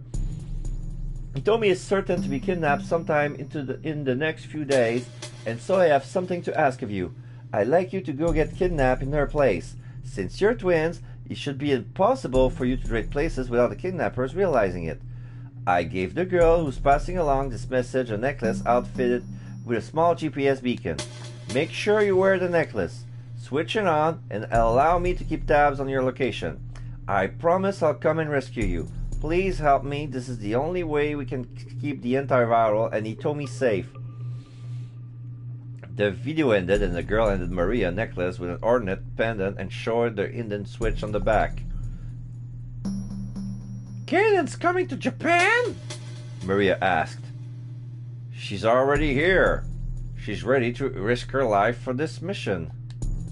Risk her life? Maria started uneasily. So this terrorist was after the antiviral drug. Is it Alfred? The girl looked shocked. You know about Alfred? Canaan told me that taking that Alfred is her purpose in life. But Alfred has ties to the CIA, so it's hard for Canaan to get any good leads. That's true. Which reminds me, you should have this. The girl held out a photograph. This man is dangerous. It's a photo of Jack Stanley. Stay away from him. He's an ally of Alfred. Oh my God.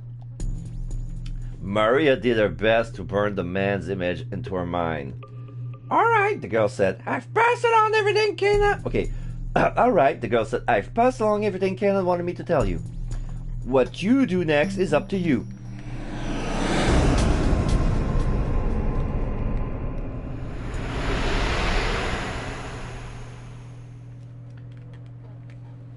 Sorry, what the heck has been going on while I was being sleeping? Osawa recoiled from the ferocity of his daughter's face. That Canaan girl thought of a way to save you.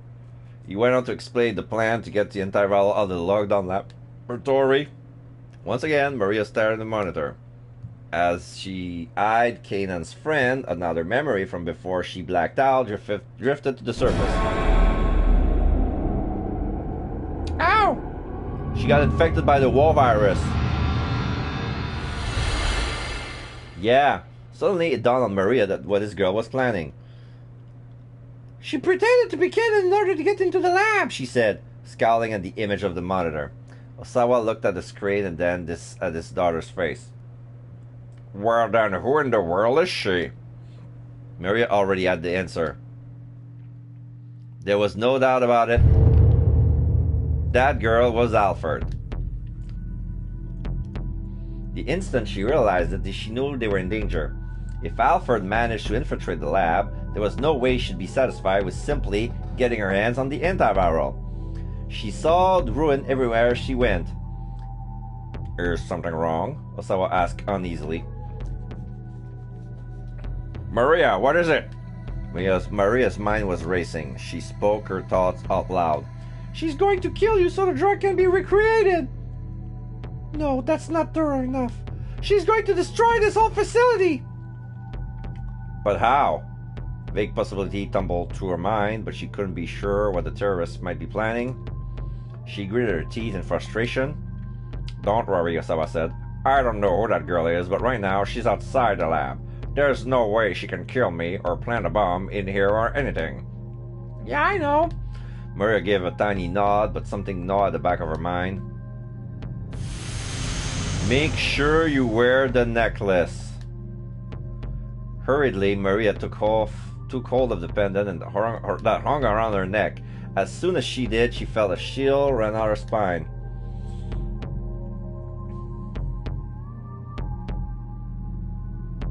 She went back over the details of Alfred's plan as her father has explained it, and then finally she understood. She was the bomb. I've got it! Osawa straightened up. You've got what? I need to get out of there where those trees are. I need to get out there where those trees are. Don't be absurd. I have to go! Osawa peered closely at his daughter's face. Words weren't going to stop her, and as he realized that, his own face stiffened with determination. All right, but I'm going with you. I can't let you rush into danger all by yourself. Thank you, Dad. Maria tried to get up from the sofa, but she was struck by a wave of vertigo and her knees buckled. Oh, you're right. Osawa caught her by the arm. This is probably a side effect of the antiviral. You shouldn't push yourself too much. Maria looked up at her father's anxious face and shook her head. Don't worry, I'll be okay.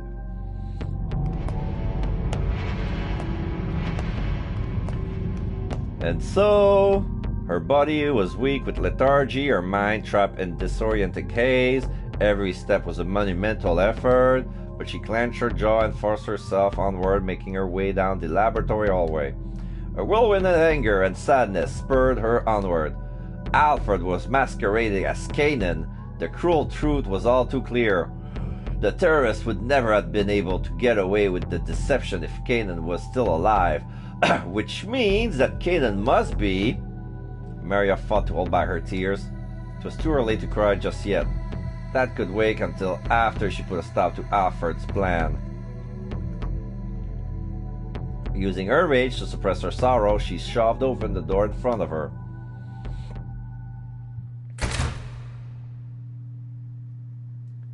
That isn't Kanan! Yeah, duh, everybody knows that. Maria's voice exploded into the silence of the standoff.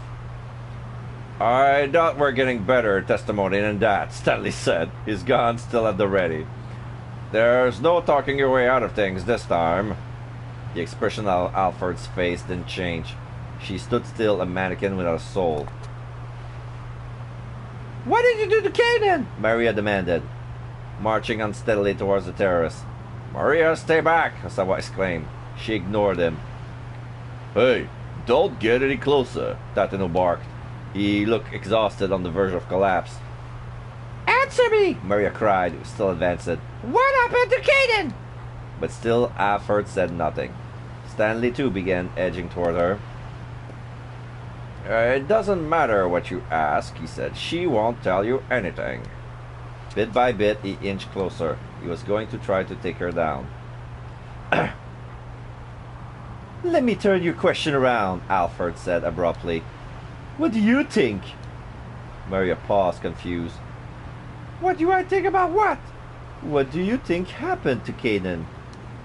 The corners of her lips twisted up, shaping a mirthless smile. You killed her, didn't you? Maria's words came out of his whisper. What was that? I couldn't quite hear you. You killed Kanan, didn't you? This time Maria cried out with biting fury. Alfred snickered. She's provoking me, Maria thought, forcing herself to swallow her rage. She couldn't let herself get caught up in Alfred's game, or her anger would spill out of control. Why are you laughing? By force of will, Maria made her voice firm and steady. Because I'm guessing you weren't expecting me to show up here. Alfred raised an eyebrow ever so slightly. This thing here is a bomb, isn't it? Maria held up the necklace. What? Stanley furrowed his brow. Of course. Even if we managed to catch you here, you'd still be able to destroy the lab. Still the smile remained on Alfred's face. She seems to enjoy watching the others figure out her intention. But you can't trigger the bomb with me standing in this close. You can't trigger the bomb with me standing this close to you, can you? Maria's locked eyes with Alfred. Unless you're prepared to sacrifice yourself? She stood like an image of bravery, while on the inside her apprehension threatened to tear her apart. She could feel her heart thudding so furiously that she thought that it might explode. Cold sweat trickled down her spine. Only her rage at Kanan's murder kept her from backing down. Go ahead and blow yourself up if that's what you want, she said. But you'll die with nothing. Your death will mean nothing. But not mine. My death will avenge Kanan's.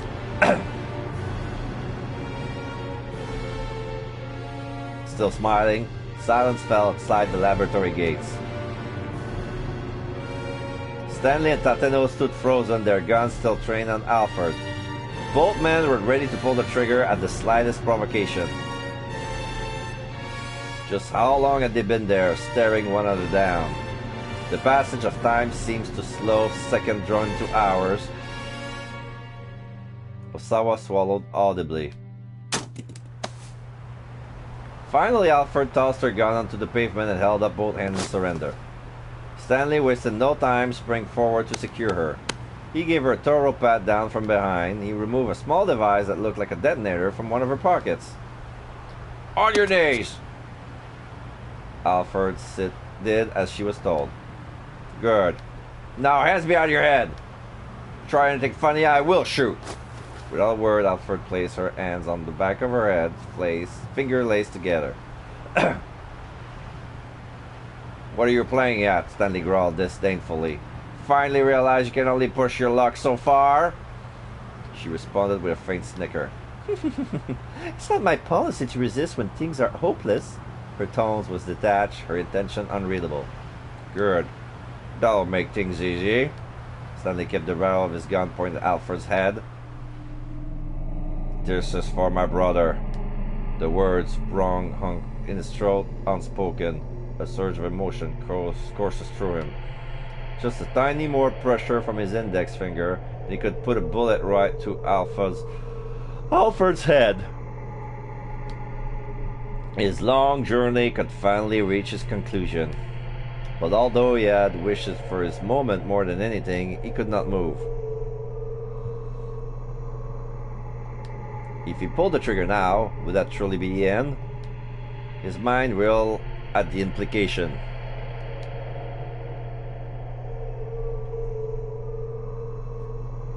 Tateno watched Stanley closely, eventually letting out a tiny sigh of relief. They were in this together after all. Now they just need to be careful not to let down their guard.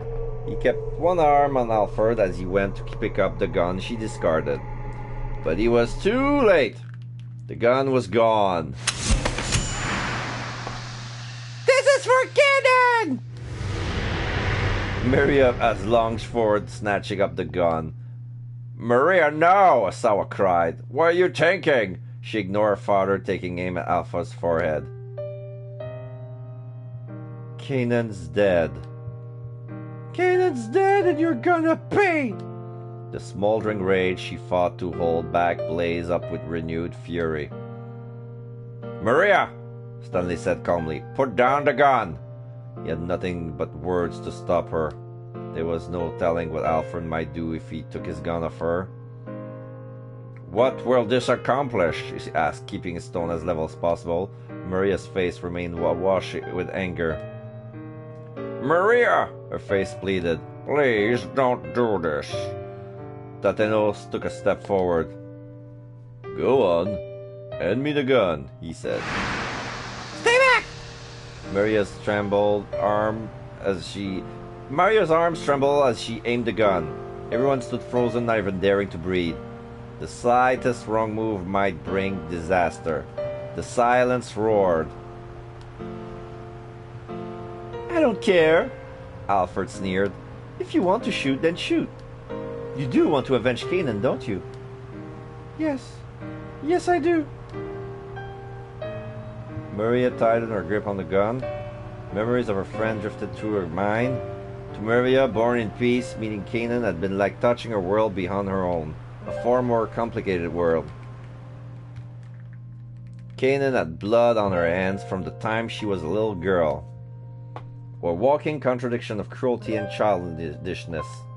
And yet she had lived her life according to her own unshakable beliefs. Meeting her had made Maria think hard about her own identity. What did it mean to be Japanese? No, that wasn't the question. What did it mean to be Maria Osawa? That was the crux of it all. They had been able to find common ground despite differing ideals because both possessed an unshakable sense of self. The tense equilibrium came crashing down as Maria let out a shout. This is for Kanan! She pulled the trigger when she shot went wide, shattering the window of a nearby car. The sudden gunshot caught Stanley off guard. Alfred didn't miss her opening. She rolled swiftly across the pavement, drawing the small pistol she had in the ankle holster. Maria hastily tried to aim at a second shot. But then...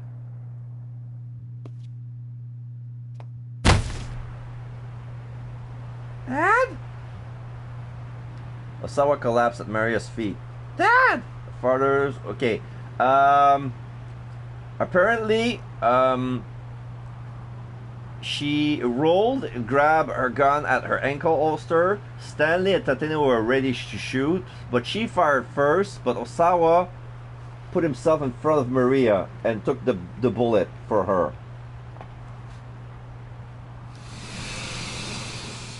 Yeah, the gun is smoking. Alfred's gun is smoking. Stanley dived at Alfred. He grabbed both of her right wrists, the one clutching the gun, and slammed her head down hard against the pavement. She made no attempt to resist. In a moment, she had subdued her. Maria, you're not hurt, are you? Osawa croaked feebly as his daughter gathered him up in her arms. I'm fine. But Dad, you're... Blood was gushing through Osama's shirt. Maria pressed her hands against the wound, but the bleeding wouldn't stop. Look, just hurry.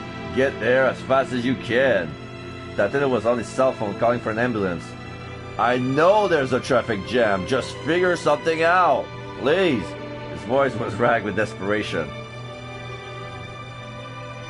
Dad! Hang in there! Large tears streamed from Maria's eyes. So this is what it's like. Osawa lay with his head in his daughter's lap, struggling to rasp up his word. My body just reacted before I had any time to think.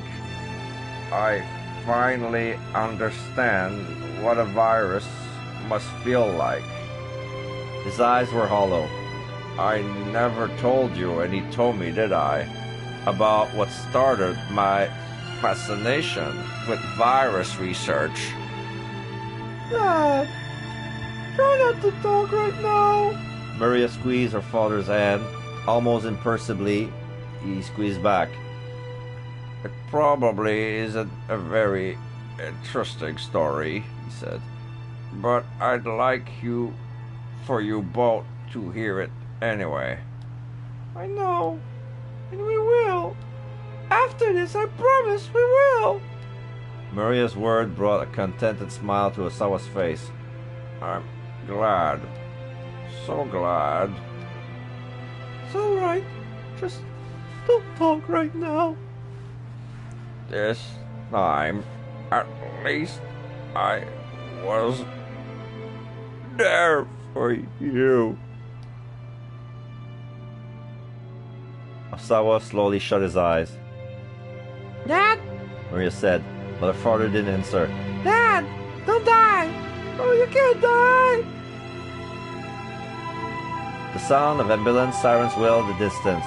Maria clutched her father's hand, trying to make her grip firm and reassuring, just as they had been for her back inside the laboratory. Die? She repeated the word inwardly over and over and over.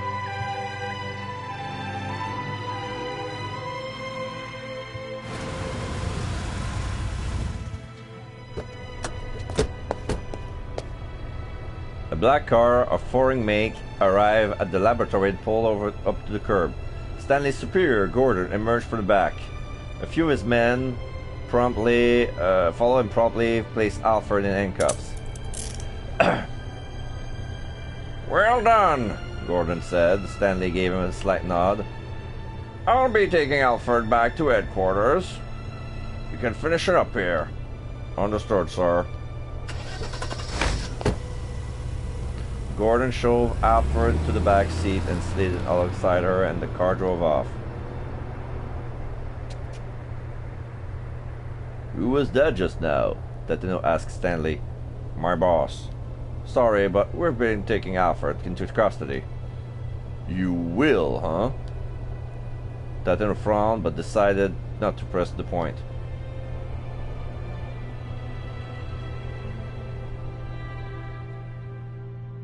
The ambulance arrived at last, and Osawa was loaded inside. Maria remained at his side, still weeping, still softly calling out to him. He could sense her there, though her voice sounded awfully far away. Is this the end then? Is this the end? He was vaguely aware that he was dying, but he was not afraid. At the far end of her hazy tunnel, he could still see Maria. My, she had grown. She had grown so very much. If he were an organism that multiplied by dividing himself, he would die knowing that he had left his best selves behind. He only had one wish now, that Maria and Hitomi would go on to lead happy lives. His vision was growing steadily more dim. Tiny motes of light flickered and wavered faintly before his eyes. It looked a lot like the very first time he had ever peered through a microscope. And that was enough for him.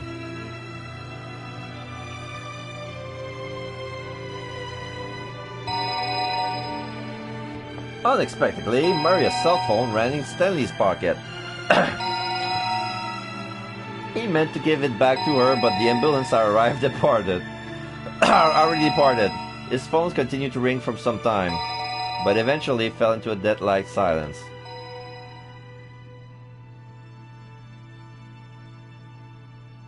He was trying to call Maria.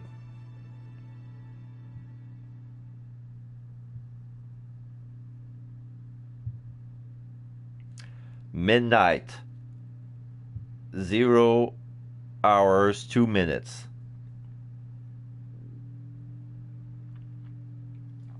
Archie held his breath. Oh! 2 seconds left. There were 2 seconds left to the bomb. He could no longer feel the seconds ticking by. The number on the display were changing more and more slowly. But still he watched in fear. 0002. It was impossible not to fixate on the countdown. 0002. 0002. Kano and Archie continued to stare at the timer. 0002. It had stopped, right? The timer had actually stopped. We did it! Archie dropped to his knees with a cry of triumph. The rest of the Shibuya Scramble burst into cheer. You're one reckless guy, you know that. Kano held his hand out. Archie grinned up at him. That makes 2 of us. The 2 clasped hands firmly. Their handshake conveying more than any words could have. Hachi! Archie! Suzumu came rushing over. You did it, man. I knew you could do it. The 2 bumped fists. It wasn't just me, Archie said. Could never have done it without you guys' help. Suzumu smiled bashfully. Suzumu, take care of SOS for me. You got it. Suzumu looked him squarely in the eye. Archie gave a smile, nod, and the 2 solemnly bumped fists again. Suddenly, there was a blinding flash. Archie spun around to see Shiaki standing there, beaming happily, a digital camera ready for another shot. Hey everyone, gather up! Minorikawa called out to Achi and his pals. You guys are the heroes of Shibuya! Photo time, everyone! Shiaki said. Get ready! The young men struck a pose together. Wait, her too! Minorikawa ushered Hitomi over to stand with Achi. Hitomi. Achi stared at her shyly. It was all thanks to Hitomi that he'd been able to do what he had done. Keeping Shibuya safe, keeping his promise to Suzune. Hitomi had been his inspiration for it all. There were so many things he wanted to say, but he couldn't get the right words out. Hachi, Hitomi's cheeks were more damp with tears. Hey now, little lady, Minorikawa called. No crying now. Come on, show us a smile. He struck a goofy pose beside Shiaki. At least a smile returned to Hitomi's face. it really is the best. Hitomi looked at Ashi in confusion. Your smile, he said. Your smile really is the best. I don't care what anyone else says. He spoke so earnestly that Hitomi couldn't help but smile even more. Okay, here we go, people. Get your best faces on. At Minorikawa's signal, everyone let out joyous victory cry. Yeah! Now there's a photo group. There's a lot of SOS member. Where's Kano? No, it's everybody from SOS. Achi in the bottom next to Hitomi. She has a good smile. Suzumu next to Hitomi. In the back is like the 12 member from SOS and one on top of Hachiko's statue and two other guys in the back sitting on the bench. Interesting, folks. So these are the folks who saved Shibuya and consequently the world. Come on, guys, Suzumu shouted. Let's lift Achi up where everybody can see him. The member of SOS let out another roar. Huh? Wait, no, you don't gotta do that, guys. Hey, cut it out! But Achi has already been swallowed by the enthusiastic strong.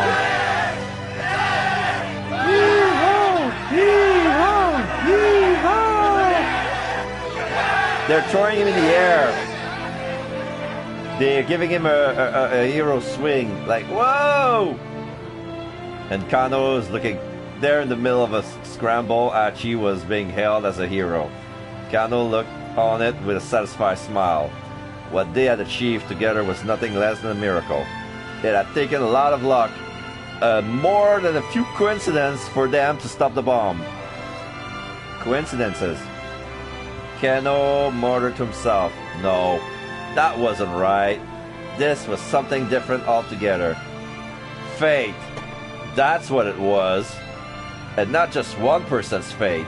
The destinies of several people had collided, gathering momentum until coincidence became inevitability, and Shibuya was saved.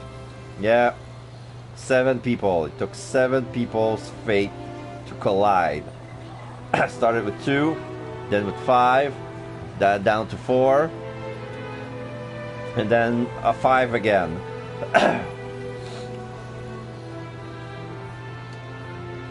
The raucous crowd tossed Achi's eye into the air again and again. As a plainclothes detective, Kano would probably never be showered with adulation quite like that. Well, that was alright. A detective's duty was to ensure the safety of the people. He didn't put his life on the line so that he could be a hero. Just seeing all those smiles, that was good enough for him. Kano only needed the approval of one person, and that was Rumi. Rumi, I hope she managed to get out of Shibuya okay. Suddenly worried, Kano pulled out his cell phone. Are we finally going to see her face? There was a whole bunch of things he wanted to tell her. He couldn't share the whole story. Police rules wouldn't allow it. But he wanted to let her know as such as he could. That the kidnapping case has been resolved safely, for instance. That he learned about the tortured past of the detective he so admired. and that his partner was going to pull through. That he managed to finally talk to her mother. They finally managed to talk to her father. That he put his life on the line to save Shibuya from danger.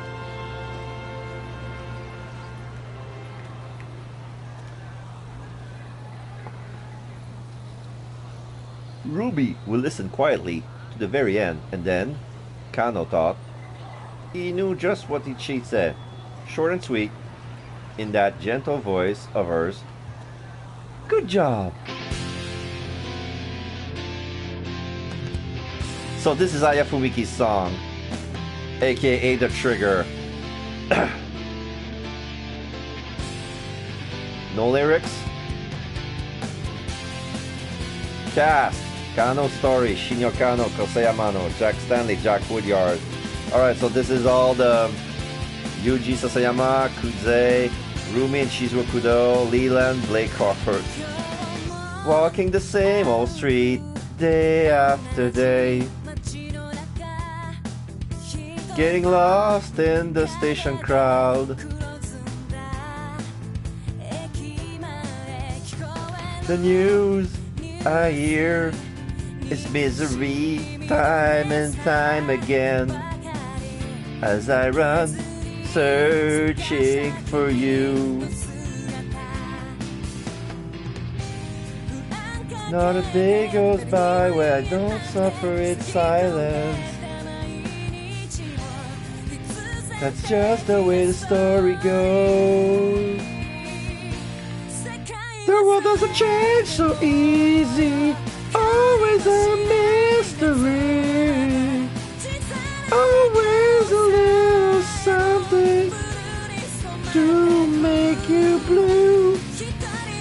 Just hold to your courage. See what strength it brings. Don't just stand there. Wipe those tears away. Put your end in mine. Everything will be alright. Yeah, she sings in English. That part is English. Yeah, so so apparently that idol is real, and she did a real appearance in the game when she bought Anna's poem. Things are so much more peaceful in my dreams when the distant past feels still so near. And then I wake to find that you're not by my side. The love that we shared is still long gone. I'm not good at facing these dreary nights alone. I wish someone was here with me. The world doesn't change so easy. Always a mystery. It's hard to sleep at night with this virus in your lives. This always has the time you and I spent together. And if I can't come back, I can still move on. And if I do it for you, everything is alright.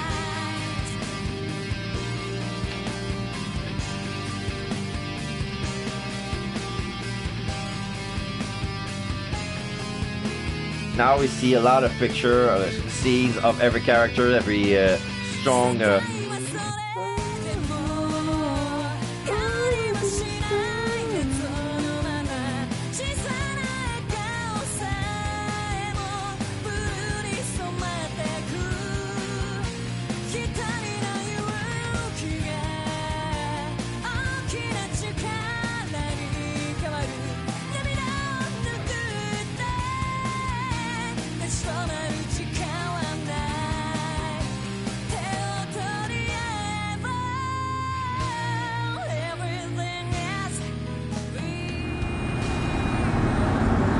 everything will be alright. So this is typical English Gordon and Alfred sat in the back seat as the car sped along the highway. Here. Gordon tossed the handcuff key onto the seat beside him. Oh, you gotta be kidding me. That's what he said. Alfred has contact with the CIA. Oh, we're gonna take care of it here. Gordon is in on it.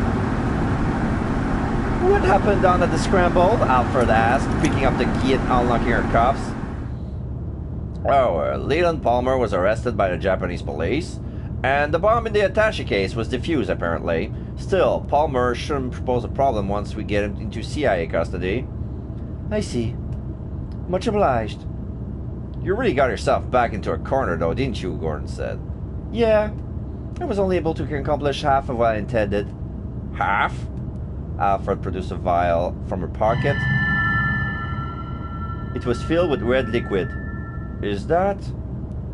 He told me it's blood, Gordon asked. Indeed. I managed to acquire the antiviral. But when? Gordon peered at her in the bewilderment. When I blew up the minivan? Oh, she bled during the minivan explosion, and she managed to get some blood out of her.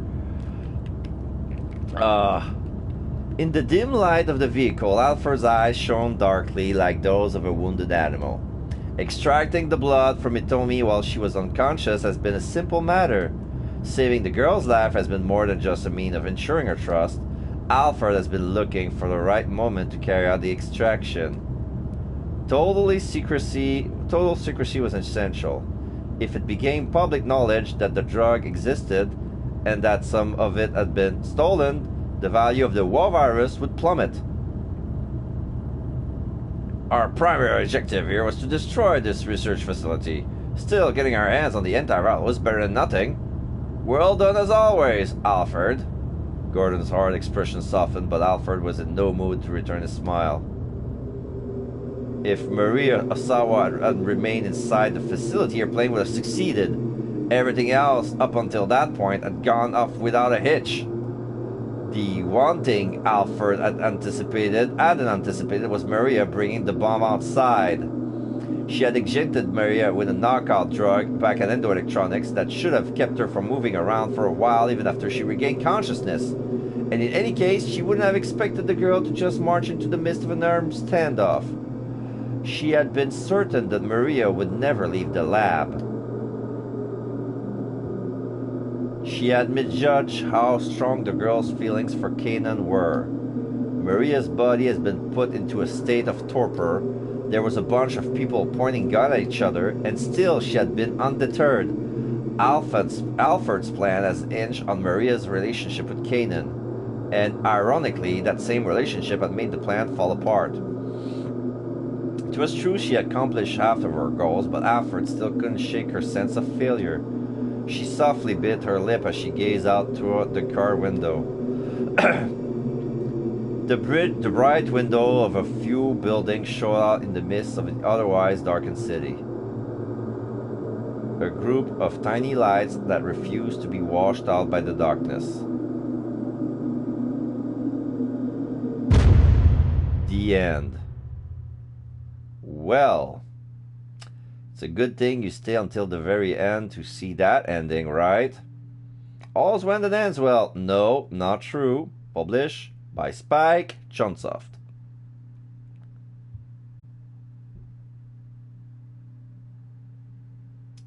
So,